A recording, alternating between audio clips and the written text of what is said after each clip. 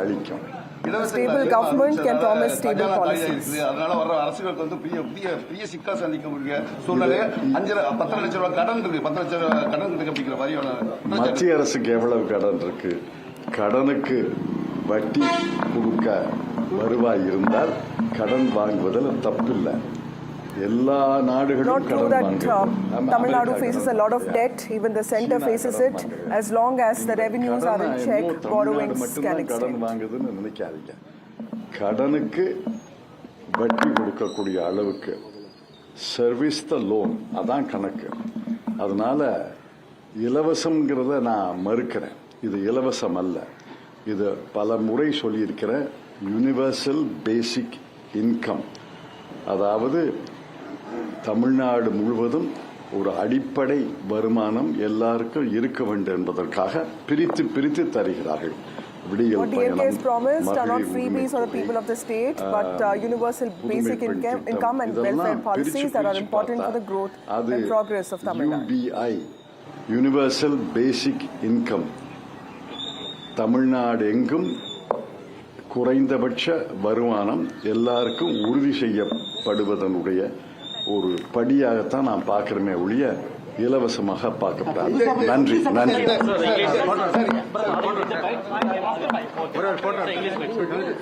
Very interesting. Talking about how this is not freebies, this is of course emancipation of people. Fun fact, you know that across the states, schemes worth 37,000 crores were announced by various state governments, and this includes BJP governments as well in Assam, in West Bengal, the TMC government, the DMK government in Tamil Nadu. So everyone losing their purse strings just on the eve of elections. I believe Radhika is waiting for us. And Padmaja, just a minute. This is also, P. Chidambaram trying to get back at his, detractors in the Congress party who have often questioned the fiscal policies of the DMK government. And he's also trying to make it very clear that the Congress is firmly with the DMK alliance on that, even as a section keeps voicing that they should have gone with the Tamil Nadu Vetrikai. Yeah, and because there was some rumblings there that they wanted about 40 seats. Eventually they settled with what, 27, right? 28, yeah. 28 seats they are fighting. Radhika waiting for us on the ground. I believe you have Khushbu with you. Radhika, over to you. Unfortunately, Khushbu has gone inside to cast her vote. We will try to get her and her husband in just a bit. In fact, Khushbu has been campaigning hard. She's not contesting this time. Her husband, Sundar C, is contesting from Madurai Central constituency as part of NDA. So we'll try and get a word from both of them in just a bit. They've gone inside to cast their vote. This is a constituency in Mylapore. The queues are not as long. There are about 20 to 25 people, but mostly the elderly who've come nice and early to vote. Sir, anything you'd like to say? What are you voting for? Any issues that you're facing? Okay, what are the issues that you're voting for? I have no comments. You can tell through media. People are going to Rajalakshmi school. Yeah. So they are requested to come here. So there is a confusion with respect to the polling booth. All right. Okay. So that's a confusion that the voters had since morning. There was another polling booth that was given even for Khushbu and her family as well. So they had to go to another polling booth. They were not informed that it is a nearby polling booth they had to go to. But in any case, the queues are not as long. We're not seeing that many youngsters coming to vote. I can see a few. Are you a first-time voter? Yes. Yeah? Okay, how excited are you to vote for the first time today? Yeah, I'm pretty excited. Pretty excited? Yeah. So what are the issues that you're voting for this time around? I mean, in your constituency, are you happy with what's going on in Mylapore?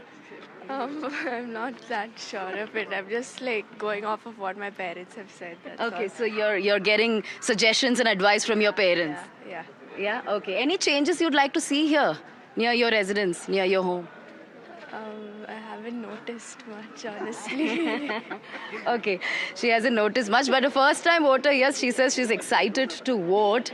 She's with her parents. So as far as turnout is concerned, this is an urban constituency, Vasudha and Padmaja, so we'll really have to see what the turnout is going to be. We aren't seeing that many youngsters really coming out to vote since this morning, and it had been high-intense campaign. It is a keenly watched election this time around as well. But really, we'll have to see how the turnout is going to be, as far as urban centers like Chennai is concerned. And I'm waiting for Sundar C to come out. Padmaja, Sundar C mounted a very aggressive, interesting campaign against Palanivel Thiagarajan, IT Minister of Tamil Nadu. And this was in Madurai seat. And he spoke like a common person. And that led to a lot of, bitter back and forth between the minister, who's seen as, quite sophisticated. And of course, Sundar C is a director. So it was a very movie-type campaign that he also broke down in the last few days. What is the story behind that? The minister PTR, as he's commonly known, he also was seen like breaking down in a public sabha. What happened there? So Sundar C actually, lashed out against PTR for the way Madurai is so dirty these days. And PTR kept clarifying that as a legislator, it's not his job and councillors need to be responsible for this. But of course, PTR comes from a family of people involved in Justice Party. So he talked about his legacy, talked about his father, and that's where he broke down. But a very interesting campaign in Madurai nonetheless. Let's also go across to Ritu, who's joining us from Salem. Salem is, the heart of Western Tamil Nadu, also, the stronghold of Edapadi Palanichami. In fact, he chose to campaign in Salem for the last 3 days. We're also joined by Deepak Bopanna in Neelankare, which is on the East Coast Road in Tamil Nadu. First to you, Ritu. Ritu, what do you see, around you? Western Tamil Nadu is one place where the AIDMK, won many seats in 2021 as well when the DMK won. And this is considered a bastion of Edapadi Palanichami. This is where Tirupur is, Coimbatore is, the industry ecosystem of Tamil Nadu comes from here. Also, of course, the manufacturing sector. What is it that you see around you? Well, you see, we are right now in Salem, Selvaram, Palyam, and in fact, I'll request my VJ as well to get you those first visuals here at the spot, what really is panning out. In fact, you have the voters who are making their line, queuing up basically to vote, cast their votes. We apparently been seeing the voters are coming in a good number over here because the voting here has begun at 7 a.m. So there you see all that. Moreover, the senior citizens are making it through as well because Salem, as you aware of, so that it's almost that the 37-degree of that heat that one really needs to face. So all likely that we will have the voters coming in a good numbers over here in the early morning, but it needs to be seen later point in the day how that the numbers really turn out to look like as well. But as you rightly pointed out, that this has remained to be the strong bastion, in fact, of that of AIDMK, Edapadi Palanichami as well, whose residence is just few meters away from where we are right now. All likely that he might be walking in, from his residence to this booth to cast his vote. But of course, there are a lot of issues that really matter to the voters over here at this point in time. Politically, as you again pointed out rightly, you see the TVK factor somewhere might also just not be a hit to the DMK, but also to that of AIA, DMK as well. But on the other side, you see various matters, whether it's about the industrial development, you see there's an infrastructure project development need as well here for the locals and for the voters as well. On the other side, when we talk about the health concern related matters, then, mosquitoes is something that really is, bothering the people over here. Now that because you see we coming in from Bangalore as well, you see we did try and speak to the voters over here to try and understand what really matters to them. So they have various matters on their minds, even as that they really walk in over here to cast their vote. So needs to be seen how much of that you see this remaining to be the strong of the AIDMK. How is this really going to, all that the algorithms are really going to work for them or not, and what favor it's really going to work, that will remain to be interesting. That, of course, as you know it, that we'll be getting to know on the day of result. Back to you. This is called Kongunadu, and this is where industry ecosystem is. Of course, the northern part of Chennai, northern part of Tamil Nadu is also that. Okay, Khushbu Sundar is speaking now. Let's listen into what she says. In a booth right now. Today is the time for people to take a call, take a decision, and we leave it to them. Chennai is in high security right now. Yes, recently the bomb threat in a house also. So yes. how do you see all these things? I think these are part and parcel of being in a political party or being in a political arena. It's not the first time there was a bomb threat in my house, but this time there was a little more serious one. So extremely thankful to the police who took immediate action, and they were there. The bomb squad was there. There was a continuous 24/7. There was a security at home. There were sniffer dogs and everything. So I think it's part and parcel. Long queues, so I think this time will be a game changer, right? We really want people to come out and vote, and I think SR has really helped a lot to bring in, because what we saw in Pondicherry, what we saw in Assam, the number of turnout has been for the voting poll. So I think that's a great thing. People should come out and vote. Do you think that's fact of Vijay? Let's not discuss any political parties at this arena, please. I'm with BJP's Khushbu. She mentioned SIR, Vasudha, because there is so much talk of SIR and its impact in West Bengal. The fact is that Tamil Nadu has also seen SIR, and in fact, the percentage deletions have been more than what was seen in West Bengal. Gujarat, Tamil Nadu are states which have seen more deletions in percentage terms thanks to SIR. But I think it is the logical discrepancy, that whole idea of a second level of check that has taken place in West Bengal, that has led to this entire controversy. Very interesting that we had the former chief election commissioner, Mr. Gopalaswamy, had spoken to us when SIR was going on, and he said, there are a lot of states where more politics is happening, whereas in Tamil Nadu, you had cadre of political parties going door to door and telling people, listen, get your documents in order, SIR is going to start, you have to ensure that you are enrolled. So it's a study in contrast. The adjudication, and like you rightly pointed out, the DMK was also much prepared. Even when I went to Chennai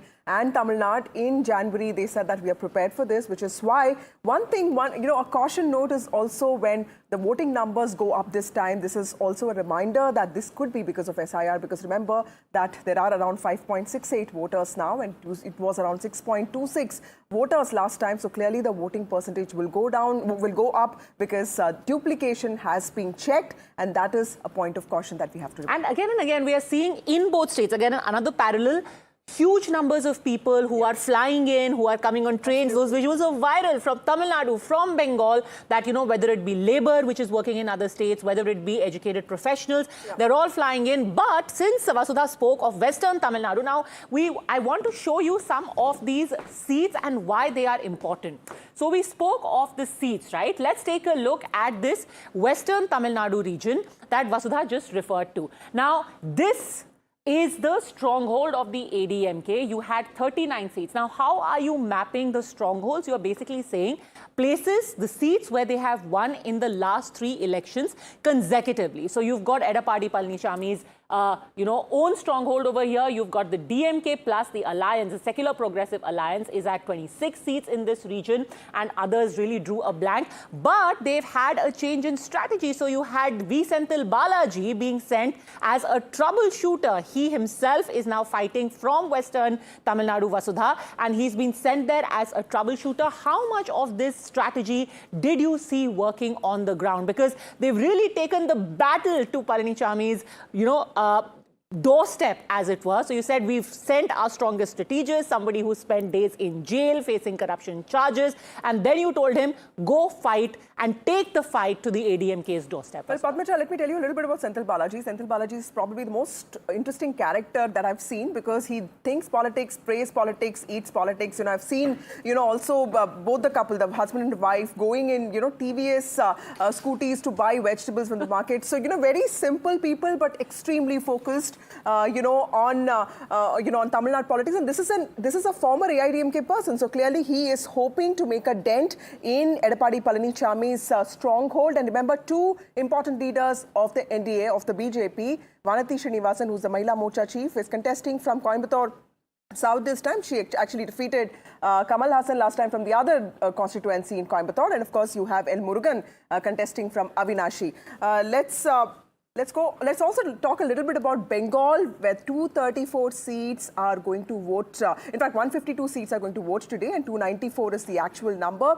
And this is also going to be a challenging battle for Mamata Banerjee. She's looking for a 4th term. And it is not just about Shuvendu Adhikari, but it's about a lack of industrial policies. It's also the SIR exercise that has made waves. And most importantly, the anti-incumbency against her. And of course, the March Mangsho debate that's going on. Yeah, and you've got basically how this 2-phase election is taking place in West Bengal. First, you've got the north and central, and then you've got the south, which includes the presidency area, about 111 seats in the presidency, the heart of the Bhadralok, as it were, north and south 24 Pargana. So that's how it has been divided.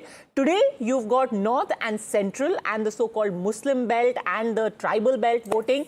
You've got our colleagues Shreyasi and Saurabh Gupta both joining us. Shreyasi is in Nandigram, and everyone knows about Nandigram by now. And Saurabh is joining us from north of Bengal, where he has also gone to school, by the way. He's got some fond memories from there. So how is your, your hunting ground as a child? How is it feeling today? How is it polling today? How is it turning out today, Saurabh? Well, the visuals speak for themselves and huge queues, and that's a common sight in West Bengal. But you can look at these polling booths. Every one of them have lines. I've visited already about 2 or 3 booths, and all of them have a long queue of voters. So there is that enthusiasm for elections. People believe in their right to vote and take it very seriously. In fact, people who are coming out, vote dala hai apne? हाँ, सब ठीक ठाक था अंदर? आयोजन सब ठीक ठाक? ठीक है. So obviously there are people who've come out to vote. कितना समय लगा आपको लाइन में? एकदम थोड़ा देर लगा, बहुत कोई 20 टाइम नहीं लगा, एकदम बहुत अच्छा किया है. So obviously this is just the beginning, and North Bengal, as we know, is seen as, you know, a place where there is going to be a contest between the Trinamool and the BJP, and voters turning out today, of course, to make that decision as to who they want to cast their vote in favor of. This is an area that has also seen heated rhetoric. You mentioned fish. What's on your platter has become a matter of debate in elections, but huge lines, and that's a good sight. Thank you, Saurabh. And I also want to ask you about Darjeeling, because that's where Home Minister Amit Shah chose to end the campaigning for this phase. But let me also go across to Shreyasi now. Shreyasi is in the actual battleground for Bengal, East Midnapur, Nandigram. Shreyasi, last time I remember that Shubhendu Adhikari did extremely well when it came to East Midnapur. And this time, of course, Nandigram is not as interesting as it was. Mamata Banerjee is no longer a candidate there.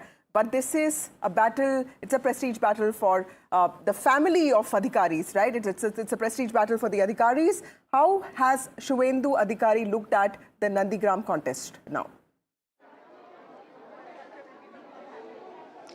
Well, as you mentioned, it's a prestige battle for Shubhendu Adhikari, because he is the leader of the opposition and one of the strongest face that has been seen not only on the Prime Minister's rally stage but also alongside the Home Minister. And we have seen in the run-up to the elections how he has positioned himself in the BJP and how much force he commands within the party. Apart from that, of course, just before I delve into the politics of it all, just look at the turnout here in West Bengal. Such a high turnout early in the morning when we arrived at the booth to see the mock polling at around 5:30 a.m. There were already people queuing up, and you can see there are 4 booths here and it's absolutely jam-packed. People have come out early, and look at the women turnout, which was being mentioned by Padmaja earlier at the beginning of the show, that women hold the key here in West Bengal, and that is here to see in the turnout. And we will see if there SIR में कुछ impact हुआ आपको कुछ documents देना था SIR में?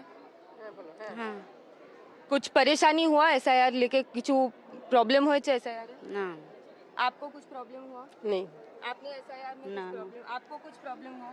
So, SIR is a big factor this time here in West Bengal, because there has been a high-scale deletion here in the state, and of course it's still under the Supreme Court ambit, and that's why this particular election will be very, very significant after this SIR exercise. But as you say, this Nandigram battle, of course, it's probably not a very high-voltage battle between the Trinamool Congress and the BJP, just like when Mamata Banerjee was the candidate here. But nevertheless, Shubhendu Adhikari's close aid has been fielded by the Trinamool Congress this time, where he turned coat from the BJP and joined the TMC. But of course, Shubhendu Adhikari this time had to divide his time between Nandigram and Bhawanipur, and he has dedicated more, programs in Bhawanipur, because that's where he is going to be challenging the Chief Minister of the state. So that is going to be a very, very important fight for the BJP as well as Shubhendu Adhikari personally. But of course, Nandigram being his stronghold, from where he was born and brought up, his family bastion here, it is a prestige battle, and he seems to be quite confident, but we'll have to see how the and just under 2,000 votes that he had defeated Mamata Banerjee last time in Nandigram. And like we were saying, that in Tamil Nadu, the DMK has taken the battle to AIADMK doorstep. Similarly, this is what the BJP has done to Mamata Banerjee. First defeated her in Nandigram in 2021, and this time Shubhendu Adhikari is fighting her in Bhawanipur in Kolkata, and again, that is where Mamata Banerjee, the Chief Minister, is holding a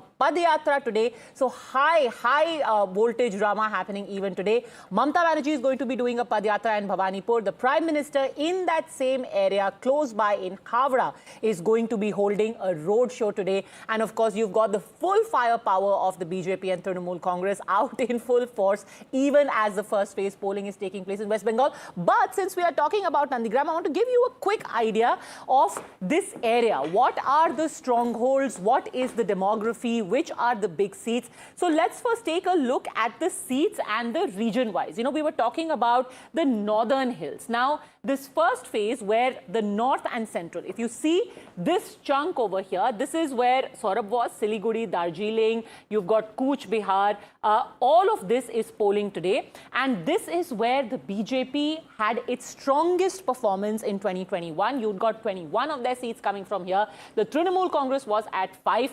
But what is interesting is that in 2024, the Lok Sabha elections, when it comes to the assembly segments and the leads that parties had there, this North Bengal was the only area where the TMC managed to better its performance.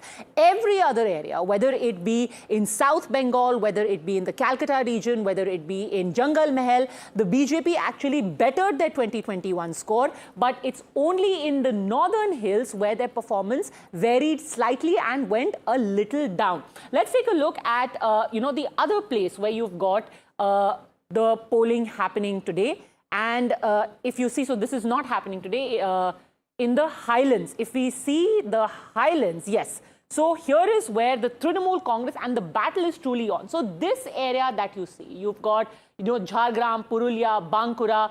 This is also a large tribal belt. And here you had a very closely fought contest between the TMC and the BJP. Jhargram, of course, now very famous for Jhalmuri that the Prime Minister had. He made a pit stop and had Jhalmuri there. These are also seats, by the way, where in 2021 you had about 58 to 65 seats, which had very close margins. This region is one of those where a maximum number of those closely fought seats was. The point is that you have got several of these seats where a very close contest happened in 2021. The leads were narrowed in 2024, and both parties are now going to be focusing on these 105 seats where they want to wrest it from the other side. We also have, in fact, another one of our colleagues joining us now. Tanushka is joining us.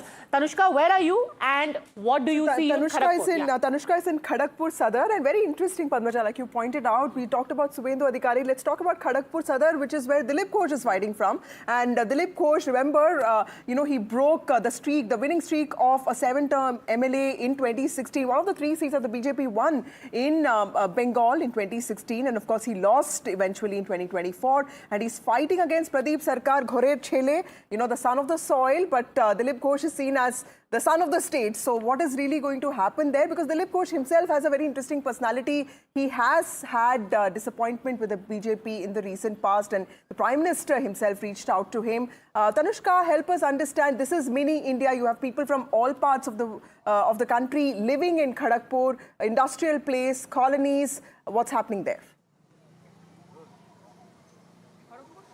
Precisely, I'm currently at this women's model booth here in Kharagpur, wherein polling began sharp at 7 in the morning. And as you were also mentioning, Vasudha, this is a battle between the former state BJP President Dilip Ghosh and the former MLA Pradeep Sarkar of the TMC. Now, of course, Kharagpur is interesting because it is a railway colony. Railway colony people, their concerns, their worries at this point are not so much in terms of who comes in, but what they bring in terms of their pensions, in terms of their taxes, in terms of their living standards. This is also an industrial point as well. So there's sort of an amalgamation of these lived realities of people where concerns of pollution are real, well, water crisis is real, and youth unemployment as well. As you can see behind me, a lot of people are still in queue waiting to cast their vote. Let us see if we can get in a word with one of these female voters here. Ma'am, आप हमें अपना नाम बताएं और बताएं कि आप किन मुद्दों को मन में रख के आई हैं वोट देने के लिए। मैं बंगाली में बोल रही हूँ।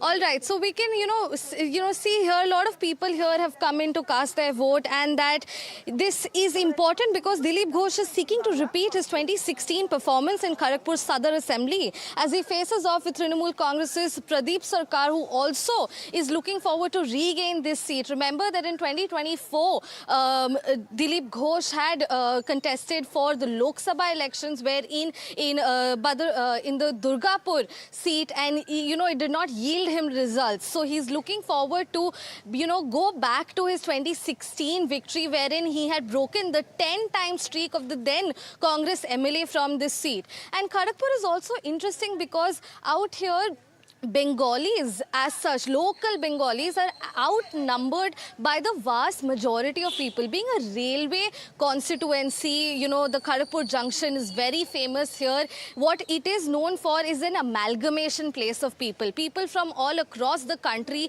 are here working, be it people speaking in Telugu, Tamil, Marathi and Hindi speakers as well. So this is a very interesting constituency wherein the BJP is looking to regain its power. Now, of course, what it comes down to for the people is what sort of a candidate is able to bring in this sort of infrastructure while also maintaining a balance in terms of the slowness of this city. Back to you.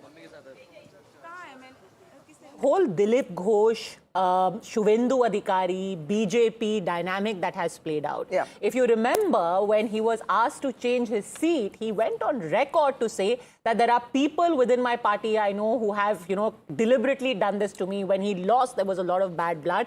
And then there was this picture of the Prime Minister, of Dilip Ghosh.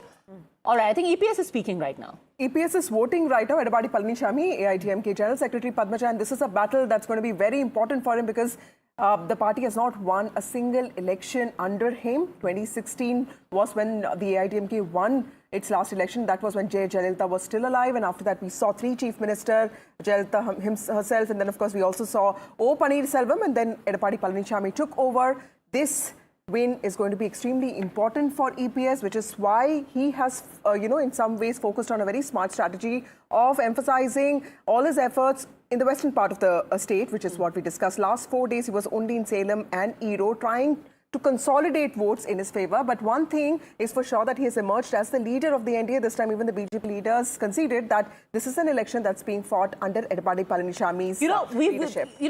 But do you think that the cadre, the rank and file, because ultimately it was the party of Amma, and like you said, it was under her that they won the last election. Then there was a lot of drama, of course, the party splitting, falling apart. He was seen as only a placeholder. Has the cadre accepted him as the leader? Somebody who's unquestioning, to whom they pledge their unquestioning loyalty. I think very important question, Padmaja, but, it took him 5 years, but he has managed to do that because remember that he has managed to also keep, OPS out of this NDA alliance. He's also managed to keep Sashikala out of his alliance. He did manage to accommodate TTV Dinakaran, and the way he has negotiated seat sharing, which was hailed as quite a coup that, that ultimately in an alliance to get both of these people together was in itself quite an understanding. So he had 3 detractors. He said, I'll be okay with one, but these 2 people I am saying a firm no to, and that's how he sort of negotiated with the BJP as well. And people in the BJP also tell me that he's a hard negotiator, and this election he has been able to raise a lot of points. He was the first to start campaigning. Let's go across to my colleague TM Veera Raghav. Veera, help us understand how important is this election for Edapadi Palanichami. He's voting in Salem right now, and also the fact that he has managed to raise issues like women's safety, which in some ways have become very important to this battle. Well, obviously, it is an important election for every player at stake, but it's especially important, as you point out, Vasudha, because, look, it's a do-or-die battle for the AIDMK. Remember, having lost 2019, 2021 and 2024, after Jayalalitha's demise, this is a decisive test, not just in terms of a victory, but in terms of holding the AIDMK score vote, etc. in the western region. So for Edapadi Palanichami's personality and for the 2-leaf symbol, this is an existential threat election, one where they have to prove decisively they are either the ruling force or the principal opposition force. Remember, that space is being threatened by the TVK as much as the TVK is threatening, let's say, the urban vote and the dominance of the DMK as well. well. So many different aspects at play as far as Edappadi Palanichami. Two aspects more importantly. One is of course the western region. Second is of course holding on to the core base of the two-leaf symbol across the state. Three is the caste arithmetic as you're talking about, because remember this is an election that sees the old two caste arithmetic, which has traditionally been the AIDMK stronghold, come together with TTV Dinakaran aligning with the AIDMK. First time that the two of them are together after Jayalalitha's demise. So it will be an extremely important election for the two leaves and for EPS personally in terms of their political future. Has also just tweeted saying, as Tamil Nadu goes to vote, I appeal to our sisters and brothers to participate enthusiastically, vote in large numbers, urge all of you to elect a government that works towards the fulfillment of your aspirations, not one that works for the ambitions of its own family. And since we are talking about the commonality of the election focus in Tamil Nadu and West Bengal, again, against the incumbent, this is a charge that the challengers are leveling. You had yesterday Amit Shah saying that if in West Bengal a BJP government comes into power, a Bengali is going to become the chief minister and not Bhaipo. Now, obviously, the reference was to the nephew of Mamata Banerjee, Abhishek Banerjee, commonly known as Bhaipo, where they said, look, if you keep calling us outsiders, no outsider is going to become the chief minister. Somebody who is Bengali speaking, somebody who's born and brought up in Bengal is going to be CM. And similarly, the charge in Tamil Nadu that there is only one family here which, corners power, corners resources. We want it to go to the common. I think the Bahari, Bohiragato, non-Marathi, this is a debate that, is a big challenge for the BJP every time. Remember the same battle played out in Maharashtra as well, where they had to keep saying that a Marathi or a Maratha will be, CM. But let's also go across to visuals of Seeman voting. Seeman of the Naam Tamilar Kachi, somebody who has been able to get, substantial 7-8% vote share in the last few elections. Seeman is contesting from Karaikudi, and it's going to be important because this is a man who has managed to capture the imagination of the state. Small numbers, but yes, he does have a consolidated group of supporters. This time it's going to be interesting how his vote share will increase or reduce. And he's somebody who's against Periyalism. He's against somebody who's, who's opposed to Dravidianism and also the idea of Dravidianism as the DMK proposes, and also opposed to the idea of freebies and welfare. So very important things out there. Let me go across to Veera again. Veera, very quickly explain to us the importance of somebody like Seeman, especially in a battle where Vijay is also a part. Well, look, this is a radical force with radical ideas. He's a fiery orator, extremely enigmatic when he's speaking. He actually can take you on a stride when he's speaking. So he's a fantastic orator, but with radical ideas, sometimes impractical, and represents a very core ideological niche, which is, let's say, sympathizer of the LTT. So many question marks as well as far as the ideology is concerned in terms of having Prabhakaran photograph, the late LTTV chief, who was proclaimed offender in India, a terrorist organization, putting it up on his campaign plank. And he's fielded, remember, strong, educated candidates across the state. So he has a core ideological vote, and this election will test all these third forces. Remember, he got 8% vote in 2024, 6.5% vote, 8.5% as he corrects me when I say 8%, 6.5% vote in 2021. So he's traditionally been this third pole in Tamil Nadu. Will these third players and these smaller caste-based regional parties, which have been decisive in Tamil Nadu in terms of arithmetic, of course, Seeman has always contested on his own, amongst the rest of them, what's going to happen to them with the entry of Vijay? Is that TVK, force going to take away these votes, or are they going to hold their own? So it's going to be a very interesting battle. And just quickly mentioning Karaikudi, remember, four-way battle, an extremely important battle there for Karthi Chidambaram, because the Congress wants to hold the Karaikudi town. It's facing a battle between Mangudi, who's the Congress candidate, is facing off against AMMK, Seeman on the one hand. Sorry to interrupt you, Veera. I think Edappadi Palanichami is speaking to Ritu as we speak. Let's listen in.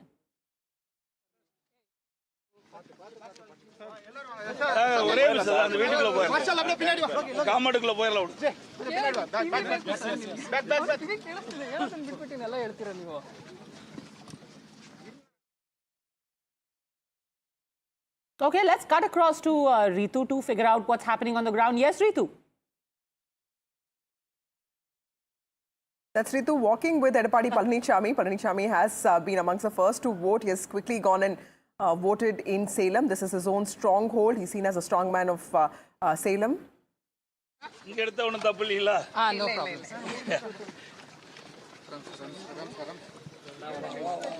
Okay, ready?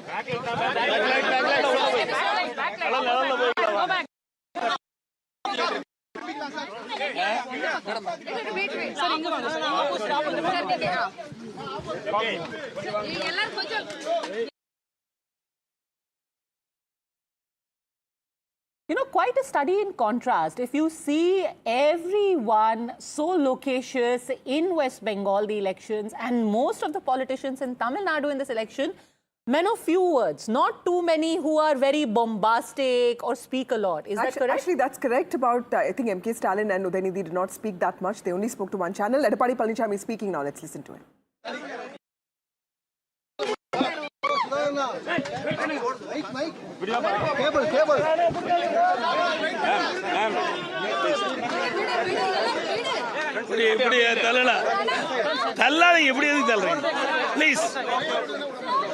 Please.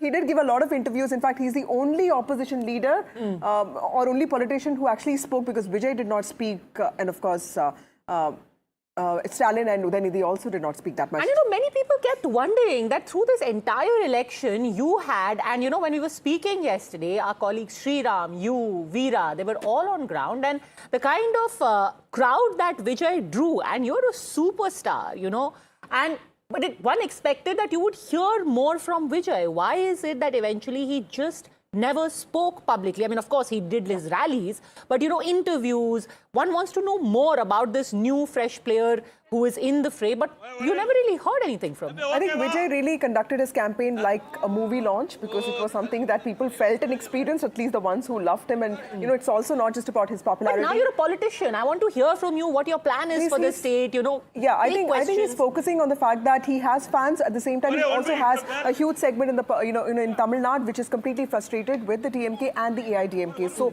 all of this combined is a potent force, which is why you see a lot of people coming back. We don't know if they're going to reach their polling booths to vote for him. He's extremely confident that the way he conducted his campaign captured the imagination of the youngsters in Tamil Nadu and also a large section of women, and that he's... Because, you know, we had seen like so many of these film actors. We had Rajinikanth, we had Kamal Hassan. Now you've got large fan clubs. But isn't there a difference between a fan club and a voter? Now a fan club is just going to, you know, go for your movie premiere, be very happy with your cutouts, be with what they see on the, happy with the silver, what you see on the silver screen. But a voter needs to know more. Well, that's, you know, sometimes the voters just needs to know if you're like, you know, apolitical. And the comparison with Kamal Hassan could be a little unfair, because Kamal Hassan was never the mass star that Vijay was. And of course, Rajinikanth came into politics, tried to come into politics after his peak time was over. This is a star who's trying to get into politics during his peak time. So the comparison is with either Vijay Kant or MGR is what he's telling us. Rajinikanth was, you know, he decided to get into politics after his peak was over, right? Not during his peak. Let me go across to Deepak now. Deepak joins us from Neelankarai. Deepak, when is Vijay expected to vote? What is happening around you, Neelankarai, on the East Coast Road?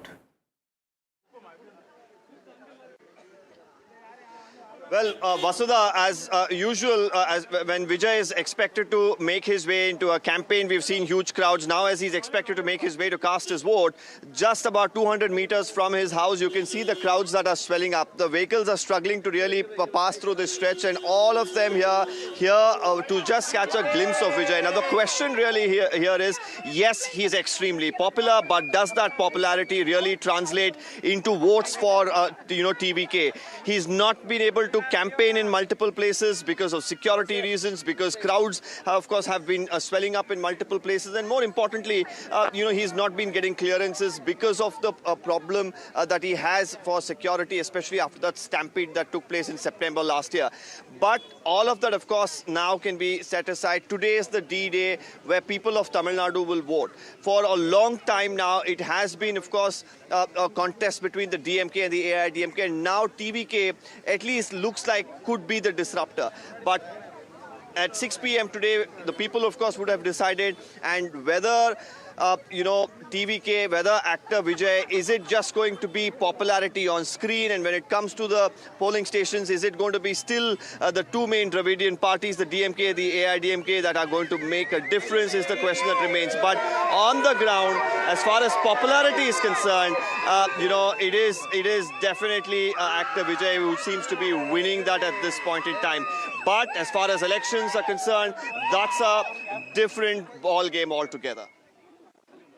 Are there, but Padmaja, Deepak is right, because crowds often don't translate into voter sentiment. But this time it's not just about the sentiment for Vijay. There is AIDMK, there is DMK, and every party has mounted an aggressive campaign. Tamilisai Soundarajan, BJP's candidate from Mylapore, is speaking now. Let's listen into what she's saying.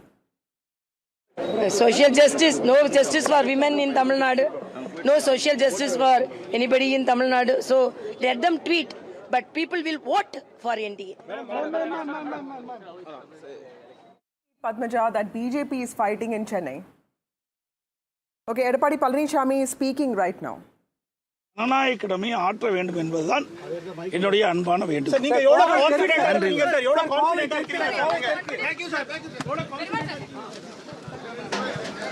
They want to speak about on this day other than go out, vote.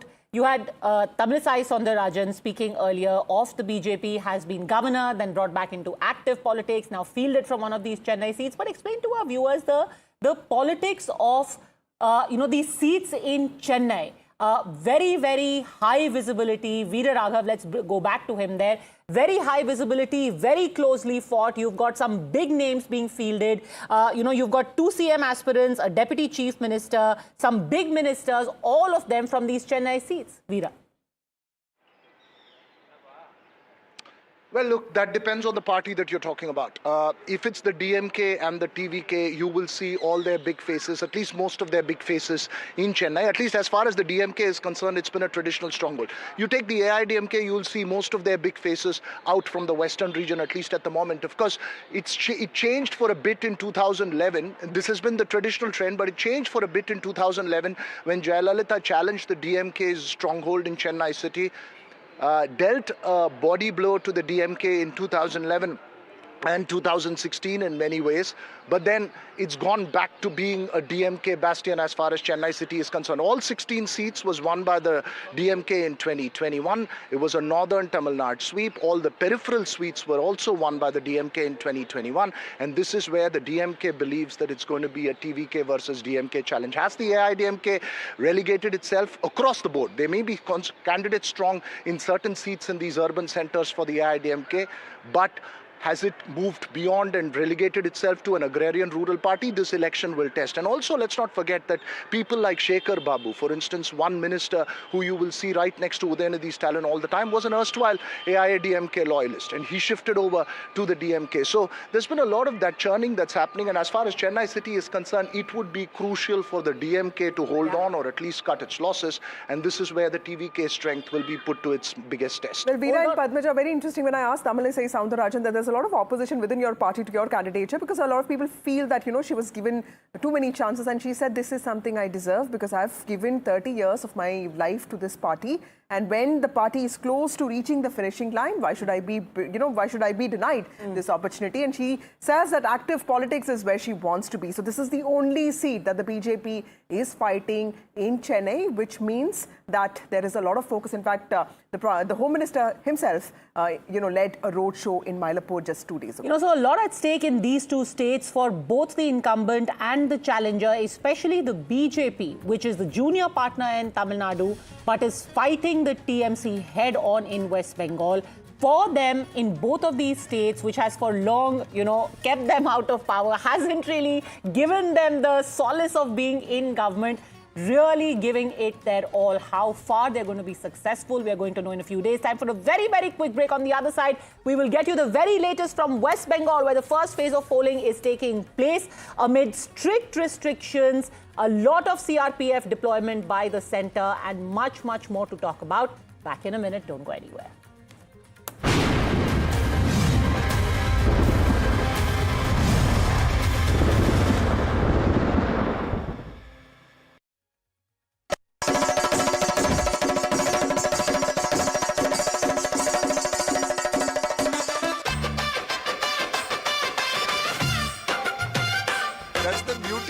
Tamil Nadu. People know what they want to say, but they won't say it very clearly.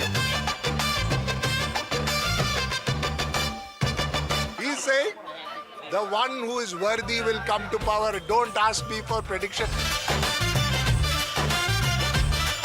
We don't know who's going to have the last dance in the elections. We are having the last dance and fun. Center of Tamil Nadu, grab yourself a glass of Jigar Thanda.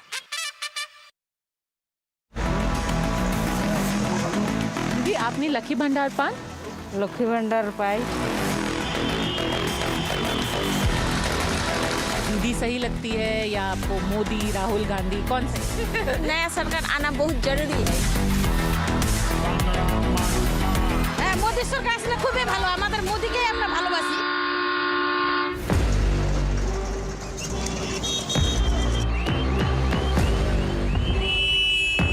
Just like in a state like say Bihar or Uttar Pradesh, Bengal is also dealing with this crisis of how young men and women, and especially men, are educated but are jobless.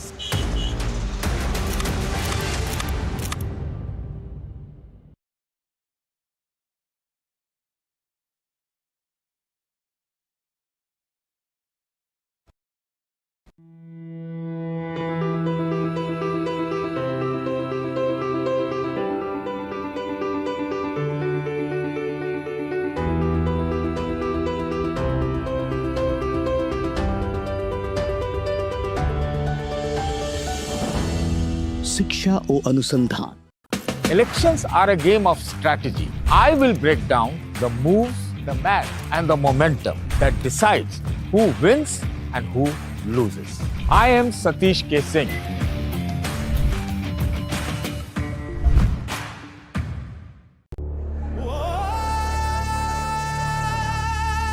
Tamil Nadu elections don't play small. They play big. High stakes, high voltage, high drama. Before the blockbuster unfolds, the OG of election coverage comes to Tamil Nadu to track the elections, spotting the mood and bringing perspectives from every side. Battleground Tamil Nadu on NDTV network. Real was always her rebellion. Sanya Malhotra, live at NDTV Yuva.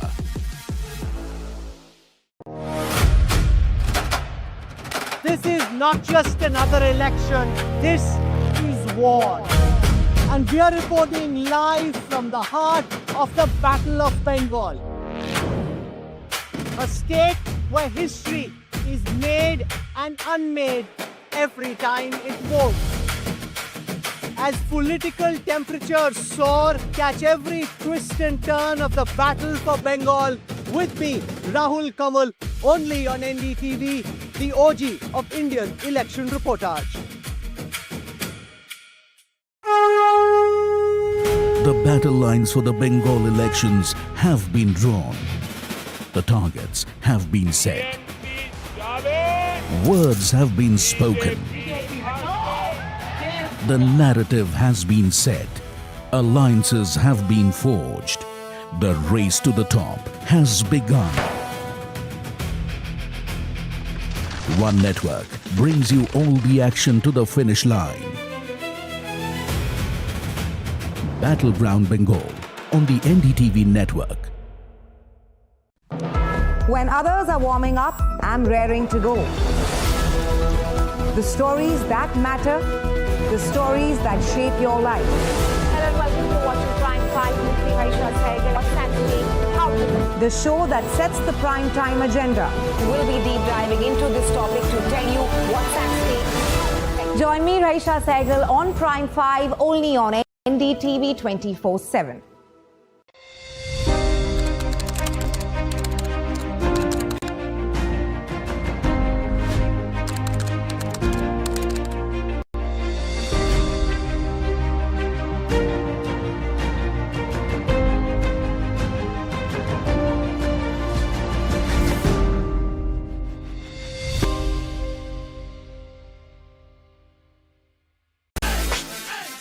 One teacher, a million destinies. NV Sir, live at NDTV Yuva को यहाँ से जाना ही होगा। जय मां दुर्गा! तृणमूल कांग्रेस आज क्यों रोए?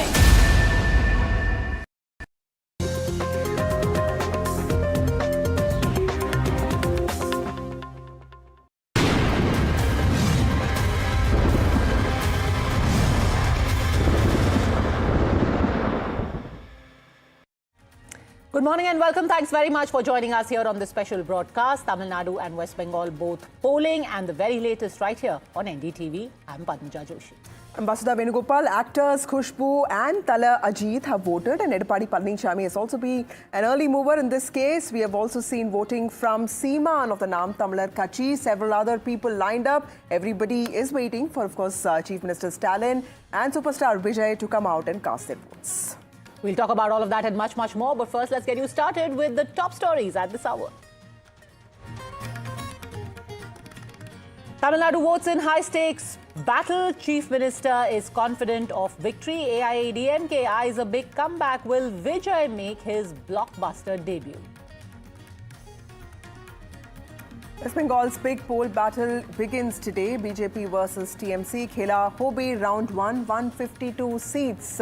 In the fray, Didi defends her 15-year fortress. BJP eyes history in Bengal. War of words escalates as Mallikarjun Kharge faces a notice from Election Commission after his terrorist remark about the Prime Minister leads to a complaint by the BJP. Home Minister blames Rahul Gandhi's influence as the BJP demands an apology. Day 50 as Strait of Hormuz remains choked. Iran fire seizes a ship's India-bound vessel has been caught in rising Gulf tensions. Oil spikes, market shakes. World braces for a deeper global crisis. The fragile ceasefire between America and Iran faces its toughest test yet. No talks. Tensions simmer as Tehran holds back. Washington signals readiness. Iran resists, Islamabad's diplomacy deepens, and it's peace that hangs in the balance. Well, NDTV.com dominates online. NDTV is India's most visited English news website. NDTV.com has been the undisputed leader for 3 months in a row.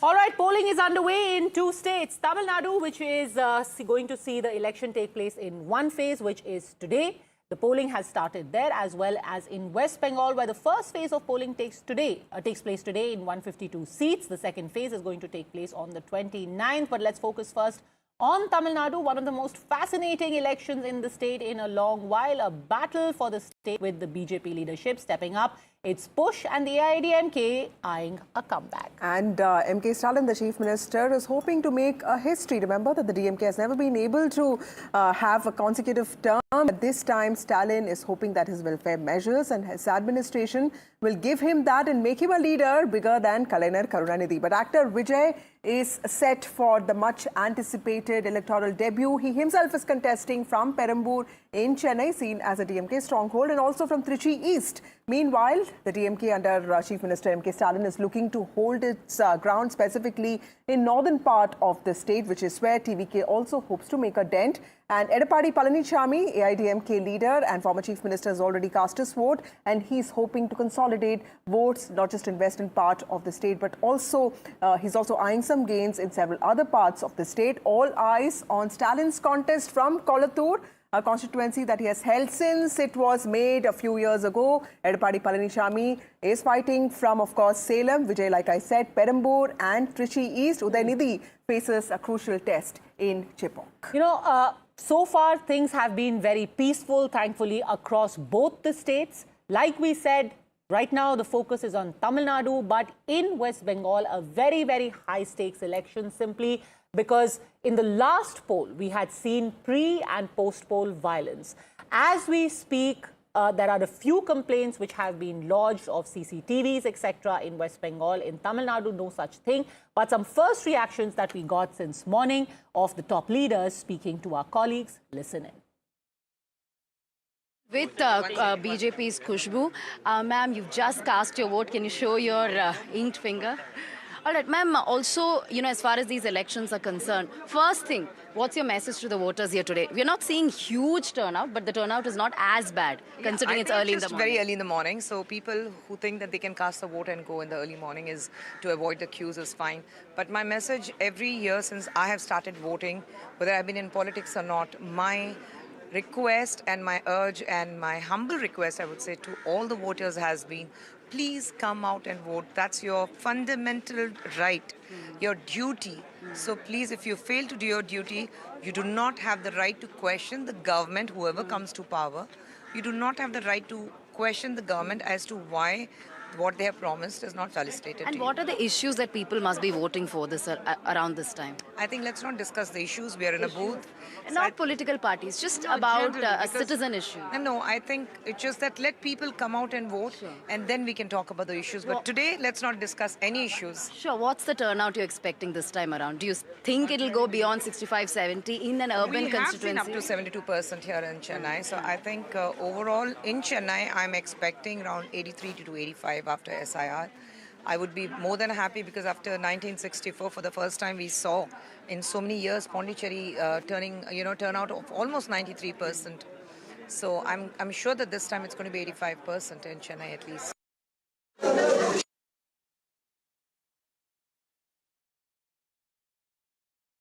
Just a while from now, MK Stalin is going to vote at 8:30. That is what we are learning. Meanwhile, Mallikarjun Kharge, the Congress president, has just put out a note saying, as West Bengal votes in the first phase of assembly elections, I sincerely urge all citizens to step out and participate in large numbers. Do not be deterred by forces that seek to discourage you. Your vote is your voice, must be resoundingly heard. Follow the path showed by the Constitution. Uphold spirit of democracy.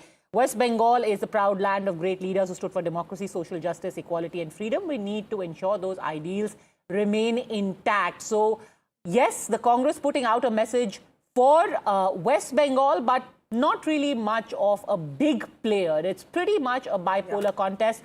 What about Tamil Nadu? They're junior partner there, just like the BJP is in NDA. Absolutely. And this time we did see a lot of disruptions in the Congress, specifically with regard to its alliance with the TMK Padmaja, because Mallikarjun Kharge and P. Chidambaram were keen on continuing this alliance with the TMK. And Rahul Gandhi campaigned only for 2 days, and there was no seat sharing. There was no state sharing. Joint campaign between the TMK and Congress? Yeah, there was no campaigning together. Only Mallikarjun Kharge and MK Stalin campaigned together. The chemistry between Rahul Gandhi and there you have Shubhendu Adhikari. Shubhendu Adhikari happen. going to cast his vote, like we were mentioning earlier. For those who are just tuning in, you've got somebody who hasn't officially been declared as the CM face of the BJP in West Bengal, but it is believed that if the BJP comes to power, he could be the chief minister.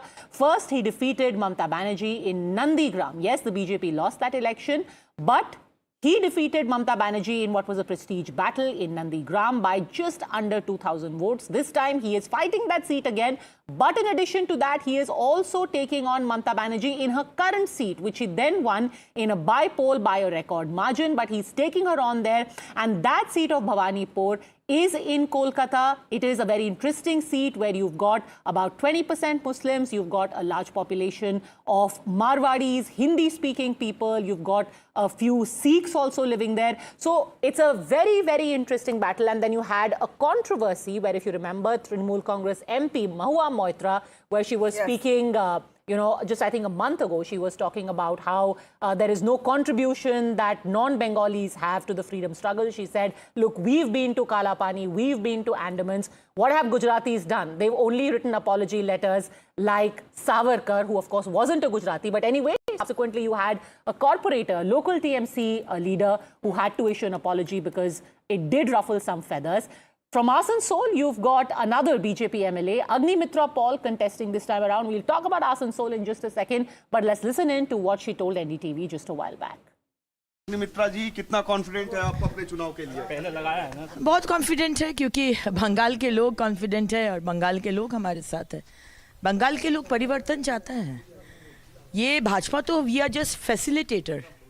Bengal के लोगों को ये सरकार नहीं चाहिए। एक फुचका वाला, फूल वाला, घुगनी वाला से शुरू करके इंडस्ट्रियलिस्ट कोई सामने नहीं आएगा, पीछे से बोलेगा इसको हटाइए और नहीं सक रहे। साइलेंट वोट होगा, कोई मुंह में कुछ नहीं बोलेगा। महिला डोमिनेंट फैक्टर होगा silent vote back Modi ji का माना जाता है। एकदम होगा। 50% वोटर महिला है, लेकिन इस बार महिला अब 1,500 रुपया का लक्ष्मी भंडार भी दीजिए, नहीं होगा। महिला का भी सिद्धांत ले लिया है, हमारे बच्चे को नौकरी चाहिए, हमारे को घर चाहिए। हमारा मिट्टी का घर में हम लोग रहते हैं, पानी नहीं है, सबसे बड़ा समस्या आसनसोल जिला में पानी नहीं है। और देखिए करोड़ों रुपया मोदी जी भेजा है फॉर जल जीवन मिशन। तो ये सारे इश्यूज है, ये सरकार को नहीं चाहिए। एसआईआर में जो नाम कटे, ममता बनर्जी का कहना है कि हाईजैक करने की कोशिश हो रही है चुनाव को। हमारा विधानसभा में बहुत वोट काटा गया है, मेरा वोटर का वोट। तो इलेक्शन का में अभी तो बोलते थे कि बीजेपी का ही है इलेक्शन कमीशन, तो बीजेपी का अगर इलेक्शन कमीशन होता तो कैंडिडेट का, तो बीजेपी का वोटर तो नहीं काटते। तो बुड़बक की तरह अगर ममता बनर्जी बात करेंगे, अभी बंगाल के लोग को समझ में आ गया है, ये जो विभ्रांत करने का कोशिश, विभाजन का राजनीति करने का कोशिश और असत्य भाषा बोलने का कोशिश बंगाल के लोगों को मालूम है। Well, that was Agnimitra Paul of Asansol South speaking to the media. Let me ask you, Padmaja, you travelled across the state of Bengal, and in 2021, the BJP won a lot of seats, not just in Jungle Mahal, but also in Cooch Behar, which is the northern part of Bengal. And these are certain places that are going to vote this time. And in 2024, in fact, TMC reversed those gains by the BJP. So this is going to be an interesting battle, because it remains to be seen if if these seats go back to voting for the BJP as they did in assembly seats, or they would stick with the 2024 Lok Sabha So let me just give a quick lowdown, and we'll explain this on our leaderboard as well. So here is what the 2021 assembly election results were like and what we saw in 2024. So quickly talking about Bardhaman, you had the TMC at 48, BJP at 8. Jalpaiguri in the north, you had TMC at 6 and BJP at 21.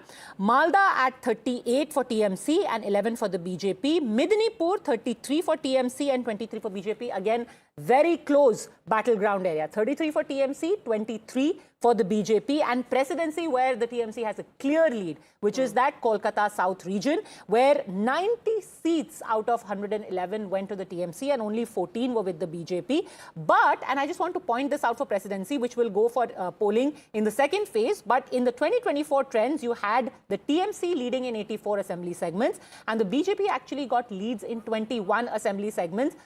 We've got Dilip Ghosh, I think, speaking right now, is fighting a tough battle from Kharagpur. Let's listen in.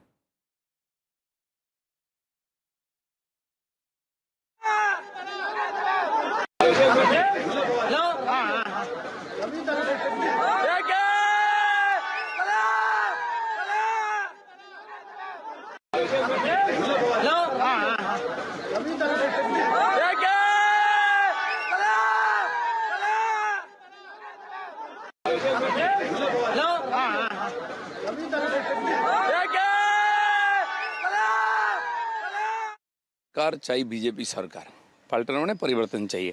लोगों ने उसको दोहराया है, हर एक voters के मन में परिवर्तन का वो संकल्प है, और Bharatiya Janata party sufficient majority के साथ यहाँ सरकार बनाएगी 4 तारीख के बाद।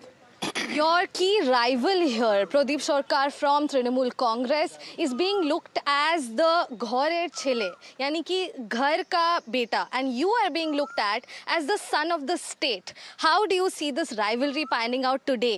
जनता मुझे 2 बार यहाँ चुना है, असेंबली में भी चुना है, पार्लियामेंट में भी चुना है, तो इसलिए टीएमसी के पास कोई और काम नहीं, एजेंडा नहीं है।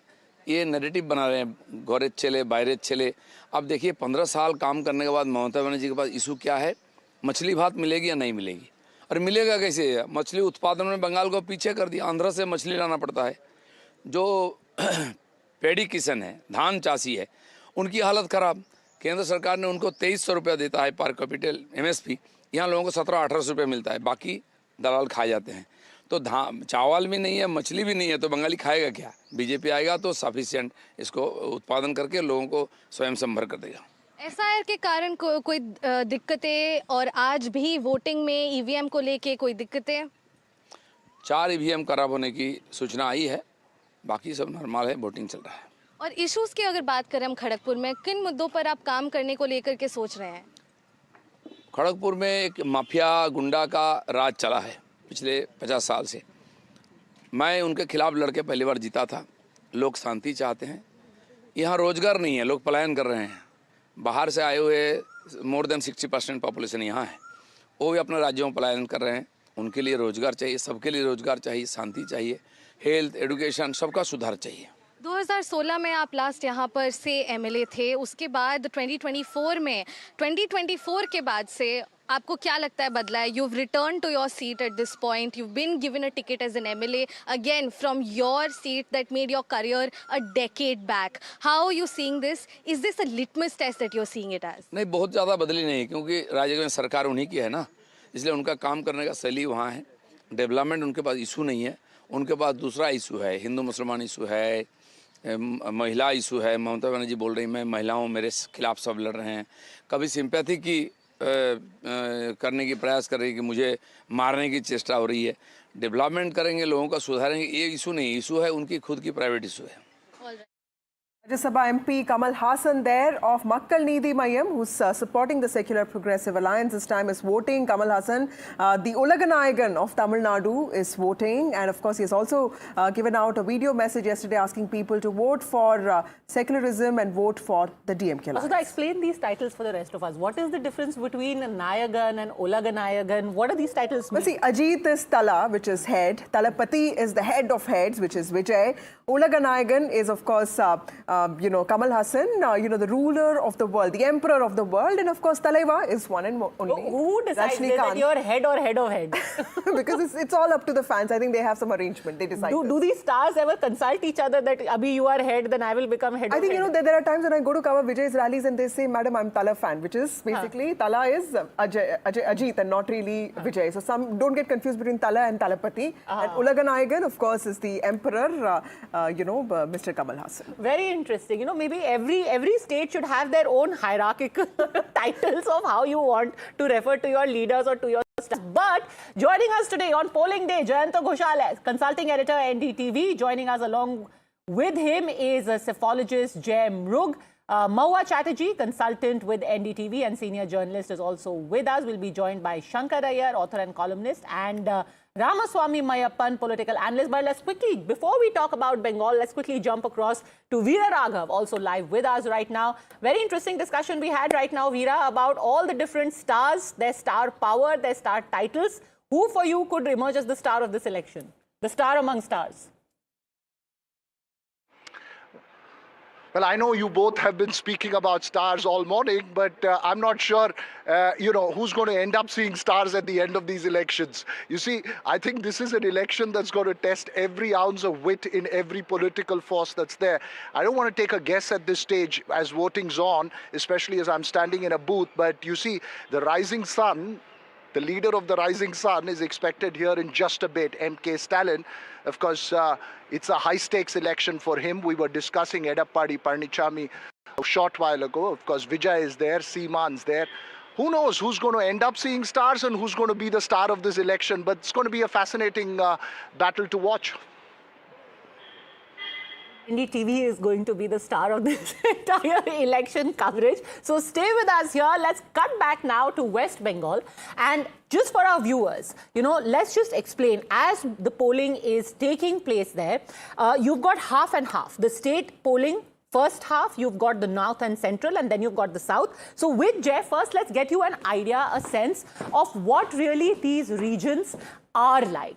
So overall, let's take a look at these regions. And first, you've got the highlands. The highlands right here, as the name suggests, you've got here on the western border. And take us through this, because it will also help you understand who has what at stake in this election from these various regions. These highlands, where you see in these western border areas, the Trinamool Congress and the BJP are at 37 and 18. What do these highlands signify? What are the seats here, Jay, and what should one look out for?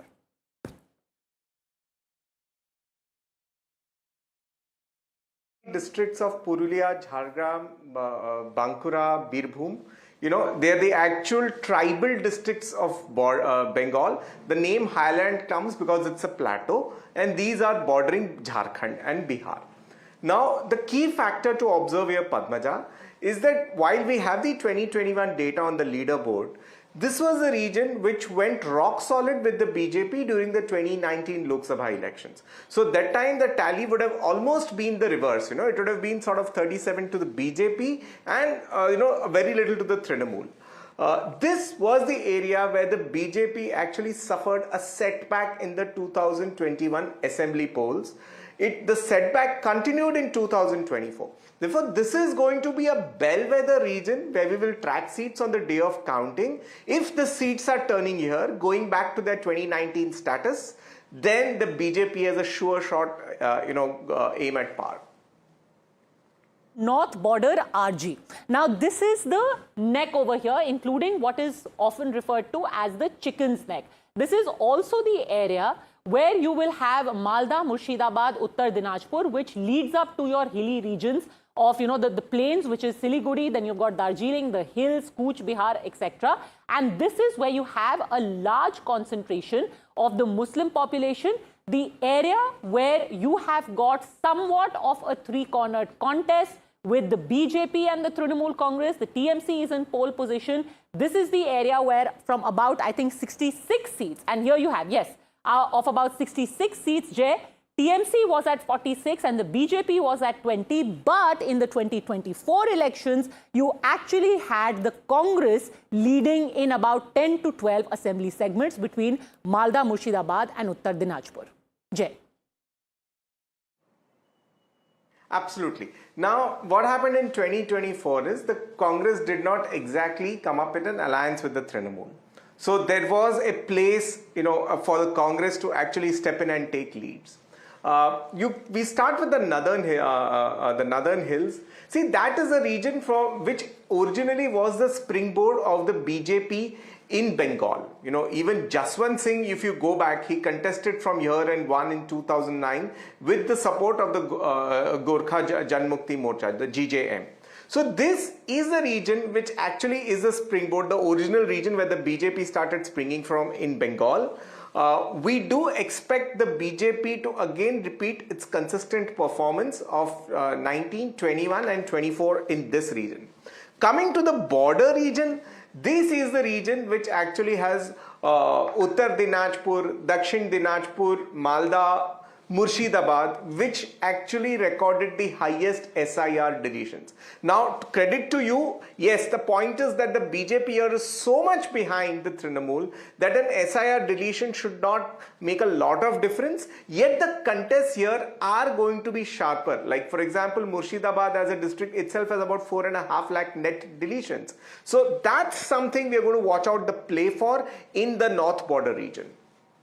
Largely three regions on this map which are voting today. We've already spoken about the highlands, we've spoken about the border RG, and this is the northern hills that Jay was referring to, where Jaswant Singh had won with the help of the Gorkha Janmukti Morcha, and now you have got them as a strong presence. This was the one area where the BJP has its strongest performance in 2021. They were at 21 and the TMC was at 5. However, a little bit of course correction was done by the Trinamool Congress in these hill areas, but very emotive issues have of course been, they've asked for separate statehood, but they're also, all right, I think Kamal Hassan speaking right now. Let's cut across.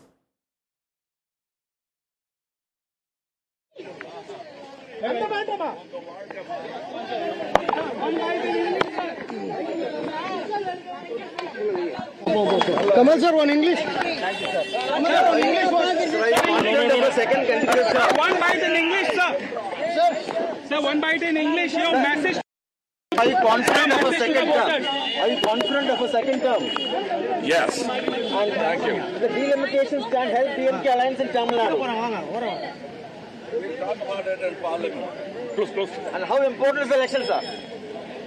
Okay. Thank you. How important is the election?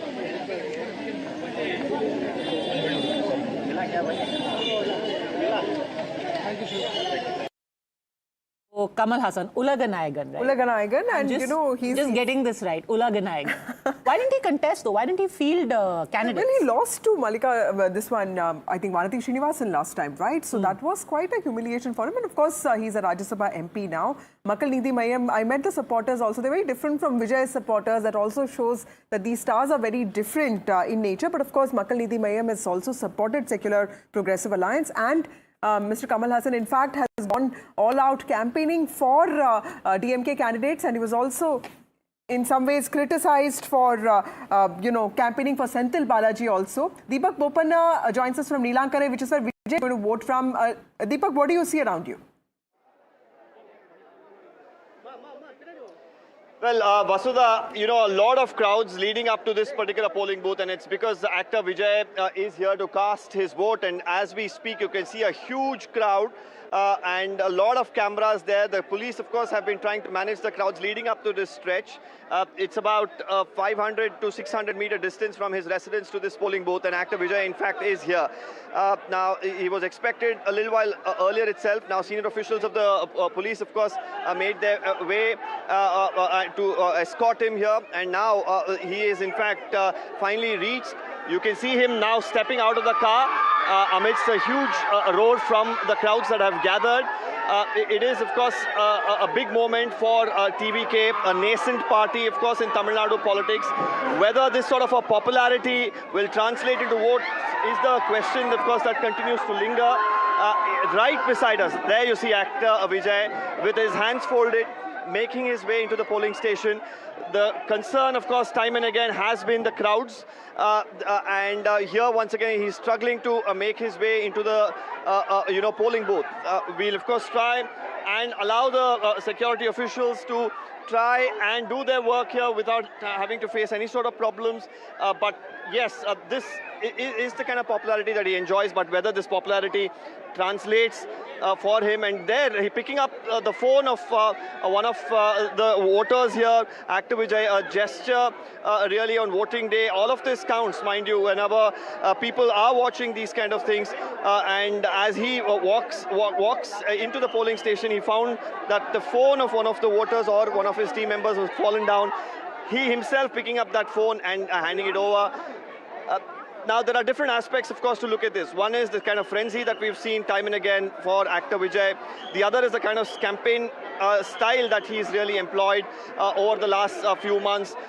There has been, of course, a strategy to target the DMK predominantly. He has always said that they are his primary opponents here, and the government of the DMK needs to be brought down, is what he has time and again said.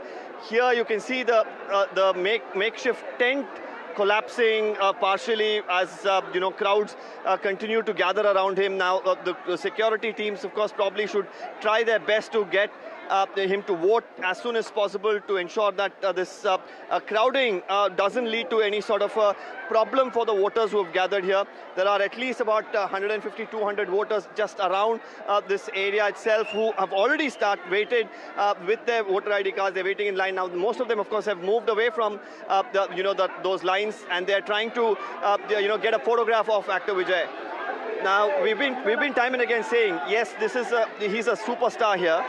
There's a lot of fan following that he has, especially among the younger masses. He's been appealing, in fact, to the youth to go out there, tell their parents, tell their grandparents to, cast their vote for the TVK. But whether that translation really happens is going to be interesting. So this makes it a triangular contest, really, for Tamil Nadu politics. Up until now, it's been predominantly the DMK and the AIDMK who've been fighting it out.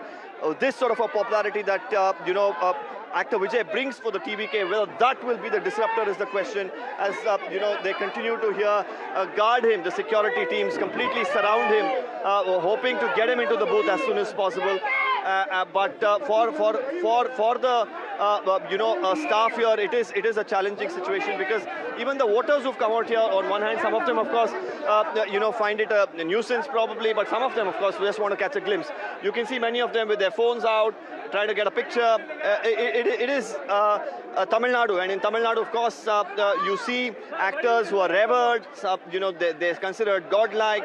There are different ways to look at it, but popularity always doesn't translate 2 votes. So whether Vijay, of course, can make that as an exception. We've seen success of film stars in Tamil Nadu in electoral politics, and whether this is going to be another success story, or is this going to become a damn squid, that is the question that remains. The opponents, of course, will be closely watching this. They have been monitoring it over the last few months during campaigning as well.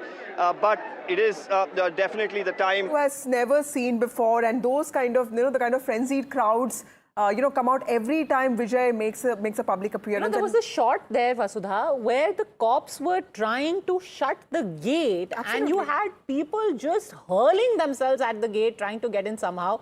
And on a side note, whoever's phone it is that he picked up, that man is not going to wash that phone in the foreseeable future. Look at this, Padmaja. Clean that phone. Vijay has managed. Possibly he's going to lift fingerprints off that and, make a duplicate cast of that. And Vijay, created a campaign that went beyond traditional campaign styles. He said that campaigns are not supposed to be just speeches that will be delivered with dialogues. So what he did was create those Insta-worthy moments. And, when Stalin met those clergy members from the church, what did Vijay do? Vijay went to a church in Trichy and walked on his knees. And that created a lot of furor, and it created a lot of chatter, right? And similarly, he also went to a temple. There was this concern around this. And he announced that he's not allying with the NDA. It was during a Rosa Iftari. Yes, he had gone to a mosque, and it was during Iftari that he made that announcement. But I think a lot of our guests have been waiting very patiently. Thank you very much for your patience. It's only because of that little furor that Vijay created that we had to delay coming to you. Shankar, your first thoughts.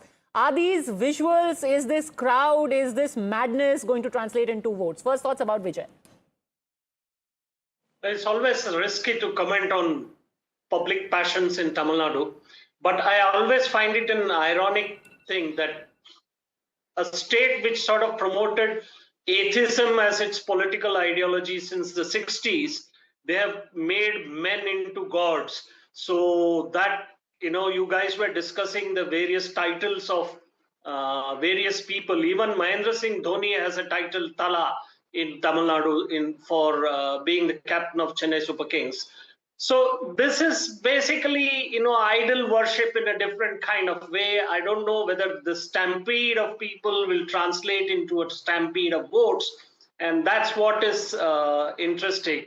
If you see both in West Bengal and Tamil Nadu... That this is also in some ways depoliticization of Tamil Nadu, and probably something like this happened during MGR as well, because people are telling me that we don't want ideology, we want very simple things in life. So, Vijay also managed to give a very local flavor to this election, which would have ideally become state versus centre, something that the DMK would have really wanted. Ramasamy Mayappan, the fact that Vijay is, is not being looked as a wild card entrant, the comparisons with Prashant Kishore are completely unfair, because this is a household name that we're talking about. What about his campaign do you think really captured the imagination? Because I feel that, he sort of designed his campaign in such a way that it sort of really, stuck out from the others. I don't remember a lot of things what other leaders said, but most people do talk about what Vijay did or Vijay said during his limited campaign.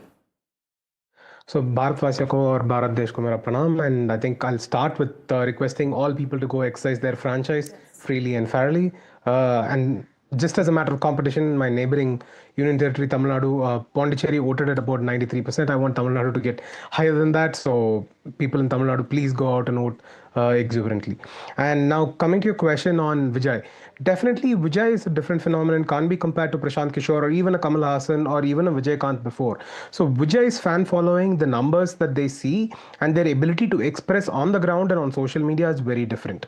So his voice is being heard on social media and even on the ground they're loud and clear.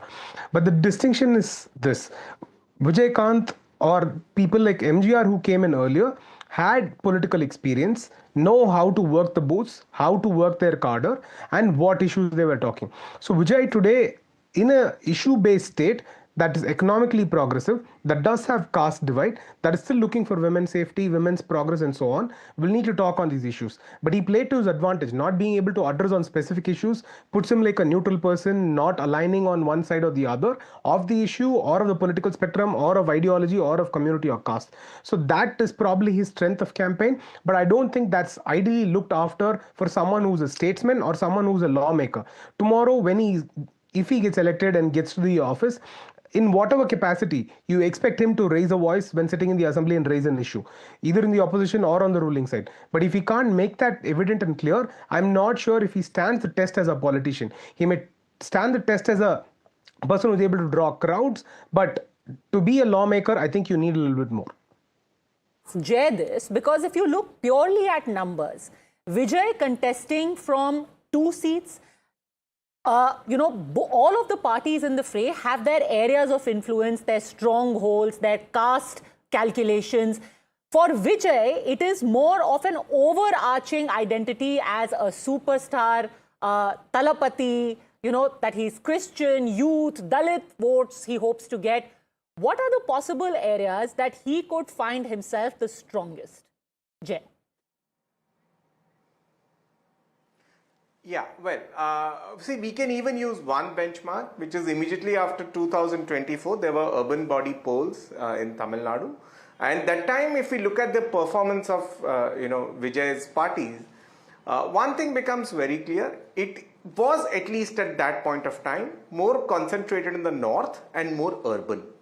Okay, so the one thing that is even now coming out consistently from all the people we are talking to on the field, that it has a relatively more urban presence. So I would therefore say his choice of Perambur, a working class constituency in Chennai, urban, and Tiruchi East, again urban, does indicate some sort of his own assessment of where his base lies. Secondly, what is also becoming clear is that it is the youth and the scheduled castes who do have a certain greater predilection to go towards Vijay. So I think, therefore, even if you look at some of the major leaders of his party, 3 out of 5 or 4 out of 5 are contesting from the Chennai area itself.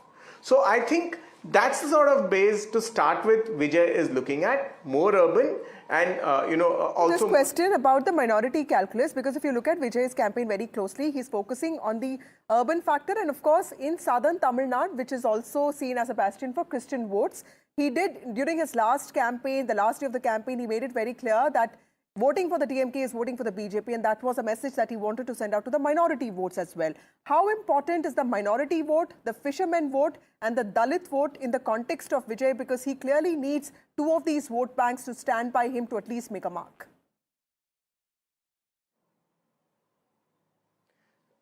Yeah, if you look at it, yes, the Christian vote is important. Tiruchi East has a fair Christian population. What, however, has given a broader spectrum to that question is that the DMK has managed to parade most of the bishops and pastors in its favor. The sort of indirect messages in the last 2 weeks that have gone out from them is that the DMK has done enough for the minority Christian community and that they should not be disappointed with the DMK, and it's time to actually pay back and give another chance to the DMK. So I think that actual symbolization of Vijay along with the minority vote is something that DMK is trying to contest and contest very fairly so. So I think, yes, that is an issue, but about Dalits, absolutely. If you look at it in the areas where the VCK is strong, which is the actual Dalit party aligned with the Secular Progressive Alliance, the DMK remains a little underconfident because of Vijay's, avalanche, and they have tried to bring in the DMDK precisely in those areas to balance off Vijay. So the indirect evidence does suggest that Vijay is, angling at the Dalit votes of the Secular Progressive Alliance. So clearly, Dalit votes, minority, has given more tickets to Dalit candidates, while VCK is an ally of the DMK. The fact that Dalits do speak about empowerment, that is something that probably, Shankar Iyer, do you think that when it comes to, the most downtrodden, deprived sections of society, especially in urban areas, okay, let's go across to Deepak Bopanna, who's still at Neelankanai, which is where Vijay just voted. Deepak, what do you see around you? Vasudha, I see frenzy, and I see once again that makeshift tent collapsing. I've seen a railing break. I've seen really a lot of chaos. The cops probably could have done a little more preparation than they have here. When you look at a situation like this, they do anticipate huge crowds, people who have come to cast a vote as well. Probably, in all likelihood, will want to catch a glimpse of him, want to get a selfie from from him. So this is something that we were expecting. But preparation from the cops, they've tried to do the best they can is what we understand, but probably could have done better. You can see him now waving to the people, not more than waving, showing the finger where he has, of course, got himself inked after casting his vote, telling people to go out there and cast their vote. Now, whether he will speak to the media, we'll know very shortly as he now makes his way outside the gate. You're not authorized to, of course, speak within the premises where voting happens. He needs to move at least 100 meters away from here if he wants to speak. But considering the frenzy here, how the police really manage the situation is going to be very, very interesting to note. But as my video journalist here brings you these pictures, once again, there are drone cameras as well that the police have got. This is primarily keeping security in mind. But like we've been saying, for the people, catching a glimpse of the actor, of course, has always been very important. They've been hoping that they get a selfie as well. But with the crowds that keep swelling up, security time and again has become a big cause of concern. But whether all of this eventually will help actor Vijay, or to get a glimpse of Vijay, at least all of them cast their vote. They are all voters in this booth. Let's see what the voter turnout figures eventually are going to be in this booth. And then look at what he's wearing, the optics of it. There's a whole Insta trend, Padmaja, of Vijay's fans, dress up like Talapati to go vote, and he's wearing that, that signature white shirt and those khaki trousers. pants, trousers. And this is and all those major outlets in Chennai are also selling those things. I checked out. So Veera joins us with more details on this. Veera, again, the frenzy story continues. This is not organized crowd. There is clearly, something beyond Vijay's charisma and popularity. What is this election turning out to be? Well, I have no clue what this election is going to turn out to be. And of course, the frenzy we witnessed. I just met with Tamilisai Soundarajan just a short while ago. She's walking up to cast her vote. She says she's come to cast her vote in the Chief Minister's constituency. And she says, look, I'm the candidate in the Chief Minister's constituency and I urge the Chief Minister to vote for a woman candidate. We'll play for that quick chat that I had with her in just a short while ago. So I think as much as that frenzy is there and that's playing out, I guess, on your screens, Vasudha, Vijay is perhaps the biggest talking point in these elections. Will he remain the biggest talking point after these elections? How is he going to shape the results? Remember, that's going to be a crucial question. And irrespective of what the big Dravidian parties have said about a fight between them, they're very clear that this election, the Vijay impact is the biggest X factor. And as you just noticed there, the crowds that are down there when it came out. But the interesting aspect, and I must say this to you, that in Western Tamil Nadu, when I spoke to one of the TVK candidates, an extremely seasoned TVK candidate who's contesting from one of the seats in Western Tamil Nadu, he said, sir, when Vijay comes, the crowds come. When we want Kader to go around and work, there is just a bunch of dedicated of us who's going around. So the question of turning that crowd into vote will be the most crucial aspect for Vijay. Of course, as Padmaja was just pointing out, the voter turnout in that booth will be interesting. And I can guarantee to you, Padmaja, all those who are there are not there to vote. Most of them will be there to see Vijay, at least outside the polling booth. The gates after Vijay leaves and not let any of these fans leave. Tell them to first vote and then leave. You can't just come and, crowd Vijay and then go home and have your breakfast. No, they may not have their vote there. They may not have their vote there. They may not have their vote there. They might have come there just to see him. So you never know, Just as there is greater police personnel and media at Stalin's booth than voters, there will be greater fans than voters in Vijay's booth. And since you were talking about how the crowds come for Vijay and then the campaigning is done by only a dedicated few, that is what it boils down to, Veera. At the end of the day, does Vijay, a first-time politician fighting on all the seats, do they have that cadre strength? Because elections is not just about mobilizing the crowds. It is on the last day. Are you managing to get your people to the booth and getting them to press that button? Do they have that organizational strength to manage it? No. Yes and no. It depends on the candidates. There are candidates, for instance, in Gobi Chettipalayam, you have a K.S. Sengotian who's won 8 elections. He knows the cadre strength. He knows the organization strength. You will have JCD Prabhakar who's contesting, let's say, in 1,000 lights, an ex-AIDMK minister who's contesting. He will know what to do at the grassroots level. And then there are greenhorn candidates like the one that I met in Srirangam, Ramesh, who's just a young man, first-time entrant into politics. He says, sir, all I care for is Vijay's face. And because of Vijay's face, I will get votes. I'm a trustworthy candidate. Now, there is a base fan vote that will come for Vijay's party.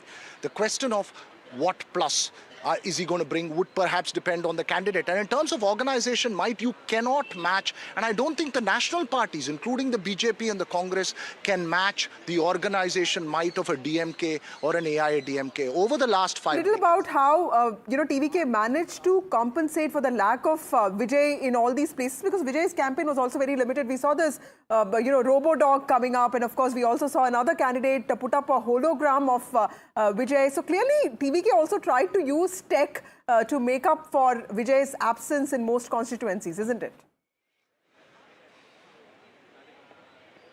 Look, that's about having the Vijay face in every part of the campaign, and perhaps you can go back to Deepak to find out what is there. And Deepak was just mentioning a short while ago, I wonder if he's going to speak to the press, and I think you can guarantee him he's not going to speak to the press. At least that's very, very unlikely, which is what we've been trying all this election. So one is about the Vijay face, Vasudha, but I think the question that Padmaja was asking about is voter mobilization on the last day.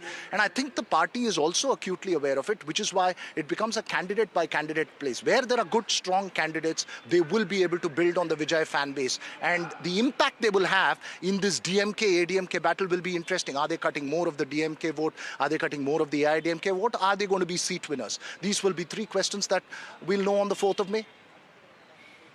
What really happened? Show us a picture of what happened when Vijay entered, and now that he has left, what's happening there? I think Vijay... Vasudha, there's somewhere a trail of destruction of sort that, we get to see. And I'm going to show you here across this stretch, you can see pots that have been broken. And I'm going to take you towards the booth where Vijay actually voted. And I will show you the impact that, the crowding has had. Here you can see scenes like, where you'd usually see a stampede. You'd see footwear, of course, that are strewn all over. And that's, again, a scene that we are looking at. And this is a normal voting booth, mind you. And there were no special preparations as such that were done because he was coming in here. And here you will see the maximum impact where a lot of crowds started to gather. The entire railing has, in fact, come apart. And for people, for a while here, especially those who didn't expect him to come or were unaware, they were completely shocked to see the kind of drama that was unfolding, some chairs broken. Okay, that's superstar Rajnikant. Talaiva voting there in Chennai. Rajnikant has come out to vote. Remember that this is a man who promised to enter politics. He spoke about spiritual politics. He's voting in South Chennai. Poes Garden is where he lives, and he's voting in Chennai. In the past, he has supported the AIADMK and also the DMK, and over the last few years, he's also shown some inclination of supporting, certain BJP leaders. But of course, his grand entry into politics never happened. And yes, there he is voting, and his fan clubs are still around. Many of them have also, in some ways, many of them also, in some ways, disappointed that the superstar of Tamil cinema never got to enter. Oscar, explain to our viewers this, the whole politics of who wears what. Now, I was watching a report that during this entire election campaign, even the veshti that you wear, the border of that veshti signifies which party you support. It will have the party color, either DMK, AIADMK. Then you've got Vijay breaking from that and, wearing the khakis and that white shirt. What is the politics of all of this? How does somebody decide what your image, because it all tied to an image, right? Yeah. Like Rahul Gandhi famously championed the white t-shirt and khakis look after Bharat Jodo Yatra. Is this a deliberate image to become more cosmopolitan, not be that veshti and shirt wearing politician, be seen as slightly more westernized? Well, largely black and red are seen as Dravidian colors. Black is the color of Periyar. Periyar chose black because it's a color of rebellion, it's a color of protest, it's a color of, standing up for what you believe in. Red, of course, red and black is what signifies the DMK. Red, black and white is what signifies the AIADMK, and then you also have a little bit of green. BJP is saffron, that's a little bit in Tamil Nadu, and of course you have the NTK colors, but the TVK colors, bright yellow, bright red, those are the TVK colors, and then you also have the PMK, the Mambayam, which is the PMK party with red and blue. Then you also have the CPM, which is the universal red. And when it comes to Vijay's own choice of what he represents now, like, the politician, he has chosen to come out every time that he makes a public appearance in a white linen shirt with those khaki trousers.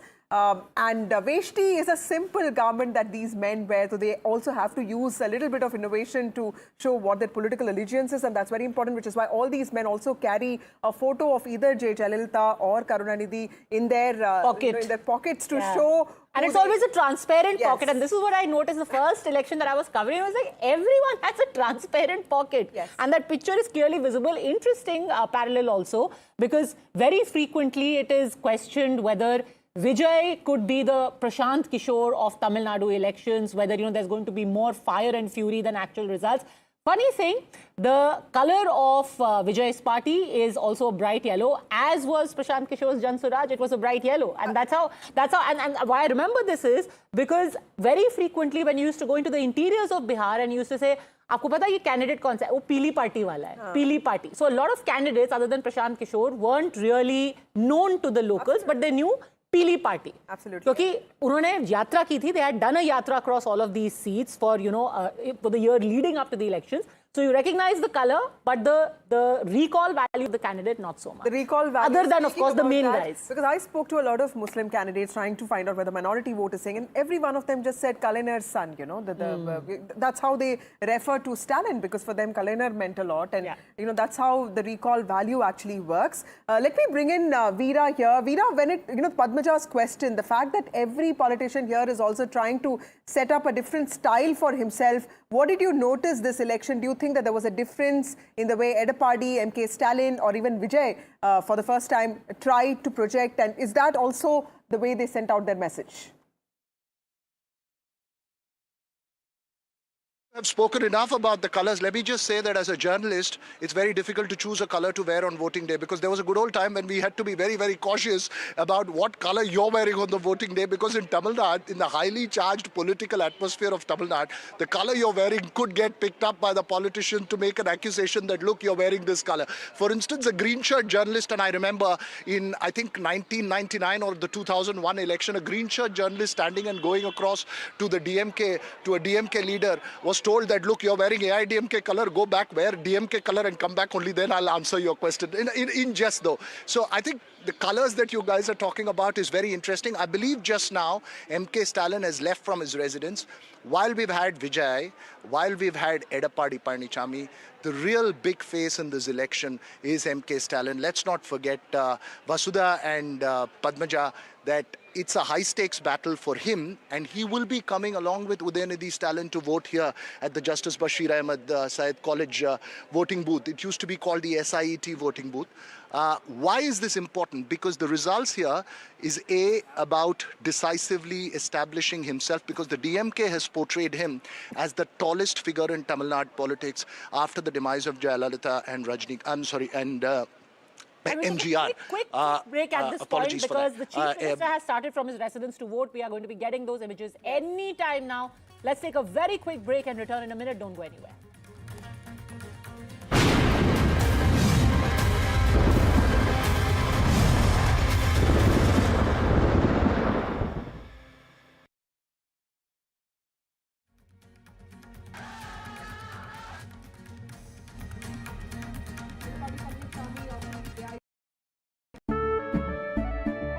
केसरिया से मन जोगी हुआ रे, दिल झूमे देखो मतवारा हुआ रे, केसरिया से मन जोगी हुआ। हर पल मनाओ केसरी त्योहार।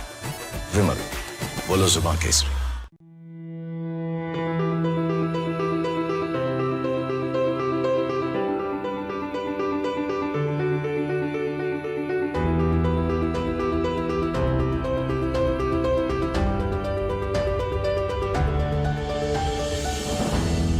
शिक्षा और अनुसंधान.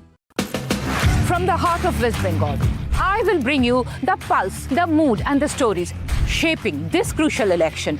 Join me, Gargi Nandi Roy, on NDTV 24/7.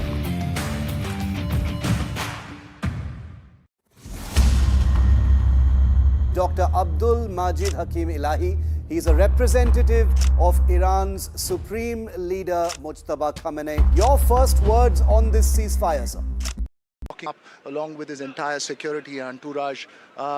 for voting here at this college. Remember, it's a decisive election for him, and as we were just talking about this a short while ago before you head into a break, MK Stalin has been projected by the DMK as the tallest, strongest leader after Jayalalitha and Karunanidhi in Tamil Nadu. Virtually a leader for whom there's no match. Because if you see the kind of exchange that's played out in these elections, it's been Udayanidhi Stalin versus EPS. Stalin has not spoken directly even about Vijay, who's coming in. In fact, the DMK refusing to speak largely in the top two about Vijay, apart from the rest of the leadership that's down there. Stalin himself refusing to speak about, not wanting to engage himself with any other leader. And this election as an equal in Tamil Nadu, saying that I'm a cut above the rest. That's the image that the DMK has built for MK Stalin, and that will be put to test in these elections. Remember, Vijay is one factor. As he comes back from the voting booth, after casting his vote, we'll discuss more. Vijay is one factor, Edappadi Palanichami is the other, but the other man that you saw walking with MK Stalin, Udayanidhi Stalin, this election extremely crucial for him because it's also, remember, about the future of the DMK and what happens next. A succession maybe at some point of time. And the results here will determine the road ahead as far as the DMK is concerned. Padmaja and Vasudha. We'll wait for MK Stalin to come back, but yes, perhaps the most important figure at the moment as far as Tamil Nadu politics is concerned. What this election means for him and the DMK would be as decisive as what it means for the AIDMK and for the TVK.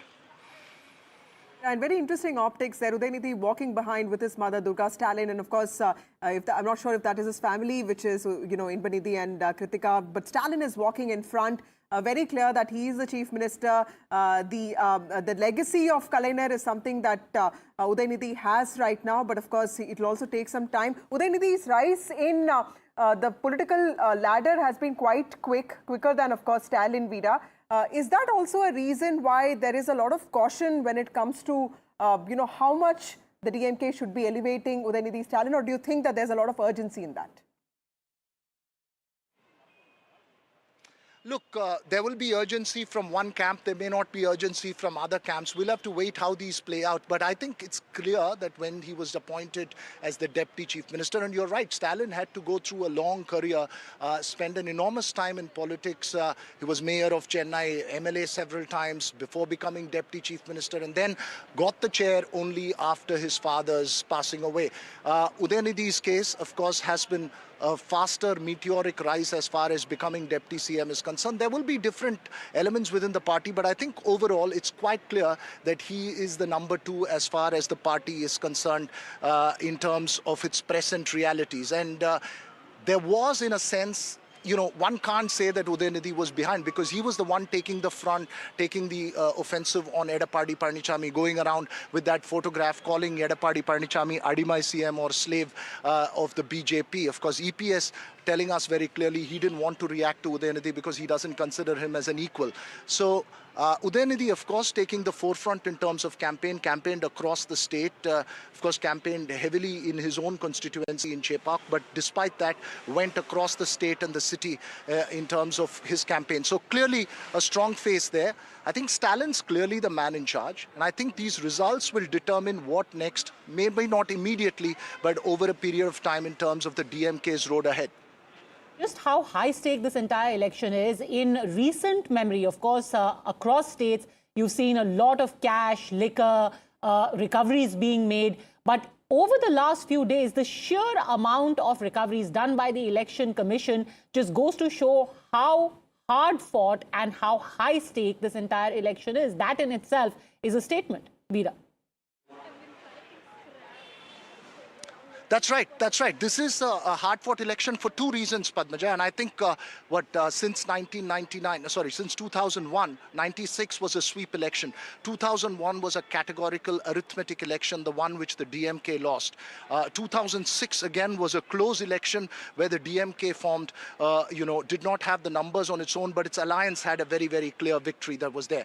2011 and 16 were the AIADMK's elections, and 2021 was sort of seen as a decisive election because it was the first after Jayalalitha's demise and Karunanidhi's demise, and the DMK was seen as being in pole position because the AIADMK had two-term anti-incumbency and did not have the kind of charismatic leader that it's used to. So in a sense, 2026 is definitive for that reason. that it's very, very defining in terms of the electoral battle of the future in Tamil Nadu. And as I say future, and I think it's also become decisive primarily because of the Vijay factor and what that really can do to the traditional Dravidian dichotomy that one has seen. We've not discussed Tamil Nadu as a three-way fight except in 2006 when Vijaykanth came in and took about 8% vote. So it will be very interesting to see if both these parties, which are in the post big leaders era, if I can call it that, post the Jayalalitha and Karunanidhi era, will be able to hold on to that dominance that they've had over the last 5 decades and what the smaller arithmetic players are going to do. Remember, there's also a demographic change as far as the electorate is concerned, with a huge number of under 40 voters. Almost over 40% of the electorate after the SIR process is believed to be under 40. So this is going to be a fascinating election from multiple angles. First Families Association with Chennai, you see Durga Stalin walking there right behind Stalin. You also have Kritika, the wife of Udayanidhi Stalin, and Inbanidhi Stalin, who is often featured in a lot of his name keeps coming up in campaigns whenever the AIDMK wants to hit out at the DMK. But when it comes to Chennai, Justice Party originated in T Nagar. Saidapet used to be seen as the CM's constituency at one point. When I started my career, Chief Minister Stalin was the mayor of Chennai. So this is a city that the DMK has been closely associated with. What does the battle for Chennai mean for the first family of Tamil Nadu? Well, I think it's an extremely important election for the DMK. And remember, Karunanidhi kept saying that the Karagam Kudumbam is the party is his family. It's in a sense for the DMK, its ideological grassroots base has been the city, a strong urban centers of the party. And the historic reality was that the AIDMK was more of the rural, semi-urban centers, and the DMK as the strong urban centers. And that was sort of reiterated in 2021 with the kind of sweep the party had in the city, winning all 16 seats. For the first family, because Udayanidhi Stalin is contesting from Chepauk Thiruvallikeni, because MK Stalin is going to contest from Kolattur, and because Vijay is going to contest from Perambur, it will be a test of the DMK's organization might and also the hold that the party has over the state in a sense in terms of its both ideological base, in terms of its progress for the future. Let's not forget, Vasudha, Udayanidhi Stalin is the young face of the party, and when you're talking of the youth challenge in terms of the vote, it would be directly seen as a challenge to Udayanidhi as well, Vijay's arrival. So while it may not be the larger political narrative that's been set, Vijay, and if he stays on in the future, will test the Udayanidhi future as well in that sense. So many, many intricate equations that's there. Remember, there are other players as well, and it's a very, very large family. There are other important figures as well as far as the DMK's first family is concerned, which includes Kanimuri Karunanidhi. You have Dayanidhi Mara. In one of the interviews that the CM gave, he said that, the woman that, who influenced him the most in his life was Sentamarai. And Sentamarai, he said that is the one who basically inspired him to take to fitness. She's been really concerned about his health. And in fact, she's the one who really looks after his needs on a daily basis. So that was an important detail. In fact, I've been listening to Durga Stalin's interviews on podcasts, and she's somebody who's very clear that she's a devout Hindu, somebody who believes, the cultural symbols, the religious symbols of Hinduism. So, which is very funny, because when that entire controversy happened with Udayanidhi Stalin and it became an issue across the country, I remember there was a very pointed image of Durga Stalin where she took people into her puja ghar, and those pictures were made public. And then, of course, then you had the Vel Yatra.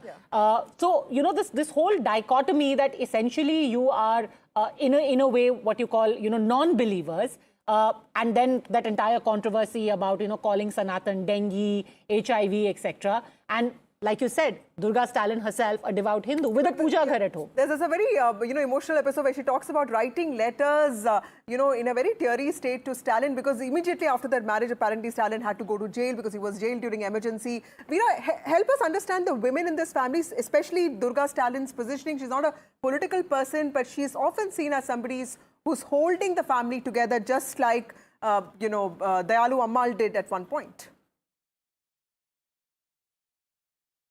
Before we get to that, an important point, and I just want to bring in a distinction, Padmaja, in terms of the point that you're raising in terms of non-believers versus believers. Look, this is a departure that the DMK did back in Annadurai's time when he said one God. and from no God, right? So the departure has happened, and I think there has been a historic number of DMK leaders who have been devout, who have been who have been visiting temples, etc. And as far as Sanatan Dharma is concerned, the DMK would argue that from the Ambedkarite Dravidian position of the party, what their argument of Sanatan Dharma is not about religion but about the caste structures, etc. Now, it's an extremely contentious debate, but just to say that this believer non-believer debate has been going on in the DMK for many years, and in fact M. Karunanidhi's residence in Gopalapuram was right next to a temple.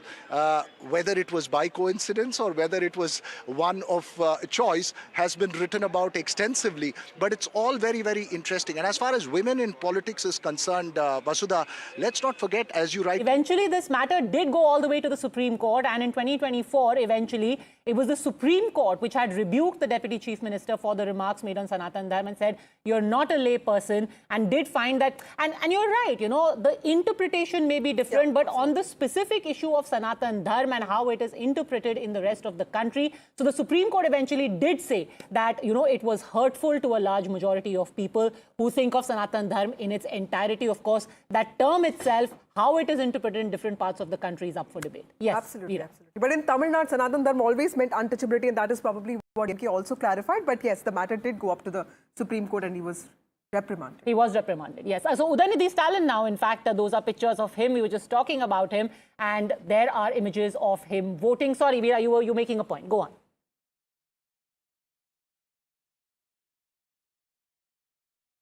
Udaynidhi Stalin there, DMK's candidate from Chipag Tiruvallur has also voted, and this is part of the Mylapore constituency, the first family votes in SIET College in Mylapore. Stalin, the Chief Minister, also voting there, looking to create history, becoming the first Chief Minister of the DMK to come back to power for a consecutive term. Will that happen or not? He's focused a lot on his manifesto. He's called the manifesto as the only superstar in this election, even as a superstar himself is contended. He's a contestant in this election, but Stalin has in some ways managed not to speak about Vijay at all throughout the campaign, and now he has come out with his entire family to vote.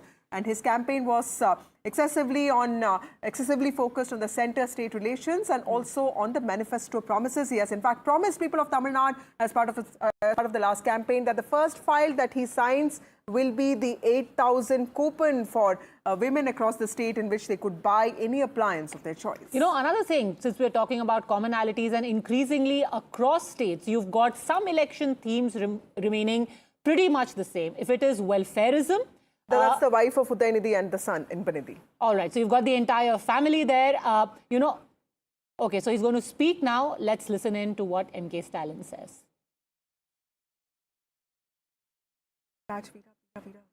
எப்படி ஜனநாயக கடமை ஆட்சியிருக்கணும், அதே மாதிரி தமிழ்நாட்டு வாக்காளர்கள் தன்னுடைய ஜனநாயக கடமையை முறையாக ஆற்ற வேண்டும், தவறாமல் ஜனநாயக கடமை ஆற்ற வேண்டும் என்று நான் வாக்காளர்கள் எல்லாம் அன்போடு கேட்டுக்கொள்கிறேன்.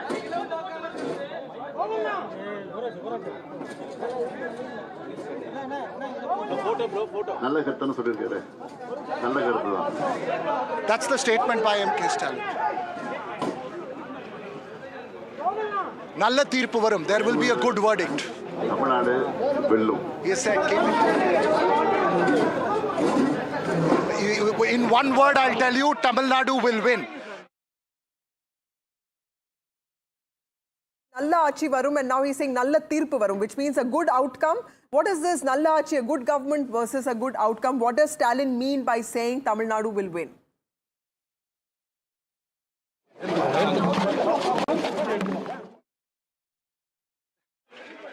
Okay, there's a lot of melee out there. Obviously, the quest for a Stalin soundbite has been one that the media has been after as much as a quest, perhaps not of the Vijay soundbite there. MK Stalin saying very clearly that a good verdict will come, as you just pointed out, and I translated. He also said that Tamil Nadu will win. Now, what you want to decipher of it is up to you on voting day. But of course, the DMK sending out a clear message there of from MK Stalin. Remember, let's not forget that this entire election, the narrative of the DMK has been one that is being built specifically to keep away from a three-cornered fight narrative or the Vijay factor, to keep it a DMK versus NDA battle, a Delhi, a Tamil Nadu versus NDA battle. That's, look at the kind of chaos that's down there. You know, that's the quest for an MK Stalin soundbite. NDTV Sam Daniels also somewhere right in there, trying to get a soundbite in that. Wait. Oh gosh, wait. Get him. For a second, but you know, I think a little bit of a commotion there for MK Stalin as well. Nothing compared to what we had seen earlier. Okay, Udaynithi speaking. All right, Udaynithi's Stalin, we'll go across to him in just a second. Tamil Nadu will win. This is what the Chief Minister has said in Tamil Nadu. Ironically, or rather coincidentally, since we're talking about identity politics, how it has become a big theme, that is literally the campaign slogan of the TMC in West Bengal, where they're saying, Jitna bhi hamla karo. Pardon my pronunciation, but roughly what it said in Bangla is, Jotoi kare hamla, abar jeetbe Bangla, which basically means however much you may attack us, this time Bengal is going to win. So again, you've got the Bengali identity, which the TMC is focusing on in that state. And here you've got Tamil Nadu Chief Minister saying Tamil Nadu is going to win. And it's been so familiar, you know, this Hindi imposition in Tamil Nadu as opposed to, you know, outsiders, Bohirgato in West Bengal that they are resisting against. So the constant refrain is, and like you were saying earlier, Vasudha, you know, this is a problem that the BJP has faced, that their opponents, especially in state parties, have always projected them as a Gujarati party, as a Delhi-based party, a party of outsiders. One wonders if someday in Gujarat also they are going to be called an outsider party. But of course, the Prime Minister is currently a MP from Uttar Pradesh. But in Bengal, it said that, oh, you know, these are outsiders, your identity is going to be under attack. Similarly, in Tamil Nadu, again and again, the whole thing of Hindi imposition, how you've got masters in Delhi, which is why the AIDMK was also taunted, saying, where are you getting your instructions from? I think in that melee, finally, we've managed to rescue Veera Raghav and get him back. Adimai CM is something that, you know, Udaynithi spoke a lot about. Veera, back to you. Tell us what's happening there. Well, I hope you guys saw, we just had MK Stalin speak to us in the midst of that crowd. You had cameramen and video journalists jumping over each other to try and get a soundbite. Stalin, of course, telling me, I asked him, what's your message? And he said, Tamilagam Vellum, Tamil Nadu Vellum. I asked him, what does that mean? Tell me what that means. He says that the meaning of it is in what I've said. So it's a very cryptic statement, but as I was mentioning to you earlier, this is exactly what I told the reporters as well. The DMK has been keeping this Tamil Nadu versus Delhi kind of narrative because that's their strength. And it's sort of last minute, the delimitation women's bill drama that played out in Parliament had sort of fueled that narrative. And this has been a consistent narrative 2019, 2021 and 2024.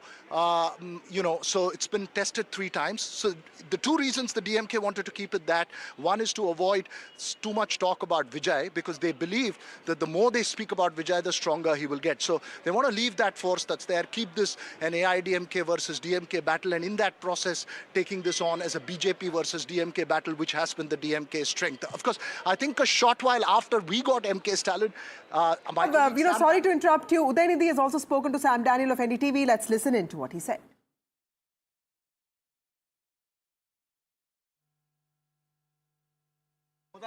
Sir, wait, please. Sir, please. Please, sir, behind tell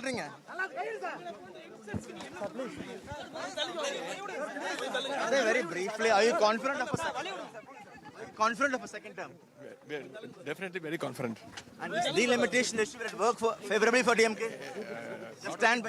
Not only delimitation, everything has worked in our favor. And lastly, how important is this election? How important is this?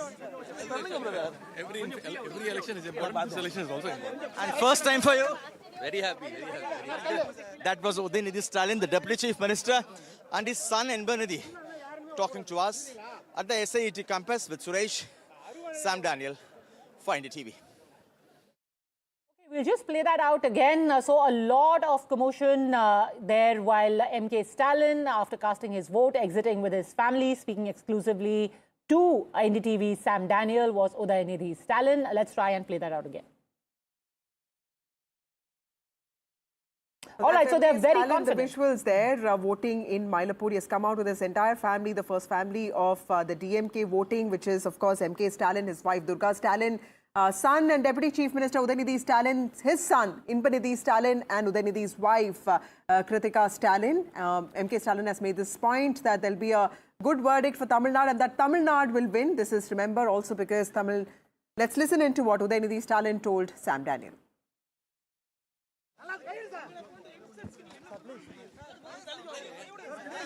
Very briefly, are you confident of a second term? We are definitely very confident. And this delimitation issue will work favorably for DMK? Not only delimitation, everything has worked in our favor. And lastly, how important is this election? How important is this? Every election is important. This election is also important. And first time for you? Very happy. That was Udayanidhi Stalin, the Deputy Chief Minister, and his son Inpanidhi talking to us at the SAET campus with Suresh, Sam Daniel for NDTV.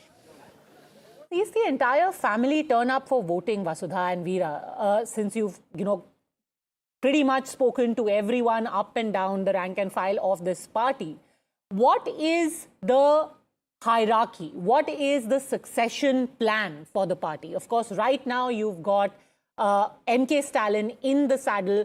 Is it naturally assumed that Udayanidhi, and like you said, that he's had a very quick rise to become the Deputy Chief Minister? Has that succession plan already been decided, been finalized? Well, Padmaja, I think the succession is, it's all finalized, and Udayanidhi is seen as the inheritor of Colonel Kanainar's legacy. But yes, it also depends on how DMK performs in this election, because remember that Stalin is eyeing to create history by becoming the first DMK Chief Minister to come back to power for a consecutive term. But Veera, help us understand this question that, Padmaja has asked. When it comes to Udayanidhi's future in the party, is that also tied to the electoral outcome? Because DMK, this is also a not survival battle, but this is a high-stake battle for DMK especially, and for the first family. That question, but I just want to bring a little bit of focus to the ground here with MK Stalin and Udayanidhi Stalin walking past. Sam Daniel here with us as well managed to get himself inside. I got to speak to MK Stalin a bit. He just looked at me and he said, Tamil Nadu velrum. And I asked him, what does that mean? Stalin said, it means whatever is there, whatever it means is there in it. That was the answer. It's a very cryptic Kalaignar style, Karunanidhi style answer that was there.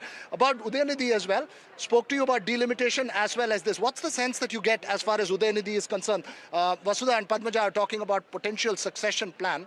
That would be critical as far as these election results would determine the road ahead as far as the DMK is there, Sam. That's right, because this time if the DMK manages to get a second term, then chances are MK Stalin would perhaps pave way for coronation of Udayanidhi Stalin. But I think that would depend on the numbers. Numbers, you're right. If they are able to get an absolute majority, as they expect 180 or 200, then that's possible. But otherwise, if it's going to be just pass, then it'll be difficult. We have to wait for what kind of a performance they give in the upcoming 2029 Lok Sabha elections. Speaking to us, Udayanidhi said they are confident of a second consecutive term, and that delimitation, just not that, but all issues are important, and they hope that the stance taken by them on delimitation will help the party. And thirdly, he also said that it's just not this election. Every election, they take it very seriously, equally important for them. So we've had our bites for breakfast, which is MK Stalin's sound bite and Udayanidhi Stalin's bite. Now it's time for Idli Vada, Sam. We've been waiting here from 7 o'clock with no breakfast. So it's time now for Idli Vada. I wonder what Stalin's going to have for breakfast. I wanted to ask him, but there was too much of a belly that was down there. He went for his walk in the morning and then timed exactly after Vijay finished his cast his vote, then MK Stalin and Udayanidhi and everyone. I think politicians do time their voting times based on the optics that it sends out on television cameras. The DMK in particular very strategic in that sense. When Vijay filed his nomination, on day one it was Stalin at the same time. And his second constituency, Udayanidhi chose that day for that. So they make sure nobody hijacks their airtime.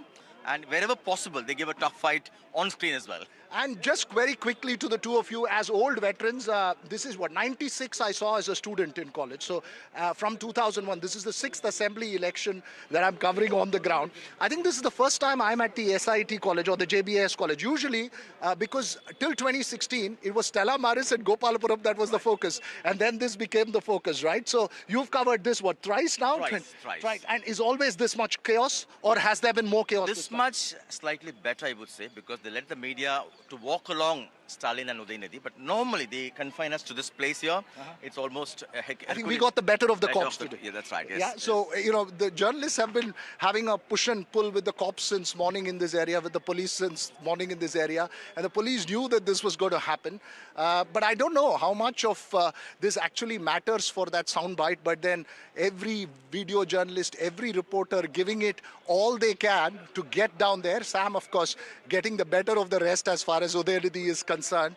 Of course, I could on a get right, they always say it's not enough. You're a good journalist. You should be able to handle the crowd, the bouncers. Yeah, I know. This is a... Veterans, yes. Old, definitely not. Both you and Sam. Yes, veterans. No old. Vasudha. Okay, talking about veterans, let me go across to Narayan Lakshman. Narayan Lakshman of The Hindu joins us now. Narayan Lakshman, you know, a lot of speculations about if this election is going to be like the 1977 election or 1967 election or 2006 or like any other election that the state has seen, a bipolar, just DMK versus, AIDMK fight with just the hype around TVK. Do you think that the hype around TVK is for real and it could convert into votes? The TVK is literally the wild card entrant in this election and therefore kind of shakes things up.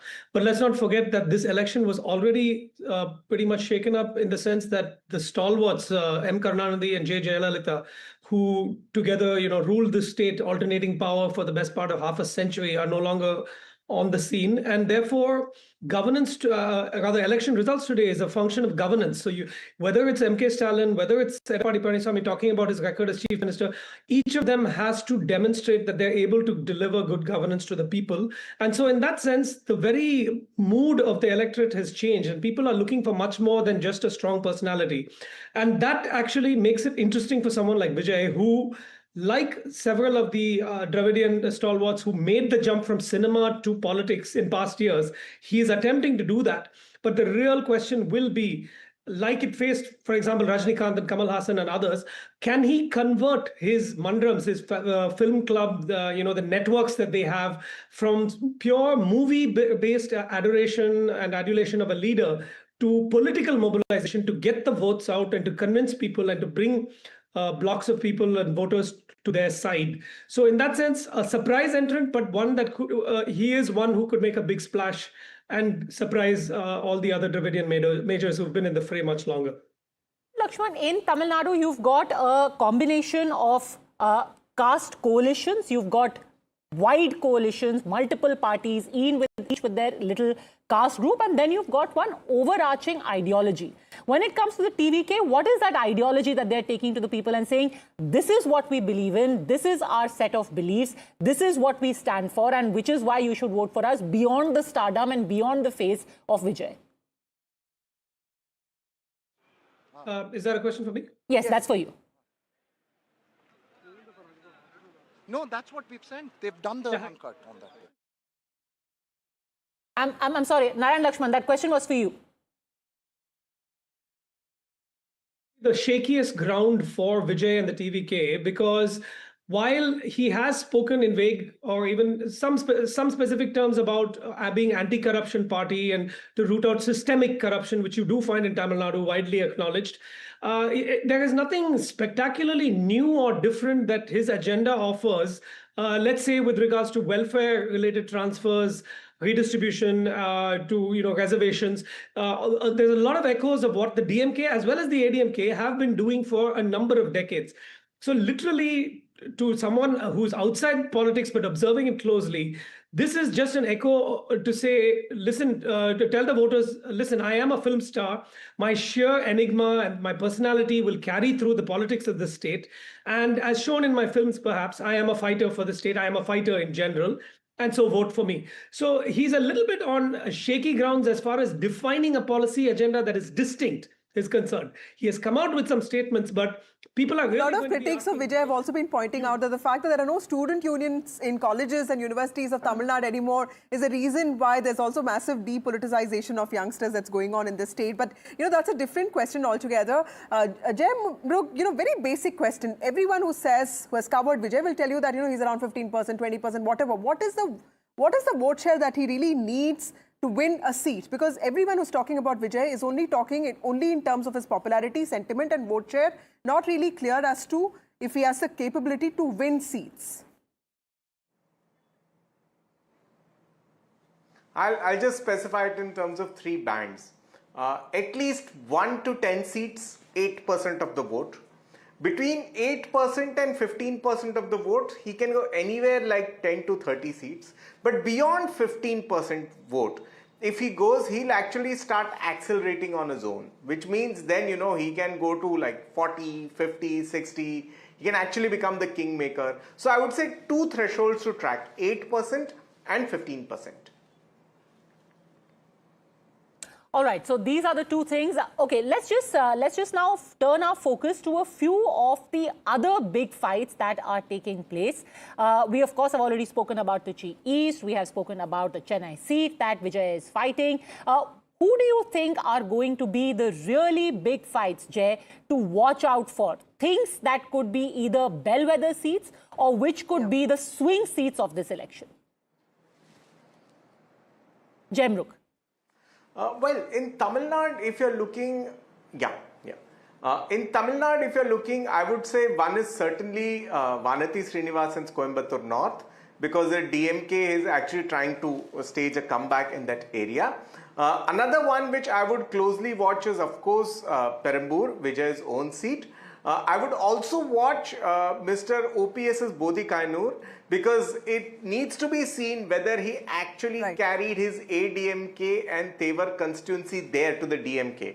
So that's another bellwether seat to watch. I would also watch late Vijay Kant's wife Premalata from Virudachalam, because just with a 0.42% vote in the last election, the DMK generously gave them 10 seats because it was expecting that they would help out the DMK in about 2 to 3 districts there.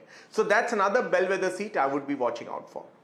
R.D. Shekhar versus Vijay is one seat that you pointed. Of course, Coimbatore, Vanati Srinivasan, she's shifted her seat this time, and Senthil Balaji, like Padmaja pointed out a short while ago, is the DMK's man to watch out for this time. And of course, a couple of other seats. I'm also, looking at seats like Tiruvika Nagar, where Porkodi Armstrong is fighting. There's a lot of sympathy there. Narayan Lakshman, very quickly, when it comes to other candidates and other alliances like, VCK or NTK, or for that matter, DMDK and PMK, do you see the one-year vote or the Dalit vote staying consolidated with these parties, or do you see Vijay disrupting those as well? So it's interesting, Vasudha, wherever you ask, let's say even in Chennai or elsewhere in the state, it is typically women voters across age cohorts, as well as the youth in very large numbers across castes and across regions, who seem to express the strongest affinity for Vijay. So these are, firstly, the youth, of course, have far more exposure to Vijay and far proportionately less exposure maybe to the traditional values of the Dravidian movement, which their parents, grandparents may have talked about. So that is less surprising. But this women vote, the woman voter flocking to Vijay is quite remarkable. And this indeed was one of the factors that really stood in his favor after the Karur stampede of September 2025, where despite what some considered a major fumble in the sense of tragic consequences and then questions raised about accountability of the leaders who were involved with that rally, his popularity did not seem to be dented, and that was a remarkable observation. So he seems to have this cross-cutting support that goes beyond caste and even age cohort, focusing on women. Something that has been brewing on the internet for some hours now. Vijay, TVK Chief Vijay has written to Election Commission of India asking for early intervention to have more transport, buses, facilities. This is for people who have come from different parts of the state to cast their vote. And we saw. And he says there's a complete transport paralysis. Thousands of voters are stranded at bus terminals in Chennai and similarly in other metro cities across Tamil Nadu, with no buses or alternative public transport available to reach their designated polling booths. This is not a minor inconvenience. It seems to be, and this is the operative part. In his letter to the Election Commission, he has said it seems to be an intentional attempt of misplanning by the State Transport Corporation and Administration, which is an outright assault on the fundamental right to vote guaranteed under the Constitution of India. So basically directly blaming the state government and saying there are hundreds of people who are stranded at bus stations. They're trying to get to their polling booth, and you've got actually visuals. And there are visuals from Kilambakam, Coimbatore, and also other people places. Who are frantic because they can't find any transport. And now Vijay has picked it up and basically said that this cannot be coincidental. It has to be intentional. Let's bring Veera Raghav in on that as well. So you've already got the first election controversy where the state government is being accused of not just mismanagement but deliberate misplanning in order to thwart voters from getting to the polling and station. Veera is specifically asking Election Commission to extend polling hours by 2 hours at least, and this is in view of the large surge of delayed voters due to disruptions. That's what he has blamed the DMK for. He's blamed the government for. He's also blamed the EC. In fact, that this is an assault on the right to vote, and specifically talked about 3 bus stations, Kilambakam, Coimbatore. Kilambakam is where the actual bus stand is. Coimbatore used to be the hub of the previous bus stand, and then of course he's also talking about Madhavaram, and this is where a lot of outstation buses come to, and we did see visuals last night of young people coming from various parts of Chennai, various parts of the state to Chennai to vote. Let's go across to Narayan Lakshman. Then Narayan Lakshman, you must have seen what was going on in social media, and TVK had picked it up. Large numbers of young people coming to vote, or just, is it extraordinary, or do you think these are just usual scenes in any election? I think it's a little different this time, Vasudha, because there has been an active outreach by all parties now being quite savvy with social media. And you see, if you even across Chennai, you see outreach efforts happening in places where young people gather, whether it's cinemas, in malls.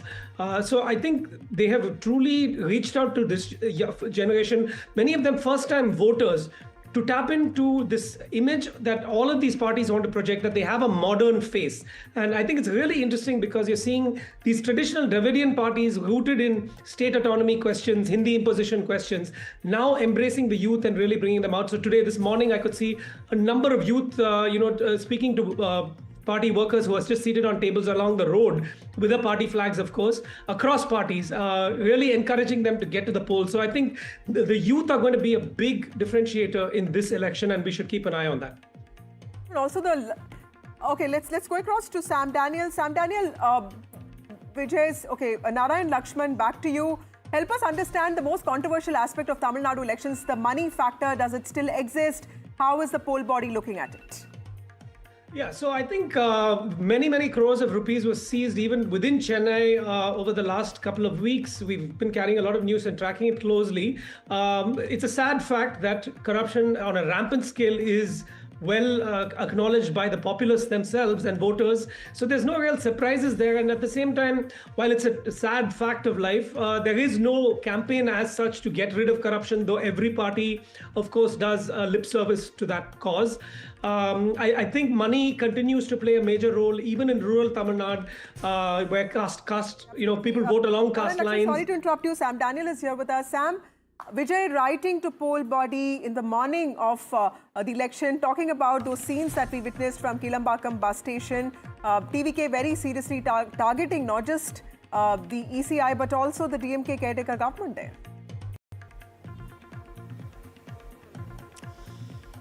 Well, TVK Chief Vijay Vasudha demands extension of the polling time by 2 hours across Tamil Nadu, saying that in Chennai, capital Chennai, for instance, he says there are large crowds at the bus stations, be it Coimbatore or the Kilambakam, and unless there is special emergency transport services arranged by the government, in this case now by the Election Commission, he is worried that a lot of people may not be able to vote. And he wants the polling time extended by 2 hours. That's till 8 o'clock this evening. No response yet from the Election Commission or the ruling DMK. And this demand is, in my memory, a first of its kind. At no point any political party has made this kind of a demand. Perhaps the TVK is worried that there is a deliberate attempt by the government in rule now to reduce the transport services, to deny the voting opportunity for its supporters who are coming to capital Chennai from different areas. Many would call it unfounded, but that's the allegation he's making. We're yet to hear from the DMK or from the Election Commission, but he certainly is worried that this could, if continues. But the fact is that although people are stranded, according to him, in the bus station, they have time till 6 o'clock, and anybody who waits at any booth at 6 o'clock will be allowed to vote, no matter how many are there. The Election Commission allows them to But Sam, how bad is the situation really? Because from what Vijay says, he's identified 3 of these bus stops, the Madhavaram, Coimbatore and Kilambakkam. But are there such reports that you're getting from other parts of Chennai as well? And why did such a situation get precipitated? What are you hearing?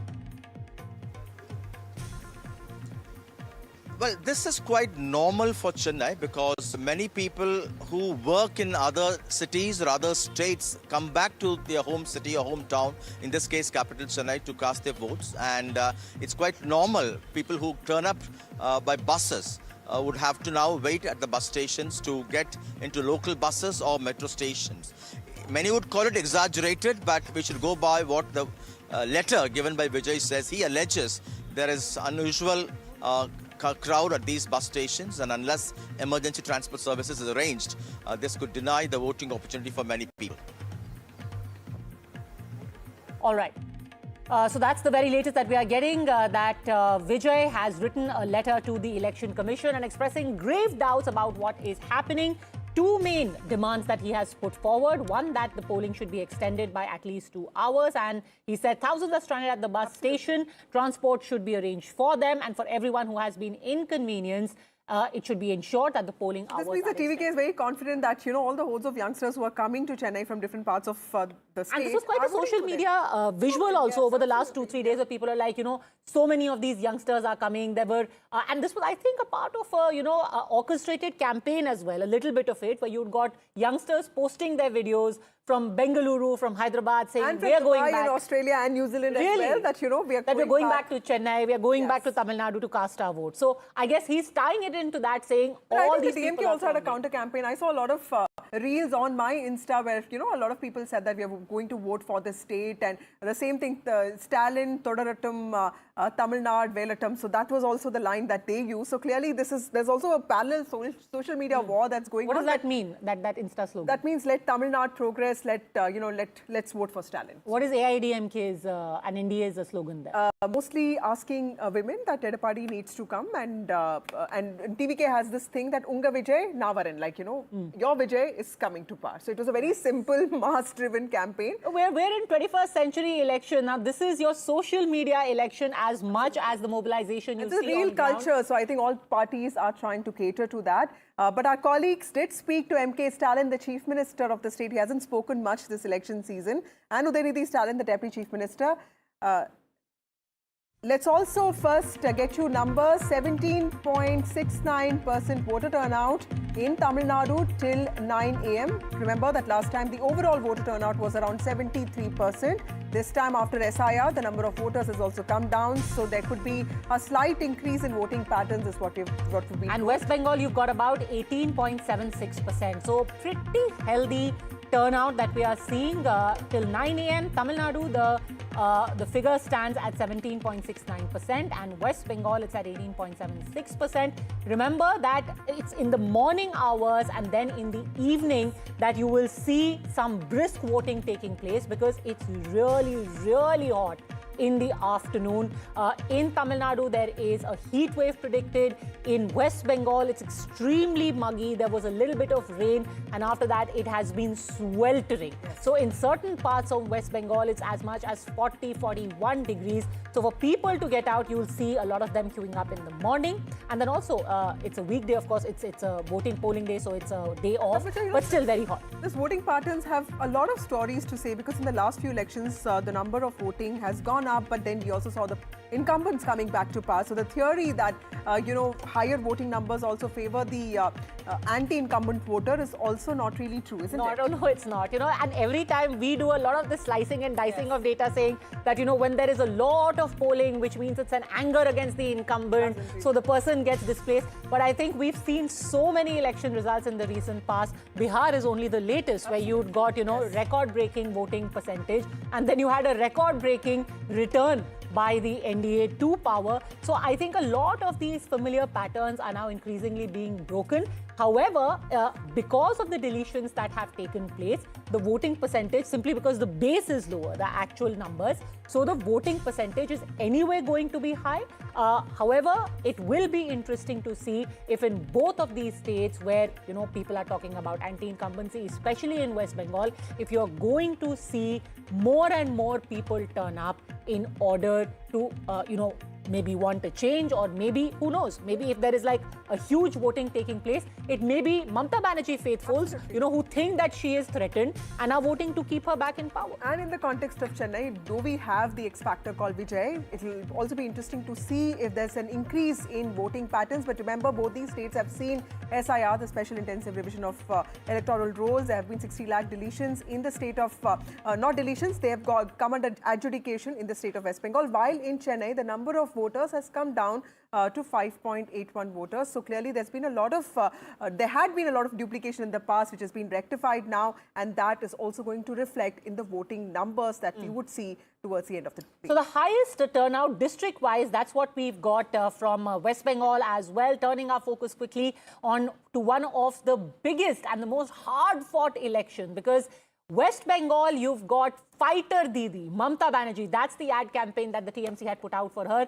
Fighter Didi is fighting the fight of her political career, 15 years in power. Not that it's unheard of in West Bengal. You had 34 years in power for the left government, of course, overthrown after the entire Shingur agitation by a very, very combative Mamata Banerjee. And now that combative Fighter Didi is up against an even more combative BJP. So you've got about 14% turnout, which is being reported at 9 a.m. from West Bengal.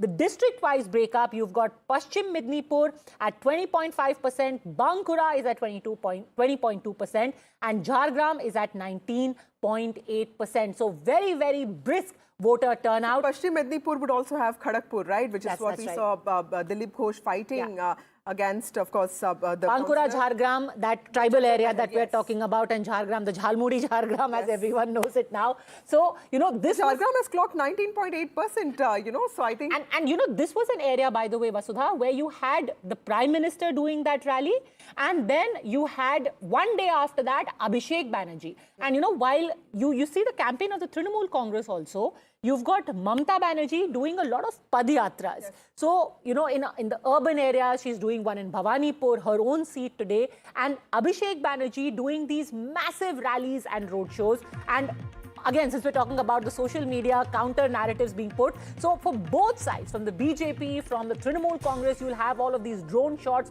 of the kind of turnout that you've seen. But these are the first three districts that we are getting to know: Paschim Midnapur, Bankura and Jhargram. In fact, a while ago, we had NDTV's Ritik speaking to Humayun Kabir. Now, why is Humayun Kabir important? Janata Unnayan Party, by the way, he's changed the name of his party also several times. So somebody I spoke to was joking, saying that he started with JUP. Then he's made it AJUP. And then this local was joking. He said, end mein wo AJUP Z bhi laga denge, then he'll have everything covered. Be that as it may, this person who shot to fame by announcing that he's going to build a Babri Masjid, he made this announcement in November. 6th of December last year, the construction on that Babri Masjid started in the Murshidabad area. Could he be a spoiler in this election? Let's listen to what he told Ritik Mandal this morning.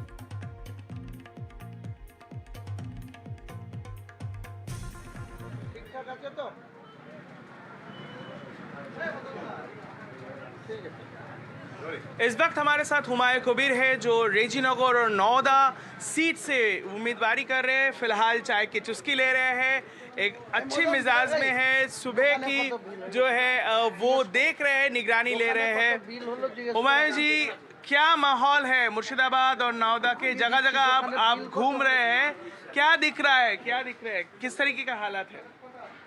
मैं बहुत खुश हूँ। मैं आम आदमी को इतना तरह सपोर्ट मिल रहा है, इतना मेरे को नाम पर जिंदाबाद कह रहा है। मैं 43 इयर्स पॉलिटिक्स में है। डायरेक्ट मैं 31 दिसंबर 2025 में ही नया पार्टी बन लिया। रजिस्ट्रेशन भी इलेक्शन कमीशन को मिल गया। वो 24 मार्च में 2026 में मेरा हुइसेल बासी लोगो भी मिल गया। तो मेरा इतना खुश लग रहा है जो मैं खुद पार्टी का निर्णय होके मैं जो आम आदमी को मेरा जो सपोर्ट मिल रहा है, मैं बहुत बहुत बधाई दूंगा आपका माध्यम में सारे बंगाल का सारे आदमी को, सारा वोटर को, सारा संपत्ति बजाय रखना, सुस्थता बजाय रखना, संपत्ति बजाय रखना, आम आदमी का वो जो मर्जी है, मर्जी मुताबिक जिसको चुनाव में वोट डालना, मेरा कोई दिक्कत। क्या इस बार मुर्शिदाबाद में बाबरी मस्जिद, और आप विसल ब्लोअर है, आपका चुनावी चिन्ह है विसल, क्या ये खेल कर जाएगा, पूरा कायाकल्प कर देगा? पूरा मैदान में रेफरी हुइसल बजा के प्लेयर को कंट्रोल कर रहा है। तो मेरा जो ऊपर वाला को दया में है, वो मेरा हुइसल मिल गया, इलेक्शन का सिंबल जो हुइसल मिल गया। तो हुइसल बजा के सारा विरोध को, बीजेपी वाला को और टीएमसी वाला को वो मार्च से बाहर कर दूंगी हुइसल बजा के। दादा, एक चीज सवाल की, लगातार ममता बनर्जी आपके खिलाफ खड़ी खोटी सुना रही है, आपको बी टीम कह रही है भारतीय जनता पार्टी की, आपका वीडियो भी वायरल हुआ, क्या लग रहा है इस आज चुनाव का दिन है, इसका प्रभाव क्या होगा? ममता बनर्जी कुर्सी छूट जाएगा, इसीलिए मेरे को ज़्यादा से ज़्यादा हुमायूं कबीर को डरा। वो डर के तरफ ऐसे पागल का आदमी को बात कर रहा है, वो पागल का हो गया। वो आज का दिन में वो कुर्सी छुटाने के लिए जो आम आदमी कदम उठाया, इसीलिए डर गया वो, इसीलिए मेरे को खिलाफ कुछ उल्टा सीधा बोल रहा है। ओवैसी आपके साथ नहीं रहे आखिर तक इस लड़ाई में, कि इसका प्रभाव क्या होगा? कोई प्रभाव नहीं पड़ेगा। ओवैसी को जो पार्टी 12 उम्मीदवार है, वो 10 आदमी तो सेल हो गया टीएमसी को पास पैसा लेके। उनको जो ओवैसी को पार्टी को जो स्टेट प्रेसिडेंट रघुनाथगढ़ के उम्मीदवार, उनको कोई एक्टिविटी जब देख रहे हैं, आज का चुनाव है, आप उनको पूछिए। वो 12 करोड़ रुपया लिया टीएमसी को साथ, अभिषेक बनर्जी आईपीएफ को साथ। नीम ने पैसा लिया टीएमसी? हाँ, 12 करोड़। मैं तो बोल रहा है, चैलेंज कर रहा है। तो मीम और टीएमसी का सेटिंग हो गया है? हाँ, तो मेरा शुरू मीम को साथ नहीं, मेरा 142 उम्मीदवार खड़ा किया, तो 27 उम्मीदवार को परचेज कर लिया, किसी को 30 लाख, कल भी हुआ है 4 जो है। ये सब पैसा के लिए, वो लालच में मेरा नाम लिखा के वो लालच दिखाया, ज़्यादा पैसा के लालच में वो सब चला गया। छोड़ दीजिए सब, जाने दीजिए, कोई दिक्कत नहीं है। मैं आराम से, कितना आराम से कितना मिलेगा कि फर्क पड़ पाएगा? 80 से 85 सीट में जीतूंगी, जीत हासिल मेरा। तो आप तो किंग मेकर बन जाएंगे। हाँ, किंग मेकर तो बनूंगी यार। मुर्शिदाबाद से वो 99 चलेगी। अच्छा। मुर्शिदाबाद से राइटर्स चलेगी, कोई दिक्कत नहीं। अभी बंगाल की सियासत यहाँ से चलता था नवाबों के जमाने में। हाँ, वो पहले वो जो नवाब सिराजुद्दौला था 1757 ख्रीष्टाब्द, उससे फिर 2026 में मुर्शिदाबाद से ही बंगाल में वो रिमोट कंट्रोल मेरा हाथ में रहेगी। चलिए, बहुत बहुत शुक्रिया आपसे बात करने के लिए। रिमोट कंट्रोल रहेगा हुमायूं कबीर के हाथ में, ऐसा ही वो कह रहा है। चुनाव के दिन प्रचार जो है वो निगरानी के बीच यहाँ पर चाय की चुस्की लेते हुए एनडीटीवी से उन्होंने बात किया। कैमरा पर्सन जीरी शंकर के साथ ऋतिक, एनडीटीवी इंडिया के लिए। थैंक यू दादा। Murshidabad is where Adhir Ranjan Chaudhary is also a factor. I urge all viewers to look at her reports because it's very interesting because people there also have very emphatic views on who they are going to vote for. So, your report also had a glimpse of what could really be happening there. When it comes to Behrampur and certain other areas where the BJP won last time in 2021, BJP won about 3 seats. This time, do you really think the BJP having a chance there? So the more than the BJP, I think it is the Congress which has a chance. So in Malda and Murshidabad, specifically in Malda, you had 10 assembly segments where the Congress had a lead in the 2024 Lok Sabha elections. So what has happened in the last 2 years since then is that Mausam Noor, who was a Rajya Sabha MP of the Trinamool Congress, she has come back. She, of course, has the legacy. Her uncle is also a member of parliament from Malda South. And you've got, of course, Ghani Khan Chaudhry's legacy. So she is contesting from one seat called Maltipur, which is in Malda. Rahul Gandhi did a rally there. Again, Congress pretty much was decided that this is the area they will focus. Malda, Murshidabad, Uttar Dinajpur, 1 seat each is where Rahul Gandhi kicked off his entire Bengal campaign. So this is their focus. Then in Murshidabad and Behrampur, you've got Adhir Ranjan Chaudhary, who is fighting in the assembly after 3 decades. So the Congress has really thrown in all its might in this particular region. You've got seats here which are, the districts are 60%, 66%, 50%, 51% Muslim population, and certain seats over here which have as much as 70, 80% Muslim population. So you've got the fight here happening between the Trinamool and the Congress. In this, the logical, some people would say that the BJP could gain. But the fact is that demographically, it is still going to be very difficult for the BJP unless you've got a massive chunk being taken away by the Congress. Look at 66% Muslim population. Even if the Congress makes a dent of say 10 to 20%, you've still got only 30% Hindus, and let's not assume that all Hindus are also going to vote only for BJP.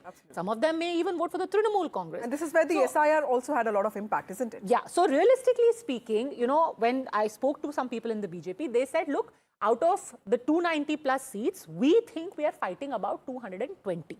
There are these seats in this belt and some others in South 24 Parganas, which we think are, obviously they're fighting everything. They fielded people in all seats. But realistically speaking, their calculation is 210 to 215 seats, where you've got, a Muslim population less than 30% is where realistically they are putting up a fight. So in this belt... That's also because probably the division of Muslims that they were hoping for in cases of MIM or Humayun Kabir, is that not really happening? Because Hindu consolidation is one thing, but the division of Muslim votes also doesn't seem to be happening. Little bit will happen for the Congress party and the TMC. They will split votes, and some amount of votes is going to be split by this person called Naushad Siddiqui, who was the only non-BJP, non-TMC person who won. So he won that seat in Bhangar, and by the way, a lot of violence happened there. Furfura Sharif, so ISF, Indian Secular Front. He won like his own seat. Naushad Siddiqui won, and the slightly more conservative Muslim population in that area, Bhangar, and I think a lot of violence we saw during the elections, ironically between ISF and the Trinamool Congress over there. So, lot of division is not happening. A note about Asaduddin Owaisi. Now, Asaduddin Owaisi, a lot of people think that if he could make these inroads for 2 running elections in Bihar, why can't this happen in Bengal as well? Also because you literally share a border. This area shares a border with Kishanganj. So there was a time when I was traveling from Murshidabad to, Darjeeling, and I literally passed through Bihar. So you go into Kishanganj and then you come out back into Bengal. But the sensibilities are very different. You've got Urdu-speaking Muslims in Bihar, but here these are Bengali-speaking Muslims. And Kishanganj was where MIM made its highest gains. Exactly. But in the bordering area of Murshidabad, there isn't that kind of traction for Mr. Owaisi's party, because there is a language difference, there is a food difference, there is a what you wear. So to put it very crudely, like what one local told me, कि वो शलवार पहनने वाले मुस्लिम हैं, हम लुंगी पहनने वाले. Sadly, this is also the part of the state which has undergone a lot, right, in terms of violence. So probably I hope that people come out in large numbers and vote for a party that they think would bring them peace most of. You know, and I have to say, before we listen into Shubhendu Adhikari, I have to say very often it's also unfortunate that Muslims are put in like, you know, this sort of box and said that they're only voting for, you know, communal reasons, or they will voting for party which is, you know, anti-BJP, who will defeat the BJP, or their concern is only about SIR or their religion. No, you know, if there is joblessness, it also affects the Muslim youth. If there is migration and, you know, you have to go and work as labor at some construction site in Uttar Pradesh, it doesn't matter what religion you are. They have the same aspirations. They also want jobs. They also want to live with their families. So let's listen in now. And, you know, that is why the voter turnout here, I suspect, is going to be quite high. Historically, it has been very high in this region. And even now, there will be people who will turn up in large numbers and vote. Talking about Shubhendu Adhikari fighting 2 seats, Bhawanipur and Nandigram, which polls today. Let's listen into what he said. पर परिवर्तन आ रहा है, पूरा परिवर्तन के माहौल है। मैं वोट डाल दिया और परिवर्तन होगा। ना माहौल ठीक है, कंट्रोल है, election commission is doing very better, लेकिन कुछ तो है, चोट डाकत तो है अभी भी। वो पिंगला उसी का खिलाफ हम लोग का स्पेसिफिक कंप्लेंट है, चिन्मय प्रामाणिक। हमारी पोलिंग एजेंट को अरेस्ट किया है, उसको तुरंत कार्रवाई होना चाहिए। मैं police observer, state police observer Mishra और सीओ साहब मनोज अग्रवाल के साथ काम किया, कंप्लेन भी किया, उसको तुरंत उसको हटाना चाहिए, एक्शन होना चाहिए, सस्पेंड होना चाहिए।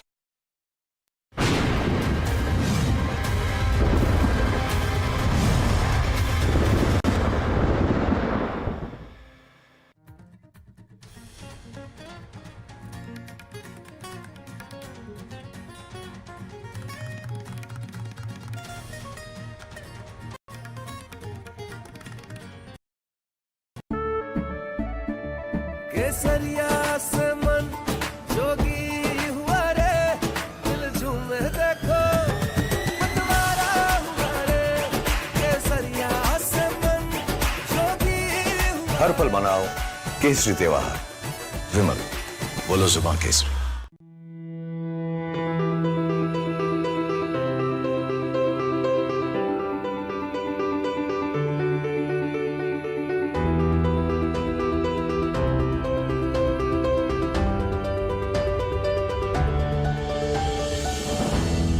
शिक्षा और अनुसंधान।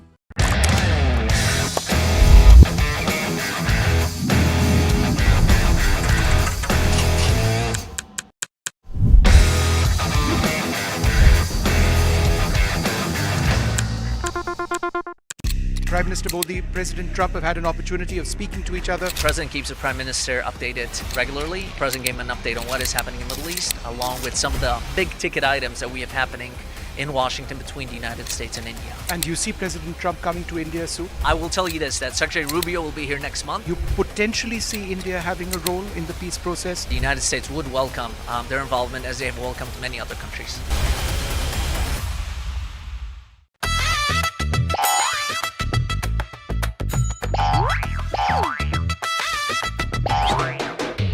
To understand the Tamil Nadu twist, join me in the midst of our people, language and politics.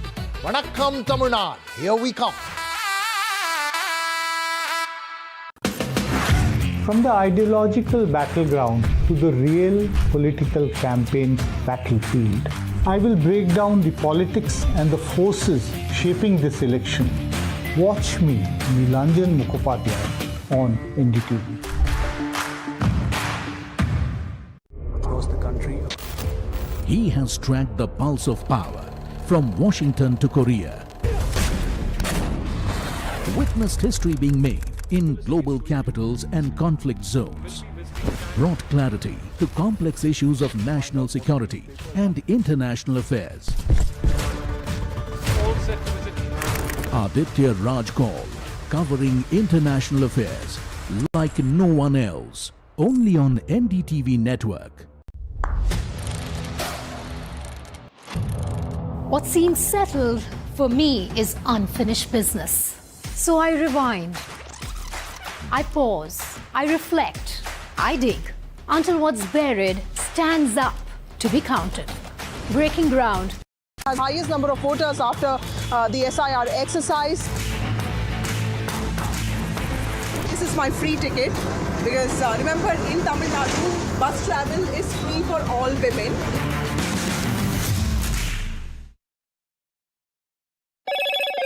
Hello, Moto. Motorola, India's leading AI smartphone brand. Motorola Signature, India's #1 camera phone. Grab Motorola Signature today.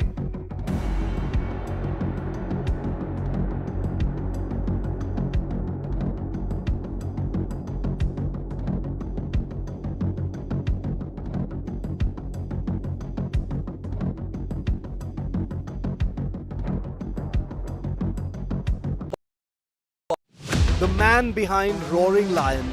Can you say a word? Israel's warfighter Prime Minister on NDTV. I spoke to our great friend, Prime Minister Narendra Modi. Spoke to him at length yesterday. Thanked him for his standing with Israel, standing for the truth, and for the enormous friendship of the people of India. They are much admired and loved in Israel. And I won't get into the details of the conversation, but I've spoken to him and I've spoken to many other leaders in the region and beyond. Thank you.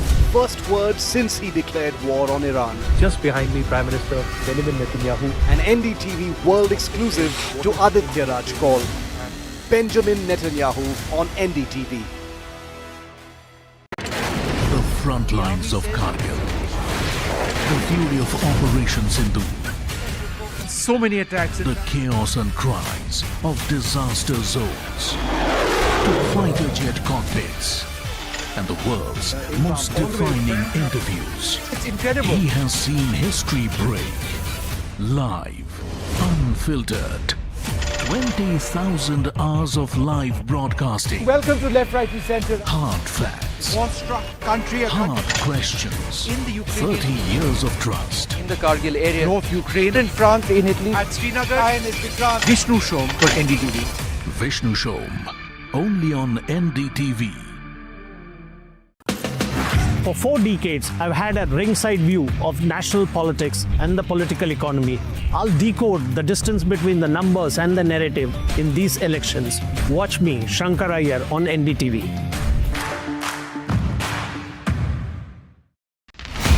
On NDTV today, we're joined by Ambassador Denis Alipov, the Russian ambassador to India. The India-Russia relationship is one that is seen to have been able to sustain through a lot of turbulence. The relations between our countries have been very consistent. They're comprehensive in nature. The contacts between the leaders have been regular.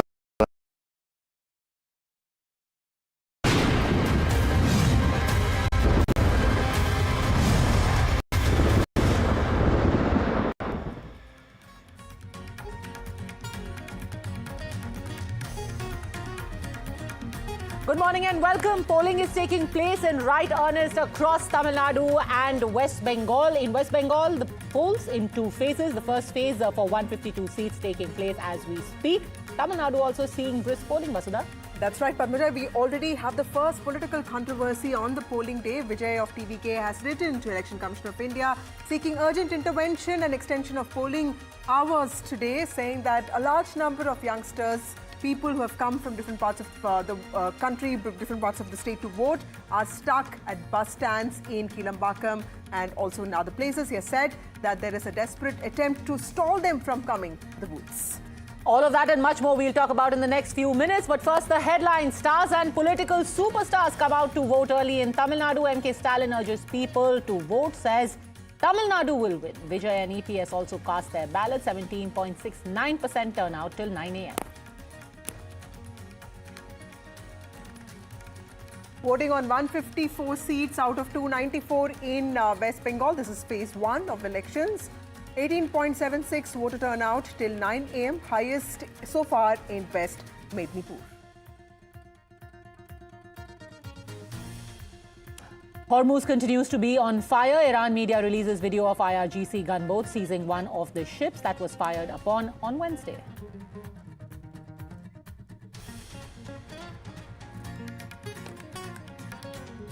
Suspense over US-Iran talks continues. Donald Trump says dialogue is possible on Friday. Islamabad, meanwhile, is prepared for round 2 of negotiations. And NDTV.com dominates online. It is India's most visited English news website. NDTV.com is the undisputed leader for 3 months in a row now.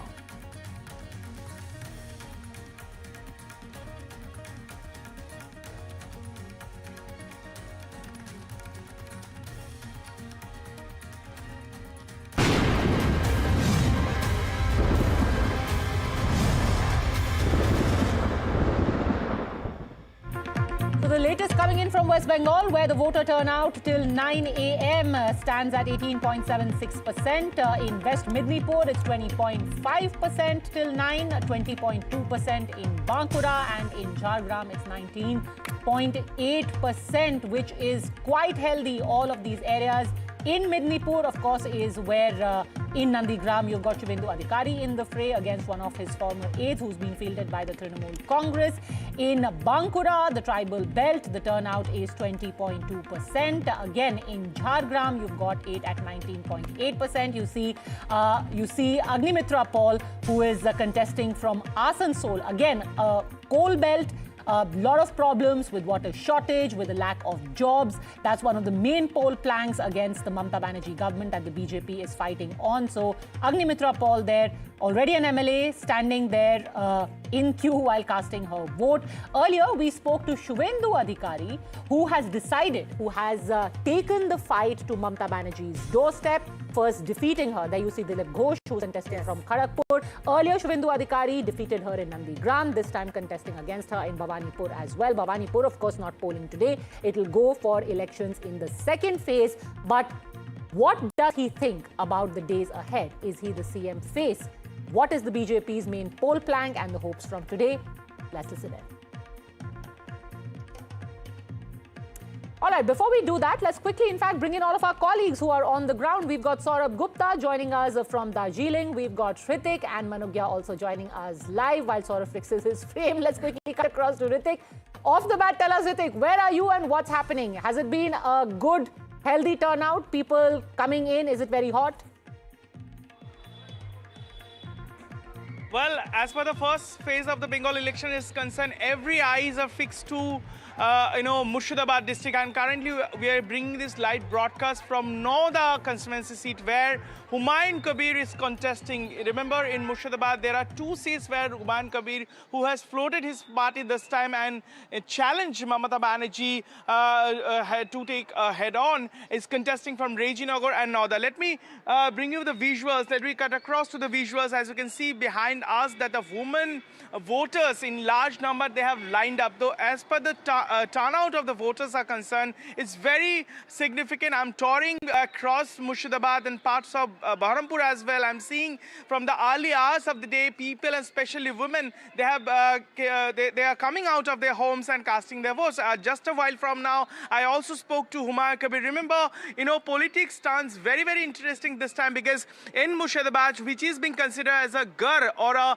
heavy bastion for the Trinamool Congress party, according to 2024 elections, assembly-wise, TMC is leading in 13 seats out of 22, and BJP is leading in 3 and 5 other seats where Congress is leading. But this time in Murshidabad, from Baharampur seats, Adhir Ranjan Chaudhary, the strongman of the Congress party, the Kattavar Neta, is also contesting in this assembly election. So it's making very, very significant. Humayun Kabir, while speaking to NDTV, said that he would get at least 80 seats in this election and he would be the kingmaker. Even he went on record saying that in days to come, well, the new government will be forming Bengal. The government will be run from the Murshidabad like it was used to be during Nawab's era.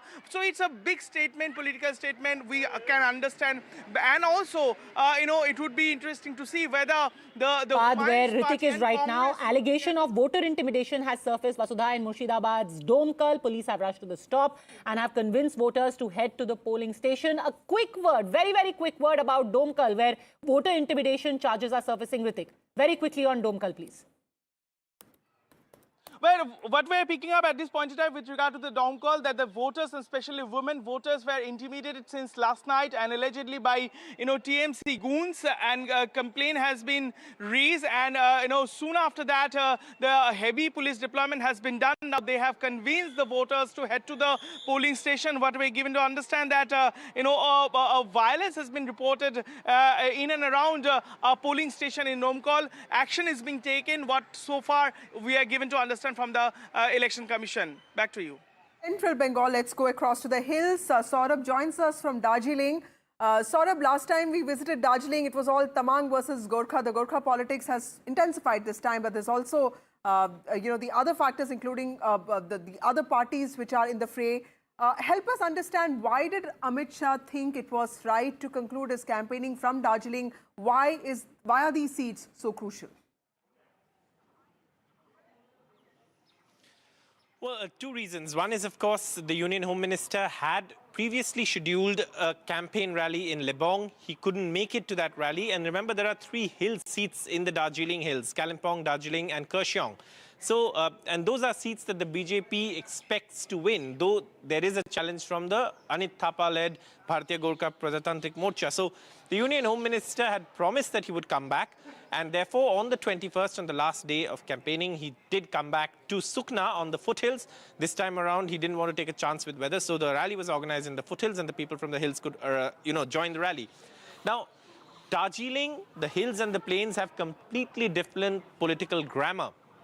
And the template is also very different. And therefore, within the Darjeeling constituency, there are several seats that are in the plains. And the BJP, of course, wants to win the seats in these areas. North Bengal, as you know, is a place which has done well for the BJP. It has elected BJP in the past. And therefore, the BJP wants to keep that lead in North Bengal, even though the Trinamool has managed to claw its way back in certain areas. Therefore, we've had a campaign not just by the Union Home Minister, who addressed one rally virtually because of weather. He couldn't reach Lebong, and then, of course, the second one in Sukna. The Prime Minister also held a massive rally in Siliguri. So, and national security, this is the chicken's neck, this is the Siliguri corridor, that has become an issue.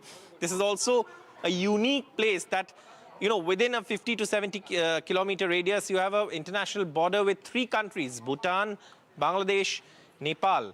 And therefore, it's a very interesting place in terms of voting patterns, and the BJP wants to keep its lead. I'm actually at a model polling station, which is what the Election Commission actually sets up.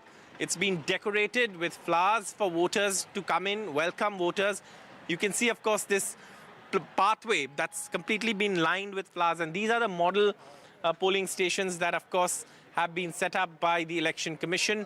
And you can see, of course, there's a selfie stake, selfie place. There's also, these flowers and balloons, decoration to really celebrate voting in a day like this, where, of course, a huge chunk of West Bengal's assembly seats go to polls. All right, and like we said earlier, allegations of voter intimidation have already started coming in. We earlier told you how in Murshidabad and Domkal that allegation has been made by some members of the BJP. Trinamool Congress workers are accused, and now the police already at the spot. And there you see, actually, along with the police, you've got the CRPF as well. Yes. You can make out from the fatigues very clearly. And this is the defining feature, Vasudha. Yeah. There's been an effort, and I'll tell you, like about 22 days ago, when we landed in Kolkata, it was, and it is quite a sight, because, and of course, all of us, we travel all over the country. So you've been to Jammu Kashmir, yes, in the pre-2019 days. And the sight of armored vehicles for a regular person in a city is a very intimidating sight. So you'd actually got armored vehicles with JNK license plates, which were patrolling the lanes of Kolkata. Then I saw it in Midnipur. I saw it in places in Malda. So the presence of the CRPF was there in 2021 also, but now a very, very prominent sight is all of these vehicles of men with weapons, flag marches being done. Raise these concerns, right? That's also become a political flashpoint between the TMC and the BJP, with Mamata Banerjee saying that this is an attempt to intimidate the TMC voter, isn't it? But, you know, more than intimidation, now you can look at it either way. And let's bring Manogya in on this as well. Because while one side can say this is intimidation, the other side, and more specifically the Election Commission, because they are on neither side, they're saying, look, we've had cases of 2021 where people were killed. These are being investigated by the CBI. People have been charge-sheeted, including, by the way, members of the TMC, members of the police force who've been charge-sheeted by the CBI for being involved in post-poll violence or not doing anything while it happened. So something like that should not repeat itself, which is why this has been done. And today, as we speak, Manogya, one part of your state is voting, and the other part is going to see a very, very high voltage political campaign. Mamata Banerjee, Abhishek Banerjee, Amit Shah, Prime Minister, Nitin Nabeen, everyone's there in your city. Well, it's like all eyes are on West Bengal, and even Election Commission's eyes are on the webcasting. If I could put it correctly, the Election Commission of India, including the CEO Manoj Agarwal, including his team Himanshu Lal and other officials, are continuously monitoring the webcasting across the state for 152 seats. And we've also seen more than 800 people who've been detained on the charges of being miscreants, or they could create disturbances across these 152 seats that go for poll today.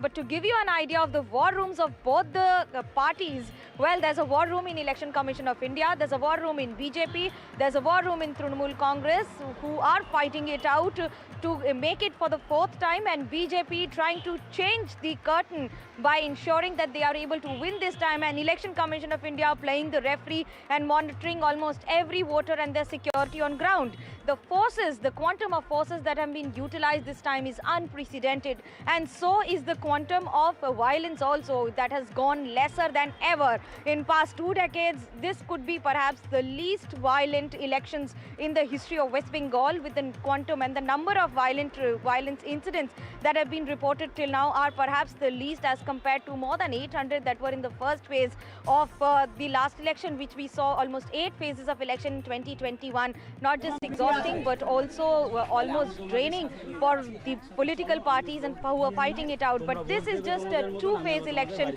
and perhaps one of the highest voltage elections in the history of West Bengal, as Election Commission of India promises a free and fair election. You know, of the 152 seats that are voting today, tell us your pick of 5 top contests where you think the answer to this election lies.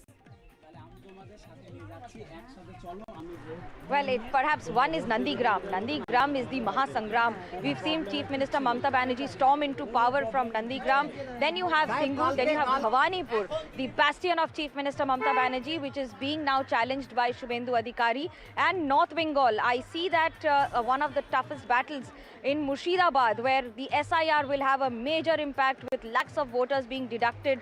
And Mothabadi is something to watch out for on what happens there, because Mothabadi would be very significant with the judicial officers being held captive for more than 10 hours, being, of course, a bone of contention, even taking it to the Supreme Court of India's intervention and their ire on the perhaps the law and order situation in the state of West Bengal. And one thing I would say, the role of central agencies and central paramilitary forces this time of being on ground and in trying to ensure that this election is free and fair, courtesy that there is no threatening to the voters. However, their vehicles, the entire paraphernalia around the paramilitary forces for a common citizen in the village of West Bengal, that itself comes with a lot of more thought than just the fact that there would be lesser violence. I would see it to be an unprecedented election with an unprecedented mandate too. Very, very quick word on the voter turnout that we are seeing so far. At 9 a.m. in 2021, we had seen about 13.8%, which means that compared to 2021, already we have an increase of 3.9% when it comes to Tamil Nadu. That's a quick update on Tamil Nadu. You've got an increase of 3.9% over what we had seen in 2021. But, you know, when we talk about this whole idea of voter intimidation, and, you know, we'll bring back all of our colleagues on ground. You know, somebody told me, Vasudha, that in West Bengal, people like strong leaders, which is why the whole campaign of TMC, Ritik, was around Fighter Didi. Then you had, this whole thing that people say, it's in our political culture. Violence has been a political culture. Not to say that that's any justification, but people keep talking about a political culture. This time around, after what happened in 2021, listen to the Prime Minister. He said, Sabka Saath, Sabka Vikas, Sabka Hisab. Amit Shah making it a point to say, मैं 15 दिन यहीं बैठा हुआ. This is not a coincidence. Basically, all right. And there you see live images from Murshidabad. Unfortunate images. Just like Manugya was saying, that this time you've seen the least number of such reports. But in this very, very contested seat, and I think that's Humayun Kabir in the middle of that entire melee, Hrithik, you've already got these altercations taking place. What more can you tell us? Hrithik, Murshidabad fights happening. Well, what we can see at this point is what we are showing our viewers on their television screen, that the very unfortunate, reports of violence emerged from Domkol area. What we're given to understand, last night there was a violence reported, and there are allegations widely from the voters, especially from the women voters, that they are being intimidated, they are being threatened not to cast their vote. And they also allege that the police, over the police action, they allege that police took long time to reach to the spot. But what we are given to understand at this point in time, the Election Commission has summoned a report with the concerned authority over this entire incident. Now, what we are given to understand in Domkol area, where the polling is peacefully conducted, but one booth, there was violence reported last night, and precisely allegations have been leveled against the ruling dispensation that their goons were threatening voters not to cast their vote. But police have reached to the spot. Central forces, additional forces have been rushed to the spot, and they have managed to convince the voters to come out of their houses and to cast their votes. But it's a very significant and unfortunate incident. Amid this situation, what we do understand, that a higher number of the central forces have been deployed only in Murshidabad district as well. Remember, there are 22 seats in Murshidabad, and places like Domkol or where we are standing rightly, Nauda, are very, very significant and volatile. In past election as well, in Domkol, we have seen several instances where the poll process were marred due to the violence. But overall, the elections and the voter turnout are very, very positively good, what we can see. But unfortunately, incident unfolded in 2021, when I went to Murshidabad, Domkal was still the hotspot for anti-CA protests. So there's clearly, I remember railway stations getting torched there. It was in the midst of COVID. Padmaja, you went to Murshidabad. What is it about this whole place that there's so much, that there's so much propensity for violence, and why is this place so prone to taking to? So, the interesting thing is that this fight is happening between the Janta Unnayan Party. This is Humayun Kabir's workers who are fighting with the TMC. And we had spoken earlier about how Humayun Kabir has the potential. I mean, one needs to see. Okay, I think that's him speaking right now. Yeah, there he is, Humayun Kabir with the cops. Listen.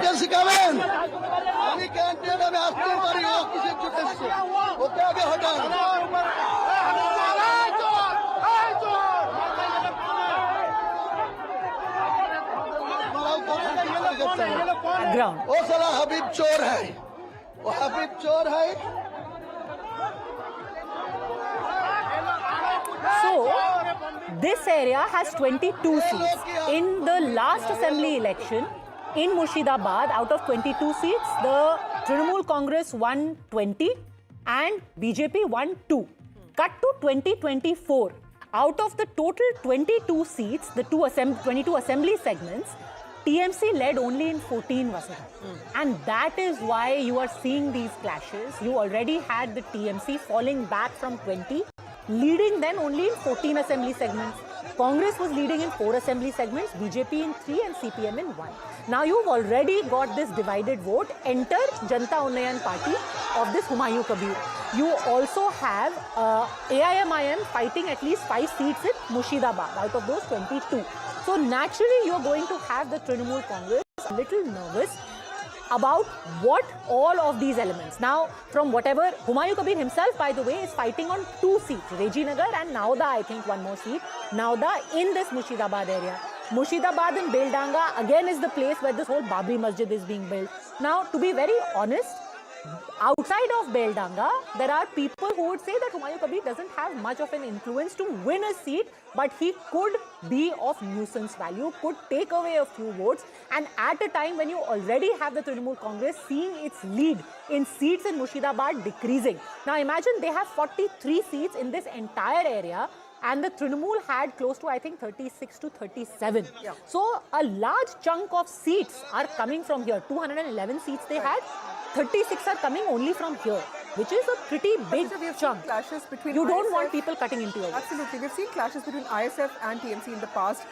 Did the Murshidabad violence and the government's handling of the riots also precipitate such a sentiment among Muslims there? Do you see them supporting Humayun Kabir or at least being disenchanted with the TMC? You know, two things I have to tell you, and a real surprise element. Of course, one is this Babri Masjid, which is not to say that it will make Humayun Kabir win anything, but you know how people's minds work. So, one person who was at Babri Masjid, at the spot where the construction is taking place, and look, there is a kind of sentiment attached, can't be denied, because people are just coming there like a sort of a tourist spot or a pilgrimage spot, where they're just coming and saying, so they would say things like, Babri मस्जिद तो बननी चाहिए, बाबरी मस्जिद क्यों नहीं बननी चाहिए? हम हुमायूं कबीर को वोट नहीं देंगे, लेकिन बाबरी मस्जिद बननी चाहिए. मस्जिद एक तरफ है, इलेक्शंस दूसरी तरफ है. So there is a sentiment with the masjid, and then tied with that, somebody would say, अच्छा, you know, Didi has made this Jagannath temple at Diga. But अगर हुमायूं कबीर ने मस्जिद बनाई है तो उसको पार्टी से क्यों निकाल दिया? Are we not allowed to? And saying कि Diga में the temple has been made on public funds. Yes. Humayun Kabir is using our funds. People are crowdfunding this masjid, but yet he was suspended from TMC. So that is one factor. The other factor that people talk about is the Waqf bill.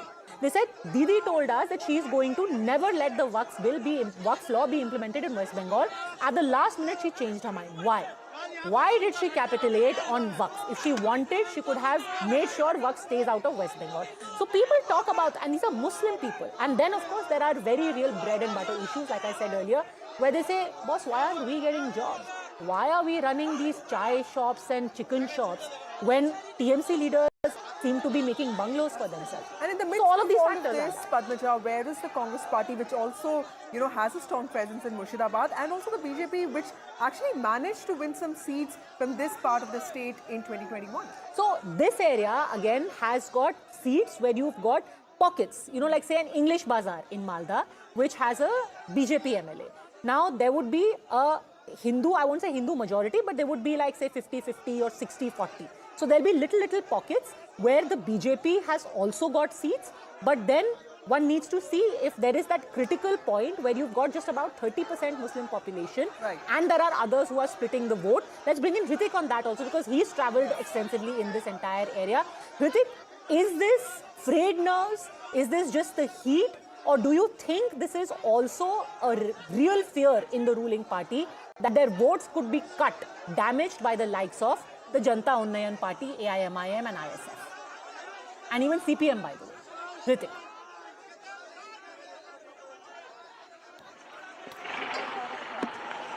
Hrithik, can you hear me?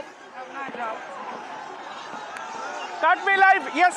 Let me bring you the visual that what we can see, that as Humayun Kabir arrives over here, top cop has been rushed. What we can see, protests erupted as Humayun Kabir arrived in a booth over here in Nauda. You know, we can see that additional forces are arriving over here. Remember, Nauda is one of the crucial seats where from Humayun Kabir is contesting now. Protests erupted over here. Additional forces have been arrived over here. And we can see there is scuffle broke out between cops and protesters. Additional forces have been rushed to the spot. Humayun Kabir is on the other side. The violence erupted in Nauda. We're bringing live broadcast and police started lathi charge. Police started to lathi charge to dismantle the crowd. We would try to, these are the live visuals we're bringing to you, that the incident unfolded in Nauda area. Humayun Kabir, who is contesting in this very crucial seat in Nauda, he was touring from one booth to another. Now, what we are given to understand from 5 minutes before now, violence erupted as the arrival of Humayun Kabir, and what we can see that now additional forces has been summoned. I would like to take you through to Humayun Kabir. We can see the central forces have been brought over here, and here is the situation. It's remained unchanged and volatile. As Humayun Kabir is speaking to the media, I would like to go across. आज vote চলবে কাল সকালবেলা আপনাকে ঘিরবো আপনার মেজবাবুরা এখানে দালালি করছে এবারে সারা রাত আপনাকে কেন চলবে আপনাকে কাল সকাল 10টায় ঘিরবো আপনাকে কাল সকালবেলা আপনার এসপি কে বুঝাবো আপনার এসপি কে বুঝাবো আজকে দিনটা যেতে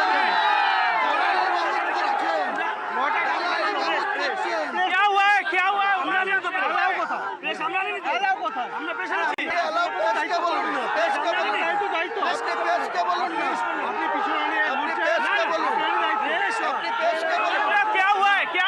আপনার অফিসাররা দালালি করছে বন্ধ করুন নালে সকালবেলায় কৈফিয়ত আপনাকে দিতে হবে নওদা পুলিশের কিছু অফিসার হাবিব মাস্টারের সাথে টাকা খেয়ে এখানে ন্যাকেটলি দালালি করছে আর সাধারণ মানুষের উপরে रोकेंगे तो रुकने के लिए तो आया कितना हिम्मत है आने दीजिए ना इतना बहादुर आदमी है आने दीजिए मैं रुकने के लिए आया खुद As Humayun Kabir, while speaking to NDTV, as you can see, we just bring the live broadcast, a war of words and heated argument between Humayun Kabir and senior cops. Let me break it down. What is exactly happening over here? We are currently on the ground zero, and just a while from now, as Humayun Kabir, who is contesting from both Nauda and Rajinagar seats, as he has passing through this area, a protest erupted, and there are allegations that cops are stopping him, and that resulted to a war of words, scuffle, and people were stopped. Then we did see that several additional forces, including central forces, were brought in, and now police is trying to, bring the situation under control in order to push the crowd far from the polling station. These are the ground situation over here in Murshidabad. As we speak, we know there are several parts of Murshidabad, including Domkol. There are violence have been reported, and now actions are being taken over the war-mongering trouble in this area that has resulted a huge traffic disruption. We spoke to Humayun Kabir. He alleges that he is being stopped over here, and while he was touring across the booths of Nauda. After Rajinagar, he has arrived over here. Now this particular war of words and scuffle that is continuing between cops and the candidate himself, Humayun Kabir, who has challenged the ruling dispensation in this particular election. And today, while speaking to NDTV, he has said and went on record that his party would be the kingmaker, and soon after that, when he was heading towards Noida, that's what we can see, that violence erupted and he is being stopped. His cavalcade, his vehicle has been stopped over here, and situation remained very, very volatile. Senior officials and top cop have rushed to the spot. Let me try to... sir वो कह रहे हैं कि उनको रोका जा रहा है कि क्या उनको जगह जगह नहीं देना जा रहा है सर कोई वायलेंस की रिपोर्ट हुई है यहाँ पर कहीं पे कुछ वायलेंस नहीं हुआ okay So we also spoke to the senior cop who is leading this entire force over here. We can see that the onlookers, and especially the villagers surrounding area, they have arrived over here. They are also seeing the situation remain very, very volatile. Let me tell you that in places like Nauda and Domkol, these are the two significant and sensitive places where violence reported. তৃণমূলের ছেলেরা বিক্ষোভ দেখালো এতক্ষণ ধরে একে বুথের 100 মিটারের মধ্যে এই গন্ডগোল There are allegations, what we are given to understand, that there are allegations against the ruling party, supporters of the Trinamool Congress. They clear out this, they barricaded, they stopped the cavalcade of Humayun Kabir. As you can see, we are bringing this live broadcast barely 100 meters away from the polling station, where we are given to understand that 1,000 number of people, 100 number of people have gathered over here. Police have been brought in, but there are allegations from the Humayun Kabir that he is being stopped allegedly by the TMC-led supporters, and that resulted to a scuffle between cops and the protesters.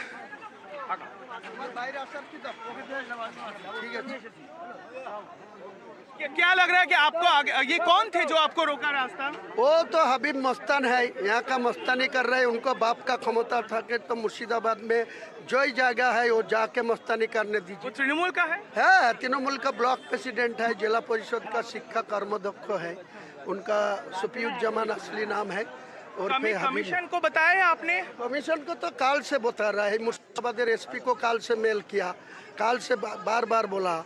यहाँ additional SP मजीद खान भी मौजूद है, लेकिन देख रहा है कितना आदमी लेके यहाँ जुलूम कर रहा है, कितना आदमी लेके जुलूम कर रहा है। आपको खुद देखा, आपको कैमरा में देखा।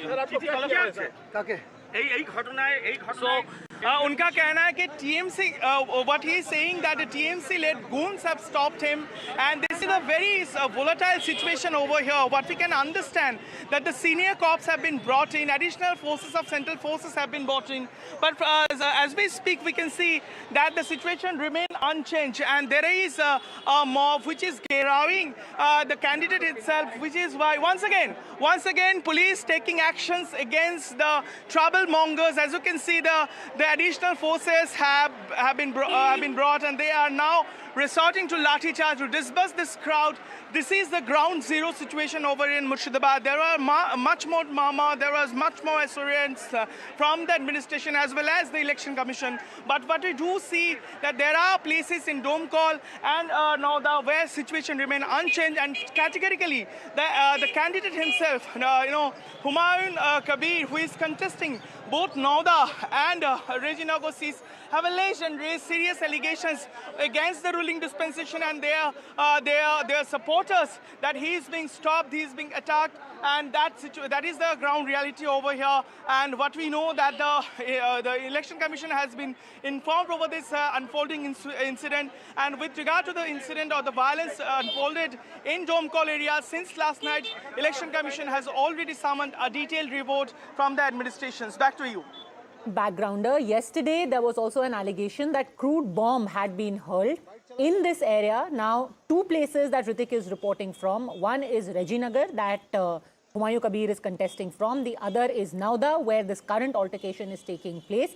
And when it comes to the political calculations here, 22 total seats, assembly seats, 21 by the Trinamool Congress in the last election. But cut to 2024, of the 20 seats that they had won in the last election, they trailed in 5.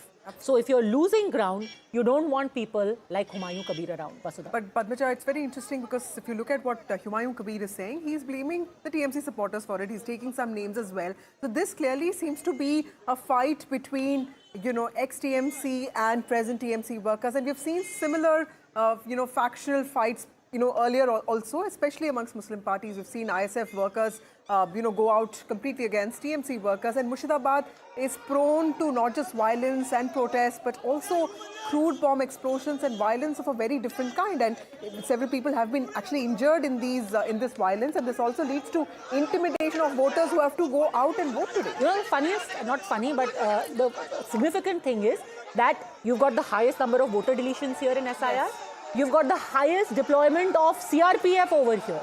And you've got the highest number of violent incidents that have also been reported here. And Humayun Kabir clearly naming the TMC. By the way, you've also got a strong presence of the left here. So you've got left candidates who in 2024 had managed to get a lead in 1 to 2 seats.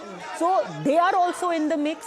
AIMIM is also in the mix, Humayun Kabir is also in the mix, and the BJP obviously in the mix, along with all the other factors. Very interesting, Padmaja. I was speaking to TMC sources and they told me they're aware of the fact that in 2018, when the Gram Panchayat elections took place, there was large-scale violence, and they believe that 2019 they lost 18 seats to the BJP because of the violence, and people were upset with them. And Pratik Jain, now the infamous Pratik Jain, who has been arrested, he in fact advised TMC to have a strategy which completely sort of alienates them from violence, which is what the TMC has also been hoping to do, but clearly it's not working, in their favor. This violence will also be seen as a blot, not just on the administration, but also on the politics of Bengal, because there are lives that are lost often in these kind of instances. And also look at the kind of presence of central forces in a state like West Bengal. No democracy should be having that. The fact that security agencies have to be there shows that there is a sense of urgency on ground. And this has been going on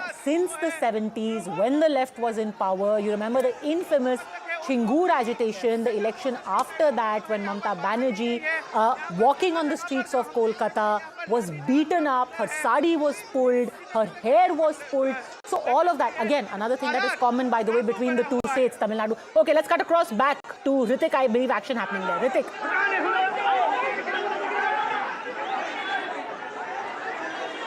जी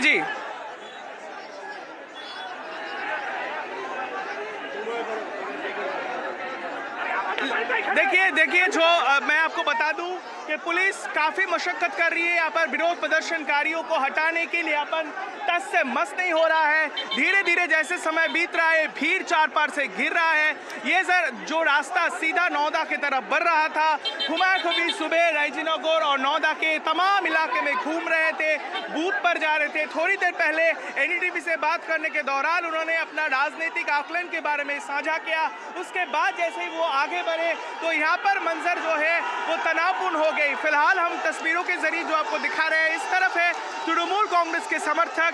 हुमायूं कबीर का आरोप है कि उनको रोका गया, उनका रास्ता रोका गया और उसके बाद जो है उन्होंने यहाँ पर जो है आकर तोड़फोड़ किया गया, उसके गाड़ी को रोका गया है। पुलिस की जो है लोग यहाँ पर पहुंच चुके हैं, सीनियर ऑफिशियल्स सेंट्रल फोर्सेस जो है उन्हें तैनात किया गया है। यहाँ पर छुटमुट के जो है हम आपको बता दें कि यहाँ पर जो है यहाँ पर थोड़ी देर पहले हम देख सकते हैं कि यहाँ पर लाठीचार्ज का मंजर है। पुलिस कार्रवाई कर रही है, भीड़ को खदेड़ने के लिए पुलिस की तरफ से कार्रवाई हो रही है। हम सीधे आपको दिखा रहे हैं कि सेंट्रल फोर्सेस के जवान जो है यहाँ पर पहुंच चुके हैं। हुमायूं कबीर का ये गाड़ी है, उसको आगे बढ़ाने के लिए सेंट्रल फोर्सेस के जवान जो है उन्हें तैनात किया गया है। वो आनन फानन में भीड़ को हटाने की कोशिश कर रही है। यहाँ पर तनाव का मंजर है और हुमायूं कबीर जब हम थोड़ी देर पहले हमसे बात किया, उन्होंने बताया कि दरअसल तृणमूल कांग्रेस यानी सत्तारूढ़ पार्टी के जो समर्थक है उन्होंने उनका रास्ता रोका, फिर उन्हें आगे नहीं बढ़ने दिया जा रहा है। इस गाड़ी में हुमायूं कबीर का ये गाड़ी है, काफिला को आगे नहीं जाने दिया जा रहा है। हुमायूं कबीर के काफिले को आगे नहीं जाने दिया जा रहा है। जी There you have this tension which is being reported from this district in Murshidabad, this seat in Murshidabad, Rajinagar and Noida, the two seats where Humayun Kabir is contesting from. Earlier also has heard reports of violence. Today, thankfully, you've got enough central forces present there. Hopefully, this should be calmed down immediately. We're taking a very, very quick break. But like we said, it's the big polling day. Tamil Nadu, West Bengal, all eyes on these hard-fought elections. NDTV is the OG of election coverage. Don't go anywhere.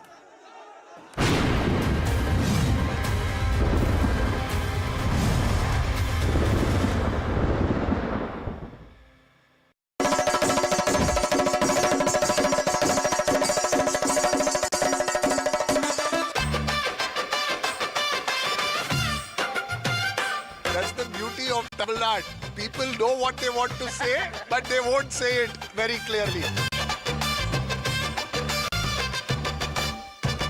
He's saying, the one who is worthy will come to power. Don't ask me for prediction. We don't know who's going to have the last dance in the elections. We are having the last dance and fun. Center of Tamil Nadu, grab yourself a glass of Jigar Thanda.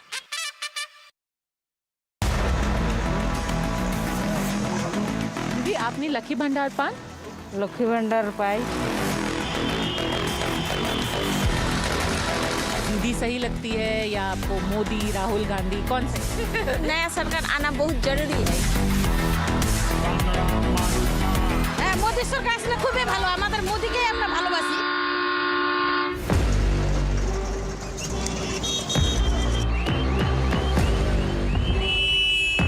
Just like in a state like, say, Bihar or Uttar Pradesh, Bengal is also dealing with this crisis of how young men and women, and especially men, are educated but are jobless.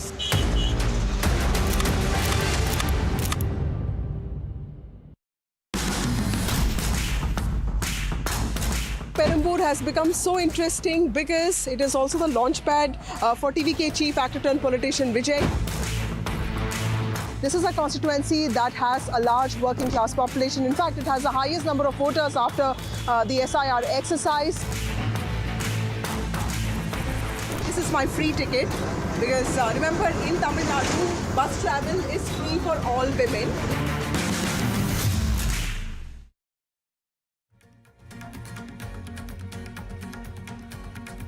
Stars and political superstars come out to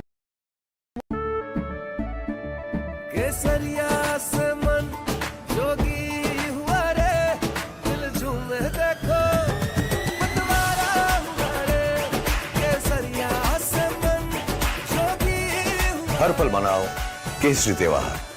विमल, बोलो जुबान Kesari.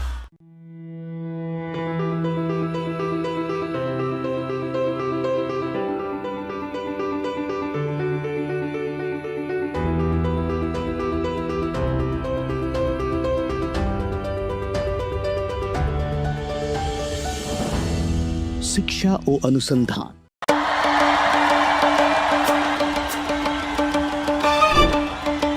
Will the rising sun win with a hand in hand?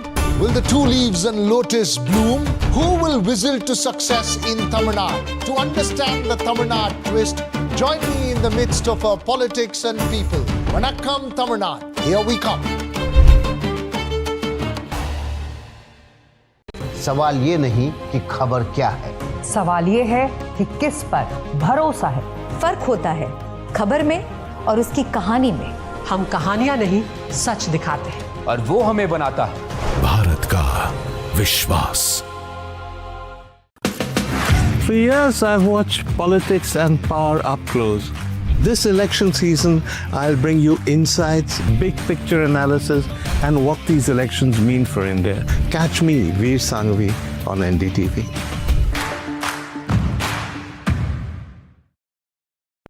Tamil Nadu votes decisive, uniquely the way it does. Politics, power and cinema and all of that in an unprecedented Dravidian script. This is not an election easy to call. It never has been. and unravel grassroots conversations with the voices that matter. That's why we travel across Tamil Nadu to get you the real picture.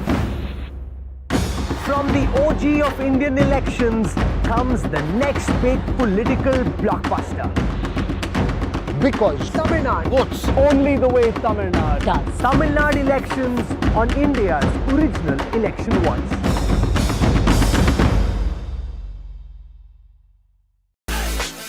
Conventional was never her color.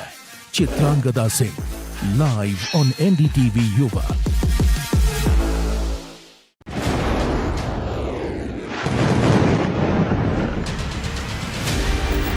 We are in Dimona. Sirens are, going on. Alarm for a missile has flashed sounded on. Beirut शहर में यहाँ अभी बमबारी हुई, काफी panic है। जैसे आप देख सकते हैं यहाँ एम्बुलेंस जा रहे हैं, देख लीजिए। We are in a neighborhood. We're in Tel Aviv and rushing into a shelter. This is immediately after the strikes.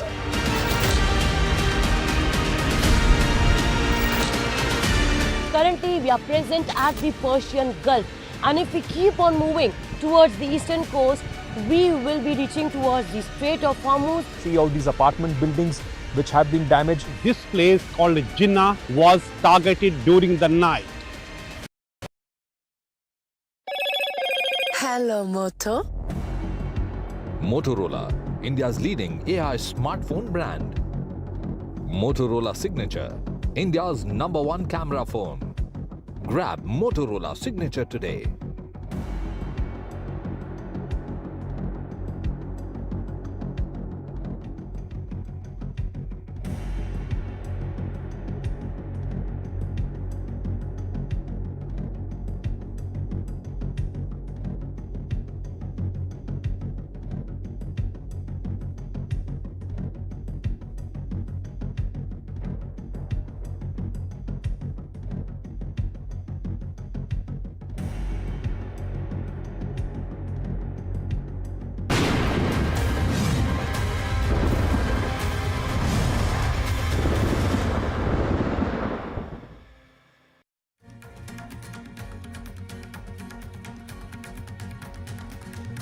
Welcome back. Political bigwigs have cast their vote in Tamil Nadu. We saw Edapadi Palanichami casting his vote in Salem. We saw Chief Minister M.K. Stalin walking to Mylapore and casting his vote. We also saw Vijay casting his vote in Neelankare. And then, of course, ex-BJP President Annamalai has also voted. We've also seen Kamal Hassan voting. We have our colleagues from different parts of Tamil Nadu today. Radhika is here with us from Chennai. We also have Ashwin Nandakumar joining us from Madurai. First, let's go across to Radhika. Radhika, did you manage to talk to Adav Arjun? You spoke to Khushbu, one of the first voters in her booth. Tell us, what is the mood like and how confident is Adav of TVK making a mark this time?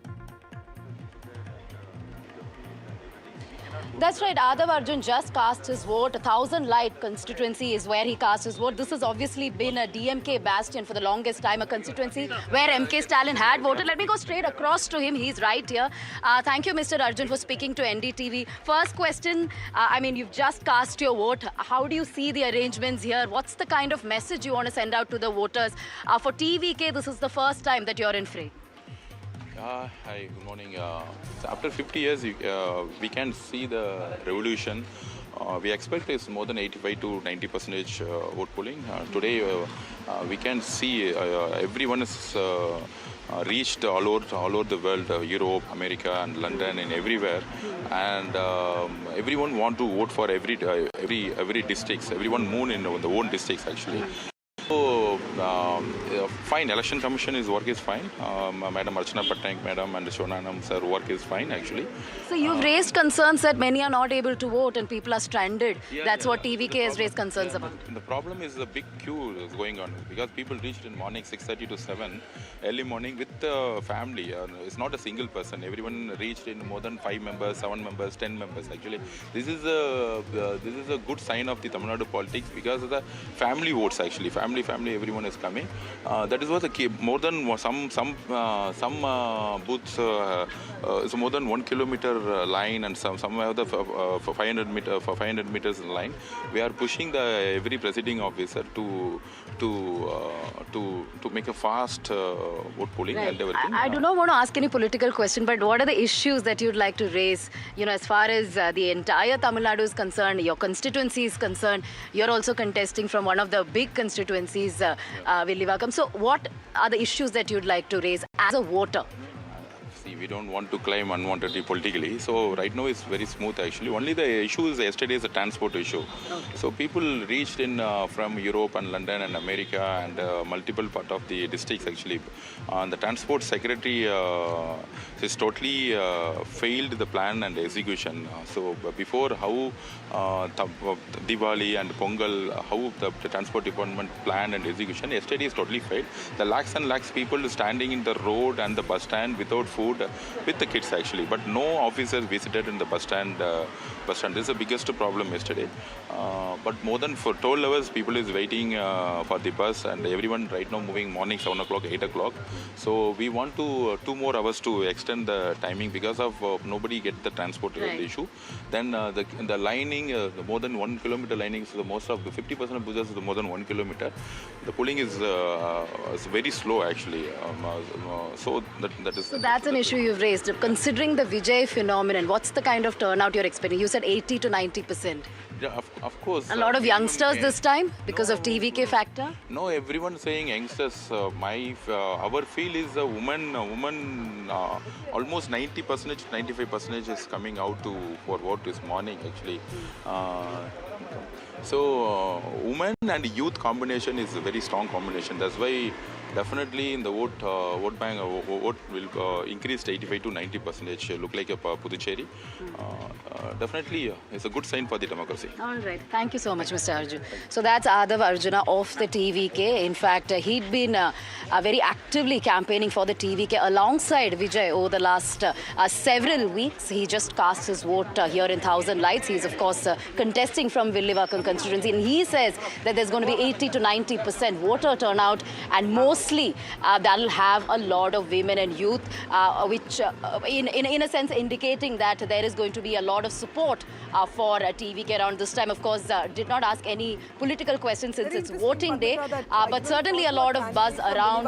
He's fighting a very important battle against Kartik Mohan of the DMK. Kartik Mohan is seen as extremely close to Sabarishan, the son-in-law of MK Stalin. In fact, MK Stalin chose his last rally to campaign for Kartik Mohan. So there is a little bit of family war that's also there. Speaking of family, even Adav Arjun, very interesting this family. Yes. So you've got one of the richest candidates. Adav Arjun himself has about 500 crores of declared assets. He's fighting from the TVK. His mother-in-law, the richest candidate, Rima Rose Martin, is the richest candidate, about 1,000 crore assets. She's fighting from the AIADMK, and then you've got another relative who's fighting in Puducherry in combination with NDTV. So, you know, like a good person, you have diversified your investments. Absolutely. So you've got one and then person his family was AIADMK. because the brother-in-law has called him the Hamza of TVK. So he's like Hamza Mazari. Hamza Mazari of Dhurandhar. So, you know, so there's a whole family war that's going on. But Adav Arjun extremely influential when it comes to matters of TVK. And Adav Arjun himself has been part of DMK in the past. He's been And of part course, they're all connected DCK to the Lottery King. Yes, so, Sam Martin. Yeah, so you've got the Lottery King, one family member, his wife is fighting from AIADMK, 1,000 crore plus assets. Then you've got Adav Arjun, the son-in-law. The son is fighting in Puducherry, and all of them are some of the richest candidates there. Vijay, where are you in Madurai, and who are the big names that you've seen since morning? What's the voting be like?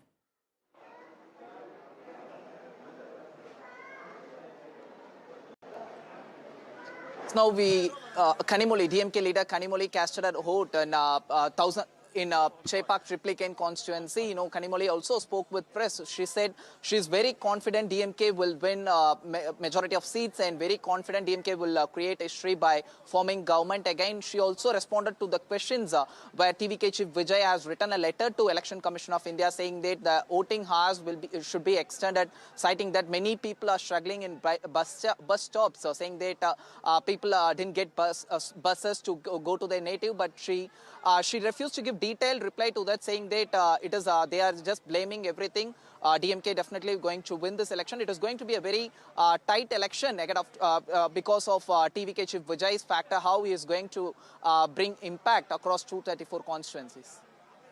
He voted in the constituency of Udayanidhi Stalin, her nephew, and of course the Deputy Chief Minister of Tamil Nadu. Let's go across to Ashwin now. Ashwin, you are in Madurai. Madurai has presented one of the most interesting campaigns that we have seen in a long time. This is Palanivel Tyagarajan versus Sundar C, the husband of Khushbu, also a well-known film director. Help us understand, what do you see around you? Because there's been a lot of criticism of how dirty Madurai has become. Of course, PTR has said that that's not the job of an MLA. So he has been on a campaign rhetoric explaining what a legislator needs to do. He has been talking about the work that his family, he has done for the city. How has this campaign, panned out, especially with someone like Rajan Chellappa also in the fray? Absolutely. In fact, you see the constituency of Madurai, the last elections, it was a very tough battle. Of the 10 constituencies, it was the DMK which came in 5 and AIADMK won in 5.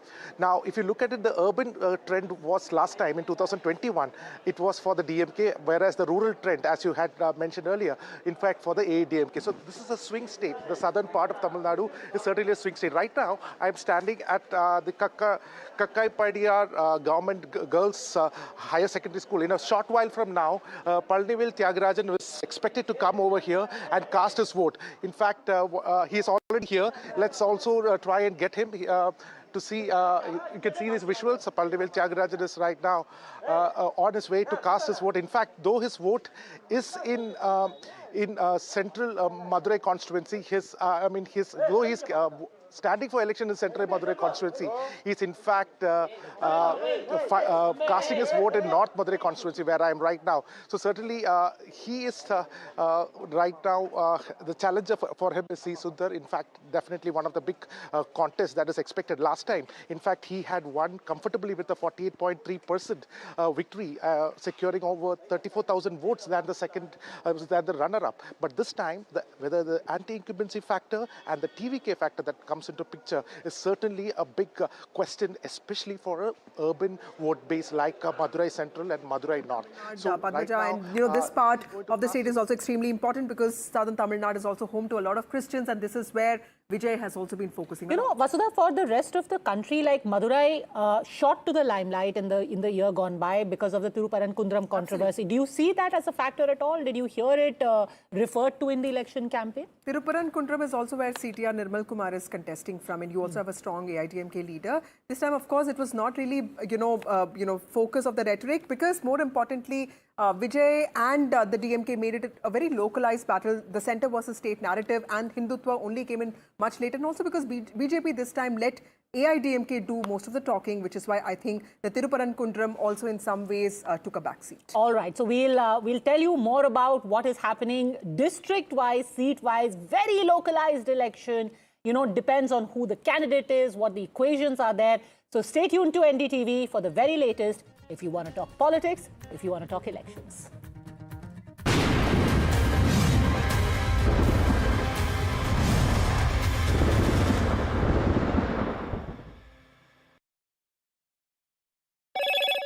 Hello, Moto. Motorola, India's leading AI smartphone brand. Motorola Signature, India's #1 camera phone. Grab Motorola Signature today.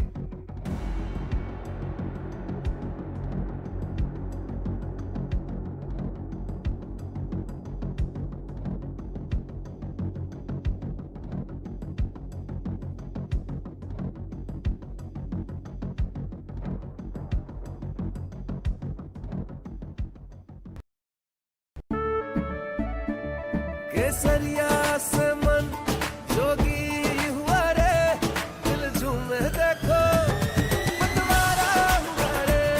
केसरिया से मन जोगी हुआ। हर पल मनाओ केसरी त्योहार। विमल, बोलो जुबान Kesari. Elections are a game of strategy. I will break down the moves, the match, and the momentum that decides who wins and who loses. I am Satish K. Singh.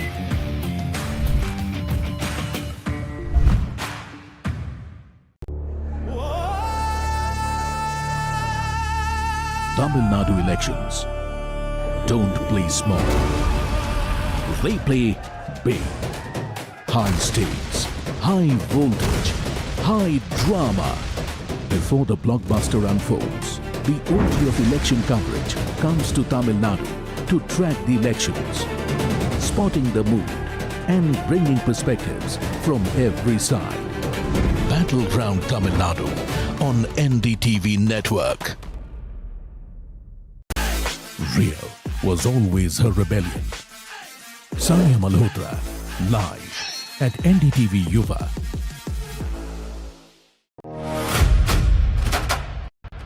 This is not just another election, this is war. And we are reporting live from the heart of the Battle of Bengal.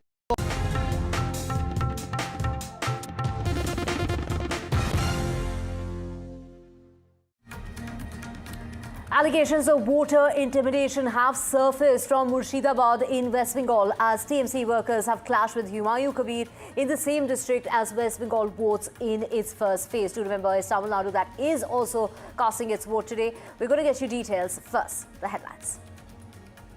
Stars and political superstars come out to vote early in Tamil Nadu. MK Stalin casting his vote, urging people to come out and vote. And this is Tamil Nadu's Chief Minister, very confident of a win, as is his son Udayanidhi Stalin. While Vijay and EPS have also cast their ballots, 17.69% turnout has been recorded till 9 o'clock this morning. And as Bengal goes to vote, it's the TMC and Humayun Kabir's party workers that have clashed in Murshidabad. Violence has erupted with Kabir there alleging that TMC workers bribed local cops and voter intimidation allegations have emerged. 18.76% voter turnout till about 9 o'clock this morning. And it's the Strait of Hormuz that continues to be on fire. Iran media is releasing a video of the RGC gunboats. This is the seizing one of the ships that was fired upon on Wednesday. And suspense as far as the US-Iran talks that are, that suspense that continues with Donald Trump there saying dialogue is possible on Friday. Islamabad prepares for round 2 of negotiations. And a chilling 48-hour crime spree ends in murder in the heart of the South Delhi area of Delhi. A young UPSC aspirant has been killed after alleged sexual assault, and a disturbing trail that begins in Alwar and ends in east of Kailash. NDTV.com dominates online. It is India's most visited English news website. NDTV.com has been undisputed leader, and this has been going on for the last 3 months. 3 months in a row, NDTV.com is heading the website, the news. This is the most visited English news website.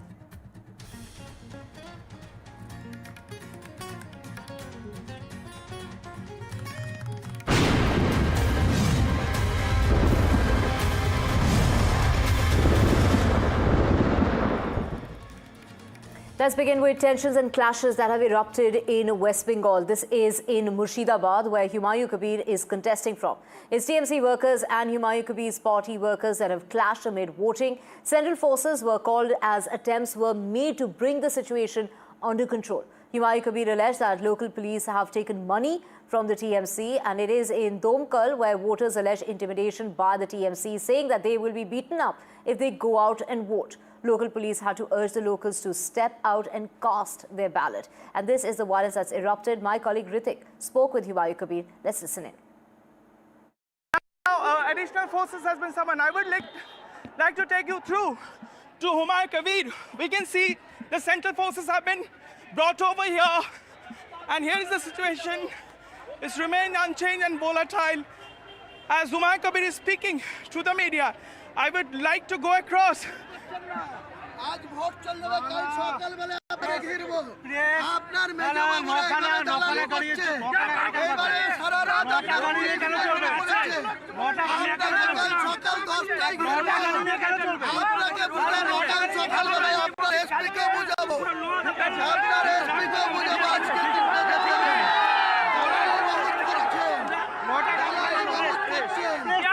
क्या हुआ है हमने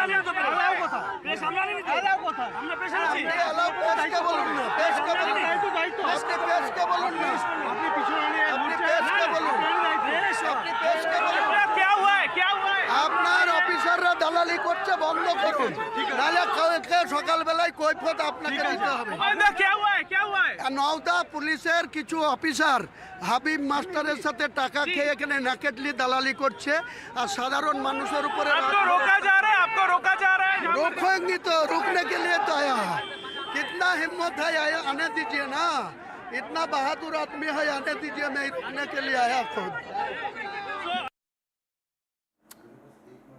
And my colleague Ritik, is getting us this ground report from Murshidabad, where this violence has erupted on the day when West Bengal goes to polls. Ritik, get us through the details of the allegations that are being made. These are allegations that the local police had to intervene because locals were being urged not to go cast their vote. आपके इस इलाके में लोग हिंदी नहीं ज़्यादा बोल पाते। मैं कोशिश करूंगा अगर वो बांग्ला में भी बोलते हैं तो आपको हिंदी में वो समझाने की कोशिश करूंगा। भाई सुबह से यहाँ पर क्या हुआ था, क्या वोट डाल पा रहे थे आप लोग? क्या हुआ था यहाँ से सुबह से? कुछ नहीं हुआ था। मेरे को उधर में जो साइना ममता है ना, वो उधर में आया था आने के बाद यहाँ पे हाफिज मास्टर जो आया था उन्हें आने के बाद यहाँ पे हुमायूं कबीर आने के बाद दोनों के अंदर झगड़ा हो गया। तो किस तृणमूल कांग्रेस के समर्थक थे और हुमायूं कबीर के समर्थक थे। सुबह से वहाँ पर पीसफुली वोट हो रहा था, शांतिपूर्ण चुनाव। हाँ, शांतिपुर से। आप यहाँ पर आए तो क्या देखे, क्या हुआ था यहाँ पर? यहाँ पे लापरवाही देख रहा है, यहाँ पे वो तृणमूल लोग वो सब कर रहा है, मारपीट कर रहा है, आके यहाँ पे हुमायूं कबीर रात कर रहा है, यहाँ पे रुक रहा है, इसलिए सब। इस बीच तो वोट नहीं हो पा रहा है, वोट तो बंद है ना? वोट बंद है, पता नहीं अभी तक। देखिए जहाँ पर हम खड़े हैं ये पोलिंग स्टेशन के 100 मीटर के दूरी पर है और मौजूदा मंजर जो है वो तनावपूर्ण है। Situation remain unchanged and extremely volatile. Police is trying to disengage the troublemongers on one side of the road where the TMC. So what we can see that these people belongs to Humayun Kabir's camp. This side of the road, जहाँ पर हुमायूं कबीर धरना प्रदर्शन कर रहे हैं, नारेबाजी चल रही है, उनके समर्थक जो है या उनका लोग जो है वो इस तरीके से जो है यहाँ पर धरना प्रदर्शन कर रहे हैं. आइए हुमायूं कबीर के पास पहुँचते हैं और समझने की कोशिश करते हैं वो क्या कह रहे हैं. हुमायूं जी, ये बताएं कि आप कितनी देर तक धरने पे बैठेंगे और क्यों बैठ रहे हैं आप? जितना टाइम इनको लॉ एंड ऑर्डर प्रॉब्लम बंद नहीं होगी, वोटर को शांति से वोट नहीं डालने देगी, इतना टाइम यहाँ में बैठते. तो फिर आप आगे कहीं और नहीं जाएंगे? रेजीनगर सब पीसफुल है, सब कुछ मौदा में यह जाएगा, 2 जाएगा के छोड़ के सारा जाएगा. भी धरना प्रदर्शन कर रहे हैं, रास्ता रोके बैठे. कर लीजिए, करने दीजिए, मेरा कोई दिक्कत नहीं है, मेरा कोई प्रॉब्लम नहीं है. क्या वो मेरा नेता है या फिर उनके गुंडे हैं? गुंडागिरी कर रहे हैं यहाँ. अब देख रहे हैं मेरा को ऊपर तोड़ फोड़ कर मारने आया. अफसरा कैमरा आपको देखा खोल, मेरे को मारने आया तो उनको खिलाफ पुलिस क्यों कार्रवाई नहीं किया अभी तक? बताया आप तो और कहीं पर नहीं जा रहे हैं, नौदा में बैठ गए तो कमीशन को पता है? हाँ, वो मेरा जो ऑफिस में से कमीशन को कंप्लेंट लॉन्च किया. मैं आपको माध्यम में कमीशन को बोलना चाहिए, यहाँ को नौदा थाना को जो पुलिस जो गुंडागिरी कर रहा है, उनको मदद कर रहा है, उनको खिलाफ कार्रवाई करना चाहिए. क्या लग रहा है तृणमूल डर गया? इतना सेंट्रल फोर्स होने के बावजूद देखिए लगातार हम हुमायूं कबीर से अपना बात कर रहे हैं, वो भी कह रहा है कि तृणमूल कांग्रेस भयभीत है. TMC is absolutely in unrest, which is why he claimed that they are stopping Humayun Kabir's movement. Let me tell you, situation remains very, very volatile as we bring this live broadcast. As you can see, police continue to try disengage the troublemongers on the other side. You know, as you can see that the TMC supporters जो है देख सकते हैं कि यहाँ पर तृणमूल कांग्रेस के जो समर्थक है वो धीरे धीरे आगे बढ़ रहे हैं, यानी उनको भी रोका जा रहा है. हम उस तरफ आपको लेकर चलेंगे और समझाएंगे कि वहाँ पर क्या छवि है, क्या दृश्य है. दोनों तरफ जो है हम देख सकते हैं यहाँ पर भीड़ यहाँ पर इकट्ठा हो चुका है. रास्ता ये जो दोनों ग्रुप है वो आमने सामने आ चुके हैं. इस बीच सेंट्रल फोर्सेस की तैनाती बढ़ा दी गई है लेकिन हालात नहीं बदल रहा है. यहाँ पर हम देख सकते हैं पुलिस लाख कोशिश कर रहे हैं इन लोगों को दूर हटाने के लिए.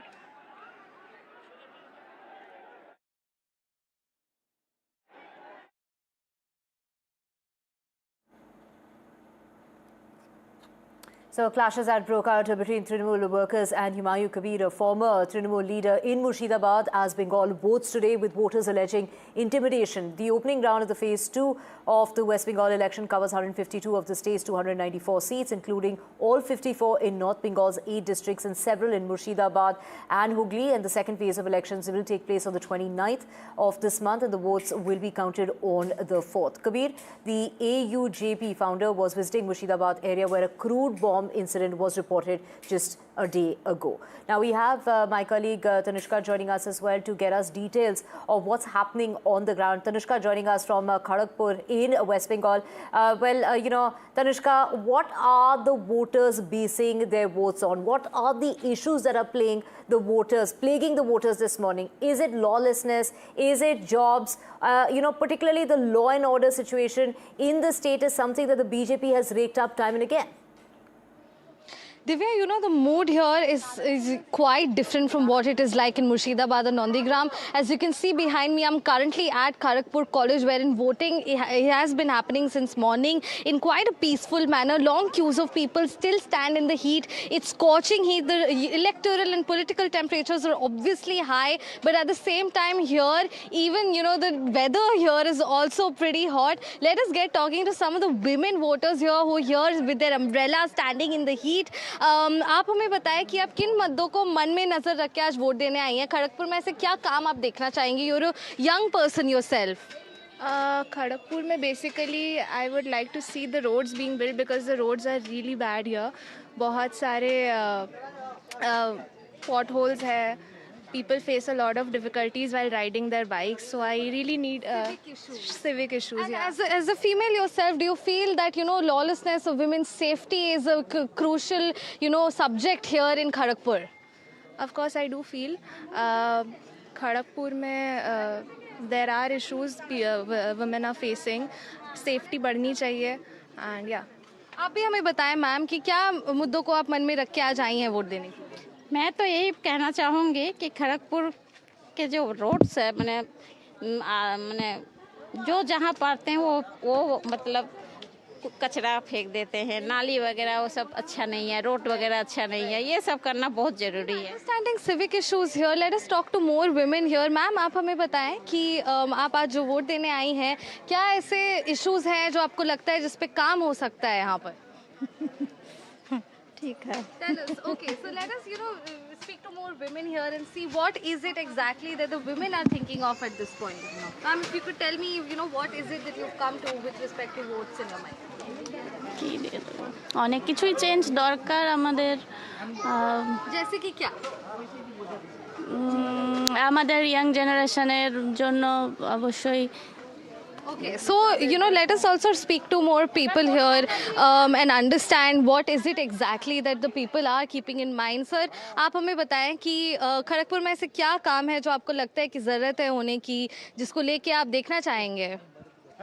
खड़गपुर में तो मतलब हाल फिलहाल में रोड बहुत अच्छा किया है लेकिन जो सबसे बड़ा चीज़ है खड़गपुर का बच्चा लोग को बाहर जाना पड़ता है ना कोई भी एजुकेशन हो IIT छोड़ के अगर आप देखेंगे इंजीनियरिंग कॉलेज या कोई मेडिकल कॉलेज या एजुकेशन सिस्टम में सबको या तो कलकत्ता दौड़ना पड़ता है या बाहर जाना पड़ता है प्लस मेडिकल सबसे बड़ा चीज़ है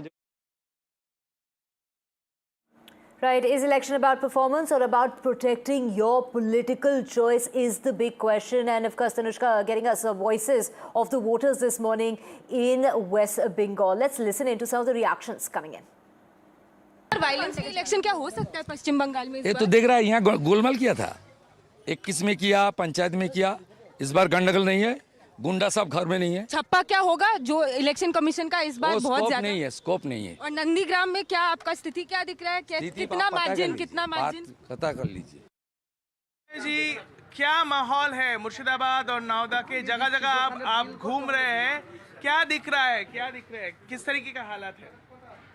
मैं बहुत खुश हूँ मैं आम आदमी को इतना तरह सपोर्ट मिल रहा है इतना मेरे को नाम पर जिंदाबाद कह रहा है मैं 43 इयर्स पॉलिटिक्स में है डायरेक्ट मैं 31 दिसंबर 2025 में ही नया पार्टी बन लिया रजिस्ट्रेशन भी इलेक्शन कमीशन को मिल गया वो 24 मार्च में 2026 में मेरा हुइसेल बासी लोगो भी मिल गया तो मेरा इतना खुश लग रहा है जो मैं खुद पार्टी का निर्णय होके मैं जो आम आदमी को मेरा जो सपोर्ट मिल रहा है मैं बहुत बहुत बधाई दूंगा आपका माध्यम में सारे बंगाल का सारे आदमी को सारा वोटर को सारा संपत्ति बजाय रखना सुस्थता बजाय रखना संप्रीति बजाय रखना आम आदमी का वो जो मर्जी है मर्जी मुताबिक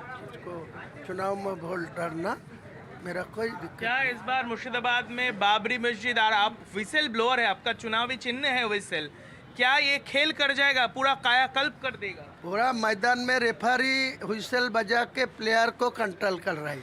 तो मेरा जो ऊपर वाला को दया में है वो मेरा हुइसल मिल गया, इलेक्शन का सिंबल जो हुइसल मिल गया, तो हुइसल बजा के सारा विरोध को, बीजेपी वाला को और टीएमसी वाला को वो मार्च से बाहर कर दूंगी हुइसल बजा के। We're being joined by the former state BJP president from the Kharagpur Sadar Assembly, Dilip Ghosh, who is the bastion at this point of this seat. Thank you for speaking to NDTV, Mr. Ghosh. Sir, first off, आप vote देने के लिए निकल रहे हैं, क्या expectations है आपकी? Vote for परिवर्तन is the hashtag at this point. इस बार परिवर्तन का निर्वाचन है। माननीय प्रधानमंत्री बंगाल में आकर नारा लगाया बंगला में, पाल्टानो दरकार चाहिए बीजेपी सरकार, पाल्टानो ने परिवर्तन चाहिए। लोगों ने उसको दोहराया है, हर एक वोटर्स के मन में परिवर्तन का वो संकल्प है और Bharatiya Janata party sufficient majority के साथ यहाँ सरकार बनाएगी 4 तारीख के बाद। Your key rival here, Pradeep Sarkar from Trinamool Congress, is being looked as the घोरे छिले, यानी कि घर का बेटा, and you are being looked at as the son of the state. How do you see this rivalry panning out today? जनता मुझे 2 बार यहाँ चुना है, असेंबली में भी चुना, पार्लियामेंट में भी चुना है, तो इसलिए टीएमसी के पास कोई और काम नहीं, एजेंडा नहीं है। ये नैरेटिव बना रहे हैं, घोरे चले बायरे चले।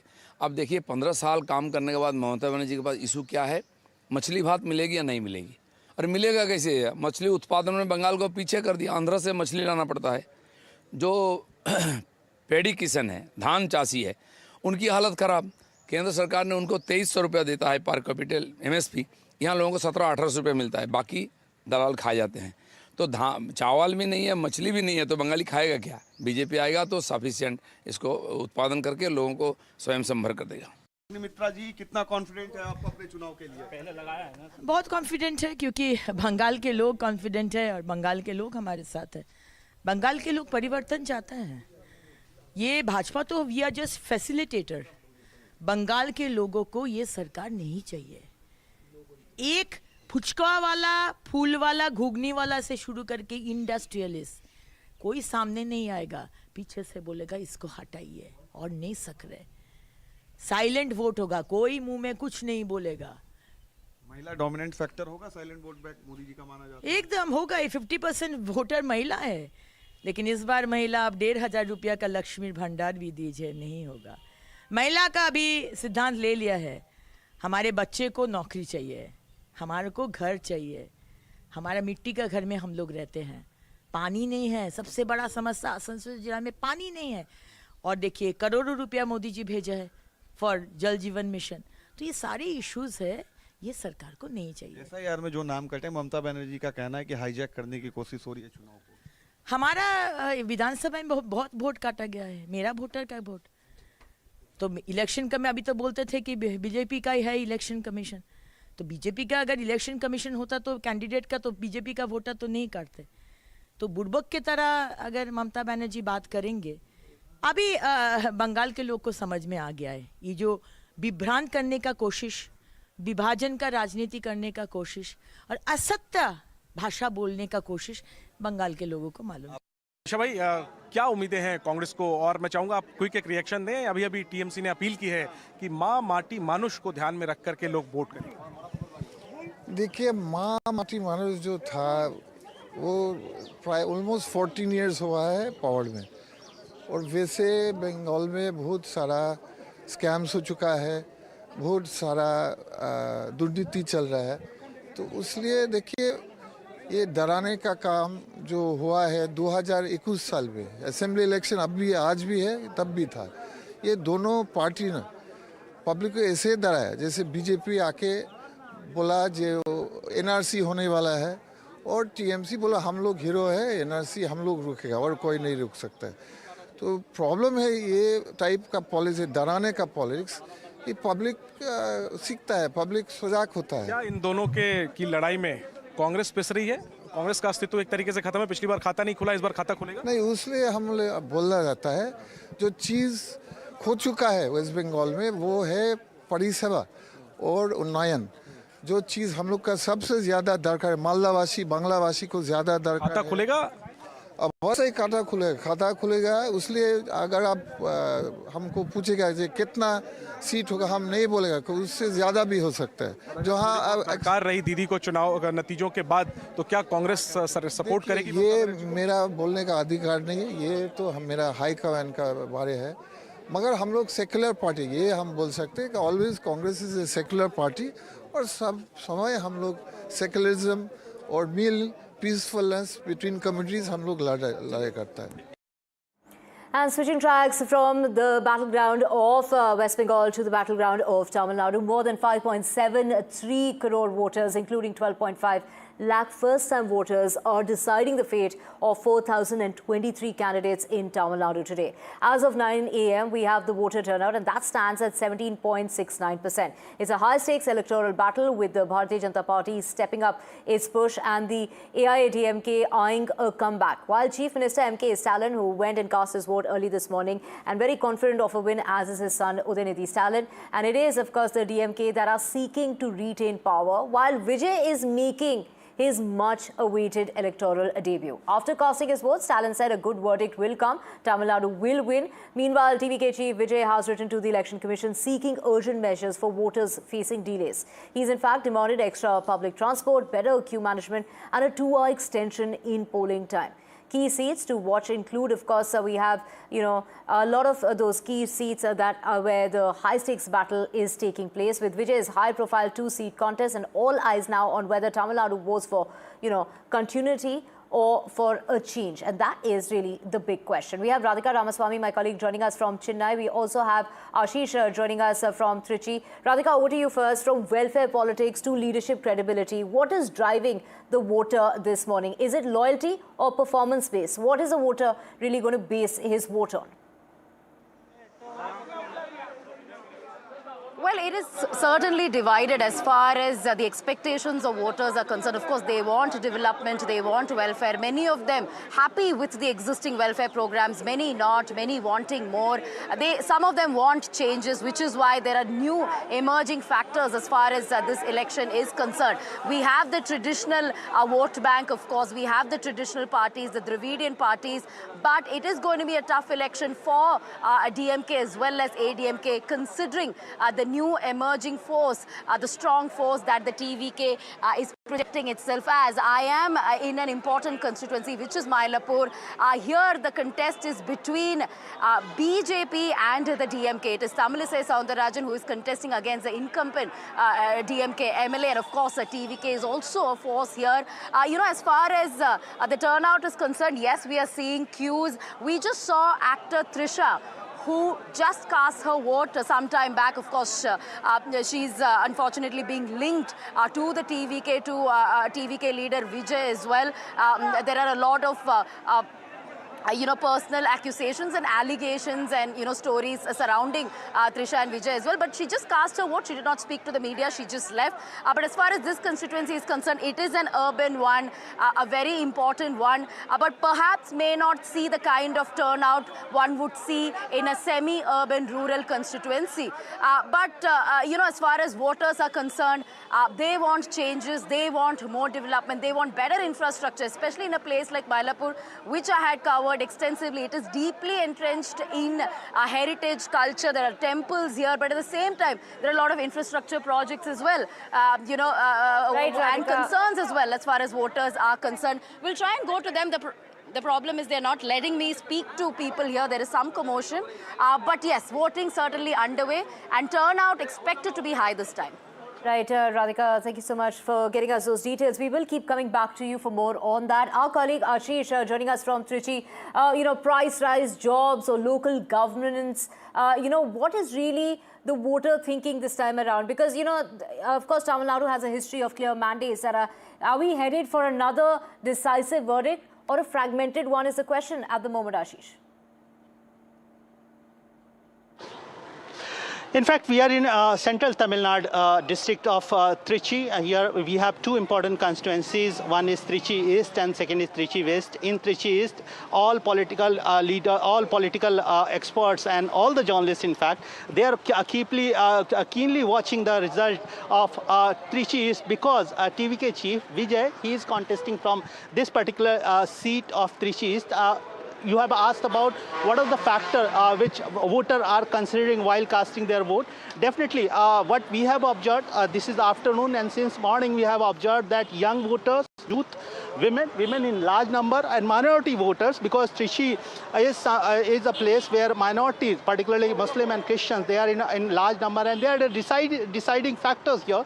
They are coming out and they are exercising their franchises. So what we are witnessing or we are noticing, of course, the result will tell the entire picture. But definitely here it looks like that something interesting will come out from Trichy, whether it's Trichy East or Trichy West. If we talk about Trichy East political combination, traditionally this seat been always AIDMK bastion, almost 60% strike rate AIDMK had.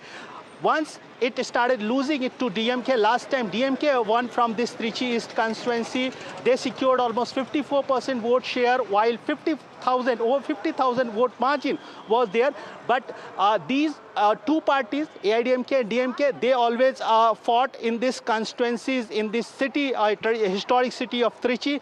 But this time entry of TVK definitely has changed the whole political situation, political narrative, and it has now emerged into a triangular battle here in Trichy. We need to wait and see how voters decide and what result comes. But definitely the way voters in large number coming out, particularly women, youth, youngster, all talking about, all very vocal. It looks like that this constituency, this city, this historic city will bring some change. Right, are welfare schemes still the biggest electoral currency in Tamil Nadu? Is it still a regional contest, or does the national narrative have a real impact in Tamil Nadu? Are the voters looking beyond freebies is the big question. Let's get you some of the political reactions coming in. Sir, enna konja message enna sir? Tamil Nadu vellam. Tamil Nadu. Adukku artham enna? Ella adile irukku. Ella artham irukku. Confident of a second term? Definitely very confident. And this delimitation issue will work favorably for DMK? Stand by Not only delimitation, everything is worked in our favor. And lastly, how important is this election? How important is this? Every election is important. This election is also important. This election, the narrative is that we have performed well. We've given good governance for 5 years, and the schemes have reached people. People have understood that DMK and DMK alliance partners are the people who fight, the parties who have an ideological fight to protect the state, to protect our language, to protect our culture, and to ensure that there is a better future for the next generation. So I'm very confident that is the narrative. I'm very confident that the DMK will do well and we will continue. What's your message to MK Stalin? MK Stalin, he should support women. So he's one of the candidates is women candidate. So, you know. So you're saying you're a candidate here, he's a voter here. Yes. Yeah, it is excited, no? Because I am the candidate of a constituency where the state's chief minister is a voter. So it is fortunate, no? It is something, a divine blessing. So this all, for some people only will have this divine blessing. So I am having the divine blessing, and let him vote for anybody, because I cannot force anybody. But women voice should be very loud in the assembly. You know, I have one question to you. You know, you've seen many politics, lots of politics, many elections, several states as well. What's the defining feature of TN 2026? Would you say Vijay is the defining feature of 2026? No, SIR is the defining feature in 2026. So Vijay is not the hero, SIR is the hero. See, I have not seen, because from my younger age, I am a voter. And even I became the governor also, I didn't vote in my concerned state. I came here to vote. But this peacefulness, this confidence is something very important after SIR. So the hero is not Vijay, it's SIR. How can I define Tamilisai Soundararajan's mental state right now? Nervousness, anxiety, or a sense of confidence? sense of confidence and happiness. I'm always joyful person because people will give me joy. So I will be very confident, and on 4th, they will give me a great responsibility. I'm very confident that people will make the right choice today, and today is not the day for campaigning. And as a responsible public person, I'm not supposed to speak anything more. I hope and pray that people have seen the 5 years of the previous government. They will make a very right choice, and that right choice should benefit the people of Tamil Nadu for the next 5 years. I only urge all our citizens to come out and cast their democratic duty. And it's a hot day. I'm not saying it is a very easy day, and a lot of elders have seen. And the election commission has arranged chairs for them, waters for them. They can comfortably come and sit. And I only request people to come out in large numbers, especially come in the afternoon, you come with an umbrella. But please don't forget not to do your democratic duty. It is our bounden duty to come and vote for the right person. I'm sure people will do it. We will continue to maintain our momentum in all the places where our alliance will continue to maintain our momentum, no doubt about that. But you have seen the kind of atmosphere DMK has created in Coimbatore, Karur and other parts of Tamil Nadu over the last few days. And very unfortunate, cash distribution 5,000 per vote, half-gram gold per vote in Karur. And people are seeing it. I still believe people will still come out and vote as per their conscience and for the right candidate and right party and for the right alliance. Thank you, Mr. Arjun, for speaking to NDTV. First question, you've just cast your vote. How do you see the arrangements here? What's the kind of message you want to send out to the voters? For TVK, this is the first time that you're in Free. Hi, good morning. So after 50 years, we can see the revolution. We expect it's more than 85 to 90% vote polling. Today, we can see everyone is reached all over the world, Europe, America, and London, and everywhere. And everyone want to vote for every districts. Everyone moved in the own districts actually. So fine. Election Commission work is fine. Madam Archana Patnaik, Madam, and Shonanam sir work is fine actually. So you've raised concerns that many are not able to vote and people are stranded. That's what TVK has raised concerns about. The problem is a big queue is going on because people reached in morning 6:30 to 7 early morning with the family. It's not a single person. Everyone reached in more than 5, 7 members, 10 members actually. This is a good sign of the Tamil Nadu politics because of the family votes actually. Family, everyone is coming. That is what the key. More than some booths is more than 1 kilometer line and some other for 500 meters line. We are pushing every presiding officer to make a fast vote polling. Right. Are you confident of a second term? Yes. And thank you. The delimitations can help DMK alliance in Tamil Nadu. We'll talk about it in Parliament. I'm with BJP's Khushbu. Ma'am, you've just cast your vote. Can you show your inked finger? All right, ma'am, also, as far as these elections are concerned, first thing, what's your message to the voters here today? We're not seeing huge turnout, but the turnout is not as bad, considering it's early in the morning. Very early in the morning, so people who think that they can cast a vote and go in the early morning is to avoid the queues is fine. But my message every year since I have started voting, whether I've been in politics or not, my request and my urge and my humble request, I would say, to all the voters has been, please come out and vote. That's your fundamental right, your duty. So please, if you fail to do your duty, you do not have the right to question the government, whoever comes to power.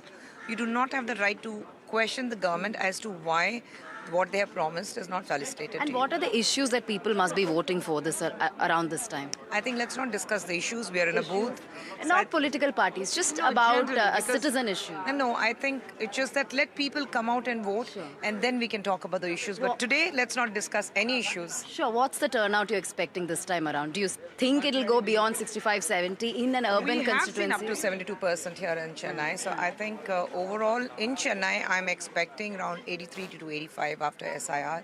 I would be more than happy because after 1964, for the first time we saw in so many years Pondicherry turnout of almost 93%. So I'm sure that this time it's going to be 85% in Chennai at least. Right, we are going to keep tracking all that's happening in Tamil Nadu and West Bengal. Both states are going to cast their votes today. With that, we're slipping into a short break. Back with a whole lot more on the other side. Stay with us.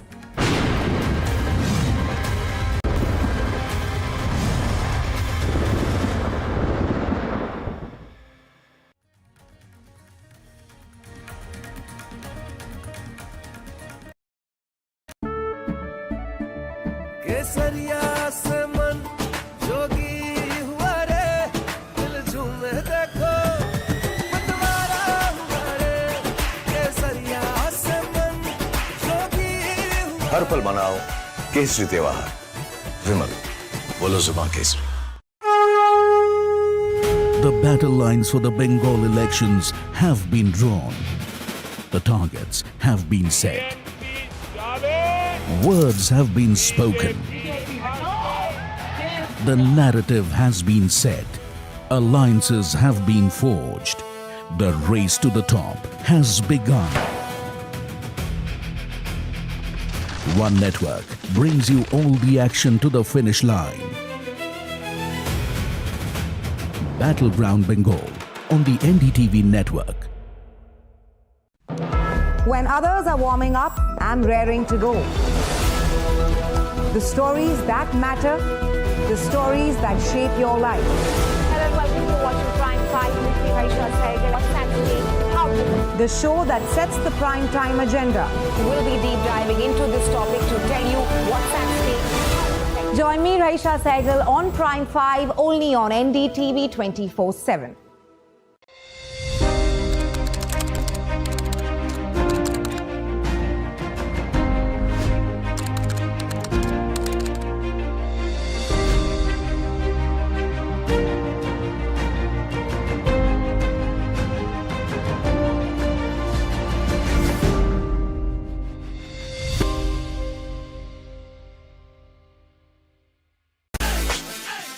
One teacher, a million destinies. NV Sir, live at NDTV Yuva. इनको यहाँ से जाना ही होगा। जय मां Durga! There is no bigger battle in 2026. And nobody has reported Bengal like I have. Buckle up for an unforgettable election thriller. Will the BJP breach Mamta's fortress? TMC जावे, BJP आसपे। Can Didi fight off her life's biggest challenge? BJP double engine सरकार ए लड़ाई बास्ते होबे। Battleground Bengal with Manogya Loiwal. From the heart of West Bengal, I will bring you the pulse, the mood and the stories shaping this crucial election. Join me, Gargi Nandi Roy, on NDTV 24/7.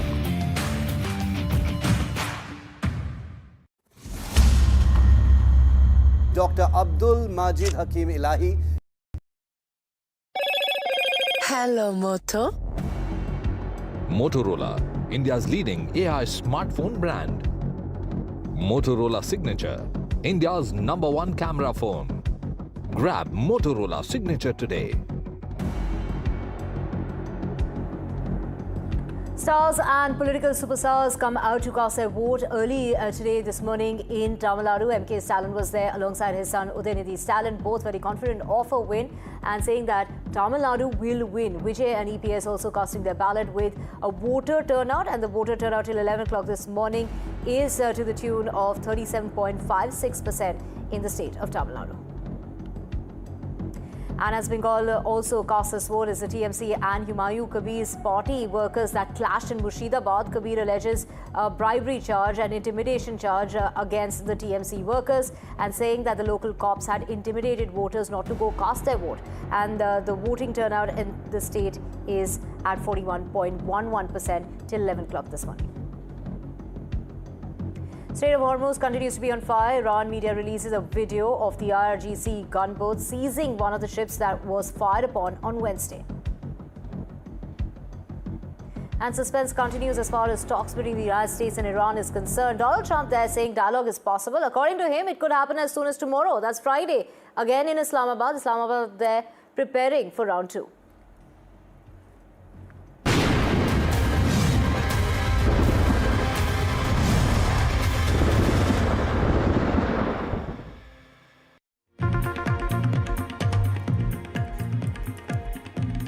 We have breaking news coming in of the voter turnout, and this is the voter turnout as far as the state of West Bengal is concerned. Till 11 o'clock this morning, over 41% of the voters came out to cast their vote. In Tamil Nadu, it's a close second. It's about a little over 37%. So in West Bengal, we're talking about 41.1% of voters who've come out and they have cast their vote. In Tamil Nadu, the voter turnout is over 37%, 37.56%. To be precise, are the number of people who have cast their vote, and this is till 11 o'clock this very morning. So it is, of course, Tamil Nadu, a three-way contest there for, of course, MK Stalin, who came out to vote alongside his son, Udayanidhi Stalin, talking about a very confident win there, of course, eyeing that second time round. But also we have the new entrant, Vijay, TVK chief Vijay, who has also, urged for, he wants the timing needs to be extended by 2 hours. That is a demand that is being made by the actor turned politician. He's in fact asking for more transportation, more buses to be made available.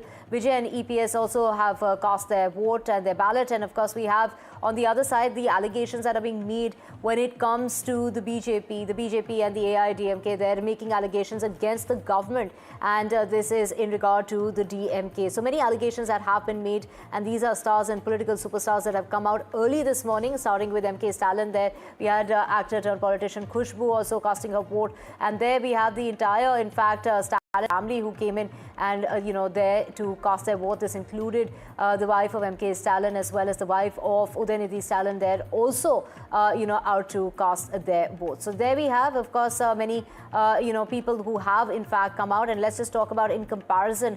Of course, West Bengal is known for its numbers and a large number of people who come out to cast their votes. But the big question really being this time around is, are people just going to be casting their votes based on freebies and on welfare schemes? That is the case in the state of Tamil Nadu, or are they going to look beyond it? What are the issues that are plaguing the voters this time around? We have Manogya, my colleague, joining us in order to get us the latest on this. Manogya, we're talking about over 41% that's voted in Tamil Nadu, over 37% that's voted in, when we're talking about in Tamil Nadu, over 37%. In West Bengal, we have that number over 41%.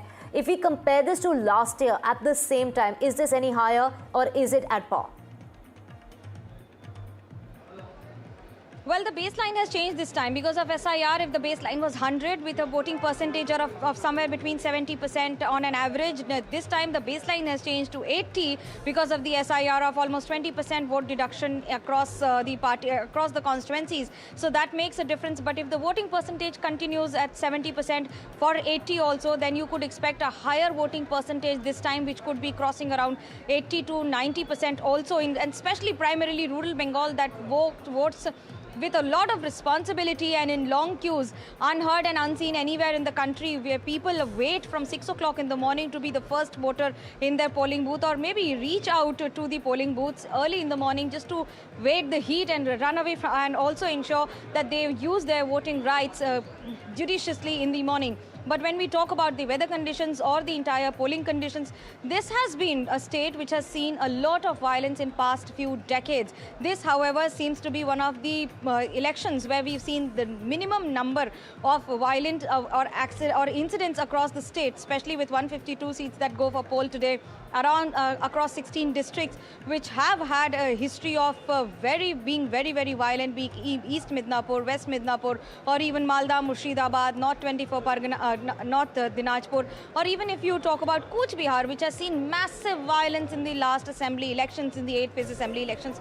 This time they are just not even a dozen incidents across the state till now. That itself speaks volumes. But there are incidents of and charges and targets of intimidating and also of misbehavior by forces or allegations against them. But Election Commission seems to be monitoring almost every webcast very, very cautiously. And as we spoke a while ago to the Chief Electoral Officer Manoj Agarwal and his team Himanshu Lal, just to give you an idea that the webcasting as well as the control over miscreants or even the bike movement across the state of West Bengal, across the 16 districts that go for poll today, is being monitored completely and very closely. Manogya, we will come back to you. We also have our colleague Sam Daniel joining us from Tamil Nadu. Sam, of course, when we talk about the voter turnout, particularly in Tamil Nadu, that is to the tune of 37.56%. Let's just compare this figure to last election at the same time, at 11 o'clock this morning. Has it become any better? And what about those who are undecided and staying on the fence? What is going to take to get them out to cast their vote? Well, we cannot compare with last time's tally, Divya, because 70 lakh voters have been removed from the electoral roll in Tamil Nadu after SIR. But if you look at the overall voter turnout in 2021, it was 72.78%. In that sense, it has already crossed 50% mark of that tally. So indications are because of SIR, the total voting percentage in Tamil Nadu could go up. Many expect this to cross 80, perhaps touch 90, because it's just 11 o'clock, it's 37.56%, and this could only go up. Of course, many would want to escape the scorching heat and finish this exercise much early, but still a long way to go. This also comes at a time when Vijay alleges that large number of people are stranded, as he calls it, in bus terminuses in Chennai and other places. We're just back from one such place, not that kind of a crowd, unusually large in number, but he has made the allegations and he wants the polling time extended. But indications are certainly the voter turnout this time is going to be much, much high. It's a fascinating five-cornered contest in Tamil Nadu, with the ruling DMK aiming for a second term, the AIADMK trying to revive its political fortunes after losing 3 elections, and the new player TVK trying to make a big splash in Tamil Nadu. Divya. Right, over 5.73 crore voters who will be deciding the fate as far as Tamil Nadu is concerned. All eyes on what's taking place in Tamil Nadu. We will keep coming back to you, Sam, for more on that. For now, we're slipping into a short break. But before that,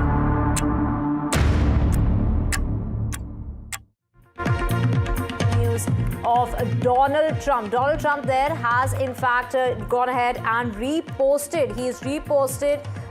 This is a repost of a letter by radio host Michael Savage, who referred to India and China and other nations as hellholes in his racist rant, calling for changes as far as the birthright citizenship law is concerned in the United States. Savage claimed that people from 2 Asian nations come to the United States to drop a baby in the 9th month, and the law turns them into instant US citizens. We have my colleague Vishal Vivek joining us in order to get us the latest on this. Vishal, of course, this is something that Donald Trump has reposted, and this is, of course, after he's gone ahead and said that it is, the United States, which in fact has the highest number. No other country in the world offers birthright citizenship as does the United States. Yes, and this is clearly the longest post that Donald Trump has posted ever on Truth Social, if I'm not wrong. Because this, you can barely even read what he's posted here. If I can just, quote him and say that he's talked about almost all the immigrants and said that we all know that these arguments should not be included in the abstract of a courtroom. This is really not about the law. This is about public opinion. So he's talking about public opinion and stating that many people come from corners of the globe and they sort of try to take over the US. Is what he means is that he has reposted this letter and said that and referred to India and some of the other nations as quote-unquote hellholes. This is a huge escalation if it's really from Trump, and we'll have to see what kind of response will be generated from the Indian side. And he's also gone on to post and sort of say that a baby here becomes an instant citizen, and then they bring in their entire family from China or India or some other hellhole on the planet. That's exactly what he has posted on Truth Social, and Truth Social is the medium that he has chosen to give out many of these opinions across the globe, and we'll have to see what kind of ramifications are there as far as this statement is concerned. Right, also saying Indian and Chinese immigrants, they are, referring to them as gangsters with laptops who have stepped on our flag. That is what the post really reads, and that is what has been reposted by Donald Trump on his social media platform, The Truth. Thank you so much, Vishal, for getting us the very latest. Now, the Strait of Hormuz remains on the boil, and Iran has so far attacked 3 ships in the Strait of Hormuz. The first vessel to be attacked, of course, an Indian-bound ship that was targeted by the IRGC gunboats near Oman. This is the latest video that's been released by the Iranian side showing Iran a swamp port seizing another vessel, and this is a vessel that was fired upon in Iranian waters. This dramatic development has come about just hours after US President Donald Trump announced an indefinite extension of the ceasefire with Iran. Look, again, I'm not going to set a timetable for the president. He has not done that, and I won't. I know there's been some anonymous sourced reporting that there was maybe a 3 to 5 day deadline. That is not true. The president has not set a deadline himself. Ultimately, he will dictate the timetable. And again, he is satisfied with the naval blockade, and he understands that Iran is in a very weak position, and the cards are in President Trump's hands right now. And then we have the Pentagon that's announced that the Navy stopped a civilian official. We're talking about the Secretary of the Navy who is leaving his job. John Phelan has, exited his post with immediate effect. Officially, the Pentagon calls it a departure, but multiple reports are suggesting that he was pushed out after internal disagreements with the Defense Secretary Pete Hegseth and senior leadership. This departure also comes just weeks after Pete Hegseth, the Defense Secretary, fired the Army's top officer. We are talking about Randy George. His replacement, at least for now, is a combat veteran stepping into his role. At a time when the U.S. Navy is not just projecting power but enforcing a blockade against Iran, the leaving of this officer is just as the U.S. Navy has imposed a blockade of those Iranian ports, and that is something which has been a bone of contention as far as the Iranian side is concerned. Pradeep Datta getting us all the very latest. Pradeep, take us through the latest here that we are hearing, and this is, why have they taken this decision, and particularly the significance of the timing of all of this? See, this is not the first time that anybody from the top leadership of the armed forces or the Navy has resigned. In the past also, we have seen that the chief of the army staff had also resigned, because it has been observed that many of these officials were not having a very good relationship with the defense secretary. That's one of the reasons that there was a difference of opinion over certain issues, because already there are reports that many of them were not even in favor of just extending the ball for long. So that's one of the reasons that the defense secretary was not very happy with the work. In the past also, we've seen that many others were shown the door and they were made to resign. And this time also we've seen that they have decided to resign, and now there's definitely, now it's to be seen what actually impact is going to have the moral of the troop, because when the top brains and the top leaders resign, definitely it has an impact on the leaders on the ground. It's to be seen how really it's going to make an impact. So let's see. But yes, the things continue to remain complex and complicated so far as Iran as well as United States war is right now continuing. There are several conflicting signals coming from either side and so many contradictions. On one hand, where Donald Trump is saying that maybe there can be negotiation by Friday. On the other side, we'll see that Iran denying totally, that's saying no talks unless and until naval blockade is lifted. Right. Thank you so much, Pradeep, for getting us details. Now, there are conflicting signals that are emerging as far as those possible talks between the United States and Iran is concerned, with Donald Trump claiming progress. In fact, he's gone ahead and said that this could happen as soon as tomorrow. That's Friday. In an interview with the New York Post, he said there's good news on a second round of talks, adding that peace negotiations could begin as soon as tomorrow. But Iran is rejecting those claims, with the Iranian media saying no decision has been made. Tehran insisting there's no formal agreement as far as talks, and basically accusing Trump of misrepresenting the situation. Iran maintains that it will only consider negotiations if the United States lifts those restrictions linked to the Strait of Hormuz. Do remember that blockade that's in place by the naval forces of the United States. So while Washington signals a possible breakthrough, is Tehran there saying that talks aren't locked in? They're not locked in yet.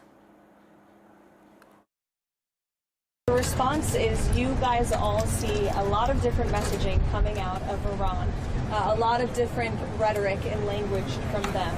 I would caution you to take anything that they say at face value. What we've seen is that what they say publicly is much different than what they concede to the United States and our negotiating team privately. And I've said that repeatedly to all of you in the news media, and you should take our word for it. The White House and our intelligence community certainly has a good understanding.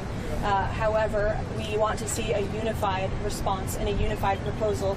To the previous question's point, you see a lot of different messaging on social media from many people within the regime, and a lot of that public nonsense is not what we hear from them privately. But again, we want a unified response, and that's what the president is awaiting. This is a battle between the pragmatists and the hardliners in Iran right now, and the president wants a unified response. And so as we await that response, there's a ceasefire with the military and kinetic strikes, but Operation Economic Fury continues, and the effective and successful naval blockade continues as well, of ships and vessels that are moving to and from Iranian ports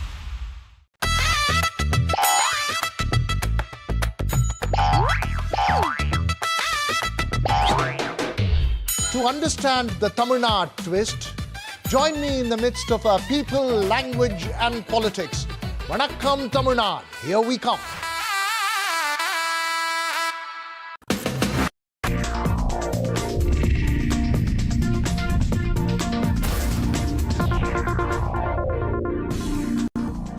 Good afternoon, you're watching Breaking Ground. I'm Vedika Sood. Voting is underway in two states that have eluded the BJP for long. In West Bengal, it's a high-voltage battle in phase one with 152 seats and over 3.6 crore voters in play. But this election comes with a major twist. The controversial Special Intensive Revision, or SIR, of electoral rolls, which has seen nearly 89 lakh names dropped, triggering a fierce political storm. For Mamata Banerjee, this is perhaps the toughest test yet after 3 straight terms. The BJP, backed by heavyweights like Narendra Modi, the Prime Minister, and Amit Shah, the Home Minister, is pushing hard to convert momentum into a breakthrough.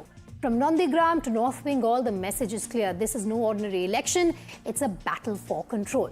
Meanwhile, shifting focus to Tamil Nadu, all 234 seats are voting in a single-phase contest. MK Stalin is aiming for a second consecutive term, pitching his governance model against a resurgent opposition led by EPK and the BJP alliance. And then there's the wild card. Actor-turned-politician Vijay making his debut and adding a new edge, a new dimension to this already high-stakes contest. High security, turning out to be quite significant and intense political messaging. Both states are witnessing defining elections. The big question, can Mamata Banerjee, can MK Stalin hold their bastions, or are the ground realities shifting beneath them? This is Breaking Ground, and these are the headlines at this hour. Stars and political superstars come out to vote early in Tamil Nadu. MK Stalin urges people to come out and vote, says Tamil Nadu will win. Tamil Nadu's turnout till 11 a.m. is at 37.56%. As Bengal votes, Trinamool Congress and Humayun Kabir's party workers clash in Murshidabad. Kabir alleges TMC bribed local police. Voter intimidation allegations also emerged. 41.1% turnout till 11 o'clock. A chilling 48-hour crime spree ends in murder in the heart of Delhi. A young UPSC aspirant killed after an alleged sexual assault, and a disturbing trail that begins in Alwar and ends in Delhi.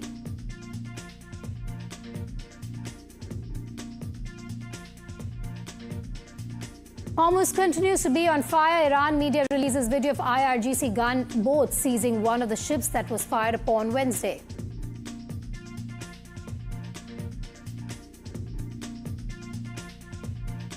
Suspense over US-Iran talks continues. Donald Trump says dialogue is possible. Friday, Islamabad prepares for round 2 of negotiations. All eyes on whether this will take place.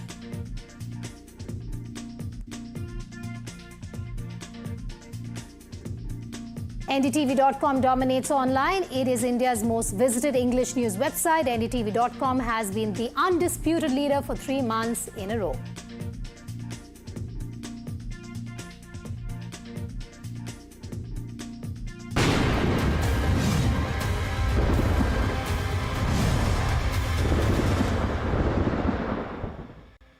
I'm going to cut across to Padmaja, who joins me live from the newsroom in an exclusive conversation with Union Minister Sukanta Majumdar. Thanks very much, Vedika. On NDTV, on a very crucial day, we are joined by Union Minister and a Member of Parliament from Balurghat in West Bengal, Mr. Sukanta Majumdar.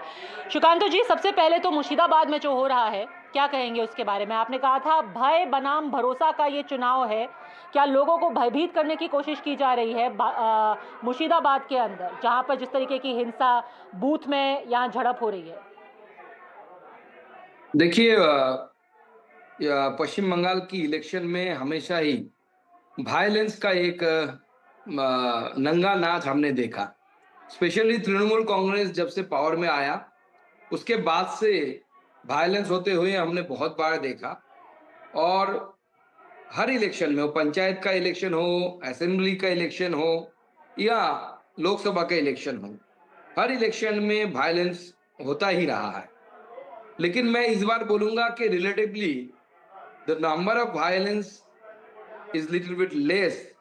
अगर previous year के हिसाब से हम देखेंगे, election commission ने बहुत बढ़िया इंतजाम किए हैं, लेकिन मुर्शिदाबाद एक ऐसा जिला है जहां पे सबसे ज्यादा सेंट्रल फोर्सेस की तैनाती इलेक्शन कमीशन ने किया है, क्योंकि इलेक्शन कमीशन को भी पता है कि मुर्शिदाबाद में वायलेंस की बहुत लंबी हिस्ट्री रही।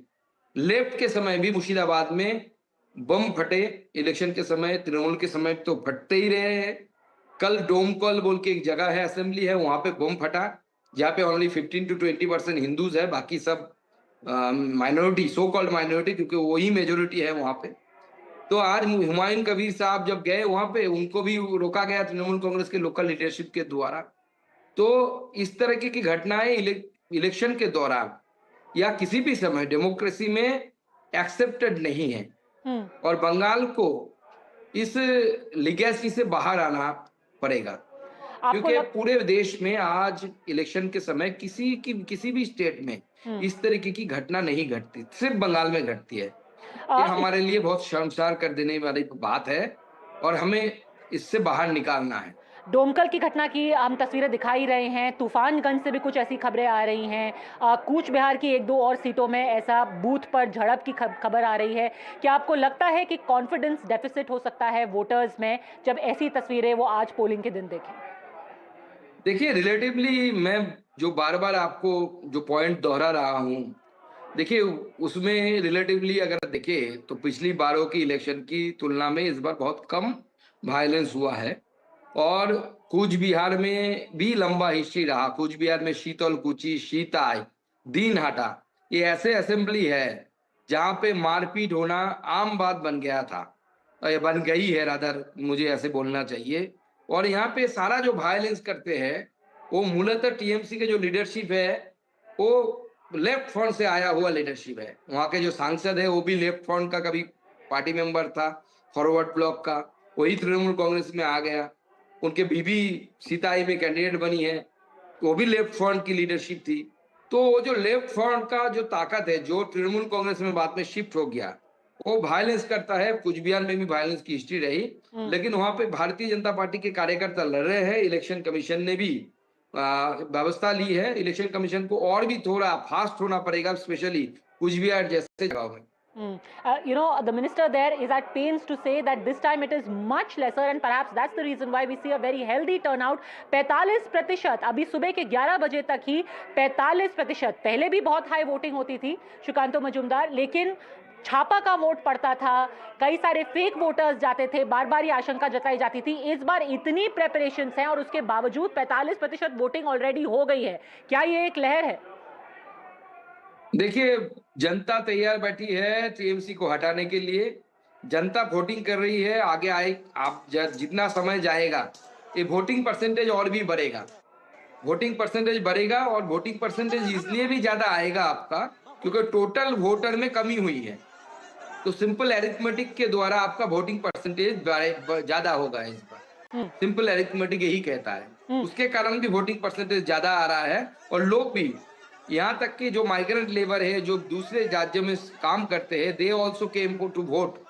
सो this is the mindset and this is the scenario. Everybody in this state they are wanting a change, and that change will make this Bengal once again sonar Bangla. All right, so the minister is saying that this is a wave, a vote for change, and people will come in larger numbers. लेकिन जो तृणमूल कांग्रेस है, गृह मंत्री के 2 बयान के ऊपर वो बार बार अपना ऑब्जेक्शन कर रहे हैं।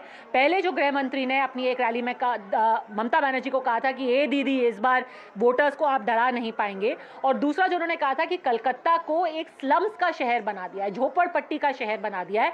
तृणमूल कांग्रेस का ये आरोप है कि आप आकर के, आपके नेता आकर के कलकत्ता का, कोलकाता का और ममता बनर्जी का अपमान कर रहे हैं, और इसका जवाब प्रदेश की जनता आपको देगी। देखिए, प्रदेश की जनता के ऊपर भरोसा रखिए, प्रदेश की जनता सही उत्तर देगी। और दीदी बोलना सम्मान की बात है, बंगाल में सम्मान के साथ ही दीदी बोला जाता है। तो ममता बनर्जी ने हमारे जो लीडरशिप है, उन लीडरशिपों के खिलाफ, उनके बारे में जिस तरीके की अपशब्द की इस्तेमाल किया है, अगर आप देखें तो देखेंगे, तो उस तुलना से अगर करेंगे तो ममता बनर्जी उनकी पार्टी वही माइंडसेट में है, वो भी सोचते हैं कि हम भी अपशब्द कहेंगे, हम अपशब्द नहीं कहते। हम चाहते हैं कि दीदी स्वस्थ रहे और वो देख के जाए कि कैसे भारतीय जनता पार्टी बंगाल संभाल रही है, भारतीय जनता पार्टी की चीफ मिनिस्टर बंगाल संभाल रही है। आखिरी दो सवाल आपसे पूछूंगी। अभिषेक बनर्जी ने सीधा चैलेंज दिया है कि जब गृह मंत्री ने बोला कि मैं 15 दिन यहीं बंगाल में रहूंगा, उन्होंने कहा है आप 15 दिन नहीं, आप 4 मई को रात के 12 बजे के बाद अगर हिम्मत है तो भाजपा के नेता बंगाल में रुक करके दिखाएं। क्या कहेंगे आप? देखिए गृह मंत्री जी कब रहेंगे ये तो अभिषेक बनर्जी डिक्टेट नहीं कर सकता ना। अभिषेक बनर्जी कौन है? एक सिंपल सांसद है जो अपनी आंटी के कारण राजनीति में है, ममता बनर्जी के कारण राजनीति में है। अगर ममता बनर्जी नहीं रहता तो अभिषेक बनर्जी को कौन पूछता? कोई पूछता ही नहीं। तो उनके मुंह से इतनी बड़ी बड़ी बातें वो लोगों को अच्छा नहीं लगता। सेल्फ मेड बनो, किसी के द्वारा बनाया गया भौकाल बन मत उसको भौकाल का इस्तेमाल मत करो। भारत के गृह मंत्री अमित शाह जी जब चाहेंगे उनकी मर्जी से वो बंगाल आएंगे। भारतीय जनता पार्टी के नेता 4 तारीख से पहले भी मैदान में है, 4 तारीख के बाद भी मैदान में रहेंगे। हाँ, इस बार 4 तारीख के बाद तृणमूल रहेगा कि नहीं रहेगा वो बंगाल की जनता तय करेगी। जो आप सुबह से ट्रेंड्स देख रहे हैं, 45% अभी तक की वोटिंग, 152 सीटों पे आज वोट पड़ रहा है। जाते जाते सुकांतो मजूमदार, इस ट्रेंड से आपको क्या लग रहा है पहले फेज में, पहले चरण में, how is your party doing? क्या सीटों का अनुमान है? BJP will cross 100 seats in this first phase. हम 100 सीट सिक्योर करेंगे इस फर्स्ट फेज में ही, क्योंकि इस फर्स्ट फेज में अगर देखेंगे आप जो 16-17 डिस्ट्रिक्ट्स है, उन डिस्ट्रिक्ट्स में, उन जिले में Bharatiya Janata party is much more stronger than the TMC. These are the fruitful zone for us, especially the North Bengal, Rarbang, all these areas are very generative and fruitful for us. All right, Sukanto Majumdar, that almost boils down to a 2/3 that you are saying you are getting out of 152 in the first phase. You are going to get 100 seats. We'll keep coming back to you to see what really is the pulse of the people. For the time being, thank you very much for speaking to NDTV. Thank you very much. Thank you. And interesting times and very, very critical election as well, Vedika. The minister naturally exuding confidence, saying that we will get at least 2/3 of the seats that are polling in the first phase itself. But these images should concern people. However, with a caveat, the fact is that while these are very worrying images that we are seeing from Murshidabad, parts of Cooch Behar, the fact is that during polling, we used to see far more tension and clashes every time in West Bengal. This time, a heavy presence of the CRPF. Voters must come out. Back to you. In fact, relatively heavier presence. Thanks, Padmaja, for joining us there. We're going to stay with those visuals on your screens from Murshidabad. Tensions and clashes erupted in the area where Humayun Kabir is contesting. Trinamool Congress workers and Humayun Kabir's party workers clashed amid voting. Central forces were called as attempts were made to bring the situation under control. Kabir alleges that local police have taken money from the Trinamool Congress. In Domkal, voters allege intimidation by the Trinamool Congress, saying that they were being beaten up if they go out and vote. Local police had to urge the locals to step out and cast their ballot. Additional forces has been summoned. I would like to take you through to Humayun Kabir. We can see the central forces have been brought over here, and here is the situation. It's remained unchanged and volatile. As Humayun Kabir is speaking to the media, I would like to go across. आज vote চলবে কাল সকালবেলা আপনাকে ঘিরব আপনার মেজবাবুরা করছে এবারে সারা রাত আপনাকে কেন চলবে আপনাকে সকাল 10টায় ঘিরব আপনাকে বুঝাবো কাল সকালবেলা আপনার এসপি কে বুঝাবো আপনার এসপি কে বুঝাবো আজকে দিনটা দেখে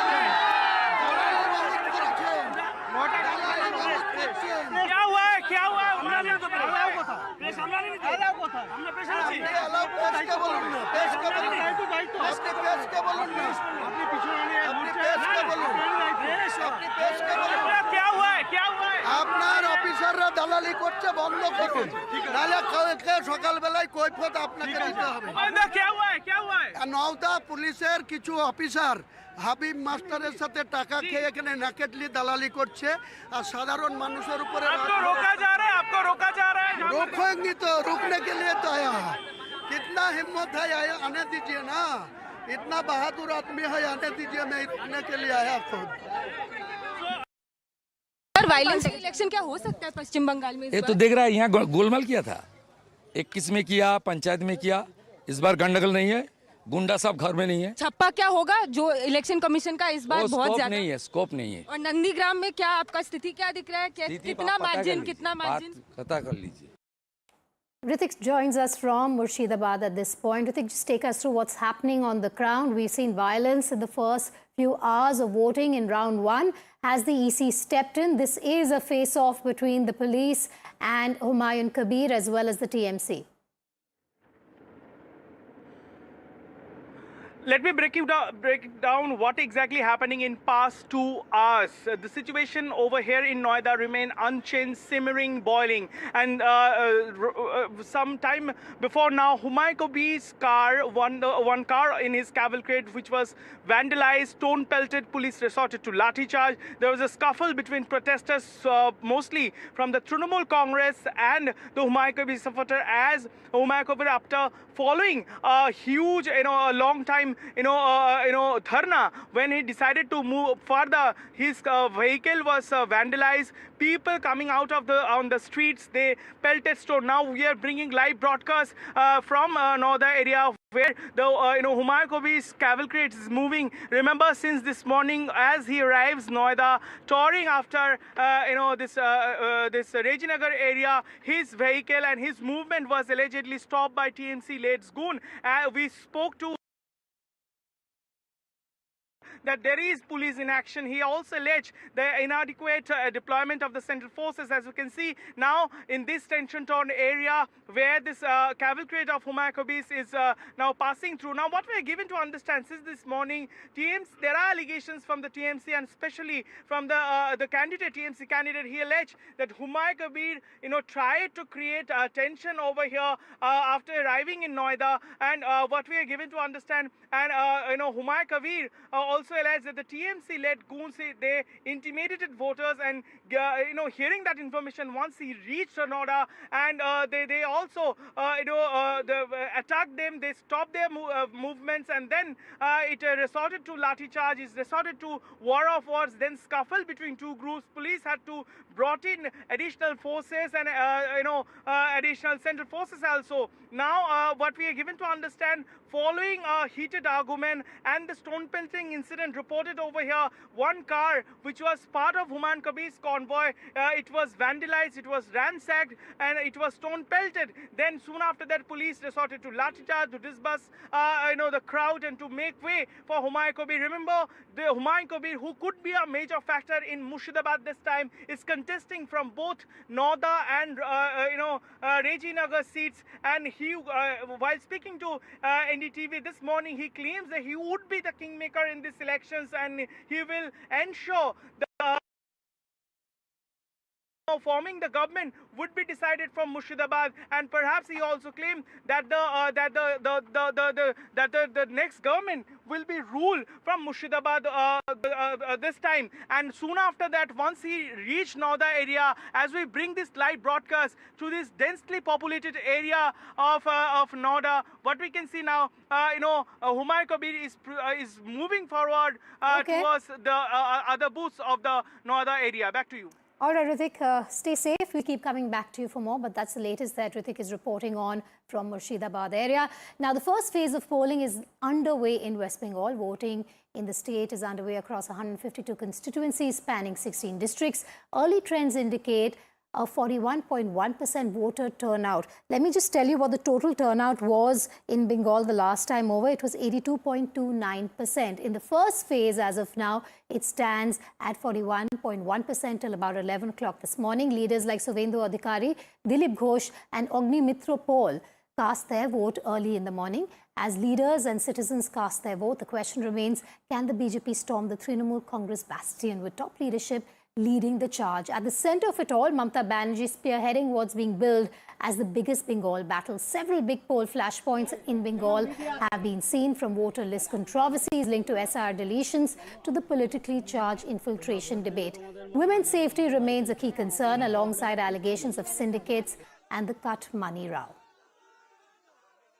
We're being joined by the former state BJP president from the Kharagpur Sadar Assembly, Dilip Ghosh, who is the bastion at this point of this seat. Thank you for speaking to NDTV, Mr. Ghosh. Sir, first off, आप vote देने के लिए निकल रहे हैं, क्या expectations है आपकी? Vote for Poriborton is the hashtag at this point. इस बार परिवर्तन का निर्वाचन है। माननीय प्रधानमंत्री बंगाल में आकर नारा लगाया बंगला में, पाल्टानो दरकार चाहिए बीजेपी सरकार। पाल्टानो ने परिवर्तन चाहिए, लोगों ने उसको दोहराया है। हर एक वोटर्स के मन में परिवर्तन का वो संकल्प है और Bharatiya Janata party sufficient majority के साथ यहाँ सरकार बनाएगी 4 तारीख के बाद। Your key rival here, Pradeep Sarkar from Trinamool Congress, is being looked as the Ghore Chile, यानी कि घर का बेटा, and you are being looked at as the son of the state. How do you see this rivalry panning out today? जनता मुझे 2 बार यहाँ चुना है, assembly में भी चुना, पार्लियामेंट में भी चुना है, तो इसलिए टीएमसी के पास कोई और काम नहीं, एजेंडा नहीं है। ये नैरेटिव बना रहे हैं, गौरे चले बायरे चले। अब देखिए 15 साल काम करने के बाद ममता बनर्जी के पास इशू क्या है? मछली भात मिलेगी या नहीं मिलेगी? और मिलेगा कैसे? मछली उत्पादन में बंगाल को पीछे कर दिया, आंध्र से मछली लाना पड़ता है। जो पेड़ी किसान है, धान चासी है, उनकी हालत ख़राब। केंद्र सरकार ने उनको 2300 रुपया देता है पर कैपिटल MSP, यहाँ लोगों को 1700-1800 रुपये मिलता है, बाकी दलाल खा जाते हैं। तो चावल भी नहीं है, मछली भी नहीं है, तो बंगाली खाएगा क्या? बीजेपी आएगा तो सफिशिएंट इसको उत्पादन करके लोगों को स्वयं संभर कर देगा। और वायलेंस इलेक्शन क्या हो सकता है पश्चिम बंगाल में? ये तो देख रहा है, यहाँ गोलमाल किया था, 21 में किया, पंचायत में किया। इस बार गंडगोल नहीं है, गुंडा सब घर में नहीं है। छप्पा क्या होगा जो इलेक्शन कमीशन का इस बार बहुत ज्यादा नहीं है, स्कोप नहीं है। और नंदीग्राम में क्या आपका स्थिति क्या दिख रहा है? कितना मार्जिन? पता कर लीजिए। Our reporters on the ground there in West Bengal, Shreyashi joining me live from Nandigram, and Saurabh Gupta in Siliguri. Saurabh, I'm going to come to you first. The bigger picture I will go to Shreyashi for, but I want to understand from you what is happening around you. Any violence reported from the region? Any controversies like we've seen in Murshidabad this morning? Well, I'm actually in a place called Lokhipur in the Uttar Dinajpur district, and this is within the Chopra assembly seat. And of course, this is a booth where in the morning there was some issue. What we are being given to understand is that the forces posted here had to use some force, and some people have sustained injuries. But the situation right now is calm.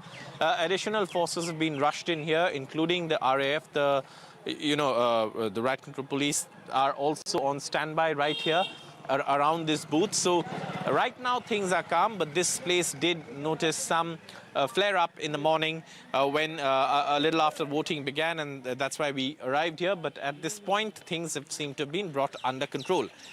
In Siliguri too, there was a scuffle between BJP and an argument between BJP and Trinamool leaders. And so far, the major fear in Bengal is that, elections, especially in these interior areas, sometimes become very violent. And that's one thing that the attention has been on, especially on voting day. As of now, given the comparisons that we have to past elections, it's relatively calmer. But having said that, there have been incidents that really shouldn't take place. In fact, my colleague Ritik was bringing you those pictures from Murshidabad. Here too, there was some flare-up, but things seem to have been brought under control as of now. In North Bengal, Kuch Bihar is a district again where there is anticipation of incidents that could lead to a flare-up, including in places like Shitai, Shitalkuchi, Dinhata, where of course, the top leaders, of course, there are Nishit Pramanik of the BJP and Udayan Guha of the Trinamool Congress. So this part, as of now, is calm, but there was a flare-up here earlier in the day, which is why there is additional forces that have been rushed in here to bring the situation under control, and it is under control at this point. The Trinamool claims that central forces did, use lathi charge, and that has resulted in injuries, and the Trinamool also held a press conference on that. Okay, Saurabh, do stay with me. I have Manogya Loiwal also joining us live from Kolkata right now, along with Shreyashi. Shreyashi, I'm going to come to you first. Would you say and you've been covering so much from the ground there in West Bengal, that this is perhaps the biggest challenge that the TMC chief, the West Bengal chief minister, has faced in the last 3 decades? Well, you know, when we interact with the chief minister in her, workplace and during the campaigns, she has always maintained that no election is easy, and so have her party leaders. No election is easy for any party. If the Trinamool Congress is facing anti-incumbency, the BJP is trying to make inroads here in West Bengal to form a government. It's a tough challenge for both of them. But of course, as I can show you, these are the voters, and they will be deciding who will actually sit in the top post of the state of West Bengal. Now, of course, this time the elections are happening around a time when the SIR exercise was conducted in West Bengal. And this is the only state where the SIR exercise has reached the Supreme Court. There had to be tribunals. A lot of genuine voters have not been able to perhaps vote this time because of the tribunals yet to dispose of the matters for the first phase of elections. But if we look at the 152 seats that are polling today, of course, the BJP has a strong grip over the North Bengal seats where it has maintained a winning streak.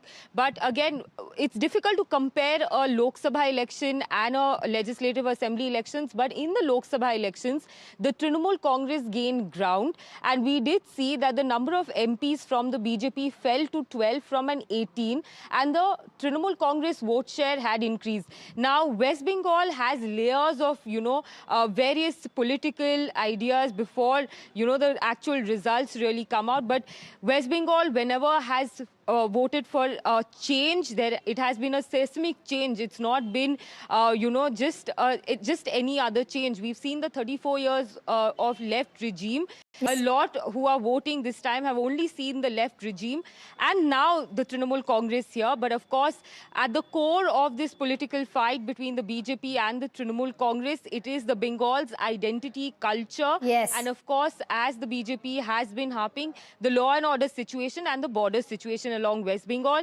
But now all the, fate of these candidates are being sealed in the EVM behind me. The first phase is underway, and then the second phase will be held on the 29th. All right. On 4th May, we will know who West Bengal has decided to allow continuing to, rule this state over here in eastern India. All right, let's bring Manogia also in. Manogia has been spending many months in West Bengal, reporting from there. She's going to add perspective to the big picture here.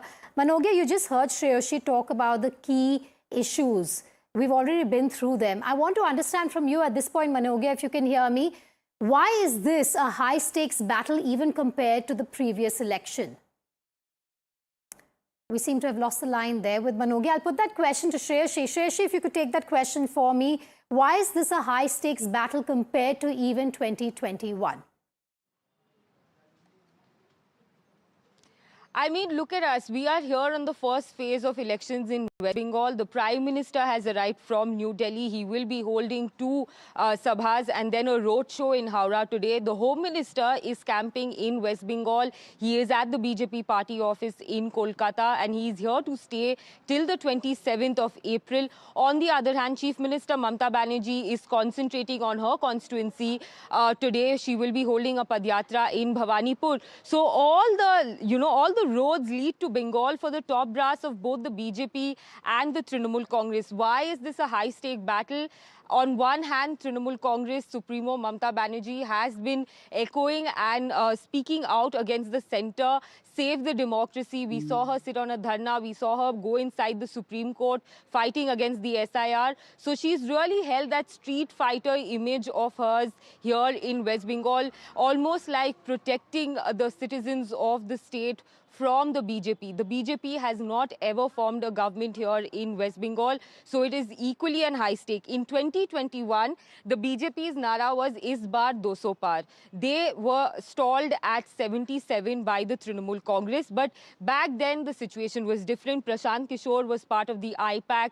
They were handling the campaigning. New schemes were announced. This time around is the Trinamool Congress. Of course, IPAC is there with them, but also the BJP's top leadership has completely turned its focus on West Bengal with the Prime Minister, Home Minister, the BJP National President, all here in West Bengal on the first phase of elections. And of course, whoever wins this state will have an upper hand for the next Lok Sabha elections. Of course, we have a lot that's going on in the country. We have the census, we have the various bills that are coming up in the parliament. So essentially, whoever gets power here in West Bengal will, of course, dominate in the Lok Sabha elections as well. And of course, it's a litmus test for both Chief Minister Mamata Banerjee as well as the BJP, who are looking to dethrone Mamata Banerjee from her 15 years regime here in West Bengal. And that's quite a long tenure, really. Shrishi, stay with me. More reactions coming in from the ground. मित्रा जी, कितना confident है आप अपने चुनाव के लिए? पहले लगाया है ना? बहुत कॉन्फिडेंट है, क्योंकि बंगाल के लोग कॉन्फिडेंट है और बंगाल के लोग हमारे साथ है। बंगाल के लोग परिवर्तन चाहते हैं। ये भाजपा तो we are just facilitator. Bengal के लोगों को ये सरकार नहीं चाहिए। एक फुचका वाला, फूल वाला, घुगनी वाला से शुरू करके इंडस्ट्रियलिस्ट कोई सामने नहीं आएगा, पीछे से बोलेगा इसको हटाइए और नहीं सक रहे। साइलेंट वोट होगा, कोई मुंह में कुछ नहीं बोलेगा। महिला डोमिनेंट फैक्टर होगा silent vote back Modi ji का माना जाता है। एकदम होगा। 50% वोटर महिला है, लेकिन इस बार महिला आप 1,500 रुपया का लक्ष्मी भंडार भी दीजिए, नहीं होगा। महिला का अभी सिद्धांत ले लिया है, हमारे बच्चे को नौकरी चाहिए, हमारे को घर चाहिए। हमारा मिट्टी का घर में हम लोग रहते हैं, पानी नहीं है। सबसे बड़ा समस्या आसनसोल जिला में पानी नहीं है। और देखिए, करोड़ों रुपया मोदी जी भेजा है फॉर जल जीवन मिशन। तो ये सारे इश्यूज है, ये सरकार को नहीं चाहिए। ऐसा यार में जो नाम कटे, ममता बनर्जी का कहना है कि हाईजैक करने की कोशिश हो रही है चुनाव को। हमारा विधानसभा में बहुत वोट काटा गया है, मेरा वोटर का वोट। तो इलेक्शन का में अभी तो बोलते थे कि बीजेपी का ही है इलेक्शन कमीशन। तो बीजेपी का अगर इलेक्शन कमीशन होता तो कैंडिडेट का, तो बीजेपी का वोटर तो नहीं काटते। तो बुड़बक की तरह अगर ममता बनर्जी बात करेंगे, अभी बंगाल के लोग को समझ में आ गया है। ये जो विभ्रांत करने का कोशिश, विभाजन का राजनीति करने का कोशिश और असत्य भाषा बोलने का कोशिश बंगाल के लोगों को मालूम है। अच्छा भाई, क्या उम्मीदें हैं कांग्रेस को? और मैं चाहूंगा आप क्विक एक रिएक्शन दें। अभी अभी टीएमसी ने अपील की है कि माँ माटी मानुष को ध्यान में रख करके लोग वोट करें। देखिए, माँ माटी मानुष जो था वो प्राय ऑलमोस्ट 14 ईयर्स हुआ है पावर में। और वैसे बंगाल में बहुत सारा स्कैम्स हो चुका है, बहुत सारा दुर्नीति चल रहा है। तो इसलिए देखिए, ये डराने का काम जो हुआ है 2021 साल में, असेंबली इलेक्शन अब भी आज भी है, तब भी था। ये दोनों पार्टी ने पब्लिक को ऐसे डराया जैसे बीजेपी आके बोला जो एनआरसी होने वाला है, और टीएमसी बोला हम लोग हीरो है, एनआरसी हम लोग रुकेगा और कोई नहीं रुक सकता है। तो प्रॉब्लम है ये टाइप का पॉलिसी, डराने का पॉलिटिक्स। ये पब्लिक सीखता है, पब्लिक सजाग होता है। क्या इन दोनों की लड़ाई में कांग्रेस पिस रही है?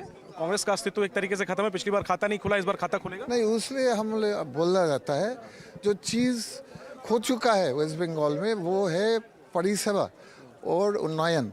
जो चीज़ हम लोग का सबसे ज़्यादा दरकार है, मालदावासी बांग्लावासी को ज़्यादा दरकार है। खाता खुलेगा? अवश्य खाता खुलेगा। इसलिए अगर आप हमको पूछेगा कि कितना सीट होगा, हम नहीं बोलेगा, उससे ज़्यादा भी हो सकता है। जो हाँ सरकार रही दीदी को चुनाव नतीजों के बाद, तो क्या कांग्रेस सपोर्ट करेगी? ये मेरा बोलने का अधिकार नहीं है, ये तो मेरा हाई कमान का बारे है। मगर हम लोग सेक्युलर पार्टी, ये हम बोल सकते हैं कि always Congress is a secular party, और सब समय हम लोग सेक्युलरिज्म और मिल पीसफुलनेस बिटवीन कम्युनिटीज हम लोग लड़ाई करता है। A clash between Trinamool Congress workers and its former party leader, allegations of voter intimidation in Murshidabad district, and the Election Commission stepping in. All of this happened within the first few hours as voting opened. Here's a ground report from my colleague Ritik. Unfolded over here as police resorted to lathi charge. What we can see, the stone pelting incident started over here. Humayun Kabir's vehicle has been vandalized. Police resorted to lathi charge. What we can see, protesters and supporters of Humayun Kabir have engaged in a pitched battle over here. As you can see, Humayun Kabir's vehicle has been vandalized. Now cops have been deployed over here. They are now resorted to lathi charge. Situation remained unchanged and volatile over the situation. We can see that Humayun Kabir's vehicle has been vandalized, and there are incidents of incident of stone pelting happened over here, as police is now resorted to lathi charge to dismantle the crowd. What we can see that Humayun Kabir's vehicle has been vandalized. इस वक्त यहाँ पर अफरा तफरी का माहौल है। हुमायूं कबीर के गाड़ी पर तोड़फोड़ पथराव किया गया है, गाड़ी तोड़ दिया गया है। पुलिस ने जिस तरीके से यहाँ पर हम देख सकते हैं लाठी चार्ज किया है। सेंट्रल फोर्सेस जो है यहाँ पर पहुँच चुका है और यहाँ पर हुमायूं कबीर के गाड़ी पर जो है हम देख सकते हैं तोड़फोड़ हुआ है। दूसरी गाड़ी पर तोड़फोड़ किया गया है। ये वाला गाड़ी जो हुमायूं कबीर के काफिले में था, इस पर पथराव किया गया है। जरा देखिए, हुमायूं कबीर के गाड़ी पर पथराव हुआ है और इसी उनके काफिले में जो गाड़ी था वो दादा किसने तोड़ा? हाबिब, ब्लॉक सभापति हाबिब, टीएमसी का। यहाँ पर जो है भीड़ इकट्ठा हो गया था, फिर यहाँ पर जो जैसे ही गाड़ी निकलने लगा तो इस गाड़ी पर तोड़फोड़ किया गया है, पथराव हुआ गया है। यहाँ पर ये पत्थर के निशान आप देख सकते हैं, ईटा जो है वो फेंका गया है, वो तोड़फोड़ किया गया है। हुमायूं कबीर की गाड़ी यानी उनके काफिले में जो था, उसके बाद सेंट्रल फोर्सेस के जवान ने जो है यहाँ पर बागडोर संभाली। Well, dramatic shots there coming in from Murshidabad. We move on now to the other state that has elections on, which is Tamil Nadu. More than 5.73 crore voters, including 12.5 lakh first-time voters, are deciding the fate of over 4,000 candidates in the state of Tamil Nadu. As of 11 a.m., voter turnout stands at 37.56%. It's a high-stakes electoral battle, with the BJP stepping up its push and the AIADMK eyeing a comeback. Chief Minister M.K. Stalin and the DMK are seeking to retain power, while Vijay makes his much-awaited electoral debut. After casting his vote, Stalin said, and I'm going to quote him here, "A good verdict will come. Tamil Nadu will win." Meanwhile, TVK Chief Vijay has written to the Election Commission seeking urgent measures for voters facing delays. He has demanded extra public transport, better queue management, and a 2-hour extension in polling timing. Now, key states to watch out include Kolathur, also Chepauk, and Vijay's high-profile 2-seat contest. Many top actors and celebrities like Rajnikant, Kamal Hassan, with his daughter Ajit Kumar, Trisha Dhanush, and Vijay are also casting their ballots amid heavy security. Sir, enna message enna sir? Tamil Nadu vellam. Tamil Nadu. Adarku artham enna? Ella adile irukku. Ella artham irukku. Confident of a second term? We're definitely very confident. And this delimitation issue will work favorably for DMK? Not only delimitation, everything is worked in our favor. And lastly, how important is this election? How important is this? Every election is important. This election is also important. This election, the narrative is that we have performed well. We've given good governance for 5 years, and the schemes have reached people. People have understood that DMK and DMK alliance partners are the people who fight, the parties who have an ideological fight to protect the state, to protect our language, to protect our culture, and to ensure that there is a better future for the next generation. So I'm very confident that is the narrative. I'm very confident that the DMK will do well and we will continue. So I come with my family to cast my votes and to perform my democratic rights. I'm happy my son is the first-time voter, and he's also happy to perform his democratic rights. We are very, very confident the good governance will continue and Tamil Nadu will succeed. This is a war against the evil Delhi, against the good Tamil Nadu. How do you see the voter turnout so far? The total, as expected, the voter turnout has been good. Since after the SIR operation, we as our party are taken to ensure that the duplication of votes are being eliminated. Always in Chennai, used to be very disturbing to watch that the polling rate will be around 37 to 45%. And everyone started guessing And especially media used to say, oh, people turn around, it's bad, something is wrong. But the reality is that we had double votes, shifted votes, and most of the voters who are here are come to work from other districts. And it's a normal practice for them to go back to their hometown to vote. And that's the reason you see the last 2 days, heavy traffic, movement of people from Chennai to other to the respective districts. And I'm sure this time we'll have 85 to 95% votage turnaround in Chennai. All right, so it's a three-way fight in the state of Tamil Nadu. It's the challenger being Vijay, the challenger, of course, being the NDA as well, against MK Stalin, who's made it clear that when it comes to Tamil Nadu, it's Tamil Nadu versus the NDA. Now, let's just take you through the big fight. You have MK Stalin from the DMK versus AIDMK as well. You have Krishnan from there. That's a big fight for Kolathur that we're showing you here on our screens. The other big protagonist when it comes to Tamil Nadu, you have Palanasamy from the AIDMK, you have the DMK, you have Kasi C there, and this is for Edapadi as well. Another key seat there when it comes to the fight for Tamil Nadu. Let's also just take you through some other characters here. You have Vijay, of course, for Perambur versus the DMK versus the PMK. Those are the protagonists. You have R.D. Shekhar and you have Thila Gabama from the PMK as well. That's a big fight. Remember, there are two seats that he is fighting from, and it is going to go down to, it's going to be a high wire and a high stakes battle there as well. Then you have again Vijay. This is from Trichy. You have Irudayaraj from the DMK and you have Rajasekharan from the AIDMK. This is for Trichy East as well. Let's also show you who is up against Udayanidhi, the Deputy Chief Minister of Tamil Nadu. Udayanidhi Stalin from the DMK versus AIDMK with his Adi Rajaram, who is from that party. So these are the key seats, the key battles that we're talking about when it comes to the big fight and to Tamil Nadu. We're going to get our reporters live now. We're going to put some key questions to them. Before that, the other big fight, as you can see, is Nagendran from the BJP versus the DMK versus Ajit from the TVK. Vijay has made sure that his candidates are fighting from all these seats. And will he be playing the role of a cameo here, or will he be the dark horse? Will that be the deciding factor? Will he be the kingmaker? Those are some questions as well when it comes to Vijay. We have Vasudha joining us live. Vasudha has spent a lot of time in Tamil Nadu over the last few months. Vasudha, it's a three-way fight. You have the DMK's agenda clear. They've said that this is Tamil Nadu versus the NDA. For Vijay also, he's been harping on the DMK mostly when it comes to this three-way fight. Just bring to us the perspectives, the agendas of these three parties when it comes to the big stakes in Tamil Nadu.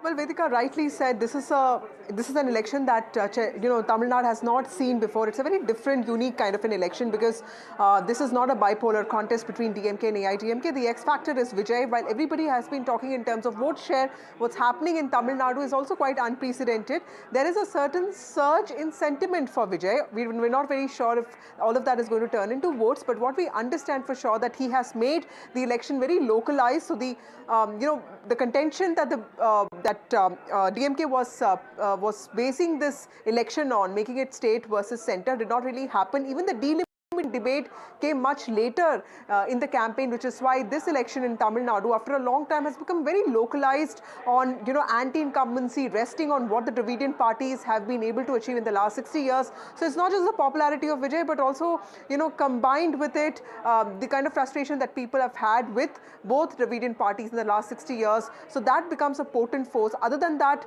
for the DMK, it's extremely important to retain the 32 seats out of the 35 seats that it won in Chennai metropolitan region last time, because cities are where the strength of the DMK lies, and the DMK wants to sort of optimize on that. Apart from that, of course, for the AIDMK, this is a battle for survival, and there is at least some good news in terms of western region, because in Konkan Nadu, which is Tirupur, Coimbatore, Erode, Salem, there's been a lot of voting since morning. In fact, Tirupur has registered the highest voting percentage since mornings. We don't know where that is going. In fact, Edapadi Palaniswamy was amongst the first to vote in the mornings, but this is important for AIDMK because the party has not won a single election since 2016, which is when Jayalalitha was still around. So for Edappadi Palanichami, this is an important election, and for TVK, for Vijay to win the seats that he's contesting from, and also to ensure some of his candidates win, is also a battle to prove his might, because for him, this is about staying in politics and making a mark. But yes, a more important battle for the DMK, because Stalin has to also create history by making himself the first DMK chief minister to come back to power for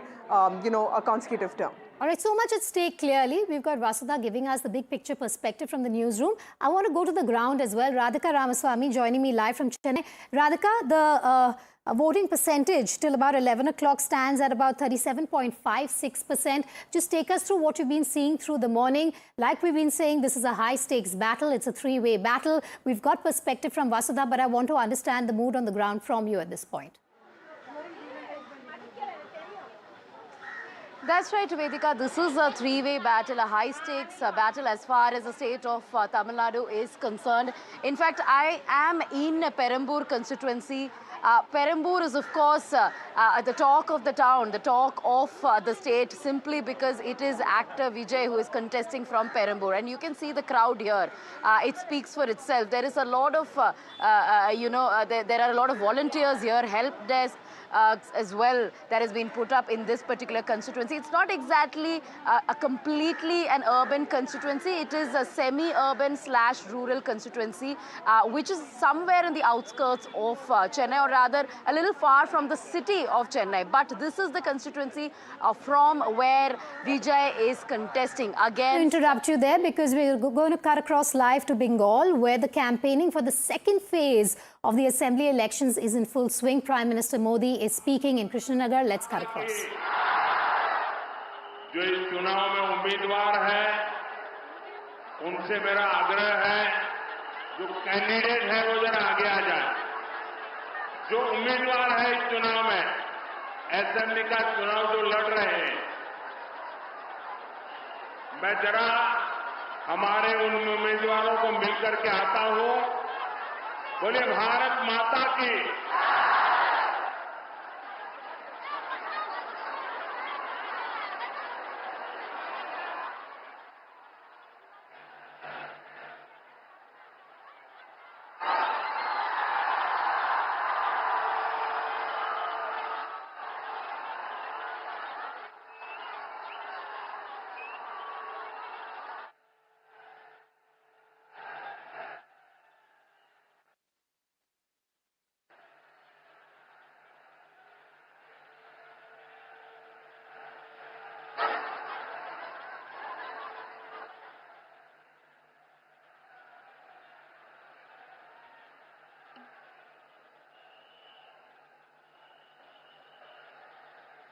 Bharat माता की।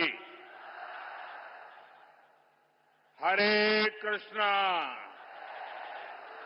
कृष्णा कृष्णा हरे हरे, हरे रामा रामा रामा हरे हरे। जय गौरांग महाप्रभु।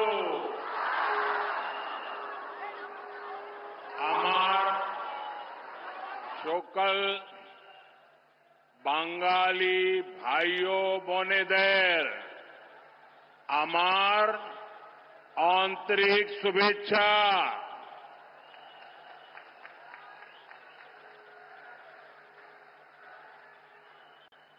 साथियों, आज पश्चिम बंगाल में पहले चरण की voting चल रही है। आज तमिलनाडु में भी मतदान हो रहा है। मैं सभी मतदाता साथियों का अभिनंदन करता हूं। मेरा सभी मतदाताओं से आग्रह है, इस बार मतदान के नए रिकॉर्ड बनने चाहिए। लोकतंत्र का ये उत्सव हमें पूरे जोश से मनाना है। और मैं देख रहा हूं मैं जब से राजनीति में आया हूं, मैं शायद कह सकता हूं, ये पहला ऐसा चुनाव है पिछले 50 साल में, पिछले 50 साल में ये पहला चुनाव ऐसा है जिसमें हिंसा कम से कम हुई है। वरना हर हफ्ता किसी को फांसी पर लटका देते थे और बोल देते थे आत्महत्या कर दी। यानी एक प्रकार से गुंडा राज चलता था। मैं इलेक्शन कमीशन का हृदय से अभिनंदन करता हूं कि उन्होंने लोकतंत्र की फिर से एक बार बंगाल की धरती पर प्रतिष्ठा की है। शांतिपूर्ण मतदान करवाने में इलेक्शन कमीशन की ये सफलता, ये बहुत बड़ी सिद्धि है। मैं यहां के सरकारी कर्मचारियों का भी अभिनंदन करता हूं कि वे भी इस बार शांतिपूर्ण मतदान में बहुत जिम्मेवारी पूर्वक अपनी भूमिका अदा कर रहे हैं। और अब तक की जो मुझे जानकारी मिली है, मतदान भी पुराने सारे रिकॉर्ड तोड़ रहा है। साथियों, नादिया ये भक्ति की धरती है, शक्ति, क्रांति और संस्कृति की ये धरती है।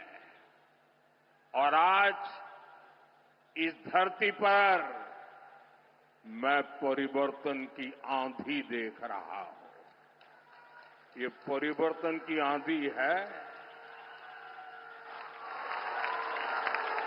कृष्णा नगर में आज भय पर भरोसे की विजय का विश्वास दिख रहा है। ये उत्साह, ये उमंग, ये जोश, ये भरोसे का है। भय जा रहा है, भरोसा आगे बढ़ रहा है। बरसों से जिनकी आवाज को दबाकर रखा गया था, वो अब एक सुर में बोल रहे हैं, गांव गांव बोल रहे हैं, गली गली बोल रहे हैं, स्त्री पुरुष सब बोल रहे हैं, युवा बुजुर्ग सब बोल रहे हैं। एक ही आवाज, पाल्टानो दरकार, पाल्टानो दरकार, पाल्टानो दरकार, पाल्टानो दरकार। साथियों, कुछ दिनों पहले असम, केरलम और पुडुचेरी में भी मतदान संपन्न हुआ है। वहां भी रिकॉर्ड मतदान हुआ है। पहले भी हमने देखा है, देश में जहां जहां भारी मतदान हुआ है, वहां बीजेपी को प्रचंड विजय मिली है, प्रचंड विजय मिली है। बेटे गिर जाओगे, बैठो बेटा, परमात्मा आपको सुखी रखे। बैठो बेटा, गिर जाओगी। अरे आपके हाथ में जो कमल है ना, वो खिलने वाला है।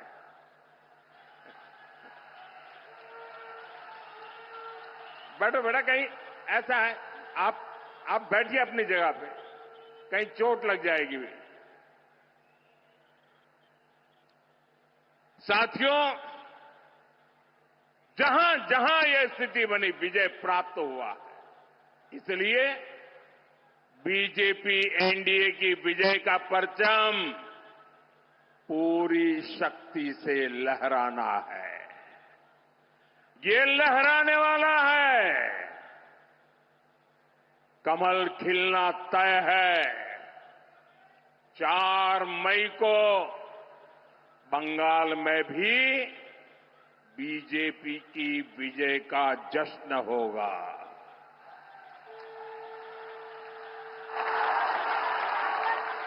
मिठाई भी बटेगी और जालमुरी भी बांटी जाएगी। वैसे मैंने सुना है कि जालमुरी ने भी कुछ लोगों को जन्नाटेदार झटका दिया है। जालमुरी मैंने खाई, लेकिन जाल टीएमसी को लगी है।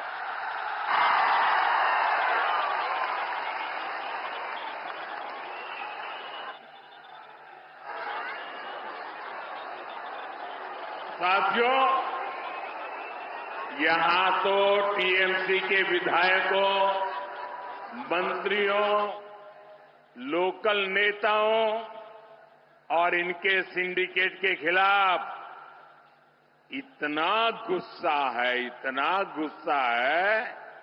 कि कई जिलों में टीएमसी का खाता तक नहीं खुलेगा।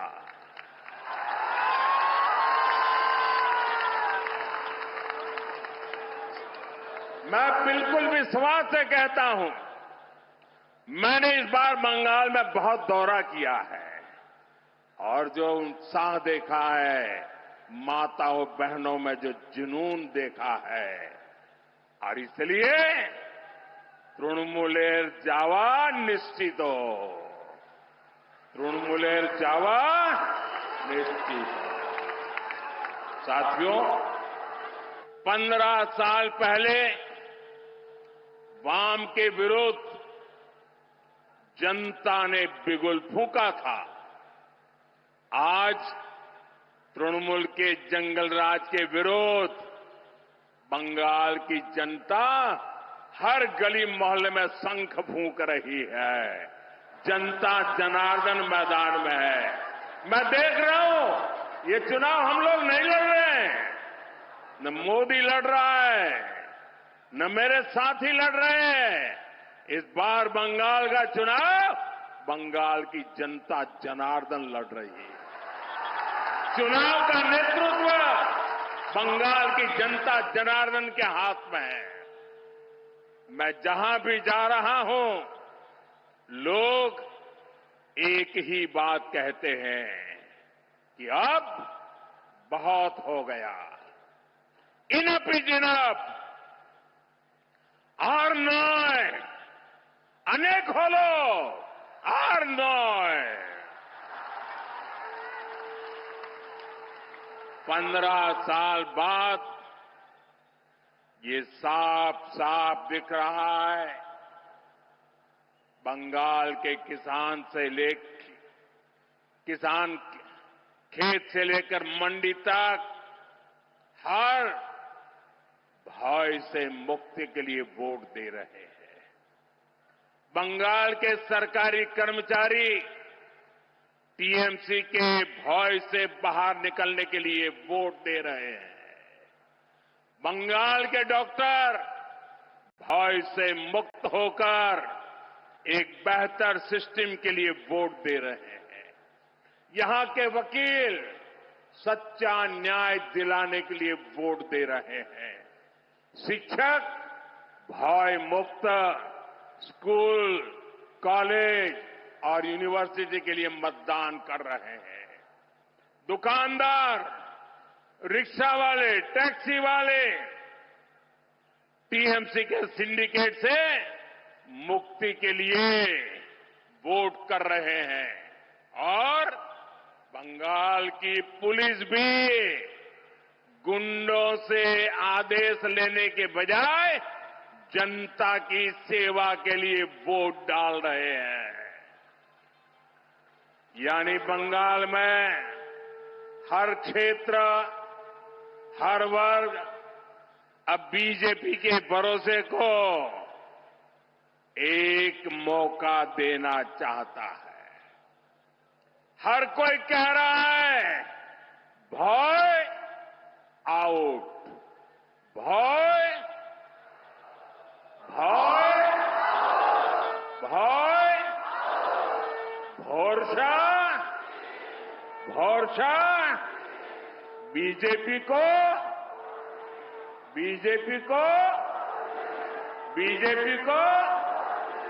साथियों, टीएमसी की निर्मम सरकार की पहचान है झूठ बोलो, झांसा दो।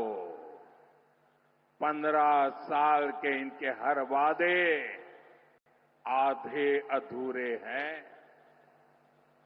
आप इनके महाझूठ देख लीजिए। इन्होंने हर ब्लॉक में मॉडल रेसिडेंशियल स्कूल बनाने की घोषणा की थी, लेकिन हुआ क्या? बंगाल में सैकड़ों स्कूल बंद हो गए। साथियों, टीएमसी ने घर घर पाइप से पानी पहुंचाने का वादा किया था।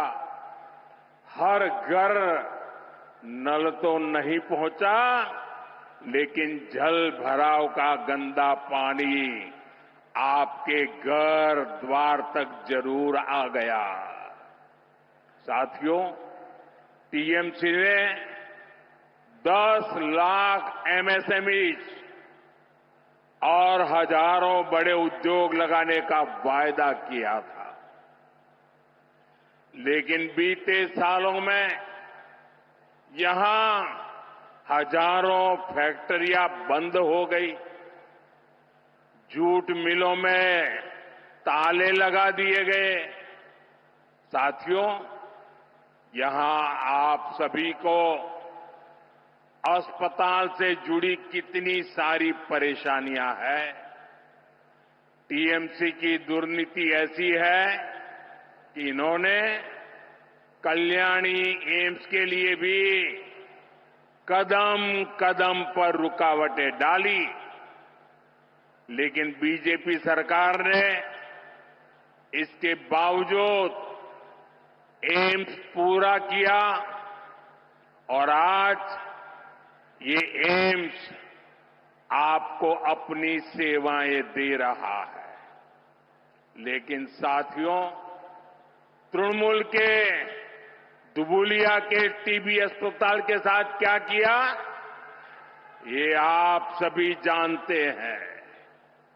हर चुनाव में इस अस्पताल को लेकर बड़े बड़े वादे किए जाते हैं, लेकिन आज तक वो वादे पूरे नहीं हुए। साथियों, टीएमसी का लूट का मॉडल यहां की नगरपालिका में सबने देखा है। ये शहर बेहाल है।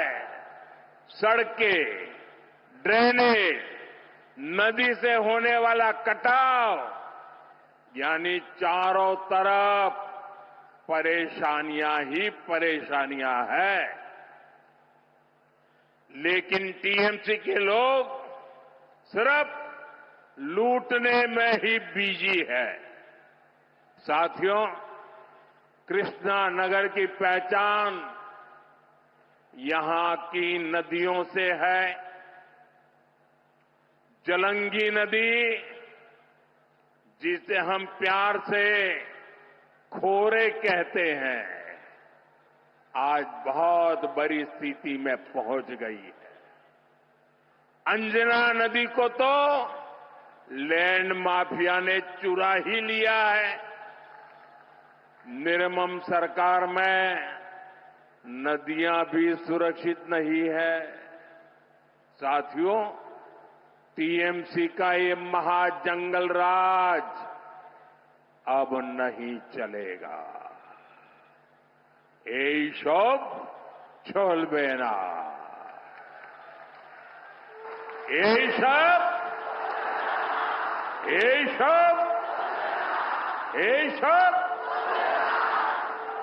कानून अत्याचारियों और भ्रष्टाचारियों का पूरा हिसाब करेगा। जिसने आपको लूटा है उसको लौटाना पड़ेगा। साथियों, आप सभी जानते हैं मोदी का मंत्र है सबका साथ सबका विकास, और निर्मम सरकार कहती है, करती है घुसपैठियों का साथ घुसपैठियों का विकास। तृणमूल के लोग घुसपैठियों को फर्जी डॉक्यूमेंट्स बनाने की दुकानें चलाते हैं, घुसपैठ कराते हैं, यहां उनको झुग्गियों में बसाते हैं। टीएमसी की ऐसी हर दुकान को बंद करना जरूरी है। सीमा तभी सुरक्षित रहती है जब पुलिस, सेना, बीएसएफ और नागरिक ये सभी मिलकर काम करते हैं। 4 मई के बाद बंगाल में भी सुरक्षा की नई गारंटी शुरू होने वाली है। साथियों, मैं श्री हरिचांद ठाकुर, श्री गुरुचांद ठाकुर और बोरो मां को प्रणाम करते हुए एक भरोसा देने यहां आया हूं। हमारे किसी भी मतुआ परिवार, नाम शूद्र परिवार, शरणार्थी परिवार को तृणमूल से भयभीत होने की जरूरत नहीं है। आपको कोई हाथ भी नहीं लगा सकता है। जो भी शरणार्थी है, जो भी धर्म के आधार पर हुई प्रताड़ना के कारण, मुसीबतों के कारण, अपने धर्म के प्रति स्वाभिमान के कारण भारत आए हैं, मोदी उनके साथ खड़ा है। बंगाल में बीजेपी सरकार बनते ही सीएए के तहत नागरिकता देने का काम और तेज होगा। आपको हर वो कागज मिलेगा, हर उस योजना का लाभ मिलेगा जो किसी भी भारतीय को मिलता है। ये मोदी की गारंटी है।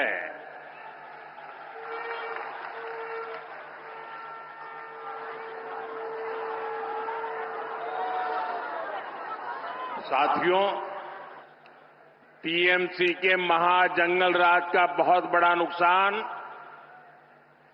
हमारी बहनों बेटियों को उठाना पड़ा है। हंसखाली में एक नाबालिग बेटी के साथ गैंगरेप और हत्या, ये टीएमसी के भय वाले मॉडल का ही उदाहरण है। यहां बेटियों की तस्करी की घटनाएं भी लगातार बढ़ रही है। इस भय से बंगाल की बेटियों को मुक्ति चाहिए। साथियों, टीएमसी बंगाल की बहनों का सच्चा सशक्तिकरण कभी भी नहीं कर सकती। इसका उदाहरण आपने पिछले हफ्ते संसद में भी देखा है। बीजेपी संसद और विधानसभा में महिलाओं के लिए 33% आरक्षण को लागू करना चाहती है। संसद में इस पर चर्चा हुई लेकिन टीएमसी नहीं चाहती कि बंगाल की बहनों को ज्यादा सीटें मिले। इसलिए इन्होंने कांग्रेस के साथ मिलकर संसद में कानून को रोक दिया। बंगाल की हर महिला टीएमसी को इस अपराध की सजा जरूर देगी। साथियों, कुछ दिन पहले मैंने बंगाल के लोगों को 6 गारंटी दी थी। आज मैं बंगाल की बहनों को 10 गारंटी देता हूं। पहली गारंटी, बंगाल में बहन बेटियों पर अत्याचार करने वालों को कड़ी से कड़ी सजा मिलेगी। हर ब्लॉक में महिला थाने बनेंगे और सड़क पर सुरक्षा के लिए विशेष दस्ते बनाए जाएंगे। दूसरी गारंटी, बंगाल पुलिस में बेटियों की बड़े पैमाने पर भर्ती की जाएगी। तीसरी गारंटी, बंगाल बीजेपी के मातृशक्ति भरोसा कार्ड से 1 साल में 36,000 रुपये सीधे महिलाओं के बैंक खाते में भेजे जाएंगे। चौथी गारंटी, बंगाल बीजेपी सरकार बेटियों को ग्रेजुएशन के लिए 50,000 रुपये की मदद देगी। पांचवी गारंटी, बंगाल बीजेपी सरकार गर्भवती माताओं को 21,000 रुपये तक की आर्थिक सहायता देगी। छठी गारंटी, बंगाल बीजेपी सरकार शिशुओं के बेहतर पोषण के लिए 36,000 रुपये अतिरिक्त देने वाली है। सातवीं गारंटी, सुकन्या समृद्धि योजना के जरिए बेटियों का भविष्य सुरक्षित किया जाएगा। किसी भी योजना में जितना ब्याज नहीं मिलता है, इतना ब्याज ये सुकन्या योजना में मिलेगा। आठवीं गारंटी, महिलाओं को स्वरोजगार के लिए 20 लाख रुपए तक का मुद्रा लोन दिया जाएगा और उसकी गारंटी मोदी देगा। साथ ही लाखों बहनों को लखपति दीदी बनाने के लिए भी मदद दी जाएगी। 9वीं गारंटी, बंगाल की करोड़ों बहनों बेटियों को आयुष्मान योजना के तहत 5 लाख रुपए तक का मुफ्त इलाज मिलेगा। सर्वाइकल कैंसर का मुफ्त टीका और सिकल सेल की मुफ्त जांच भी बेटियों को मिलेगी। 10वीं गारंटी, पीएम आवास योजना के तहत बंगाल के गरीब परिवारों की बहनों के नाम पर घर की रजिस्ट्री होगी। मालकिन का हक बहनों को मिलेगा। घर बनाने के लिए 1.5 लाख रुपए सीधे बैंक खाते में जमा किए जाएंगे। और साथियों, ये मोदी की 10 गारंटी और मोदी की गारंटी यानी गारंटी पूरा होने की गारंटी।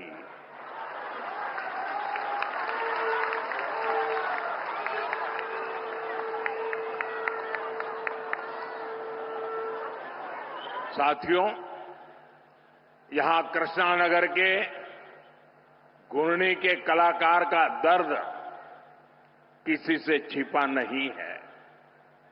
जिनकी कला की पूरी दुनिया कायल है, जो अपनी कला से मिट्टी में प्राण फूंक देते हैं, उनके बनाए मिट्टी के पुतले आज आंसू बहा रहे हैं, रो रहे हैं।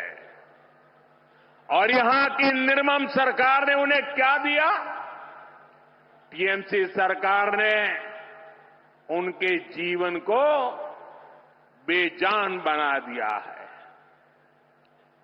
अपने ऐसे ही भाई बहनों के लिए हमने पीएम विश्वकर्मा योजना शुरू करके उन्हें आर्थिक मदद देने का अभियान चलाया है।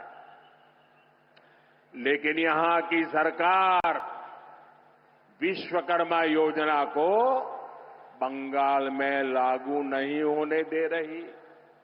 साथियों, Modi one district one product के जरिए लोकल को वोकल और वोकल को ग्लोबल बनाने का प्रयास कर रहा है।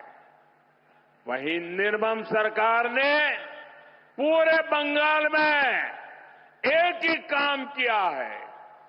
15 साल में एक ही काम, वन डिस्ट्रिक्ट वन सिंडिकेट। ये सिंडिकेट बनाने का उद्योग और सिंडिकेट के द्वारा बंगाल को लूटने का कारोबार। साथियों, इस धरती के बारे में कहा जाता है, धोनो धन्नो पुष्पे भोरा अमादेरी बसुंधरा। ये सिर्फ गीत के बोल नहीं है, ये बीजेपी का संकल्प है।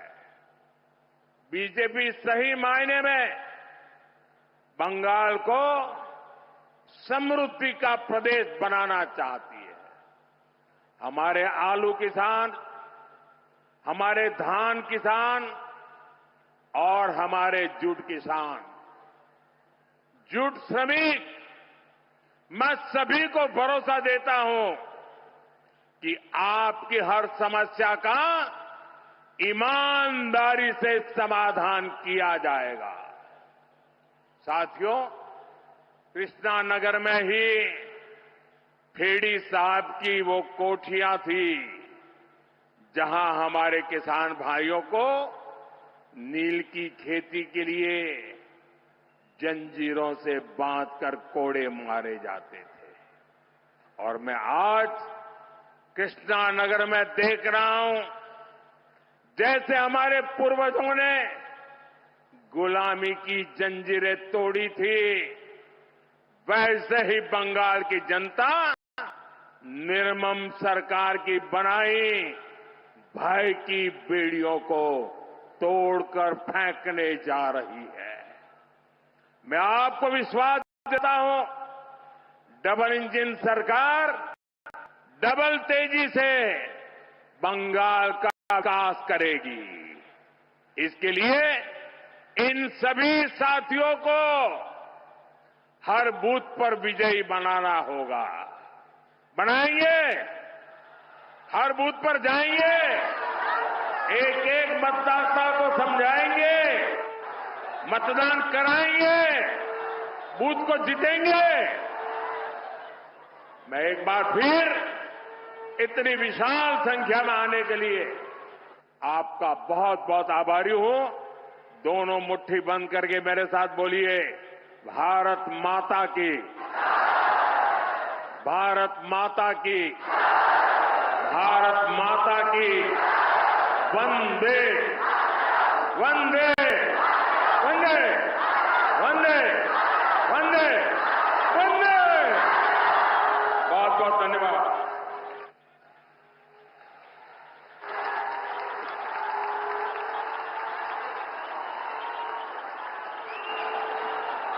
All right, Prime Minister Narendra Modi there speaking in Bengal. He has a very busy day today. He has many more sessions that he's going to attend, more rallies.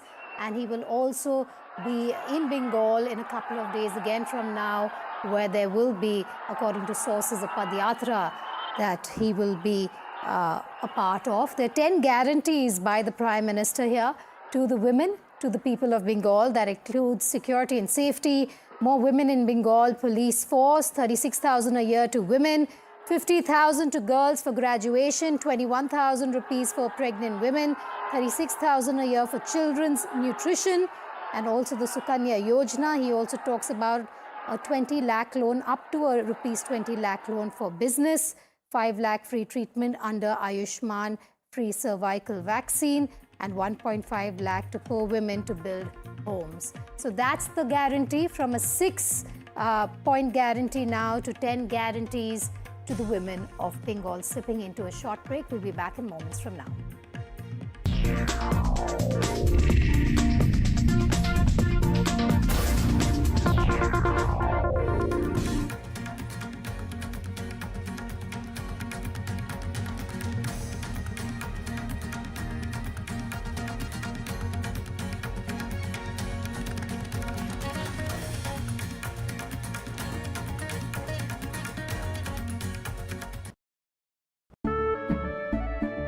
केसरिया से मन जोगी हुआ रे, दिल झूमे देखो मतवारा हुआ रे, केसरिया से मन जोगी हुआ। हर पल मनाओ केसरी त्योहार। विमल, बोलो जुबान केसरी। साथी हाथ बढ़ाना साथी रे, जिंदल साथी सील साथी रे, हर टोली डिस्की फील है, जिंदल साथी सील है, दोस्त की स्टेनलेस स्टील है, क्वालिटी में दम है साथी रे, बिजनेस करेगा ग्रो साथी रे, टाइमलेस इसका लुक है साथी रे, और जिंदल साथी सील साथी रे। जिंदल साथी सील है तो असली स्टेनलेस स्टील है। तो जब भी आप stainless steel pipes and tubes खरीदें, जिंदल साथी सील जरूर चेक करें। Jindal stainless, India's leading producer of stainless steel.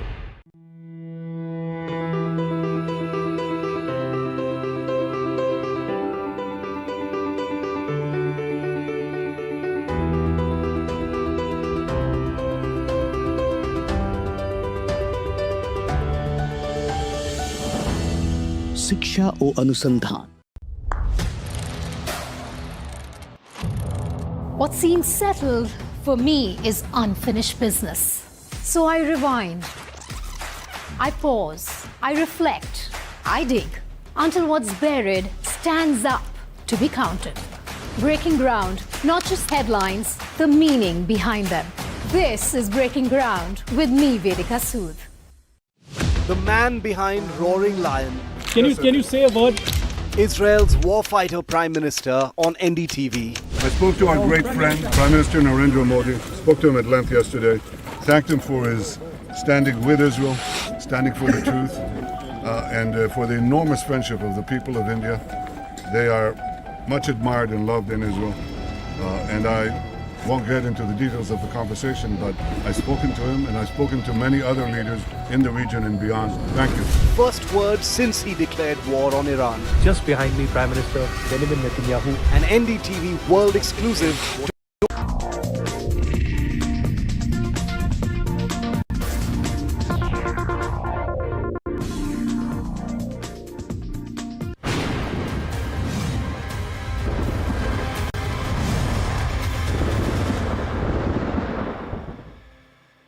Shifting focus from West Bengal to the state of Tamil Nadu, more than 5.73 crore voters, including 12.5 lakh first-time voters, are deciding the fate of over 4,000 candidates in the state. As of 11 a.m., the voter turnout stood at 37.56%.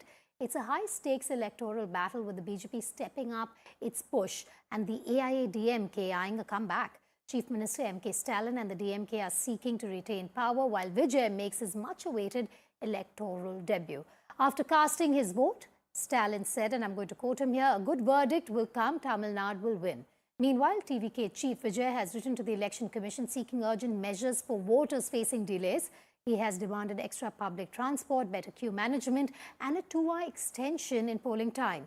Key seats to watch out for include Kolathur, also Chepauk and Vijay's high-profile 2-seat contest.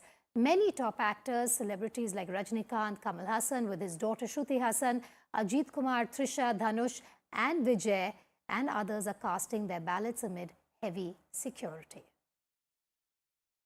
Sir, enna unga message enna sir? Tamil Nadu vellam. Tamil Nadu. Adukku artham enna? Ella adile irukku. Ella artham irukku. Confident of a second term. We are definitely very confident. And this delimitation issue will work favorably for DMK? Just stand by Not only delimitation, everything has worked in our favor. And lastly, how important is this election? How important is this? Every election is important. This election is also important. This election, the narrative is that we have performed well. We've given good governance for 5 years and the schemes have reached people. People have understood that DMK is and DMK alliance partners are the people who fight, the parties who have an ideological fight to protect the state, to protect our language, to protect our culture and to ensure that there is a better future for the next generation. So I'm very confident that is the narrative. I'm very confident that the DMK will do well and we will continue. So I come with my family to cast my votes and to perform my democratic rights. I'm happy my son is the first-time voter and he's also happy to perform his democratic rights. We are very, very confident the good governance will continue and Tamil Nadu will succeed. This is a war against the evil Delhi, against the good Tamil Nadu. How do you see the voter turnout so far? So total, as expected, the voter turnout has been good. Since after the SIR operation, we as our party are taken to ensure that the duplication of votes are being eliminated. Always in Chennai, used to be very disturbing to watch that the polling rate will be around 37 to 45%. And everyone started guessing, and especially media used to guess, oh, people turnout is bad, something is wrong. But the reality is that we had double votes, shifted votes, and most of the voters who are here are come to work from other districts. And it's a normal practice for them to go back to their hometown to vote. And that's the reason you see the last 2 days, heavy traffic, movement of people from Chennai to other to the respective districts. And I'm sure this time we'll have 85 to 95% votage turnaround in Chennai. What's your message to MK Stalin? MK Stalin, he should support women. So he's one of the candidates, is women candidate. So, you know, So you're saying you're a candidate here, he's a voter here. Yes, yeah, it is excited, no, because I am the candidate of a constituency where the state's chief minister is a voter. So it is fortunate, no, it is something, a divine blessing. So this all, for some people only will have this divine blessing. So I am having the divine blessing and let him vote for anybody because I cannot force anybody. But women voice should be very loud in the assembly. You know, I have one question to you. You know, you've seen many politics, lots of politics, many elections, several states as well. What's the defining feature of TN 2026? Would you say Vijay is the defining feature of 2026? No, SIR is the defining feature in 2026. So Vijay is not the hero, SIR is the hero. See, I have not seen, because from my younger age, I am a voter. And even I became the governor also, I didn't vote in my concerned state. I came here to vote. But this peacefulness, this confidence is something very important after SIR. So the hero is not Vijay, it is SIR. How can I define Tamilisai Soundararajan's mental state right now? Nervousness, anxiety, or a sense of confidence? Sense of confidence and happiness. I'm always joyful person because people will give me joy. So I will be very confident, and on 4th, they will give me a great responsibility. Not just youngsters, all those who are registered to vote must vote. Voting, while it's our privilege, it's also our right and duty. all people in the world don't have the right to vote. Many countries are not democracies. We should be proud that India is a functioning democracy, and we must exercise our right to vote, and we must elect very sensibly. It's a process in which we have to apply thought. We have to look at the candidates, we have to look at the parties, we have to look at the leadership and the policies of the parties, and vote responsibly. I am very, very confident that our alliance will win the election. Our alliance will win the election. It will also do very well in this area, and I am very confident that Mr. Periyagarappan, who is contesting in Tirupattur, will get re-elected with a handsome margin. We're going to sit for a short break. More news on the other side, but a quick reminder as well.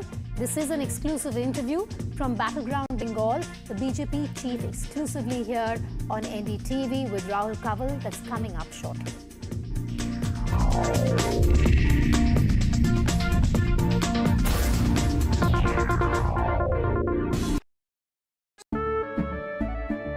केसरिया से मन जोगी हुआ रे दिल झूमे देखो मतवारा हुआ रे केसरिया से मन जोगी हुआ हर पल मनाओ केसरी त्योहार विमल बोलो जुबान केसरी साथी हाथ बढ़ाना साथी रे जिंदल साथी सील साथी रे अरे सॉलिड इसकी फील है जिंदल साथी सील है दोस्त की स्टेनलेस स्टील है क्वालिटी में दम है साथी रे बिजनेस करेगा ग्रो साथी रे टाइमलेस इसका लुक है साथी रे और जिंदल साथी सील साथी रे जिंदल साथी सील है तो असली स्टेनलेस स्टील है। तो जब भी आप stainless steel pipes and tubes खरीदें, जिंदल साथी सील जरूर चेक करें। Jindal stainless, India's leading producer of stainless steel. For 4 decades, I've had a ringside view of national politics and the political economy. I'll decode the distance between the numbers and the narrative in these elections. Watch me, Shankar Iyer, on NDTV.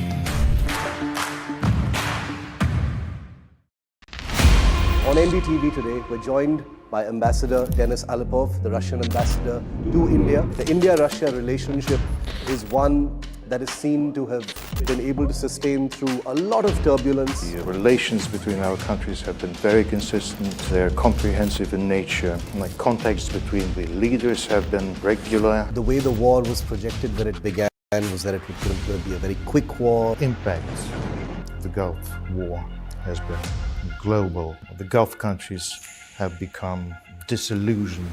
But as things stand right now, the Strait of Hormuz and the nuclear issues, both the Russian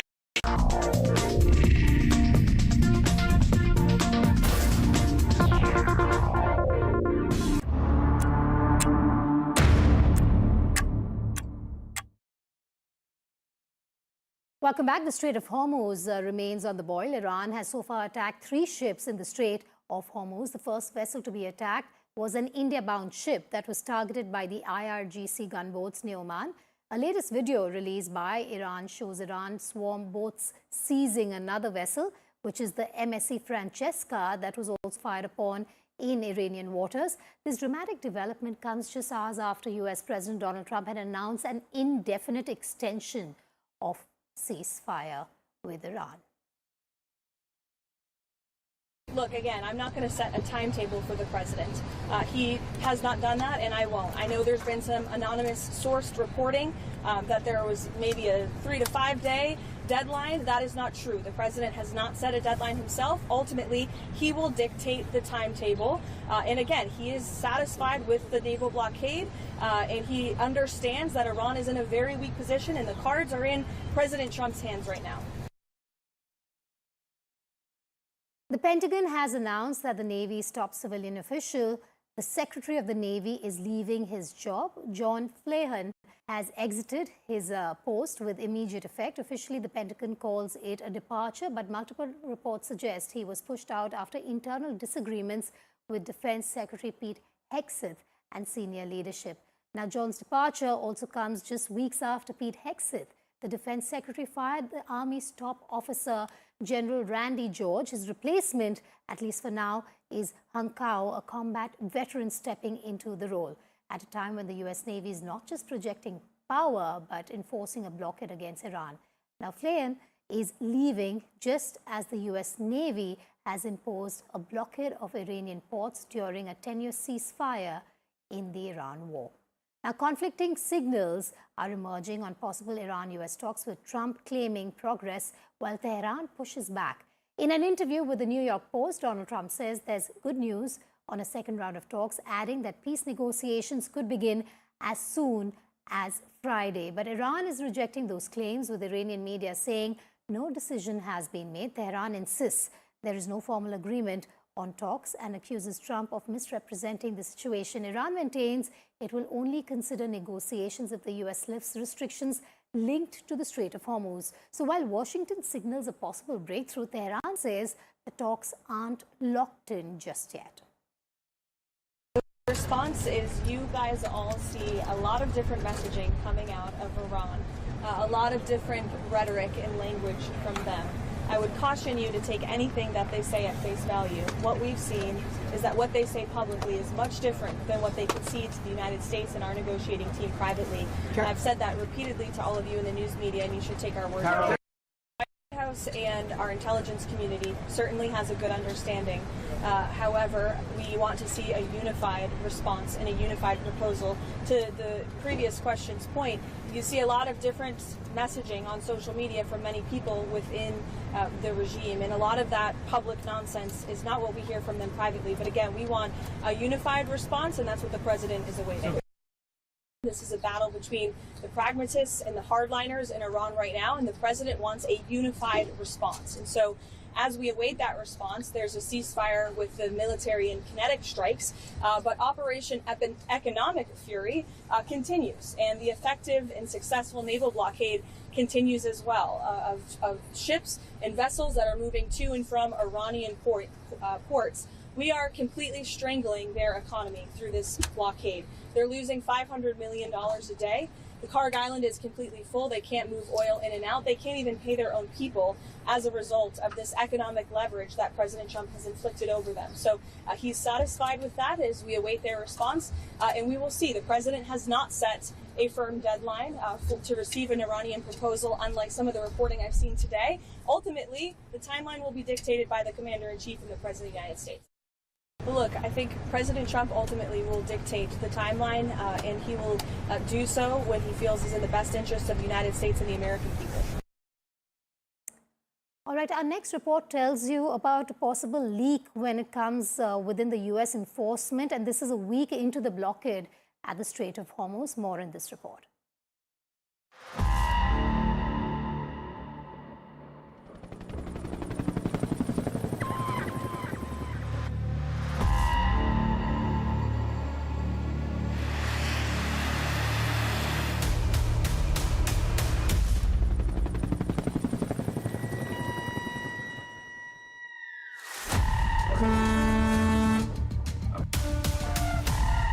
US President Donald Trump has called his blockade of Strait of Hormuz a big success, saying that Iran is losing $500 million a day. But is it? A week into the blockade of the key waterway, data shows leaks in the US enforcement. Despite the blockade, Iranian tankers are successfully exporting crude oil. According to the data intelligence firm Vortexa that tracks tanker movement, two fully laden tankers, Hero 2 and Hedy, recently bypassed the US blockade. These vessels were a part of a flotilla that has ferried 9 million barrels of oil. This demonstrates the limits of US efforts to stop Iran's crude exports. Reports quoting Vortexa data say that at least 34 vessels linked to Iran, including tankers and gas carriers, have crossed the Strait of Hormuz in the past week.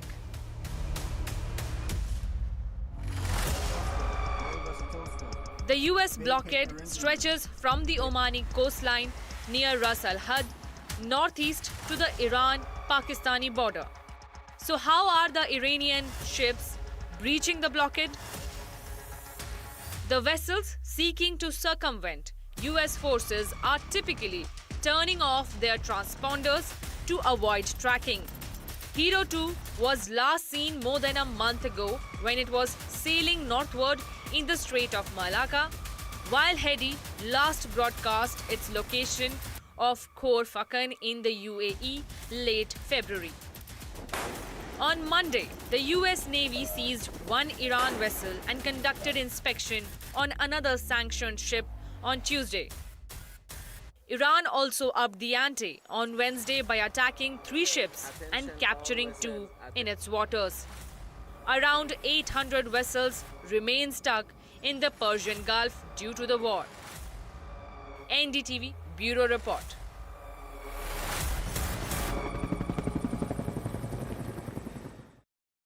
On a lighter note, Iranians are taking aim at the US president, not on the battlefield, but online. An AI-generated video mocking the US president has gone viral. You can see that behind me, even as Washington extends a fragile ceasefire with Tehran. Now, this has been shared by Iran's consulate in Hyderabad. The video shows Trump along with J.D. Vance waiting in an empty room. This is where the negotiations were taking place. Growing increasingly frustrated as Iran fails to show up. The clip ends with a punchline. Watch this video to know what that punchline is.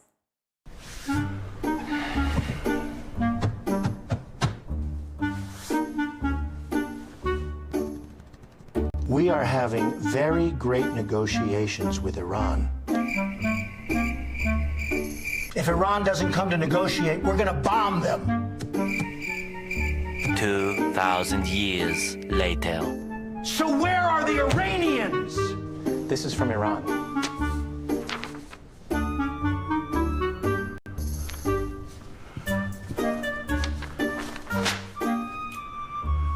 All right. Then I will extend the ceasefire at Pakistan's request.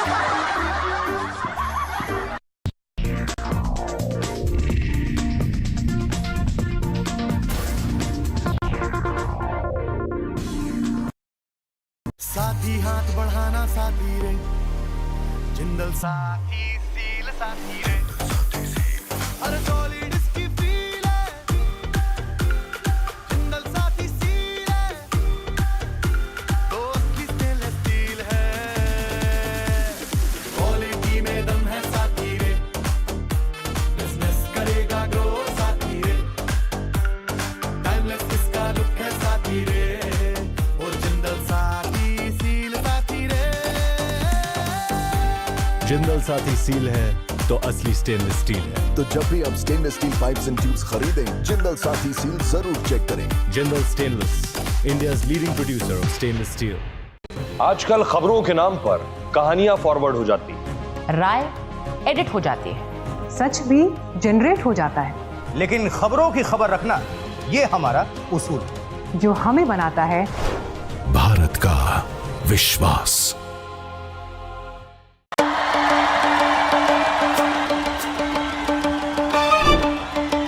Will the rising sun win with a hand in hand? Will the two leaves and lotus bloom? Who will whistle to success in Tamil Nadu? To understand the Tamil Nadu twist, join me in the midst of our politics and people. Vanakkam Tamil Nadu. Here we come.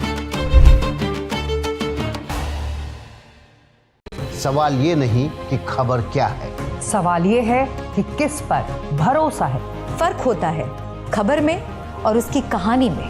हम कहानियां नहीं सच दिखाते हैं और वो हमें बनाता है भारत का विश्वास।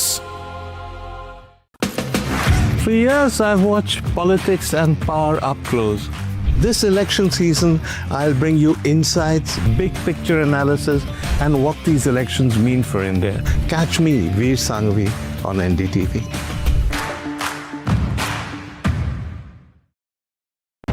Tamil Nadu votes decisive, uniquely the way it does. Politics, power and cinema and all of that in an unprecedented Dravidian script. This is not an election easy to call. It never has been. And unravel grassroots conversations with the voices that matter. That's why we travel across Tamil Nadu to get you the real picture. From the OG of Indian elections comes the next big political blockbuster. Because Tamil Nadu votes only the way Tamil Nadu does. Tamil Nadu elections on India's original election voice.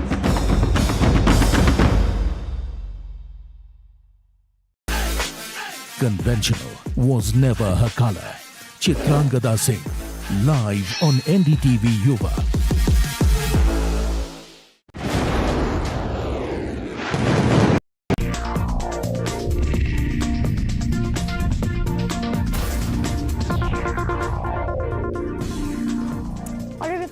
With an update coming in from both from West Bengal and Tamil Nadu, where voting is underway. Phase 1 in Bengal and in Tamil Nadu as well. The elections underway, the voting underway rather. The turnout till 1 p.m. in Tamil Nadu is 56.8%.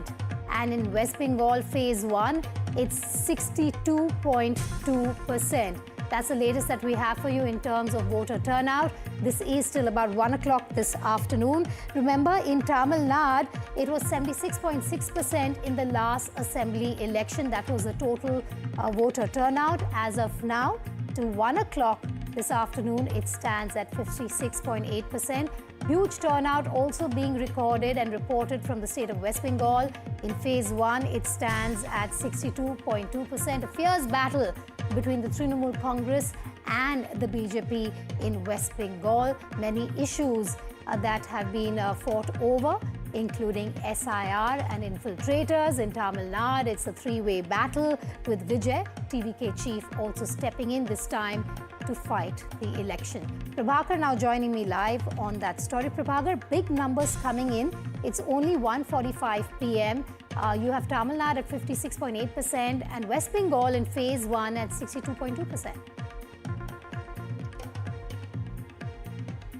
Yeah, that's very impressive. That's very encouraging, I would say, because it's not even 2 o'clock, and you still have a few more hours to go. The booth where I'm standing, it's a Cooch Behar district of West Bengal, and here I just inquired about the voting percentage. This particular booth has crossed 70%. So the overall percentage, as we know, is 62.2, but 70 is a very good number. So barring few incidents of group clashes, the polling here is going on peacefully.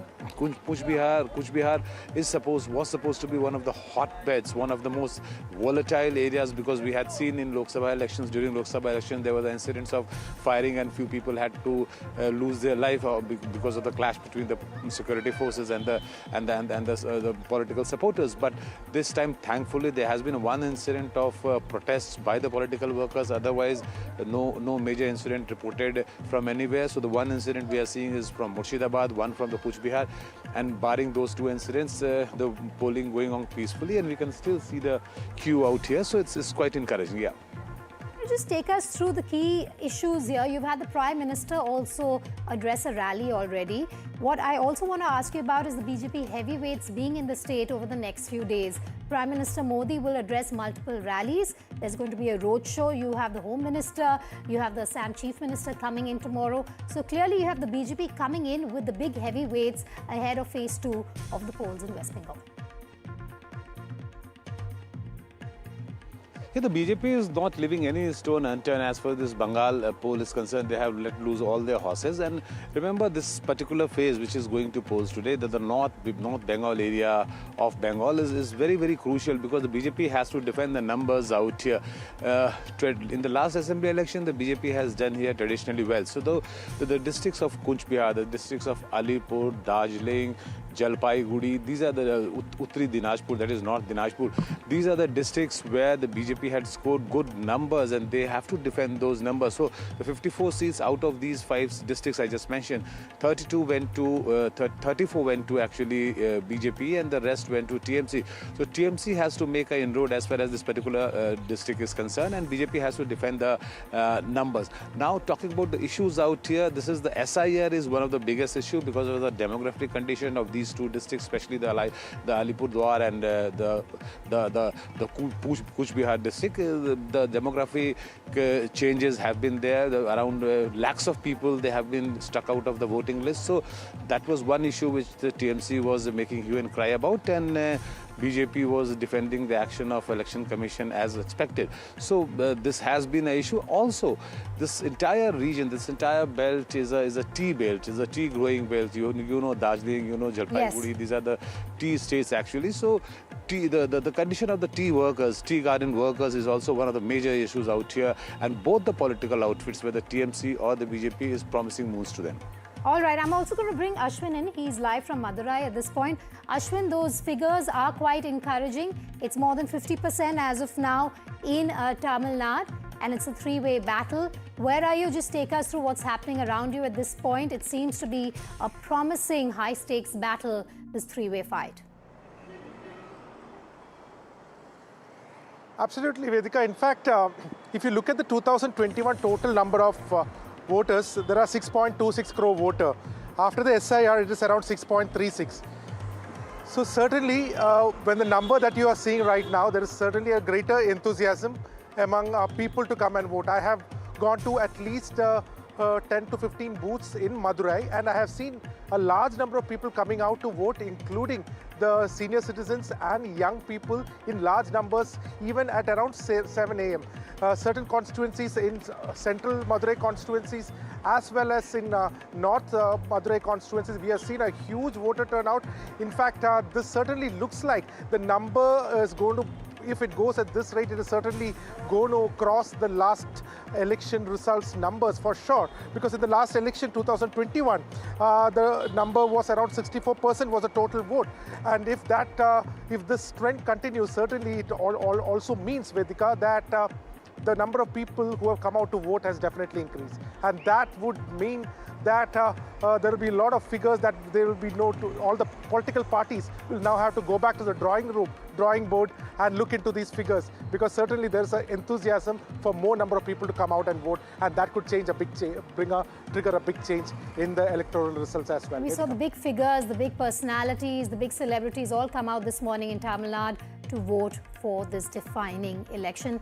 Thank you for joining me live there, Ashwin, as well as Prabhakar. We're going to move away now from the elections for a moment and bring you a story from the national capital. A chilling crime that spans 2 cities and just 48 hours. A 22-year-old engineering graduate and UPSC aspirant has been found murdered inside her home in east of Kailash, which is located in southeast Delhi. Police say the young woman was sexually assaulted and strangled with a mobile phone charger cable. The accused is a 19-year-old former domestic help who had been dismissed from the household just weeks ago. But what makes this case even more disturbing is the crime trail that led up to the murder.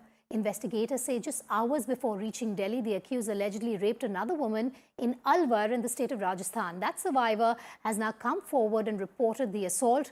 Police say the accused had prior links with her family. He was tracked down and arrested from a hotel in the national capital region. Investigators are now probing whether this was a crime of opportunity, a pattern of violent behavior, or driven by resentment after losing his job. जो IRS अधिकारी की बेटी के साथ rape और हत्या का मामला सामने आया, इसमें पुलिस आरोपी तक कैसे पहुंची? कितनी टीमें बनाई गई? इसमें 15 टीम्स बनाई गई थी और जब अलग-अलग टीम्स अलग-अलग इलाके में गई थी तो बहुत सारी जगह लीड्स मिली और उन लीड्स के जब आगे उस पर कार्रवाई की तो स्पेसिफिक लीड्स पर हम पहुंचे और फिर टेक्निकल सर्वेलेंस की हेल्प से द्वारका में पकड़ा गया।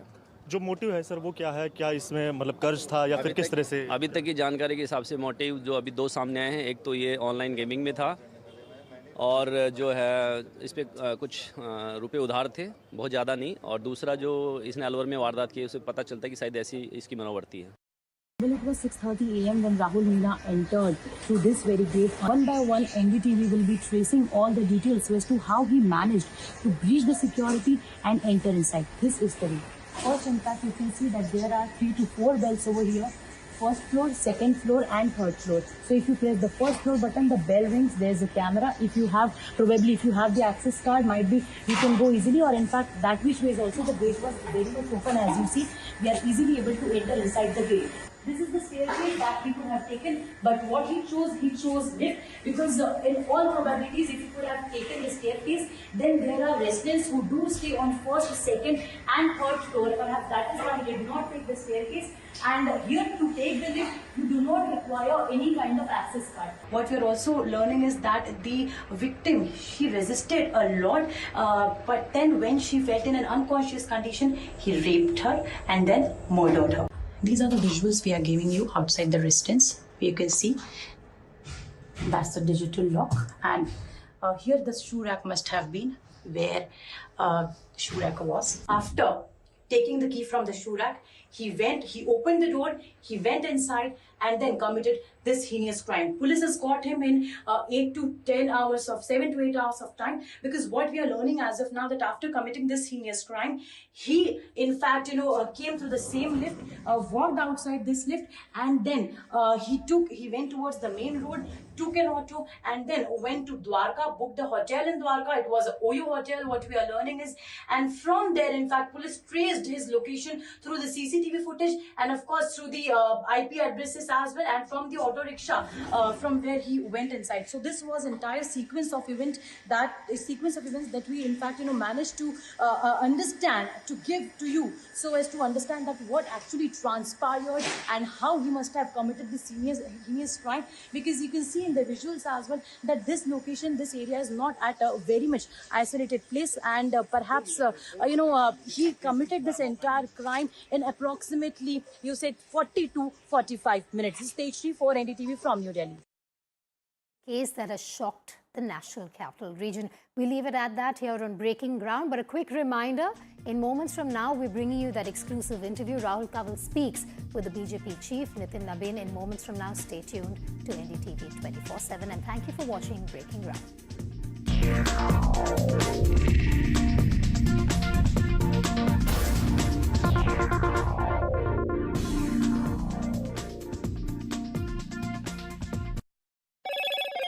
Hello, Moto. Motorola, India's leading AI smartphone brand. Motorola Signature, India's #1 camera phone. Grab Motorola Signature today.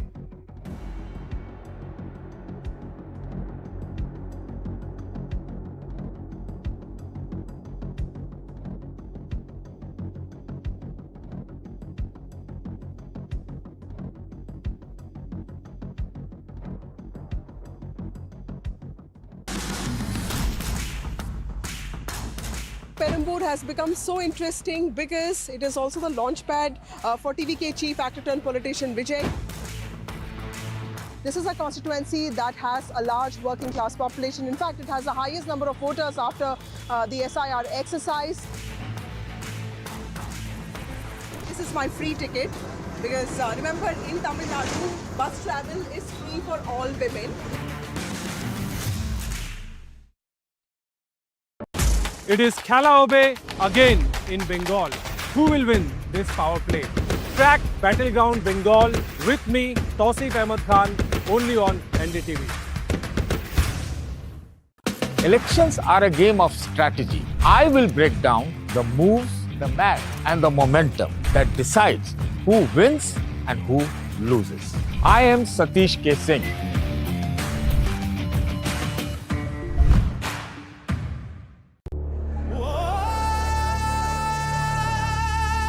Tamil Nadu elections don't play small.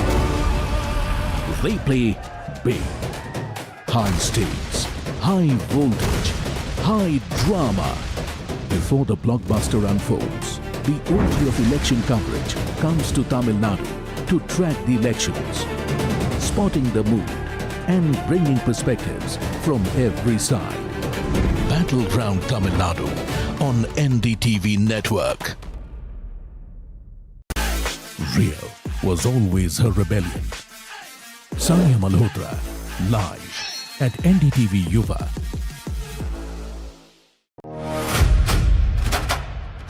This is not just another election, this is war.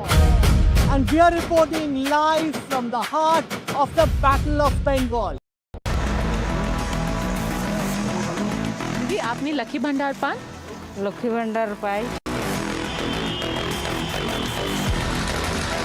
Modi सही लगती है या आपको मोदी, राहुल गांधी, कौन सही? नया सरकार आना बहुत जरूरी है। मोदी सरकार আসলে খুবই ভালো, আমাদের মোদিকে আমরা ভালোবাসি।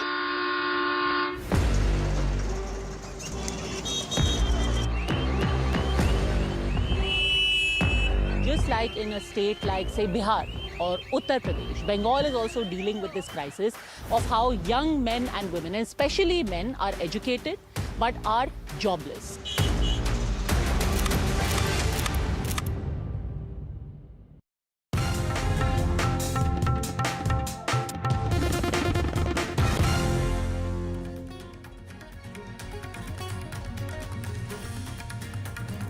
A very good afternoon. You're watching NDTV 24/7. Prime Minister Modi there kicking off his Bengal campaign for Phase 2 polls, saying that the state will celebrate with Jhalmuri, and that's going to be taking place on counting day, the 4th of May. While it's a three-corded contest when it comes to Tamil Nadu, with the wildcard entry, Vijay there, and of course MK Stalin casting his vote early in the morning, exuding confidence just like his son Udayanidhi Stalin of coming back into power and winning that second round. Will the BJP be able to open its account is the big question. We're going to get you all those details. First, the headlines.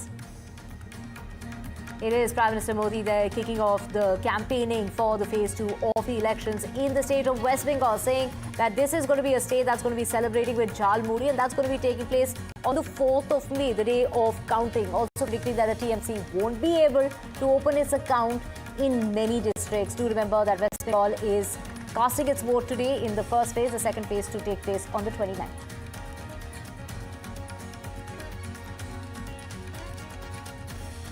And as Bengal votes, as TMC and Humayun Kabir's party workers that clashed in Murshidabad. Kabir alleges that the TMC workers bribed local police. There was voter intimidation allegations, asking them and urging them not to go cast their vote.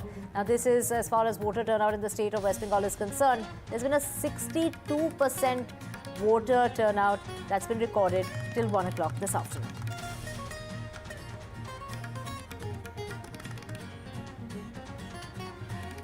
Stars and political superstars coming out to cast their vote in Tamil Nadu, starting with this Chief Minister urging people to come out and cast their vote, saying that Tamil Nadu will win.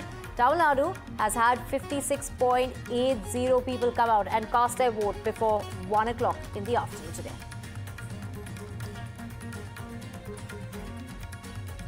And a chilling 48-hour crime spree that's ended in murder in the heart of the national capital. A young UPSC aspirant has been killed after an alleged sexual assault, and a disturbing trail that begins in Alwar ends up in South Delhi, in east of Kailash of the national capital.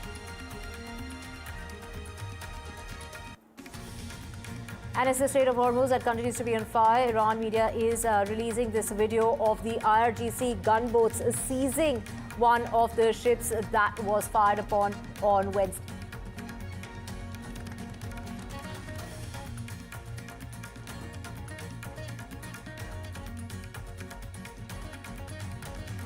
As the suspense continues as far as those talks that were meant to take place in Islamabad between the United States and Iran, while Donald Trump now is saying that all is going well. In fact, the talks could take place as soon as tomorrow, Friday.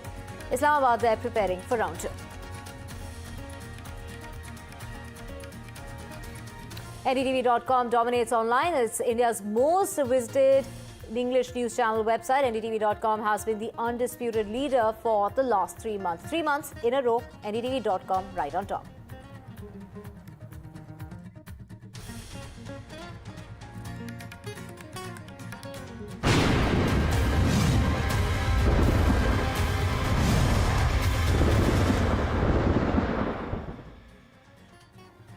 A very good afternoon. You're watching NDTV 24/7. I'm Divya Vadwa. Let's begin with Bengal, that is voting for the first phase. It's Prime Minister Modi who has kicked off the campaigning for the second phase. Do remember that's going to be taking place later this month. And kicking off his rally blitz in Krishnanagar is the Prime Minister launching that blistering attack when it comes to the ruling government of the TMC, saying that the state will celebrate with Jhalmuri, and that's going to be taking place on voting day. And then again, voting day coming up on the 29th. But the counting day, which is on the 4th of May, is when the state will be celebrating with Jhalmuri. The Prime Minister also said that TMC will not open his account when it comes to many constituencies. That is a claim that's being made by Prime Minister Modi. The Prime Minister also unveiled a list of 10 guarantees for women in the state. Do remember, this has been an issue that's been raked up time and again. You know, talking about women's safety, women's security, is the Prime Minister who has made this into an issue, an election issue, or as far as the ruling government of TMC is concerned. The BJP has made safety of women one of its biggest poll planks. The Prime Minister has promised women of Bengal financial SOPs, free healthcare and admission into state police force as well. 4 मई को बंगाल में भी BJP की विजय का जश्न होगा।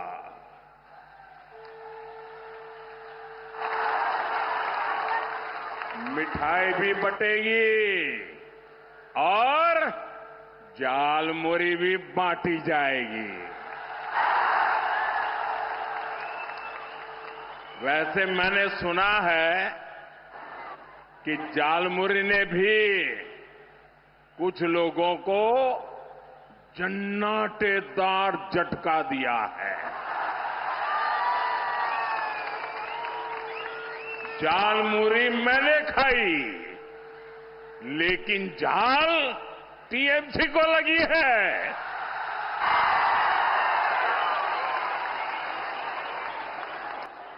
साथियों,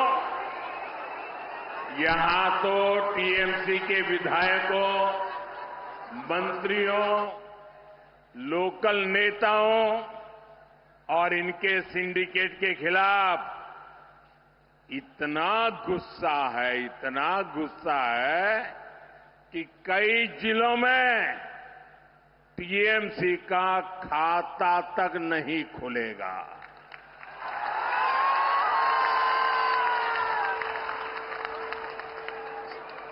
मैं बिल्कुल विश्वास से कहता हूं, मैंने इस बार बंगाल में बहुत दौरा किया है और जो उत्साह देखा है, माताओं बहनों में जो जुनून देखा है, और इसलिए तृणमूलेर जावा निश्चितो, तृणमूलेर जावा निश्चित। साथियों, आप सभी जानते हैं, मोदी का मंत्र है सबका साथ, सबका विकास, और निर्मम सरकार कहती है, करती है, घुसपैठियों का साथ, घुसपैठियों का विकास। तृणमूल के लोग घुसपैठियों को फर्जी डॉक्यूमेंट्स बनाने की दुकानें चलाते हैं, घुसपैठ कराते हैं, यहां उनको झुग्गियों में बसाते हैं। टीएमसी की ऐसी हर दुकान को बंद करना जरूरी है। सीमा तभी सुरक्षित रहती है जब पुलिस, सेना, बीएसएफ और नागरिक ये सभी मिलकर काम करते हैं। 4 मई के बाद बंगाल में भी सुरक्षा की नई गारंटी शुरू होने वाली है। साथियों, टीएमसी बंगाल की बहनों का सच्चा सशक्तिकरण कभी भी नहीं कर सकती। इसका उदाहरण आपने पिछले हफ्ते संसद में भी देखा है। बीजेपी संसद और विधानसभा में महिलाओं के लिए 33% आरक्षण को लागू करना चाहती है। संसद में इस पर चर्चा हुई, लेकिन टीएमसी नहीं चाहती कि बंगाल की बहनों को ज्यादा सीटें मिले। इसलिए इन्होंने कांग्रेस के साथ मिलकर संसद में कानून को रोक दिया। बंगाल की हर महिला टीएमसी को इस अपराध की सजा जरूर देगी। Now, tensions and clashes have erupted in West Bengal's Murshidabad, where Humayun Kabir is contesting from. Crowds pelted stones and police lathi charged at the crowds amid the clash. And then we had, Humayun Kabir's car that was vandalized by the crowds, blaming the TMC for the incident. Now, Humayun Kabir said that it was the goons of the TMC who attacked his car. He further called the incident a conspiracy that's been hashed by the TMC, and even said that the police did nothing to help him, instead shielded the goons. Now, Kabir has also asked for the Election Commission of India to intervene and look into the matter. Let's listen into the reactions coming in. We had my colleague Ritik speak to Humayun Kabir. Let's listen in. Volatile situation unfolded over here as police resorted to lathi charge. What we can see, the stone pelting incident started over here. Humayun Kabir's vehicle has been vandalized. Police resorted to lathi charge. What we can see, protesters and supporters of Humayun Kabir have engaged in a pitched battle over here. As you can see, Humayun Kabir's vehicle has been vandalized. Now, cops have been deployed over here. They are now resorted to lathi charge. Situation remain unchanged and volatile over the situation. We can see that Humayun Kabir's vehicle has been vandalized, and there are incidents of incident of stone pelting happened over here, as police is now resorted to lathi charge to dismantle the crowd. What we can see that Humayun Kabir's vehicle has been vandalized. इस वक्त यहाँ पर अफरा तफरी का माहौल है. हुमायूं कबीर के गाड़ी पर तोड़फोड़ पथराव किया गया है, गाड़ी तोड़ दिया गया है. पुलिस ने जिस तरीके से यहाँ पर हम देख सकते हैं लाठी चार्ज किया है. सेंट्रल फोर्सेस जो है यहाँ पर पहुँच चुका है, और यहाँ पर हुमायूं कबीर के गाड़ी पर जो है हम देख सकते हैं तोड़फोड़ हुआ है. दूसरी गाड़ी पर तोड़फोड़ किया गया है.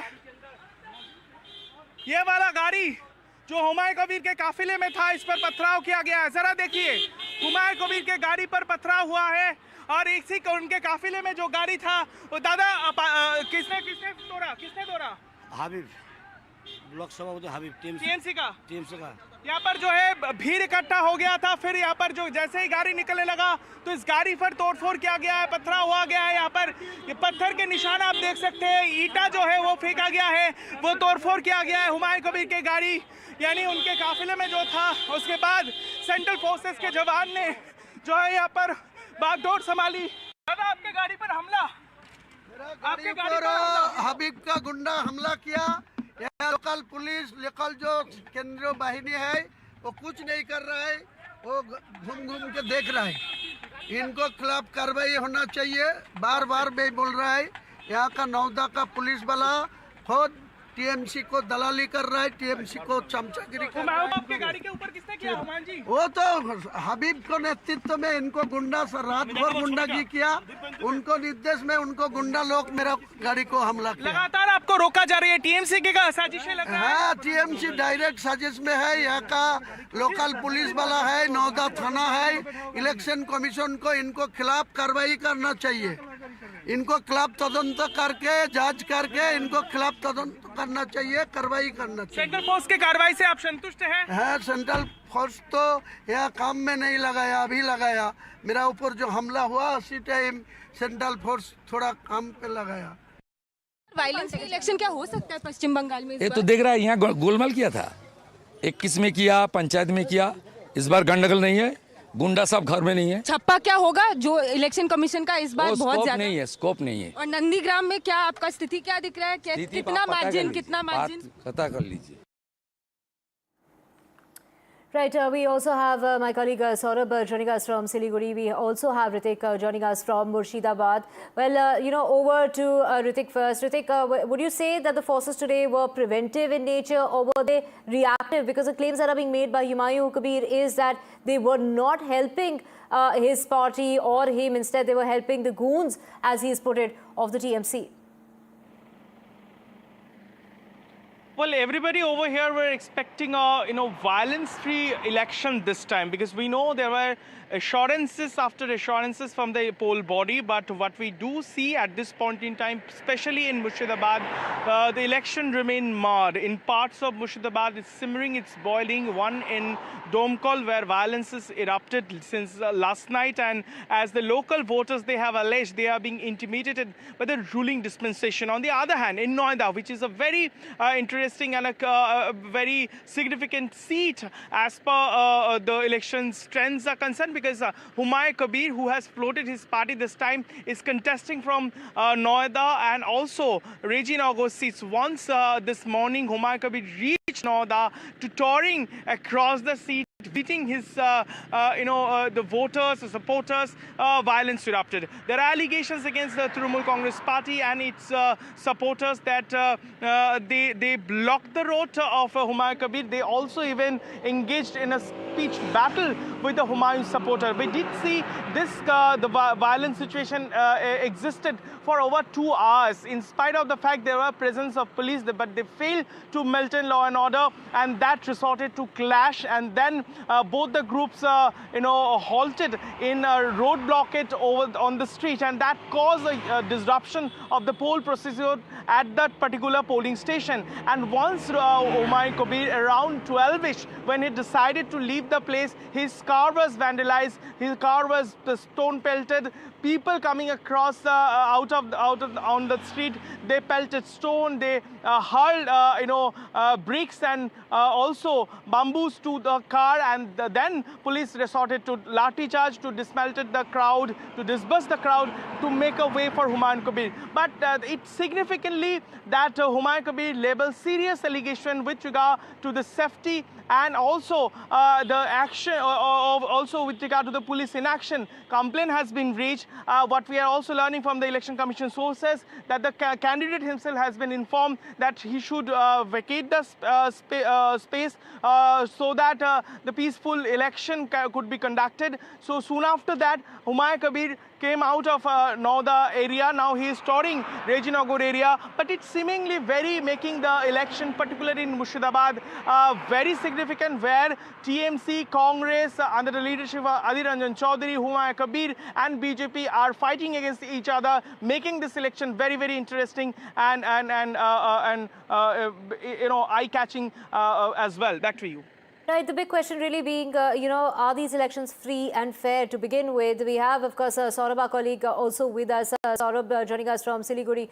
Saurabh, this has been, one of the key poll points as far as this election in West Bengal is concerned. The lawlessness, the law and order is something the Prime Minister has brought up time and again when it comes to the state of West Bengal.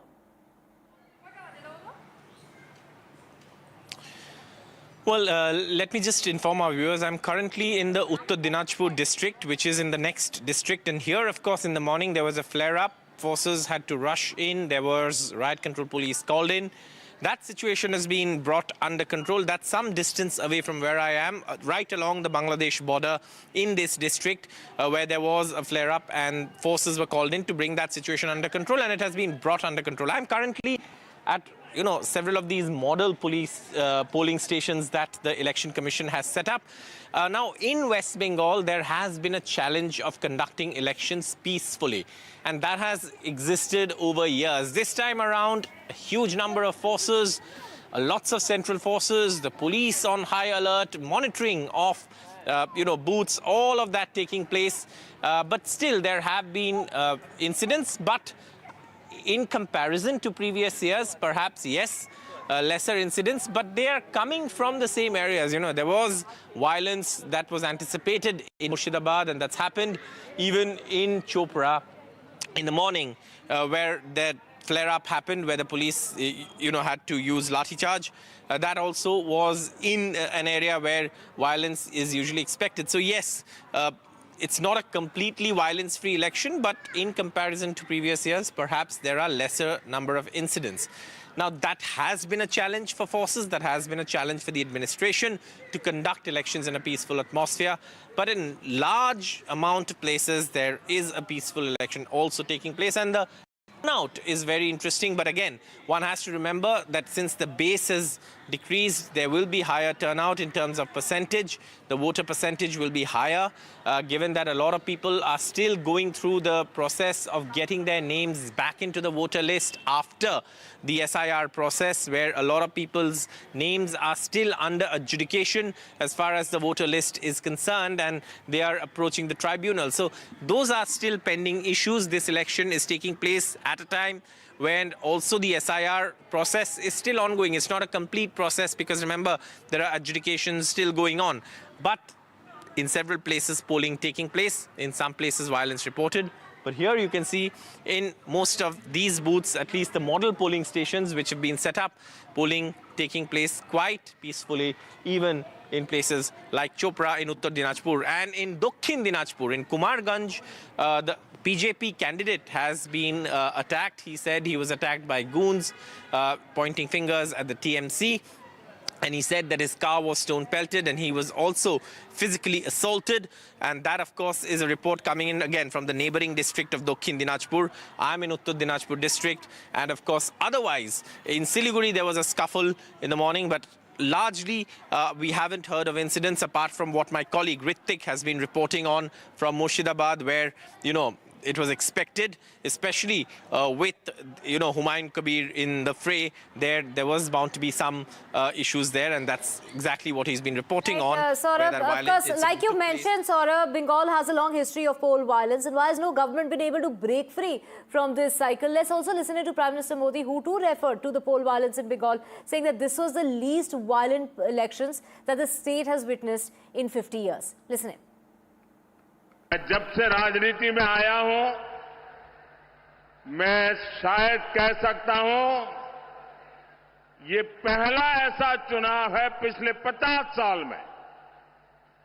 पिछले 50 साल में ये पहला चुनाव ऐसा है जिसमें हिंसा कम से कम हुई है। वरना हर हफ्ता किसी को फांसी पर लटका देते थे और बोल देते थे आत्महत्या कर दी। यानी एक प्रकार से गुंडा राज चलता था। मैं इलेक्शन कमीशन का हृदय से अभिनंदन करता हूं कि उन्होंने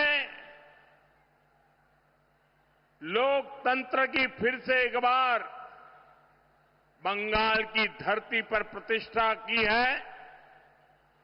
शांतिपूर्ण मतदान करवाने में इलेक्शन कमीशन की ये सफलता, ये बहुत बड़ी सिद्धि है। अब बाकी बूथों का भी या फिर नहीं, अभी मुझे नीमचा की तरफ जाना है।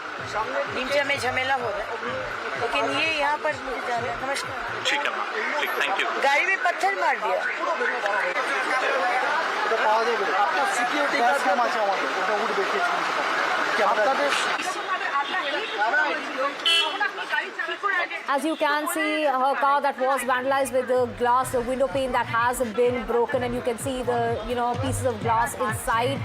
That is a shattered, smashed glass of her windscreen that has completely been shattered and smashed, and pieces of shards of glass that could be seen lying on the seat of her car. The car of the BJP MLA Agni Mitra Paul's car has been vandalized. It's the third such incident that is being reported from the state of West Bengal that has been, West Bengal has been casting their vote. There has been a huge turnout as well. But here we are seeing violence that is erupting from Murshidabad, where it was Humayun Kabir, and then of course there was, this is the third incident of violence that is being reported from the state of West Bengal. In Kumarganj as well, there has been a BJP candidate beaten by the TMC supporters, and that is now the violence, the number of incidents that are being reported of violence, and the lawlessness in the state has become an election point, a poll point in the elections in the state of West Bengal. Something that is, of course, being used by the BJP.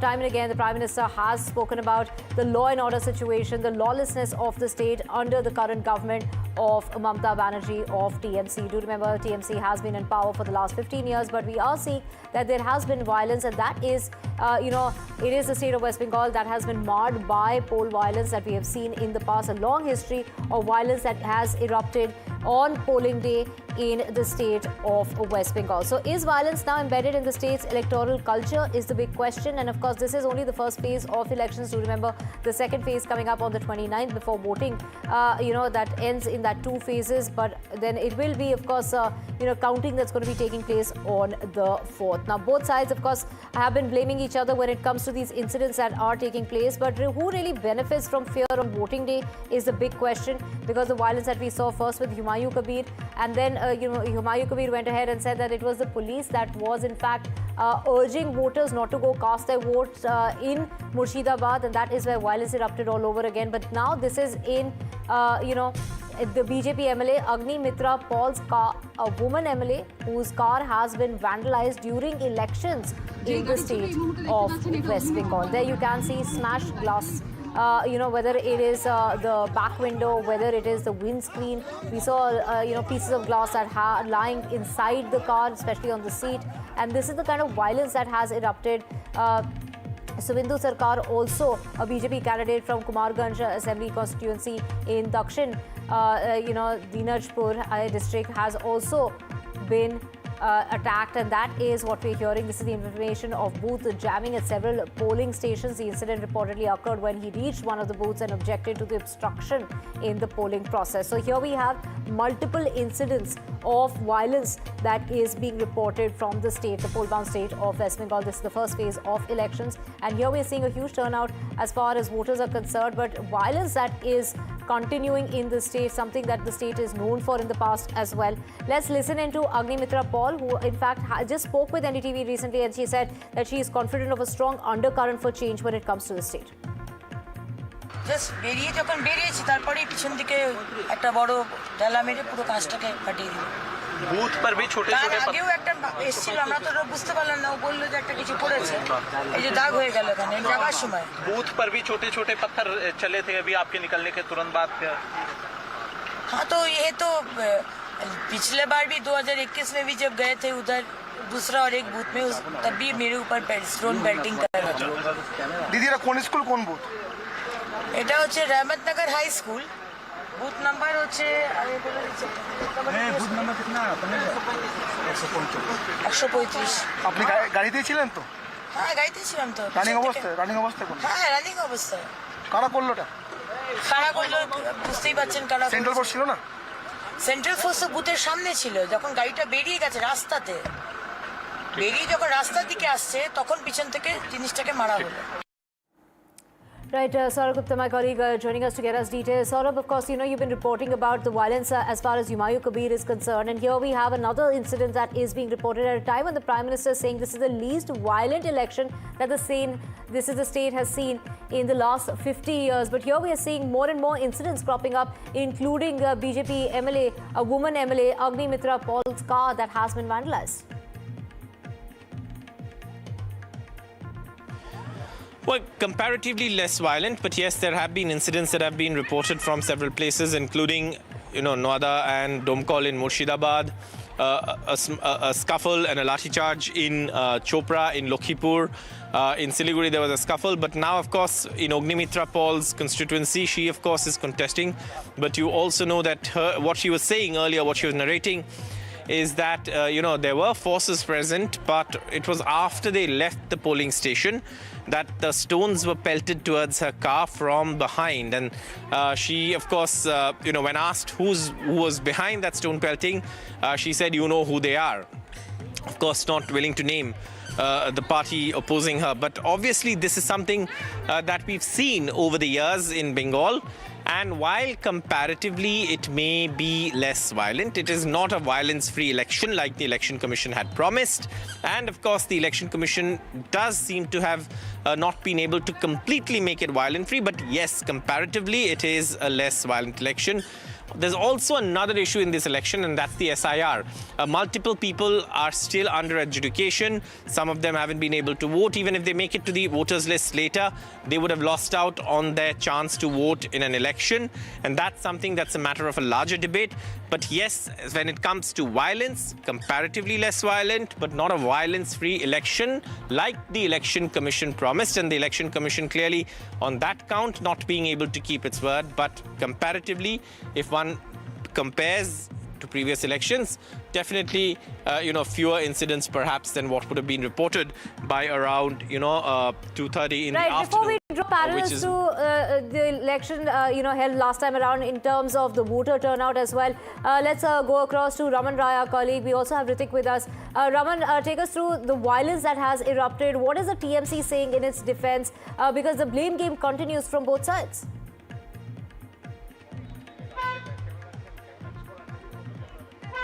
Yeah, exactly. The blame game is on in West Bengal, and that's why Agnimitra Paul was attacked by the goons in the Asansol seat, and she is the candidate from the Asansol South seat. She is a sitting MLA here, and while she was talking to NDTV today morning, she also said that she had a chance of attack by the TMC goons in her own constituency, and this is what exactly happened today. And her car was vandalized by the goons in the Rahmat Nagar, and Rahmat Nagar is an area which is totally dominated by the Muslim voters. So that is one of the major region. That is why the vehicle of Agnimitra Paul was vandalized by the goons in the Asansol South constituency.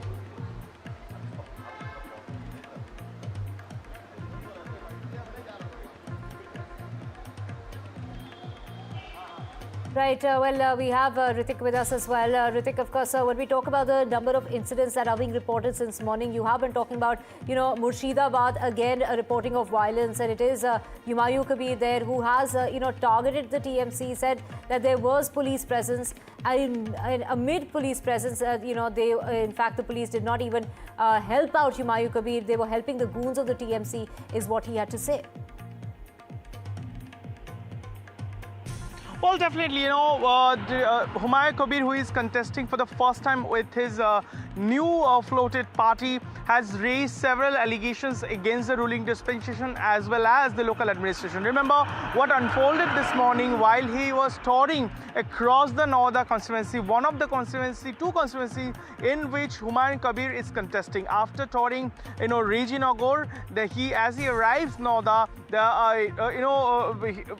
he was told that some violence may happen in that particular vote. Once he arrives there, he was barricaded, he was stopped. Then that led to a scuffle between two groups, his men and also TMC supporters. And what we saw on the ground, that was really, really concerning. Because remember, this time, as Shorab was mentioning, that what we did see earlier also, elections in Bengal was marred by violence in past several years. But this time, perhaps, we all were expecting violence-free elections, at least on the first day of poll. But it happened to be a very violent situation, particularly in Noida and also in Domkol area. So that raises several alarms. And right, we have more breaking news coming in, and this is of violence that has erupted in Kumarganj of a BJP candidate beaten up by TMC supporters. Sarkar, a BJP candidate from Kumarganj Assembly constituency,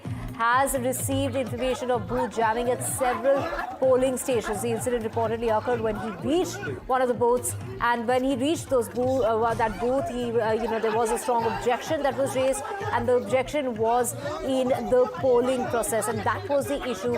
And that is when he reached one of the booths and objected to the obstruction in the polling process, and that is when he came under attack. Let's listen in to what he had to say.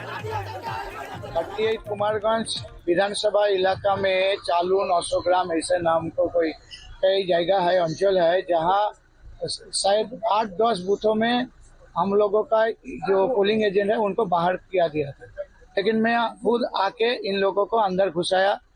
और जब मैं 24 booth में ये सरजमीने तदंत करने के लिए या बूथ में मैं गया था। उस टाइम हमारे ऊपर, हमारे पूरा टीम के ऊपर इन लोग हमला किया था और ये एक भयभीति का वातावरण करने के लिए तैयार था। देखिए, केंद्र बाहिनी कहाँ रहेगा या नहीं रहेगा ये तो मैं नहीं जानता हूँ, लेकिन वो पोलिंग स्टेशन पे था, अंदर था। लेकिन वो जो गोली था, वो गोली में मैं जब आया था, मेरे सर सिर्फ मेरा बॉडीगार्ड था, बाकी कोई नहीं था। Let's just also get you more breaking news coming in of the Congress party. They're lodging a complaint. This is a complaint with the Election Commission in West Bengal. That is the Congress party alleging forcible removal of polling booths. So polling agents removed in Bharatpur is the charge that is being made by the Congress party. So the Congress party, they're saying polling is being conducted in an illegal fashion, and that is the charge that is being made by the Congress party, lodging that complaint with the Election Commission. Again, this alleged polling agents are been removed in Bharatpur is the allegation that is being made. They are also alleging forcible removal of not just polling agents in Bharatpur, but also polling being conducted in an illegal manner is the charge that is being made by the Congress party. So the Congress party has lodged that complaint with the Election Commission in West Bengal. With that, we're slipping into a very short break. Back with a whole lot more as to what's happening in the poll-bound state of West Bengal and also the poll-bound state of Tamil Nadu.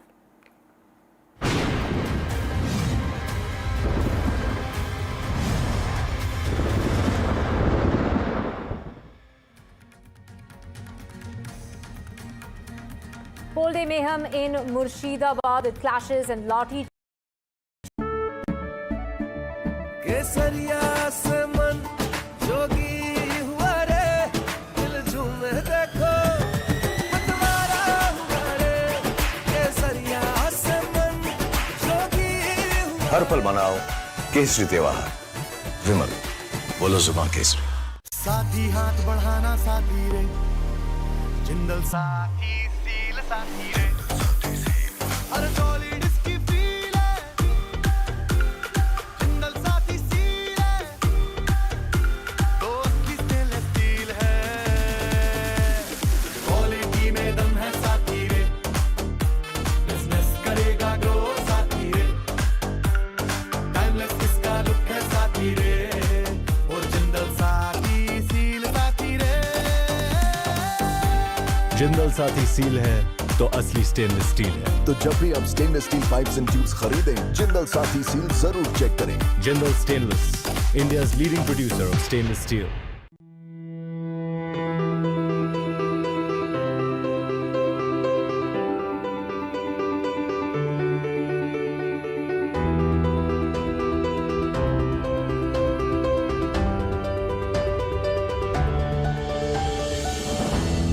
शिक्षा और अनुसंधान।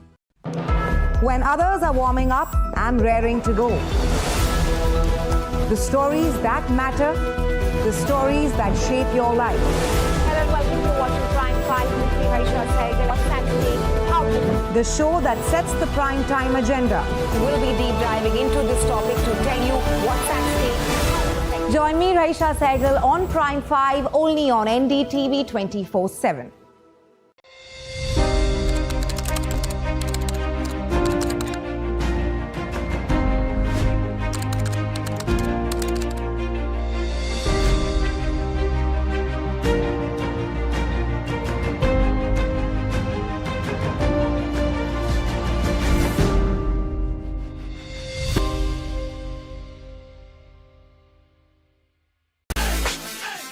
One teacher, a million destinies. NVISA, live at NDTV Yuva. इनको यहाँ से जाना ही होगा। जय मां Durga! There is no bigger battle in 2026. And nobody has reported Bengal like I have. Buckle up for an unforgettable election thriller. Will the BJP breach Mamta's fortress? TMC जावे, BJP आसपे। Can Didi fight off her life's biggest challenge?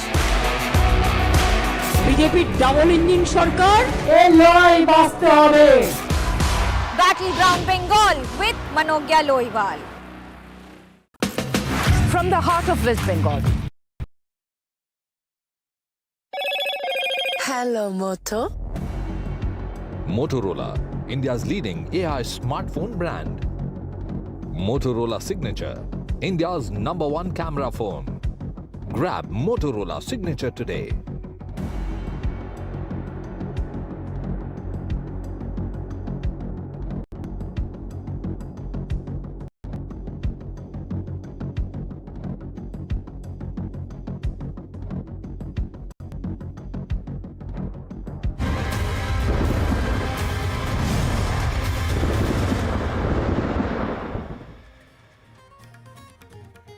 Hello and welcome to this special show on voting day, coming to you live from hot, sweltering, sweaty Chennai city from the Stella Maris College with my colleagues Deepak Bupanna, Radhika Ramaswamy and Sam Daniel. All of us have had our sound bites, but we've also had our lunch bites as well today. So voting going brisk, but we'll also have Vijay Gopal Muralidharan as well as Ashwin Nandakumar from Madurai, Vijay Gopal Muralidharan from the Secretariat here in Chennai, where there's a lot of action that's been playing out. Also Ashish, who's joining us from Trichy East.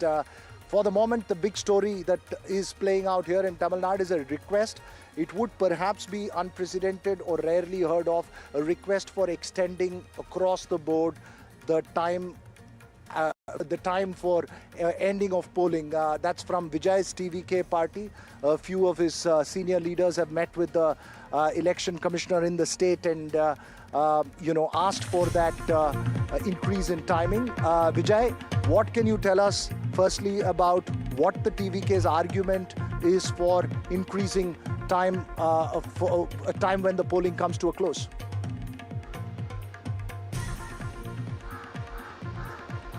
Vira, the TVK's main argument is they allege that people were stranded across Tamil Nadu, especially in bigger cities like Tiruchirappalli, Coimbatore and Chennai, saying that from last night people unable to move towards their native to cast their votes.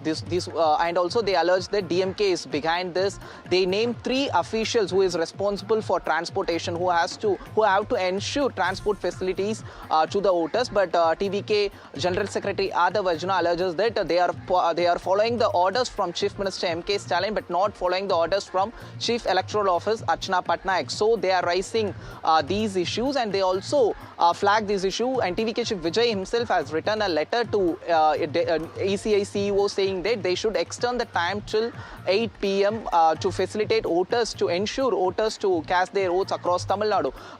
Meanwhile, TVK General Secretary N. Anand and Adav Arjuna just now met ECI CEO Archana Patnaik here, and they also allege that they also gave a complaint saying that they should suspend, ECI should suspend 3 officials who are responsible for that.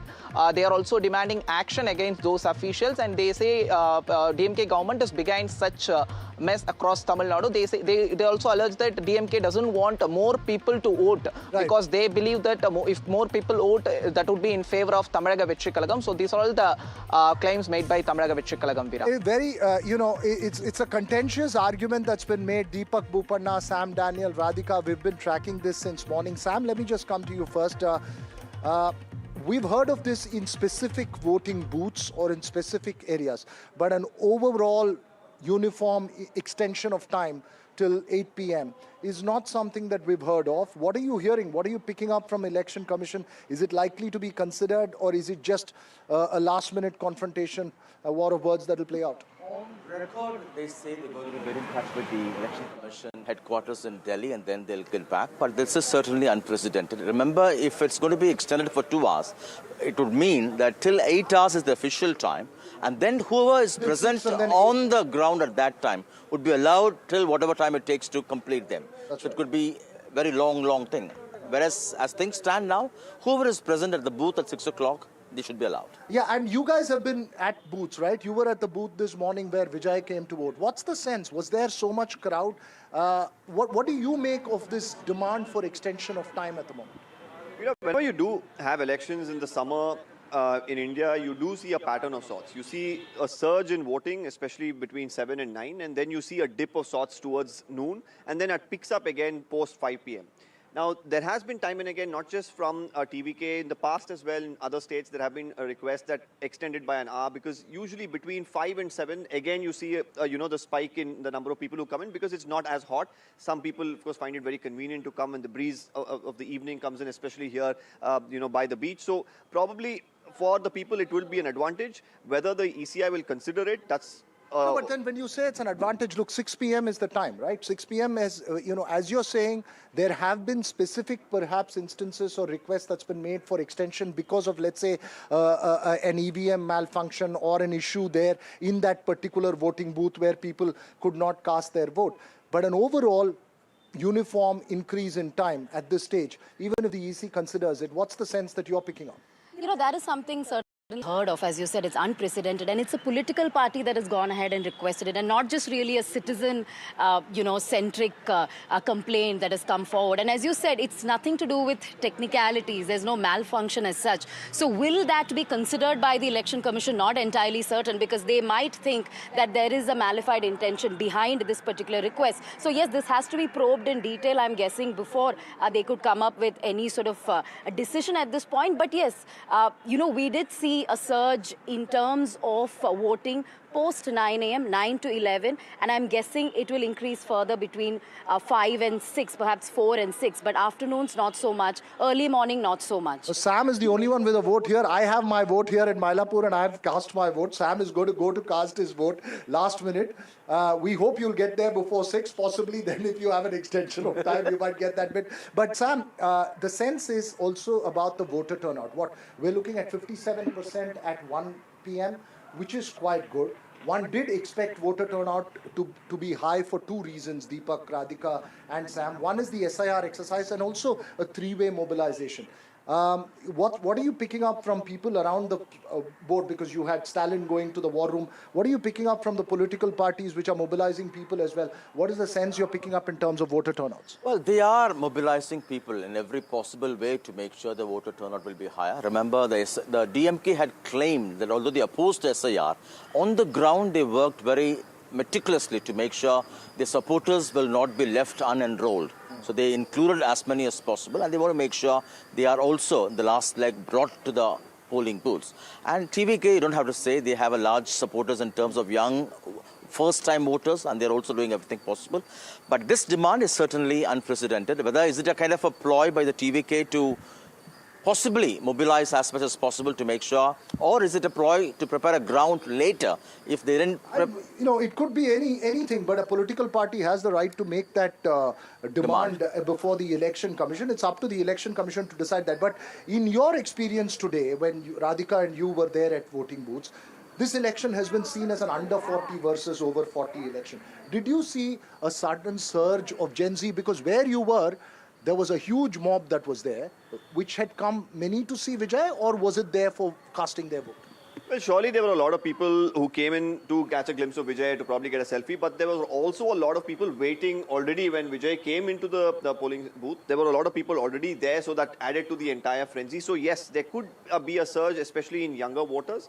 Now, coming back to whether there should be an increase in extension of time or not, well, the ECI has not granted a request like this in the past. In 2019, I remember there was a similar request. There was also a request that during the Ramzan time when there were elections that, the voting should begin at 5 and end a little earlier because when people break their fast. But none of this was accommodated by the ECI. So very interesting here when you have a party like TVK especially, which does not have a cadre base like the DMK or the AIDMK, because when you have the cadre, especially on polling day, you have the agents who go and encourage people to come out and vote as soon as possible. But for a TVK, it's always been, for the last few months, the word of mouth. So for them to have an extended time would mean a better opportunity for people who want to probably cast their vote to come out and do so. But I don't know about extended time, but I'm going to tell you guys, let you guys in on a little secret about Deepak. You ask him a question and then you go talking to others. In the meantime, he will find some answers and information on that particular question that's there in terms of voter turnout, etc. And I've noticed this many times. Thanks very much for putting that in perspective, that the EC has not granted this in the past when the requests have been made, because to me also this would be seeming something quite unprecedented you have a 2-hour timeline till 8 p.m. to go on, and I wonder if the government servants who are there at the polling booths will be extremely concerned about that as well. But quickly on that point of Gen Z vote, what's the sense you're picking up, Radhika? Because you went around the city. I went around the city. Of course, I did go to many urban constituencies, but very importantly, I went to Perambur as well. I saw a few polling booths there, and that's where Vijay is contesting from. And trust me, there was a surge. There was an above average number of voters that was seen there. And everybody talking about TVK, that's the truth. And there were a lot of youngsters. There were a lot of women voters as well. And when we spoke to Adav Arjuna, he did speak about how their outreach is towards women as well as youngsters. It is, below 40, below 45. So yes, in Perambur area, the frenzy is real for sure. The frenzy is real across Tamil Nadu. I don't know if the frenzy will turn into votes. And let's just listen into some of the other players. Obviously, we've all tried to get that soundbite from Vijay. We've not succeeded yet. Hopefully someday we will all succeed. Sam Daniel has been at it. Deepak tried this morning. In fact, had a vintage position. Radhika has been trying. In fact, she went and found a lookalike of Vijay because she couldn't get the real one. But we did get some of the real politicians, which is from MK Stalin to Edappadi Palanichami to Udayanidhi Stalin to some of the TVK leaders as well. Let's just listen into some of the politicians after they cast their vote, sending out their message earlier this morning. Sir, when the message is, sir? Tamil Nadu vellam. Tamil Nadu vellam. Adar kartham enna? Ella adile irukku. Ella artham irukku. Confident of a second term. We are definitely very confident. And this delimitation issue will work favorably for DMK? Stand by not only delimitation, everything has worked in our favor. And lastly, how important is this election? How important is this? Every election is important. This election is also important. This election, the narrative is that we have performed well. We've given good governance for 5 years, and the schemes have reached people. People have understood that DMK and DMK alliance partners are the people who fight, the parties who have an ideological fight to protect the state, to protect our language, to protect our culture, and to ensure that there is a better future for the next generation. So I'm very confident that is the narrative. I'm very confident that the DMK will do well and we will continue. So I come with my family to cast my votes and to perform my democratic rights. I'm happy my son is the first-time voter and he's also happy to perform his democratic rights. We are very, very confident the good governance will continue and Tamil Nadu will succeed. This is a war against the evil Delhi, against the good Tamil Nadu. How do you see the voter turnout so far? The total, as expected, the voter turnout has been good. Since after the SIR operation, we as our party are taken to ensure that the duplication of votes have been eliminated. Always in Chennai, used to be very disturbing to watch that the polling rate will be around 37 to 45%. And everyone started guessing, and especially media used to guess, oh, people turn around, it's bad, something is wrong. But the reality is that we had double votes, shifted votes, and most of the voters who are here are come to work from other districts. And it's a normal practice for them to go back to their hometown to vote. And that's the reason you see the last 2 days, heavy traffic, movement of people from Chennai to other to the respective districts. And I'm sure this time we'll have 85 to 95% votage turnaround in central. What's your message to MK Stalin? MK Stalin, he should support women. So he's one of the candidates is women candidate. So So you're saying you're a candidate here, he's a voter here. Yes. Yeah, it is excited, no? Because I am the candidate of a constituency where the state's chief minister is a voter. So it is fortunate, no? It is something, a divine blessing. So these all.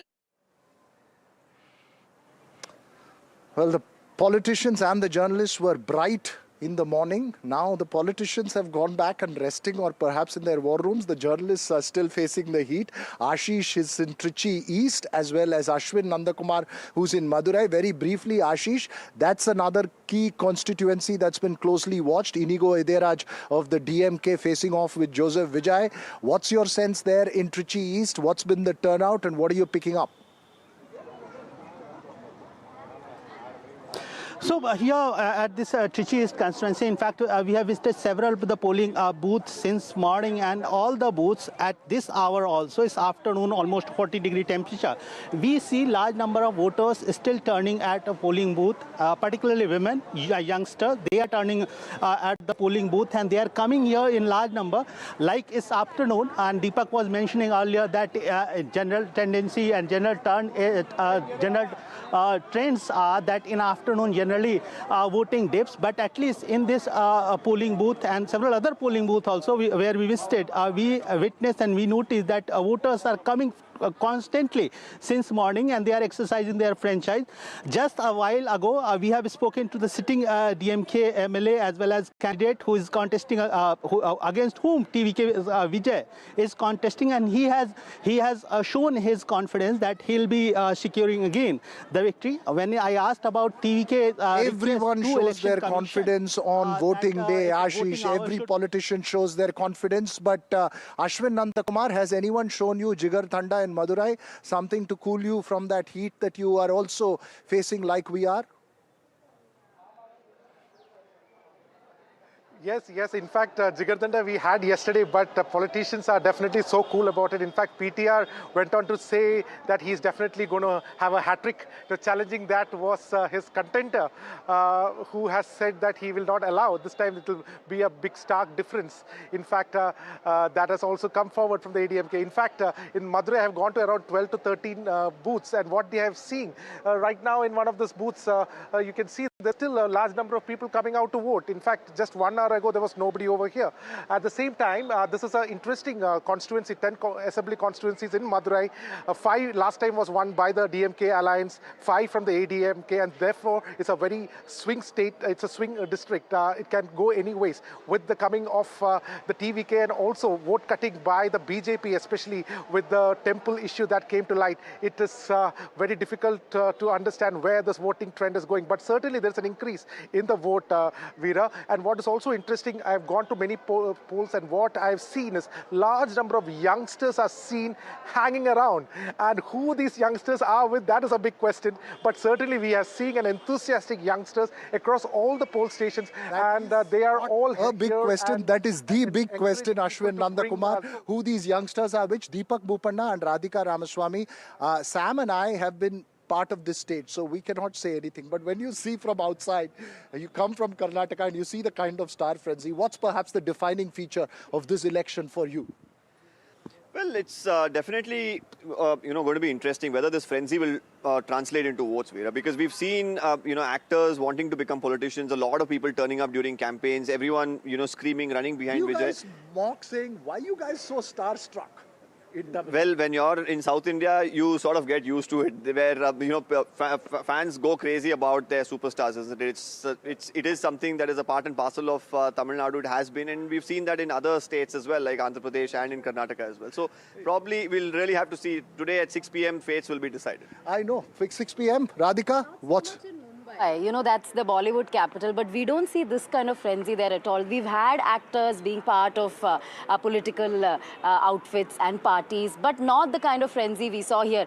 To a point where you were asking me to, like, avoid Vijay's campaigns as much as possible because of the craze and frenzy around it, because of the dangers around it. You know, it was that scary, the kind of mob that we've been seeing throughout Vijay's campaign. So something that I haven't seen in the recent past, at least. Right. Interesting that you make a point. Very quick final word from you, Sam, because my final word is I voted. Have you? I'm going to vote any time now. After this show, I'll rush. But Tamil Nadu, for quite a few decades, had stopped electing actors as chief ministers. But it seems the craze towards them hasn't come down. All right, Sam, we'll close this show here, but not before we get to this bit of breaking news that's coming in from West Bengal, where Home Minister Amit Shah is in a war room. monitoring the situation there, because there have been multiple reports of violence. Remember, apart from Tamil Nadu, the real story playing out in West Bengal as far as voting day is concerned. First phase of voting there in West Bengal. We believe Home Minister Amit Shah, those pictures on your screen, being Akhilesh, my colleague Akhilesh joins us on the phone line. Akhilesh, quickly tell me what's the the update and what's the information coming in from the Home Ministry. Well, this is BJP's war room where Home Minister Amit Shah has visited, and as you recall that he has been there.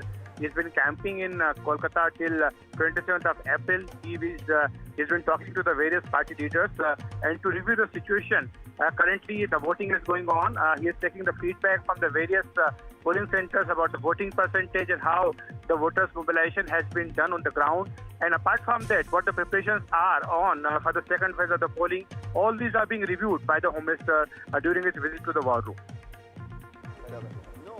And also somewhere this... Right, important there. We'll keep a close watch of that and the polling in West Bengal, as well as the polling and all the confrontations and conversations in Tamil Nadu. That's all we have time for. We're slipping into a short break. News and updates continue on the other side.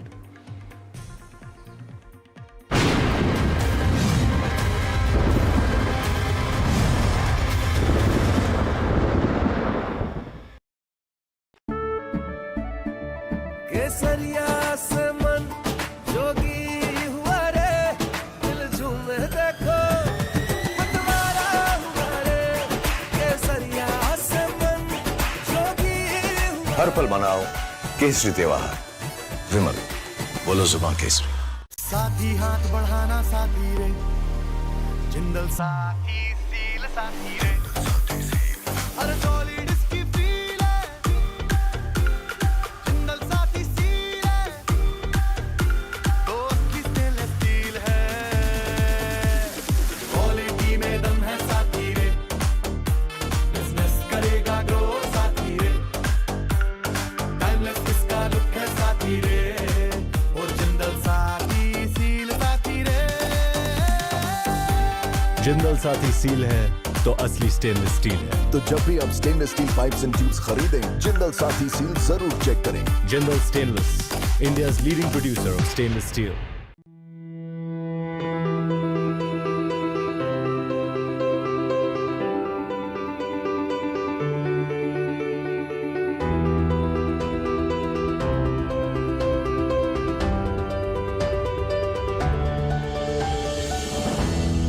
शिक्षा और अनुसंधान। Straight from the heart of the newsroom to the core of the stories shaping your world. Join me, Gargi Rawat, as I track all the developments as they break. Live from the NDTV newsroom, weekdays at 4 p.m.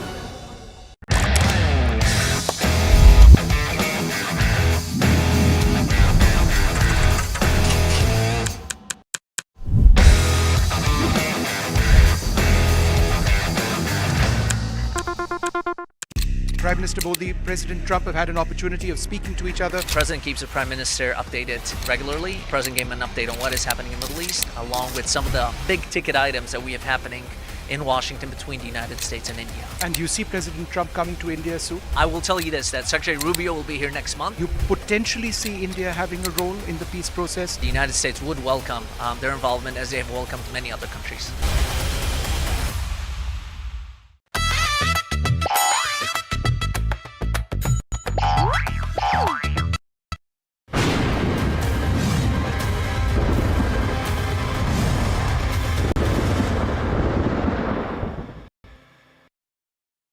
नमस्कार, स्वागत है आपका NDTV network पर। इस वक्त हम लोग कोलकाता में हैं। पश्चिम बंगाल का चुनाव अपने चरम पर है और इस वक्त एनडीटीवी पर हमारे खास मेहमान हैं भारतीय जनता पार्टी के नए अध्यक्ष श्री नितिन नबीन। नबीन जी, स्वागत है आपका। धन्यवाद राहुल जी। अध्यक्ष बनने के बाद आपके साथ ये पहला इंटरव्यू है। सबसे पहले तो तमाम दर्शक जो आपको देख रहे हैं उनको ये बताइए कि जिंदगी आपकी कैसे बदली। एक मंत्री से लेकर अध्यक्ष जब बनते हैं, तमाम लोगों को आप सर बोलते हैं, पूरी पार्टी आपको सर बोल रही है। देखिए, मैं पिछले 20 वर्षों से संगठन की वर्किंग में रहा और ये मैं मानता हूं कि छोटे छोटे स्वरूप में मैंने पहले भी काम किया। अब पार्टी ने एक बड़े स्वरूप में मुझे मौका दिया है लेकिन काम की जो छोटे स्वरूप में जो काम है, उन्हीं के बड़े स्वरूप में अब काम है। तो मैं मानता हूँ कि संगठन के काम को उस स्तर से अब इस स्तर पर सीखने का भी और आगे इसको लेकर निर्णय की भूमिका में भी आने का मौका है। और मैं मानता हूँ कि भारतीय जनता पार्टी का जो शीर्ष नेतृत्व है, पार्टी के जो संगठन के स्ट्रक्चर्स हैं, वो कहीं ना कहीं हर तरह से आपके साथ सपोर्ट में खड़े रहते हैं। जब इतनी बड़ी टीम की कप्तानी करने का मौका मिलता है तो सवाल ये उठता है कि क्या कप्तान तैयार है? आप क्या मानते हैं, क्या देश दुनिया की सबसे बड़ी पॉलिटिकल पार्टी की कप्तानी करने के लिए आप पूरी तरीके से तैयार हैं? मैं मानता हूं कि मुझे जो पिछले 20 वर्षों का जो अनुभव रहा है संगठन का, मुझे अपना विश्वास है कि पार्टी का जिस प्रकार का स्ट्रक्चर है ऑर्गेनाइजेशन का, जितनी बड़ी पार्टी है उसमें इतनी ताकत है और हमारे लिए जो विचार का कमिटमेंट होता है, जो हमारे स्टार्टिंग वर्किंग से हम लोग को मिलता है, वो कहीं ना कहीं बहुत सीधे हमें गाइड करता है कि हमें किस दिशा में चलना है। और जिस प्रकार का हमारे पास लीडरशिप है, माननीय प्रधानमंत्री जी से लेकर सभी हमारे जो शीर्ष नेतृत्व है, वो इस प्रकार से आपके साथ टीम वर्क में खड़ा रहता है, तो कहीं ना कहीं आपके लिए एक बहुत बड़ा स्ट्रेंथ होता है कि आपका बैक सपोर्ट पूरा है। और मुझे कॉन्फिडेंट है कि पार्टी ने जो निर्णय लिया है, उस निर्णय को सही निर्णय साबित करने में मुझे सफलता मिली। जो इस वक्त 5 राज्यों में चुनाव चल रहे हैं, उसमें आप अपने रोल को कैसे देखते हैं? एक होता है स्टार कैंपेनर, एक होता है संगठन का काम। अध्यक्ष के तौर पे नितिन नवीन की क्या जिम्मेदारी? मैं मानता हूं कि अध्यक्ष के रूप में जहां एक और संगठन को पूरी स्ट्रक्चर से, पूरे बेंच स्ट्रेंथ को पूरी ताकत से लगाना, वहीं कई स्ट्रक्चर पे, कई स्तर पे आपको कोऑर्डिनेशन की भी जरूरत पड़ती है। मानता हूं कि अध्यक्ष के रूप में जहां पार्टी के कैंपेन को आगे से लीड भी करना, वहीं संगठन के स्ट्रेंथ को भी पूरी बेंच को, अपने ताकत को लगाना और समय समय पे हर चीज़ की मॉनिटरिंग करना, क्योंकि अध्यक्ष के काम लीड के साथ साथ चीज़ों को क्रियान्वयन होते हुए, मॉनिटरिंग करते हुए बेहतर तरीके से नीचे उतरे, इसकी भी चिंता होती है। मुझे लगता है कि ये सारी चीज़ें अपनी टीम के साथ हम लोग कर रहे हैं। पश्चिम बंगाल का चुनाव एक तरीके से आपका अब तक का सबसे बड़ा चैलेंज है। अगर आप यहाँ जीत गए तो ऐसा लगेगा कि फर्स्ट मैच में ही या फर्स्ट टूर्नामेंट में ही आपने टीम को वर्ल्ड कप जिता दिया, और अगर हार गए तो? देखिए, टीम की अपनी क्षमता, बेंच स्ट्रेंथ में इसीलिए क्या इतनी बड़ी है, पार्टी लंबे समय तक यहाँ से संघर्ष कर रही है और माननीय प्रधानमंत्री जी, माननीय गृह मंत्री जी, हमारे निवर्तमान अध्यक्ष नड्डा जी, राजनाथ जी, ऐसे सब लोगों ने अपनी ऊर्जा और अपनी ताकत यहाँ लगाई। तो भले ही अभी इस परिस्थिति में और इस समय में मैं अध्यक्ष हूँ, लेकिन सबका पुरुषार्थ लगा है।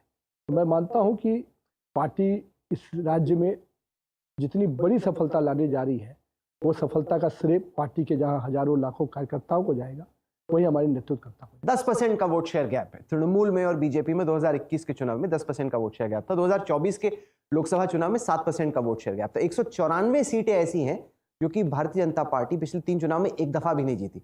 बड़ा मुश्किल है बंगाल जीतना आपके लिए। अगर आप मेरा स्ट्राइक रेट पार्टी का देखिए, 3 से 77 हम गए, तो आप उस स्ट्राइक रेट को अगर कैलकुलेट करेंगे तो मैं तो आश्वस्त हूँ कि इस बार हम लोग 2/3 मेजोरिटी से सरकार बनाएंगे। इतना आसान है नहीं, क्योंकि गैप है एक तो 7% का, और 30 आप स्टार्ट करते हैं 0 से, तृणमूल स्टार्ट करती है 30 से। नहीं, आप 77 के आंकड़े को नहीं देख रहे हैं। 0 से 77 के आंकड़े को देखेंगे तो कितनी बड़ी हम छलांग लगाए हैं वो आप देख सकते हैं। और दूसरा, जो 21 से 26 में जो बदलाव आया, जिस प्रकार से यहाँ की स्थितियाँ और खराब हुई, 21 में जिन मुद्दों को साथ थे, हम आज भी उन्हीं मुद्दों के साथ हैं, लेकिन 21 में हमको जितना सफलता मिला, इस बार 26 में आम जनता बोल रही है। हम लोग भी इस बार, पिछली बार भी हम कैंपेन में यहाँ थे और इस बार भी कैंपेन को देख रहे हैं। आम जनता खुद सामने से आ रही है। महिलाएं घरों से निकलकर वेविंग करना, लोगों का सामने से आना, ये सामान्य नहीं है। और जिस प्रकार से टीएमसी ने यहाँ परिस्थितियां पैदा की, माँ माटी मानुष के नारों के साथ जो सरकार आई, आज माँ को नहीं छोड़ा, माटी को नहीं छोड़ा, मानुष को नहीं छोड़ा, अब आम जनता यहाँ पर बदलाव चाहती है। भारतीय जनता पार्टी इसकी वाहक है, नेतृत्व कर रही है, लेकिन आम जनता के मन में है कि हमको बदलाव चाहिए।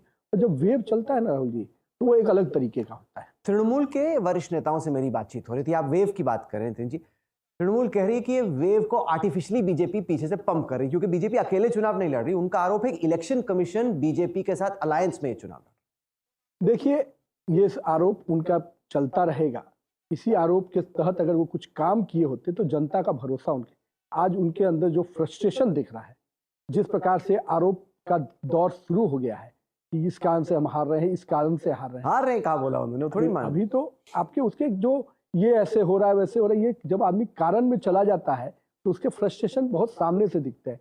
और मैं मानता हूं कि टीएमसी के लोगों का जिस प्रकार से एनार्किस्ट बिहेवियर रहा, आम जनता उससे त्रस्त है। अनार्किस्ट कैसे हुई टीएमसी? जिस प्रकार से आज जो क्लब की निर्माण यहाँ के लोगों के कला के लिए था, संस्कृति के लिए था, संगीत के लिए था, खेल के लिए था, उसको हफ्ता वसूली का केंद्र बना दिया गया। वहां पर बैठ के अड्डाबाजी और अड्डा से आम आदमी को वसूली का केंद्र बना दिया। इसको अनार्किस्ट नहीं कहेंगे। और सरकार मौन बैठी है, थाना पूरी तरह से उसके संरक्षण में पल बढ़ रहा है। नहीं, आप थानों की बात करें, लेकिन देखिए कितने आईपीएस अधिकारी, आईएएस अधिकारी, पैरामिलिट्री फोर्सेस, मैं 2021 के चुनाव की तुलना कर रहा था, डबल से ज्यादा है, 2 लाख से ज्यादा पैरामिलिट्री फोर्सेस को भेजा गया है। जो प्लेटून्स आई हैं वो डबल कर दिए गए हैं। जो पहले 2-3 हफ्ते पहले आते थे फोर्सेस, 6 हफ्ते पहले आ गए, वोटिंग के बाद भी रहेंगे। ऐसा लग रहा है कि आपने पूरी सीएपीएफ को उतार दिया अपने साथ। पहले एक चीज बताइए कि आप फ्री एंड फेयर पोल चाहते हैं कि नहीं? मैं तो चाहता हूं कि जब फ्री एंड फेयर पोल आप चाहते हैं और पहले फेज का जो रिपोर्ट आया है, आप देखिए कि क्या एक दिन पहले कितनी घटनाएं घटती थी, किस प्रकार से लोगों पर हमले होते थे, किस प्रकार से आम आदमी वोट देने नहीं जा पा रहा था। आज कहीं ना कहीं अगर पीसफुल इलेक्शन हो रहा है तो कहीं ना कहीं आपको नहीं लगता कि यह निर्णय सही दिशा में गया? नहीं, पर कई दशक तक सीपीआईएम अपनी तरफ तंत्र को खींचती थी, फिर तृणमूल ने किया। पर लोग ये भी तो नहीं चाहते कि बीजेपी फिर अब सेंट्रल पैरामिलिट्री फोर्सेस का इस्तेमाल कर ले, अपने आप को फायदा पहुंचाए। मैं ये कह रहा हूं कि ये इलेक्शन मशीनरी है जो फ्री एंड फेयर इलेक्शन करा रही है। ये कहीं एक जिगिंग का विषय नहीं है। हम बूथ कब्जा नहीं कर रहे हैं, हम तो जनता को एक पूरा रेड कारपेट दे रहे हैं कि आप आइए और वोट कीजिए। क्या उसको रेड कारपेट देना गलत है क्या? अगर आप निर्णय की प्रक्रिया में ये जो ग्रहण लगा हुआ था कि हम वोट को मैनेज करेंगे, हम लोगों ने बिहार को देखा है किस प्रकार से बिहार में तांडव चलता था। केजे राव का समय आया, इलेक्शन कमीशन ने, उस समय हमारी सरकार नहीं थी, इलेक्शन कमीशन ने कड़ाई से किया, बदलाव हुआ। मैं हमेशा मानता हूं कि फ्री एंड फेयर इलेक्शन कराना इलेक्शन कमीशन का फर्स्ट मैंडेट है और उसको पूरा करने के लिए जो भी निर्णय लेता है वो निर्णय स्वागत योग्य। बड़ी दिलचस्प बात है कि आपने केजे राव का जिक्र किया, क्योंकि 2006 में जब पश्चिम बंगाल में केजे राव आए थे, तब उन्होंने इसी तरह से एसआईआर से काफी छटाई की, जो मर चुके थे वोटर्स या जो बोगस वोटर्स थे। उसके बाद क्या हुआ, सीपीएम और भी बड़ी बहुमत से जीत गई। वो इसलिए क्योंकि जिनका नाम कटा उनके परिवार में, उनके जानने वालों में एक भय पैदा हो गया कि अगर हमने वोट नहीं दिया तो हमारा वजूद खतरे में है। तो 75% से ज्यादा वोट 84% सीटों पर पड़ा। मतलब कि अभी भी हम देख रहे हैं अप्रत्याशित वोटिंग हुई है, तब तो काउंटर मोबिलाइजेशन हो गया था। तो सीपीएम को फायदा हो गया। तो कहीं ऐसा तो नहीं कि एसआईआर से तृणमूल को ही फायदा मिल जाए? देखिए, अगर बेचैनी उनके अंदर 92 लाख वोट कटने से, हमारे अंदर तो कोई बेचैनी नहीं है। अगर बेचैनी उनके अंदर है तो आप समझ सकते हैं कि तकलीफ में कौन है। नहीं, वो बेचैनी की मैं एक हीट मैप देख रहा था पश्चिम बंगाल का, जहां जहां 11.6% से ज्यादा वोट कटा है एवरेज से ऊपर, वो ज्यादा वो डिस्ट्रिक्ट हैं जो कि बंगाल के बॉर्डर से छटे हुए हैं, जो कि बांग्लादेश के साथ साथ है। यानी कि लाजमी तौर पे उन इलाकों में जहां तृणमूल जीता करती थी या जहां उनके वोटर्स थे, उनका आरोप है कि वहां पे ईसी ने ज्यादा एक्शन लिया। अब आप खुद कह रहे हैं कि बॉर्डर के इलाके हैं ज्यादा, और आप खुद कह रहे हैं कि वो बांग्लादेश से, अगर वहां पर इलेक्शन कमीशन ने कड़े निर्णय लिए और वो निर्णय डीएम और एसडीओ के प्रस्ताव के आधार पर होते हैं। ये जो ममता दीदी लगातार खेल खेलती है इलेक्शन कमीशन क्या है? वो ऐसी बॉडी है जो राज्य के प्रशासन के इर्द गिर्द काम करती है। ये 92 लाख का प्रस्ताव दिल्ली से नहीं आया है, ये कलकत्ता से दिल्ली गया है। ये बात को समझना। डीएम एसडीओ क्या है? डीएम एसडीओ जो है जिला प्रशासन, राज्य सरकार थी उनकी, ये प्रस्ताव 92 लाख का वहां से गया है और उस प्रस्ताव का अनुमोदन करना इलेक्शन कमीशन का काम है। वो सर्टिफाई कर रहा है, जस्टिफाई कर रहा है। तो मैं मानता हूं कि ये तो बंगाल के लोगों के हित का निर्णय है। क्या हम बांग्लादेशियों को वोट देने का अधिकार दे देंगे क्या?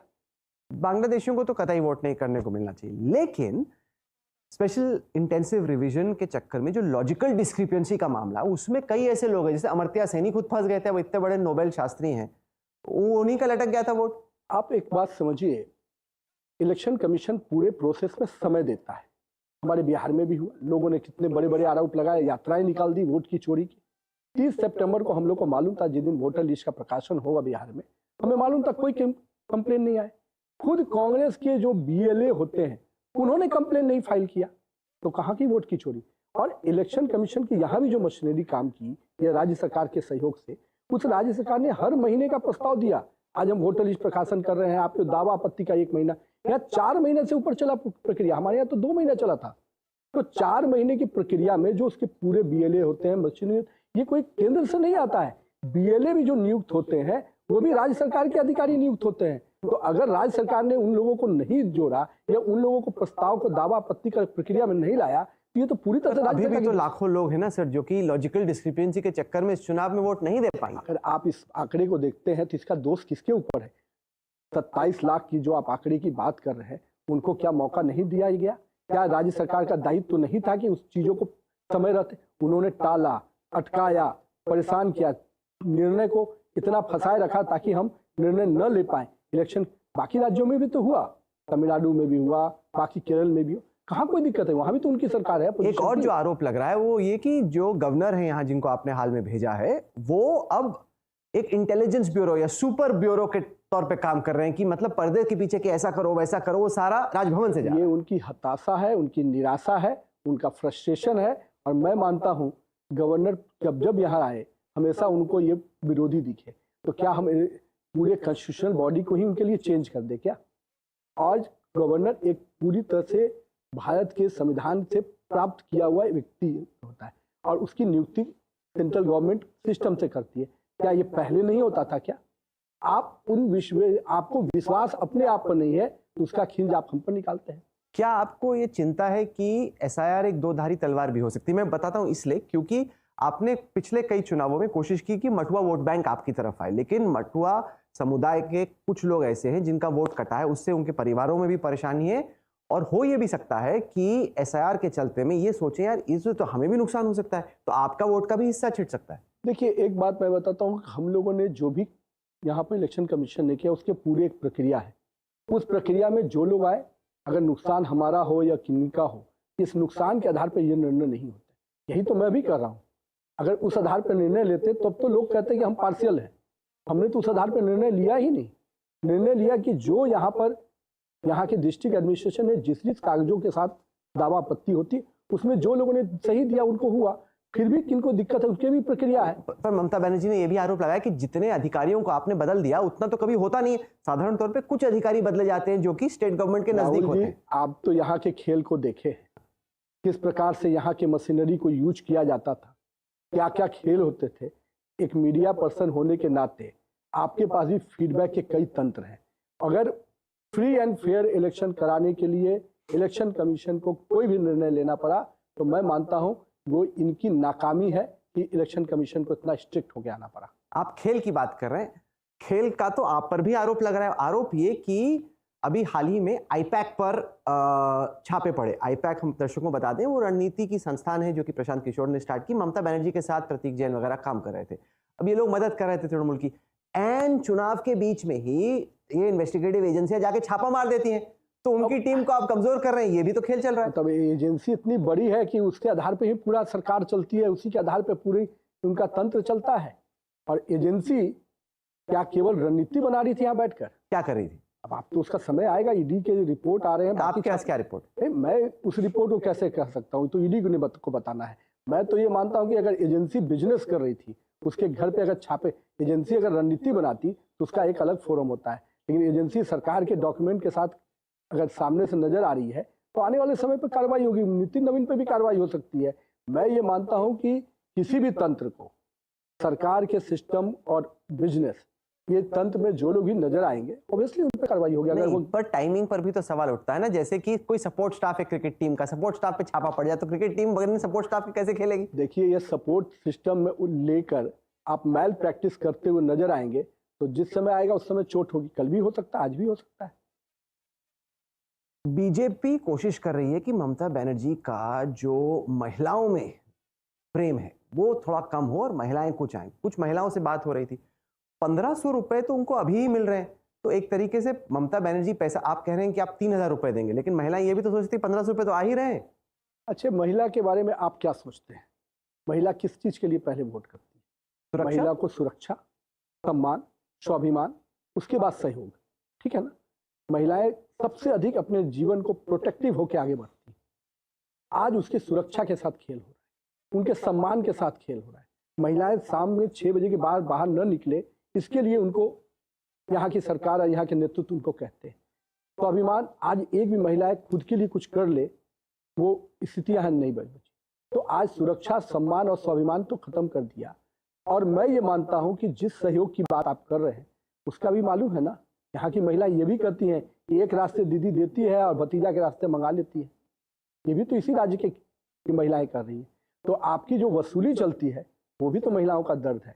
और मैं तो कहता हूं कि जिस प्रकार से महिलाओं की हिस्सेदारी, स्वाभिमान, सुरक्षा और सम्मान के साथ जिस नाम पर ये सरकार आई, माँ माटी मानुष, आज माँ यहाँ पर प्रताड़ित हुई है, बहनें प्रताड़ित हुई हैं, तो निश्चित रूप से उनको सजा मिलेगी। वही एक राज्य का मुख्यमंत्री जो महिला होते हुए इस प्रकार से अगर व्यवहार किया है उसके लिए तो कोई नहीं। पर ये भी तृणमूल वाले कहते हैं कि आपने जैसे एक वाकया ले लिया, वो आरजी कार वाला, उसको इतना आपने बड़ा बना दिया। वो कहते हैं भाई ये रेप बहुत अनफॉर्चुनेट है, लेकिन रेप तो बिहार में जहां से आप आते हैं या फिर मध्य प्रदेश में, दिल्ली में, बाकी जगहों पे होता है। बीजेपी ने इतना बड़ा कैंपेन वो आरजी कार वाले को बना दिया कि आपने रेप को पॉलिटिसाइज कर दिया। नहीं राहुल जी, घटनाएं एक का विषय नहीं होता, घटनाएं देश के सभी राज्यों में होती। घटना के पीछे सरकार की मंशा क्या है? सरकार अगर अपराधियों को बचाने में, दुष्कर्मियों को बचाने के लिए आगे बढ़ती है तो उस सरकार को जंगल राज और महाजंगल राज कहते हैं। घटनाओं में अगर सरकार निष्पक्ष होकर कड़ाई से कार्रवाई करती है उस सरकार को गवर्नेंस और सुशासन कहते हैं। घटनाओं पर प्रतिक्रिया सरकार का क्या है? संरक्षण अगर दे रही है सरकार तो निश्चित रूप से सरकार पे आएगा, चाहे घटना एक घटे चाहे घटना 100 घटे। आप विमेंस रिजर्वेशन बिल पार्लियामेंट में लेके आए, ममता जी कहती हैं कि भाई इससे ज्यादा तो हम बिन रिजर्वेशन के विमेन को दे देते हैं। 40% प्रत्याशी हमारे होते हैं, अगर भाजपा इतना ही सीरियस है विमेन रिजर्वेशन को लेके तो 33% इसी चुनाव में दे देते आप। ये कोई कानून से आने में क्या डर था? कानून के दायरे में आने में क्या डर था? और जो हम बिल बना रहे हैं वो तो देश के सीटों को सुरक्षित करने के लिए, किसी के एहसान की जरूरत नहीं पड़ती महिलाओं को। आज महिलाओं को एहसान जो जता रही है उनका हक था। देश की आधी आबादी को एहसान कैसे? वो तो अपने कोटे से दे रही हैं, एहसान क्यों जता रही हैं? आज दे रही है, कल नहीं देंगी तो उसकी क्या गारंटी लगी? आज महिलाएं उनके पास आवेदन लेके जाएंगी, भाई मेरा 40% पूरा कीजिए। कल अगर उनका हम हक दे देते तो आज तो उनको किसी के दरवाजे पे जाने की जरूरत नहीं। कांग्रेस और तृणमूल आपसे ये पूछ रहे हैं कि अगर आप इतने ही सीरियस थे, 2023 में जैसे कॉन्स्टिट्यूशनल अमेंडमेंट पास हुआ उसी तर्ज पे 543 में ले आते, ये अलग से डिलिमिटेशन करने की क्या जरूरत थी? अच्छा, डिलिमिटेशन किसका है? डिलिमिटेशन कानून कब बना? कोई हम बनाए हैं? सही बात है। तो उनको अपने ही बनाए हुए कानून पे भरोसा, दोनों को लिंक क्यों किया, ये आपसे सवाल। अरे भैया, डिलिमिटेशन का समय है। अगर हम डिलिमिटेशन करके आगे बढ़ना चाहते हैं, क्या अगर हम इस देश में 800 सीटों में से महिलाओं को अधिक अधिकार दे रहे हैं तो इसमें उनको दिक्कत क्या है? आप 543 के फिगर में बच्चे हैं, आप 800 के फिगर में क्यों नहीं जाना चाहते जिसमें अधिक महिलाएं का इन्वॉल्वमेंट होता? अधिक 54 करोड़ जब पॉपुलेशन थे उस समय ये स्थिति थी। आज देश की आबादी 150 करोड़ के करीब पहुंचने जा रही है। क्या आपको नहीं लगता कि डिलिमिटेशन और बाकी चीजें होनी चाहिए? इतना सिंपल नहीं है ना, क्योंकि आपने दो बेहद पेचीदी चीजों को जोड़ दिया। अगर आप विमेंस रिजर्वेशन करते, डिलिमिटेशन करते, दोनों अपने अपने रास्ते निकलते। आपने दोनों को जोड़ के, राहुल मेरा सवाल ये कि क्या बीजेपी पहले से ही जानती थी कि बिल कभी पास नहीं होगा? आपने पेश ही इस तरीके से किया कि ये गिर जाए। देखिए, हमारी मंशा स्पष्ट थी। हम देश की महिलाओं को समयबद्ध तरीके से उनका हिस्सेदारी और उनका हक दिलाना चाहते थे और 2026 में सेंसेक्स के फ्रीजिंग जो था उसके बाद ये करना था और हम लोगों ने समय पे किया। मैं तो उनसे पूछता हूँ, उनके जो डाउट थे उन दोनों डाउट को हमारे नेताओं ने सदन के फ्लोर पे क्लियर किया। और मैं ये पूछता हूं उनको ये सवाल का जवाब देना चाहिए कि डिलिमिटेशन से उनको किस बात का डर था? डिलिमिटेशन के कानून और फुल स्टॉप कॉमा में भी हम लोगों ने परिवर्तन। इनको डर नहीं था, वो तो दक्षिण के राज्यों को था ना। अरे तो कांग्रेस रेवंत रेड्डी हो, स्टालिन हो, बाकी लोग। तो आज तो दक्षिण के राज्यों का अधिकार बढ़ रहा था। 534 में तो 43 में तो हक कम थे। अगर ये पास होता तो दक्षिण के अधिकार बढ़ रहे थे। आज आप प्रोपोर्शनेट में देखेंगे, परसेंटेज में देखेंगे तो इंक्रीज है। अब उनको उसको भी माननीय गृह मंत्री जी ने हाउस के फ्लोर पे कहा कि आप 1 घंटा का टाइम दीजिए, मैं उसको भी अमेंडमेंट करके आपके सामने लाता हूं। तो ये पूछा गया ना, पहले ही ले आते वो डाल के, आप पहले क्यों नहीं लाए बिल में लैंग्वेज चेंज करके? उसकी भी प्रक्रिया है, अब उसकी भी कई चीजें हैं। मैं ये कह रहा हूं कि मैं तो फ्लोर ऑफ द हाउस आपको कमिटमेंट कर रहा हूं ना, और उसको लाने को तैयार हूं। तो मेरी मंशा कहाँ है? मैं तो चैलेंज आपके स्वीकार करते हुए सामने से आ रहा हूं। लेकिन मैं ये कह रहा हूं वो इस बात का जवाब क्यों नहीं दे पाए कि डिलिमिटेशन से उनको क्यों डर था। ये तो उनसे पूछूंगा जब मौका मिलेगा। आप तो बैठ गए, वो भी बैठे हैं आके। अच्छा, आप जो आपके दूसरे अध्यक्ष हैं कांग्रेस के, वो तो दोगुनी उम्र के हैं। आप और वो एक फ्रेम में आ जाए तो आपकी एज तो उनसे आधी है। देखिए, उम्र अलग चीज है। मैं मानता हूं भारतीय जनता पार्टी अपने स्ट्रक्चरल पॉलिटिक्स के लिए जानी जाती है, और हमारे यहाँ पार्टी में स्ट्रक्चरल चीजें होती हैं और कहीं ना कहीं सबको मौका मिलता है, और बहुत ही सिस्टमेटिक तरीके से हमारे यहाँ शिफ्ट ऑफ जनरेशन भी होता है। तो मैं मानता हूं कि ये जनरेशनल शिफ्ट, आपने बहुत अच्छी बात की अध्यक्ष जी। ये जनरेशन तो शिफ्ट हो रही थी, जैसे गडकरी जी की जनरेशन आई, ये जनरेशन तो शिफ्ट हो रही थी। आपको क्यों लगता है, आपको क्यों चूज किया गया? मतलब उनके पास 18 करोड़ लोग थे देश भर में, और खासतौर से अलग अलग राज्यों में जो थे। आप जब खुद सोचते हैं तो बड़ा सवाल आपके जहन में आता होगा कि भाई मुझे को क्यों चूज किया गया? देखिए, हम अपने व्यक्तित्व के कारण किसी चीज को नहीं समझते हैं। मैं मानता हूं कि पार्टी के निर्णय हमारे कई बड़े नेता मिलकर लेते हैं, और निर्णय की प्रक्रिया में सब लोग के मन में अगर एक मत बनता है तो ये मेरे लिए एक बहुत बड़ी जवाबदेही है, जिसको हम मुझे पूरा क्या क्लिक किया? आप जब सोचते हैं, वो क्या सोचते हैं वो उनसे पूछूंगा। आप जब सोचते हैं कि आपने क्या ऐसा किया जो क्लिक कर गया कि अध्यक्ष आप बन गए? नहीं, मैं कोई अपने विषय पर कोई बहुत टिप्पणी करूं, ये विषय नहीं है। मैं ये मानता हूं कि पार्टी के अंदर वॉच टावर बहुत मजबूत है। आप अपने कमिटमेंट के साथ काम कीजिए, लो प्रोफाइल वर्किंग कीजिए, और कहीं ना कहीं जो एजेंडा या जो होमवर्क दिया जाता है उसको पूरा करने का स्पष्ट माइंडसेट रखिए। ये सब चीज़ें हैं जो मेरे बाद भी कई लोग आएंगे, और मुझे लगता है कि पार्टी को निर्णय की प्रक्रिया में कई चीज़ें देखते हैं। मैं मानता हूं कि मुझे जो अपने अंदर लगा कि मुझे जिस लाइन से मैं काम कर रहा हूं इसको कंटिन्यू करूं। आप एक स्ट्रांग बीजेपी फैमिली से आते हैं। आपके पिता 4 बार पश्चिम पटना के एमएलए थे।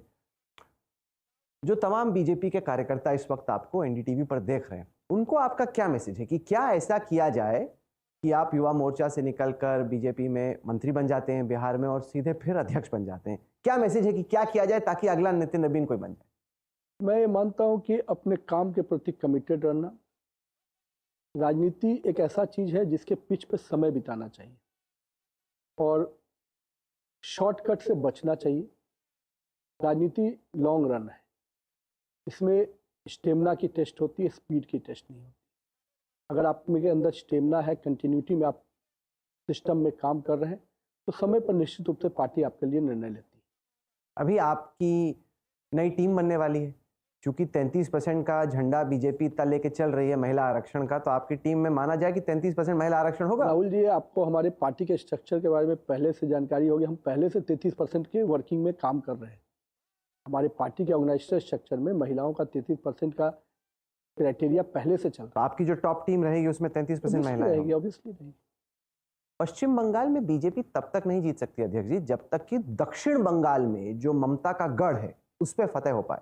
नॉर्थ बंगाल में आपकी पार्टी पिछले कुछ चुनावों से मजबूत 2019 से। यही तो इस बार का परिवर्तन है, यही तो इस बार का बदलाव आपको देखने को मिलेगा कि जो पश्चिम बंगाल का भद्रलोक का इलाका है वो इस बार सामने आने वाला है, और वो खुद अपने भद्रलोक के जो हमारे इलाके के लोग हैं वो खुद मानते हैं कि इस बार पश्चिम बंगाल को बचाने की लड़ाई। दक्षिण बंगाल में बंगाली आइडेंटिटी एक बहुत बड़ा सवाल है। ममता बनर्जी की पार्टी आरोप लगाती है कि आप बाहरी हैं, वो बंगाली हैं। वो इस चुनाव को दिखाते हैं बाहरी वर्सेस बंगाली। मैं तो मानता हूं कि हम भारतीय हैं पहले, और ये जो रीजनल फीलिंग की बात करते हैं, बंगाल के प्राइड को उन्होंने बचाया कहाँ? उसकी विरासत, उसकी संस्कृति को कहाँ बचाया, कहाँ संजोया? इस राज्य की संगीत, इसकी कला, इसका खेल, इसकी पहचान थी, इसकी मॉडर्नाइजेशन बंगाली कल्चर की पहचान थी। कल्चर तो अभी भी है। मैं तो वही कह रहा हूँ, उस मॉडर्नाइजेशन में आप महिलाओं को कहते हैं कि अब शाम में 6 बजे के बाद मत निकलिए। ये कहाँ बोला उन्होंने? कहा, जब घटनाएं घटी तो उन्होंने कहा, उनके लोगों ने कहा। और मैं ये कहता हूँ कि जिस राज्य की कल्चर की मैं बात करता हूँ, क्या यहाँ के कला, जिस प्रकार से हमारे बिहार की मिथिला पेंटिंग आज देश और दुनिया में नाम बना रही, यहाँ के पेंटिंग तो कितने लोगों, यहाँ के कवि, यहाँ के, क्या आपने 20-25 वर्षों में देखा कि कोई उस प्रकार से फ्लो नजर आया? 30 वर्षों में देखा आपने क्या?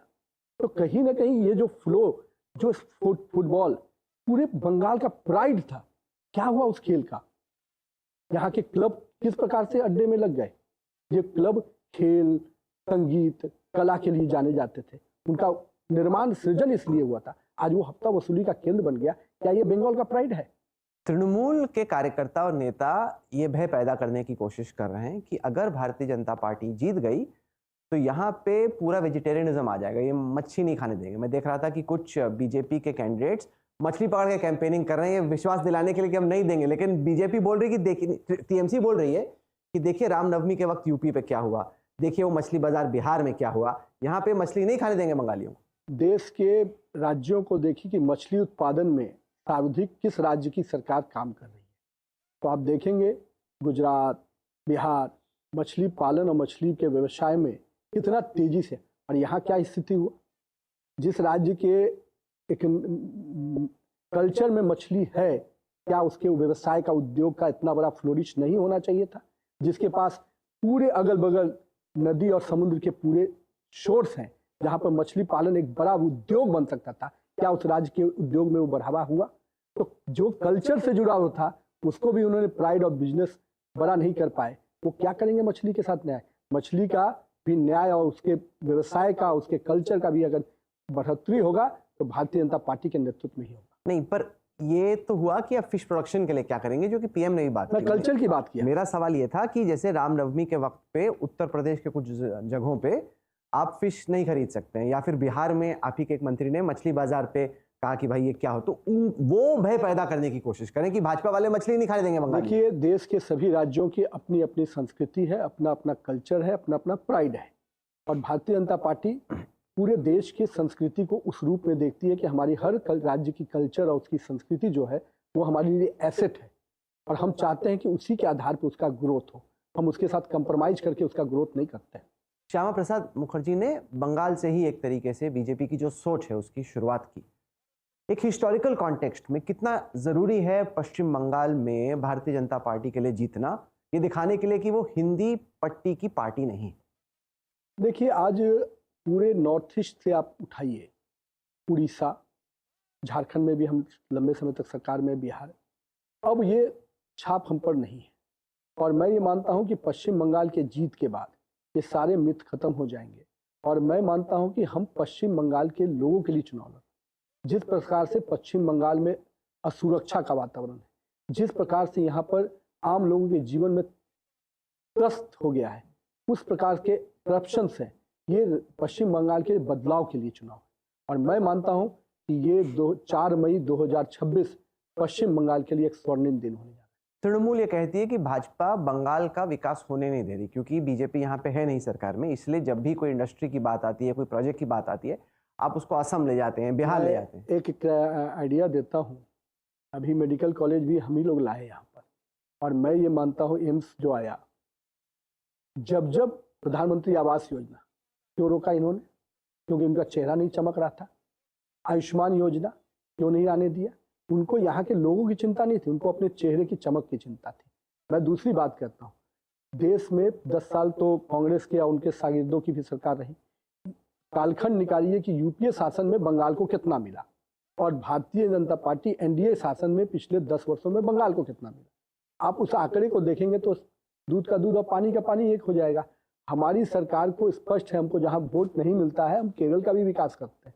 केरल में हमारे पास एक भी विधायक नहीं थे, फिर भी हमारा कमिटमेंट लेवल वही है। और मैं ये मानता हूँ कि यही तो हमारी लीडरशिप के अंतर है। हम विकास के पैमाने पे, विकास के आईने में वोट की राजनीति नहीं देखते, वो देश को देखते।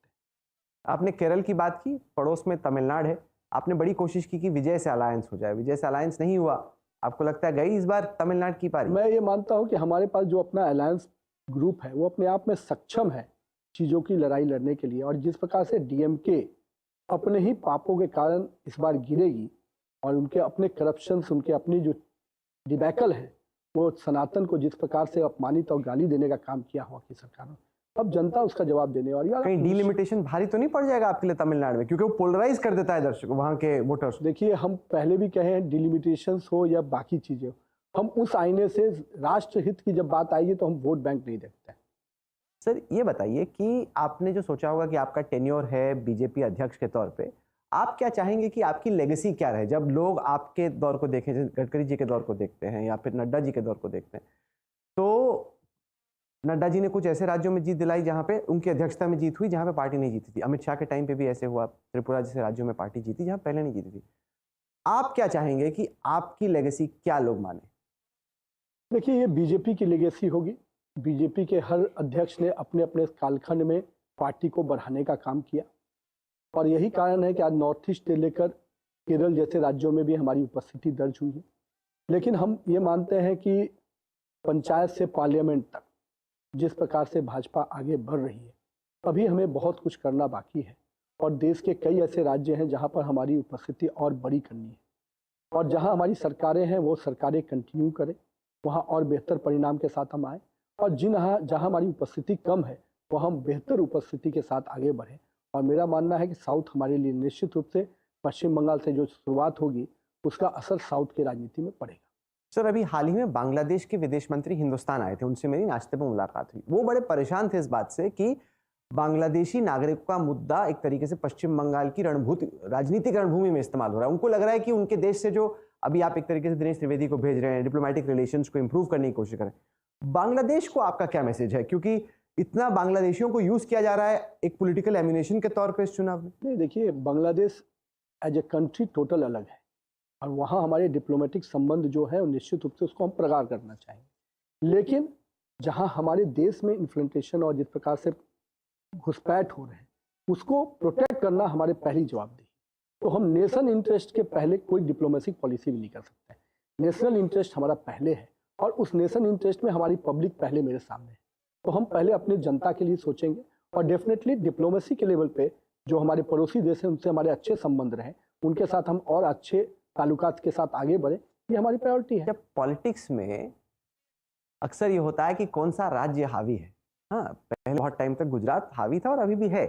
हाल ही में जैसे सम्राट चौधरी बीजेपी के नेता बिहार में मुख्यमंत्री बने, आप पार्टी के अध्यक्ष बने, तो अभी आप ही की पार्टी में चर्चा चल रही है कि इस वक्त जो सूरज है वो बिहार से उग रहा है। सूरज अपने सही दिशा से उगता है। लोगों को भ्रम होता है कभी कि पृथ्वी घूम के और सूरज जहाँ से उगता है वहीं से उगता है। पृथ्वी चक्कर लगाती है, पार्टी की प्रक्रिया है। हर राज्यों को कभी कभी प्रतिनिधित्व मिलता है, इस बार बिहार को मिला है। नितिन रवीन जी, आप जुड़े हमारे साथ। ये पहली दफ़ा है कि एनडीटीवी पर अध्यक्ष बनने के बाद हमने आपका इंटरव्यू किया। हमारी आपको शुभकामनाएं। देखते हैं कि कप्तानी की पहली जो आपकी पारी है उसमें आप पार्टी को बहुत बड़ी जीत दिला पाते, क्योंकि अगर आप जीत गए बंगाल तो बीजेपी के लिए बहुत बड़ी जीत होगी। और जैसे आपने कहा कि कप्तान को तो श्रेय मिलता ही है उसका। देखिए, वो टीम को श्रेय मिलता है और कप्तान उसको लीड करता है, तो लेकिन मैं मानता हूं कि बंगाल की जीत हमारे हजारों कार्यकर्ताओं के परिश्रम, बलिदान, उनके पुरुषार्थ की जीत है, हमारे नेतृत्वकर्ता का परिश्रम की जीत है। आपने हमें वक्त दिया, इसके लिए बहुत बहुत धन्यवाद। एनडी से बात करने के लिए आपका शुक्रिया।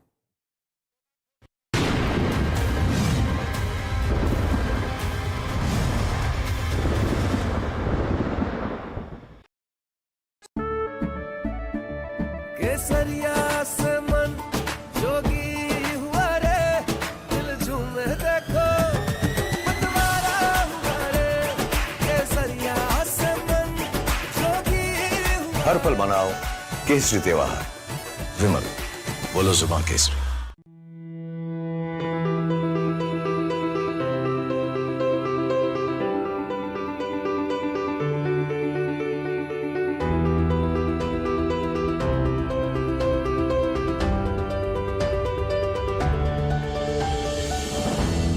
शिक्षा और अनुसंधान। Across the country, He has tracked the pulse of power from Washington to Korea. Witnessed history being made in global capitals and conflict zones. Brought clarity to complex issues of national security and international affairs. Aditya Raj Kaul, covering international affairs like no one else. Only on NDTV network. What seems settled for me is unfinished business. So I rewind, I pause, I reflect, I dig until what's buried stands up to be counted. Breaking ground, not just headlines, the meaning behind them. This is Breaking Ground with me, Vedika Sood. The man behind Roaring Lion. Can you say a word? Israel's warfighter Prime Minister on NDTV. I spoke to our great friend, Prime Minister Narendra Modi. Spoke to him at length yesterday. Thanked him for his standing with Israel, standing for the truth, and for the enormous friendship of the people of India. They are much admired and loved in Israel. And I won't get into the details of the conversation, but I've spoken to him and I've spoken to many other leaders in the region and beyond. Thank you. First word since he declared war on Iran. Just behind me, Prime Minister Benjamin Netanyahu. An NDTV world exclusive to Aditya Raj call. Benjamin Netanyahu on NDTV. The front lines of Kargil.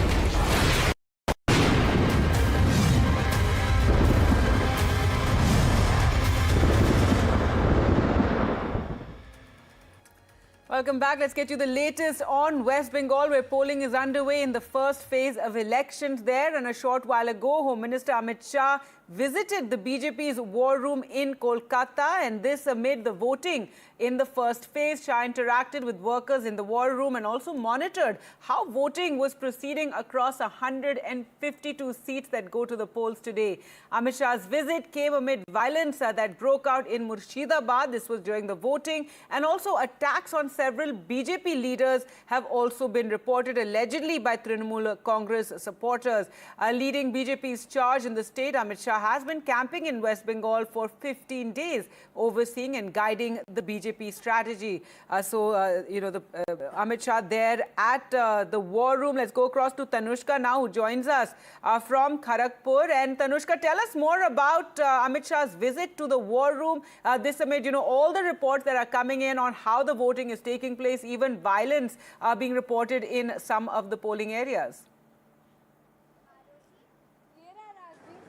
So Gargi, right now I'm back in Calcutta. I'm actually in Howrah, where later in the evening today, Prime Minister Narendra Modi is expected to hold his road show.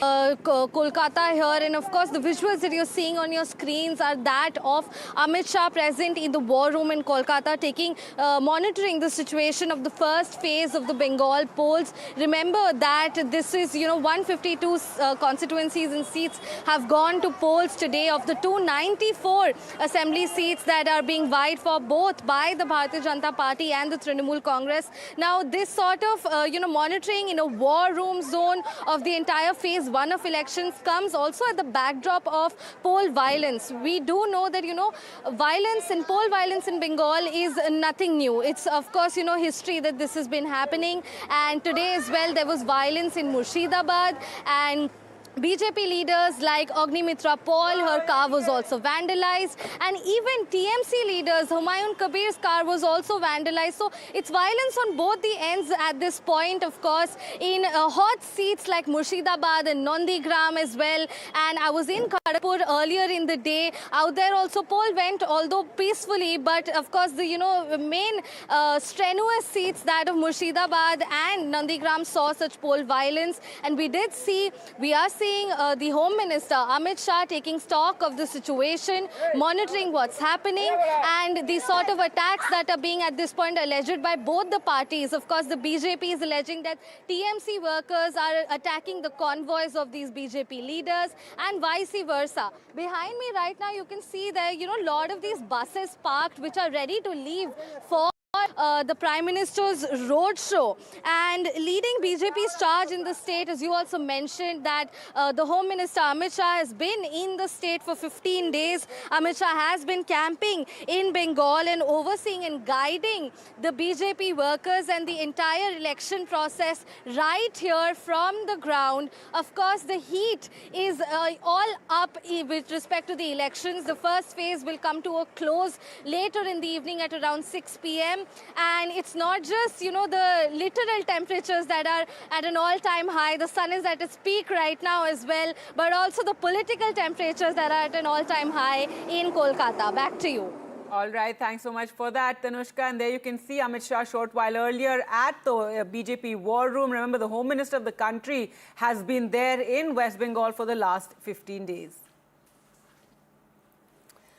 Well, let's now get you news from Tamil Nadu. And while it's the first phase of elections in West Bengal, now Tamil Nadu is voting for its government. More than 5.73 crore voters, including 12.5 lakh first-time voters, will decide the fate of 4,023 candidates in Tamil Nadu. As of 1 p.m., the voter turnout is at 56.8%. It's a high-stakes electoral battle, with the BJP stepping up its push, and the AIADMK eyeing a comeback. So the NDA there hoping to come back in the state. However, Chief Minister M.K. Stalin and the DMK are seeking to retain power, while actor turned politician Vijay is making his much-awaited electoral debut. After casting his vote, Stalin said a good verdict will come. Tamil Nadu will win. So significant, he's saying it is Tamil Nadu that will win in the end. Meanwhile, TVK Chief Vijay has written to the Election Commission seeking urgent measures for voters facing delays. He's also demanded extra public transport, better queue management and a 2-hour extension in the polling time. So he wants extra time for people to cast their vote. Key seats to watch include Kolathur and Edapadi, Chepauk and Vijay's high-profile 2-seat contest. Many top actors and celebrities have also come out to cast their vote, like Rajnikant, Kamal Hassan with his daughter Shruti Hassan, Ajit Kumar, actors Trisha, Dhanush and Vijay Sethupathi and others all cast their vote amid heavy security as well. Well, now some breaking news coming in terms of the voter turnout and voting that is taking place in Tamil Nadu and West Bengal. A 70% turnout in Tamil Nadu till 3 p.m. That is the big breaking news, while in West Bengal the turnout has been 78.8%. All right, so there you can see that it's a big turnout already, as you can see in both West Bengal as well as in Tamil Nadu. What will this mean really for the different parties? A high voter turnout usually means that the public is, not happy and wanting to cast their vote. So you have people, very motivated to come out and change the regime.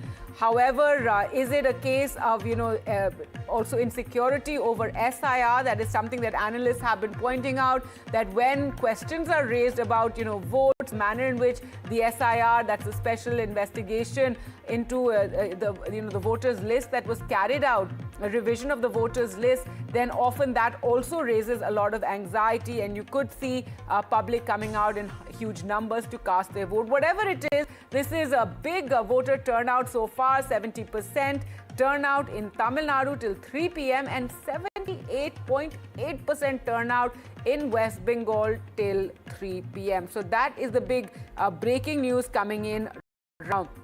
Well, let's continue focusing on Tamil Nadu, and my colleague Vijay now joins us for more on the elections. And Vijay, a big voter turnout till 3 p.m., 70%. Tell us more about what are the reports coming in, and actor Vijay very upset about the preparations and wanting better facilities for the voters, more time also to cast their vote. Ragit, that's right. As far as facilities are concerned, TVK have raised one major concern. Just now, TVK General Secretary Adav Arjuna also registered complaint with CEO Archana Patnaik, saying that transportation facility were not ensured for voters to travel to their natives. This was major concern, and also we saw how railway stations and bus stops across Tamil Nadu, especially on metropolitan cities like Chennai, Tiruchirappalli, Coimbatore, how people stranded for hours. Even this morning, people struggle to catch their buses. So TVK alleges that DMK is behind that. DMK don't want more voters in this election, as they may prefer Tamilnaga Vetri Kalagam as their option. So Adav Arjuna filed complaint saying that 3 officials in relation to transportation department are responsible for that. TVK demands suspension of those 3 officials, and they also said that they have written a letter to ECI CEO asking to extend the time till 7 p.m. Till 8 p.m. That the usual voting time is till 6 p.m. but TVK is demanding to extension of time till 8 p.m. So they are asking for 2 hours extension of time. It is up to ECI now what would be the final decision. But DMK is saying that it is up to Election Commission of India to make all arrangements as model code of conduct. The government has no role to play in. All right, Vijay, thanks so much for joining us with those details. Now, Chief Minister Stalin had come out to cast his vote early today, and NDTV's V. Raghav managed to speak to him. Listen in. Sir, enna message enna sir? Tamil Nadu vellam. Tamil Nadu. Adir kartham enna? Confident of a second term? Definitely very confident. And this delimitation issue will work favorably for DMK? Just stand by Not only delimitation, everything has worked in our favor. And lastly, how important is this election? How important is this? Every election is important. This election is also important. This election, the narrative is that we have performed well. We've given good governance for 5 years, and the schemes have reached people. People have understood that DMK is and DMK alliance partners are the people who fight, the parties who have an ideological fight to protect the state, to protect our language, to protect our culture, and to ensure that there is a better future for the next generation. So I'm very confident that is the narrative. I'm very confident that the DMK will do well and we will continue.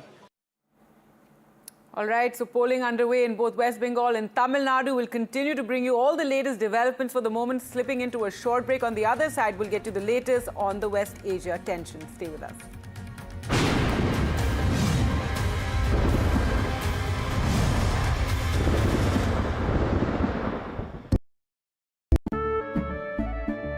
केसरिया से मन जोगी हुआ रे दिल झूमे देखो मतवारा हुआ रे केसरिया से मन जोगी हुआ हर पल मनाओ केसरी त्योहार विमल बोलो जुबान Kesari.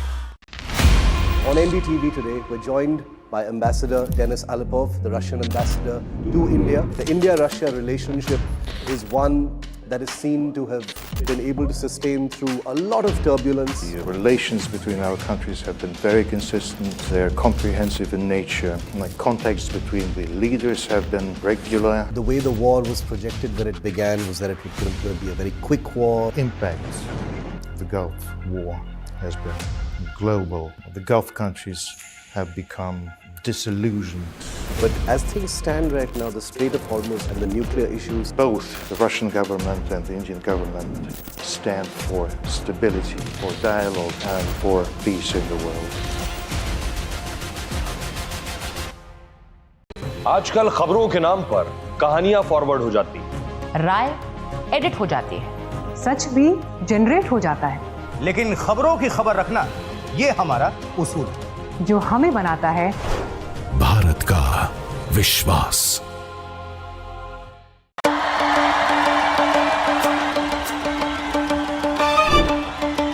Will the rising sun win with a hand in hand?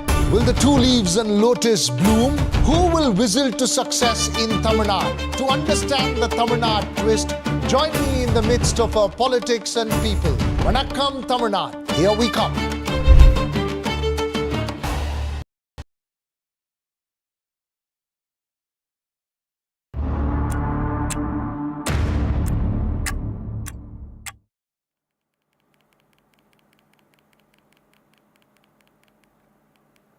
Welcome back. Let's get you the latest on West Asia. And the Strait of Hormuz remains on the boil. Iran has so far attacked 3 ships in the waters. The first vessel to be attacked was the Epaminondas, an India-bound ship that was targeted by the IRGC gunboats near Oman.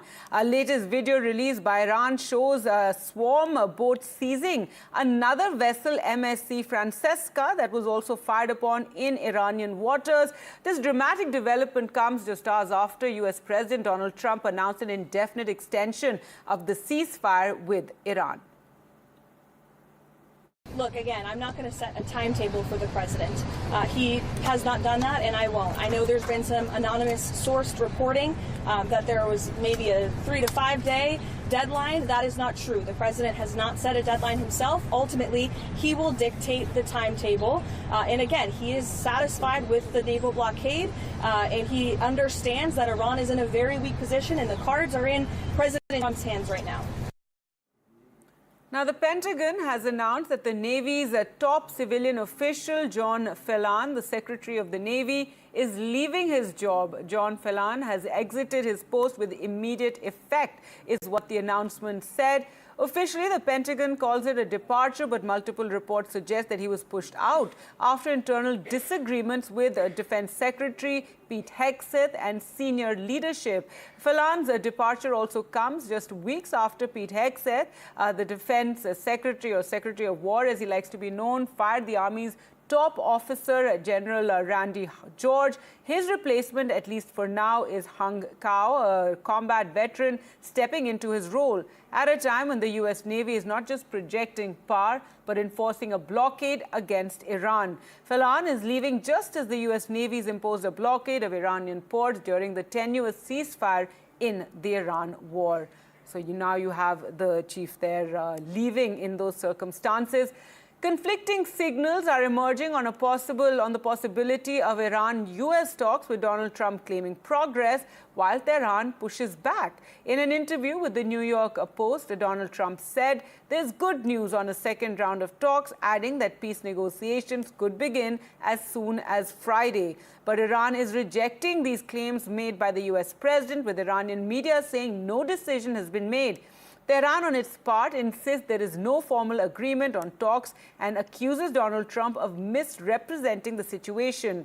Iran maintains it will only consider negotiations if the U.S. lifts restrictions linked to the Strait of Hormuz. So while Washington signals possible breakthrough, Tehran says the talks aren't locked in yet. So that is how the situation currently stands as the rest of the world waits and watches on. Now, the response is you guys all see a lot of different messaging coming out of Iran, a lot of different rhetoric and language from them. I would caution you to take anything that they say at face value. What we've seen is that what they say publicly is much different than what they concede to the United States and our negotiating team privately. And I've said that repeatedly to all of you in the news media, and you should take our word for it. The White House and our intelligence community certainly has a good understanding.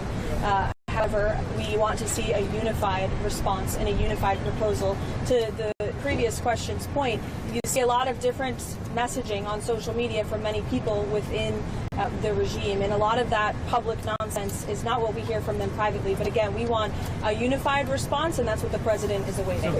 This is a battle between the pragmatists and the hardliners in Iran right now, and the president wants a unified response. And so as we await that response, there's a ceasefire with the military and kinetic strikes, but Operation Economic Fury continues, and the effective and successful naval blockade continues as well of ships and vessels that are moving to and from Iranian ports. We are completely strangling their economy through this blockade. They're losing $500 million a day.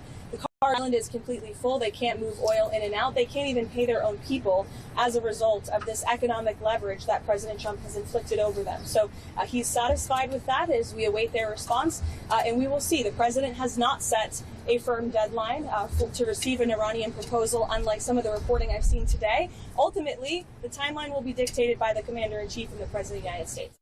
Look, I think President Trump ultimately will dictate the timeline, and he will do so when he feels is in the best interest of the United States and the American people. Look at where we are right now. The president chose to extend the ceasefire because it's Iran who needs to get their act together. The United States and President Trump have been very clear in our demands and our red lines and what we need to see in the best interest of the American people and our country and our allies from the very beginning.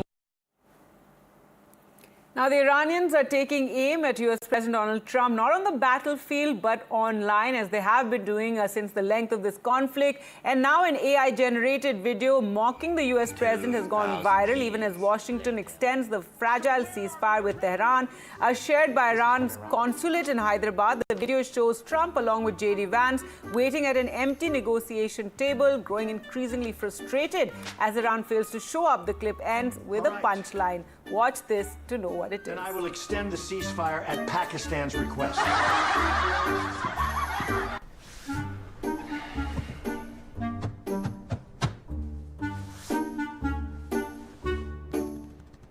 We are having very great negotiations with Iran. If Iran doesn't come to negotiate, we're going to bomb them. 2,000 years later. So where are the Iranians? This is from Iran.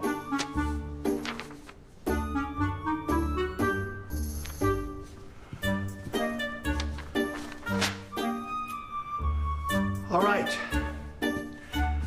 Then I will extend the ceasefire at Pakistan's request.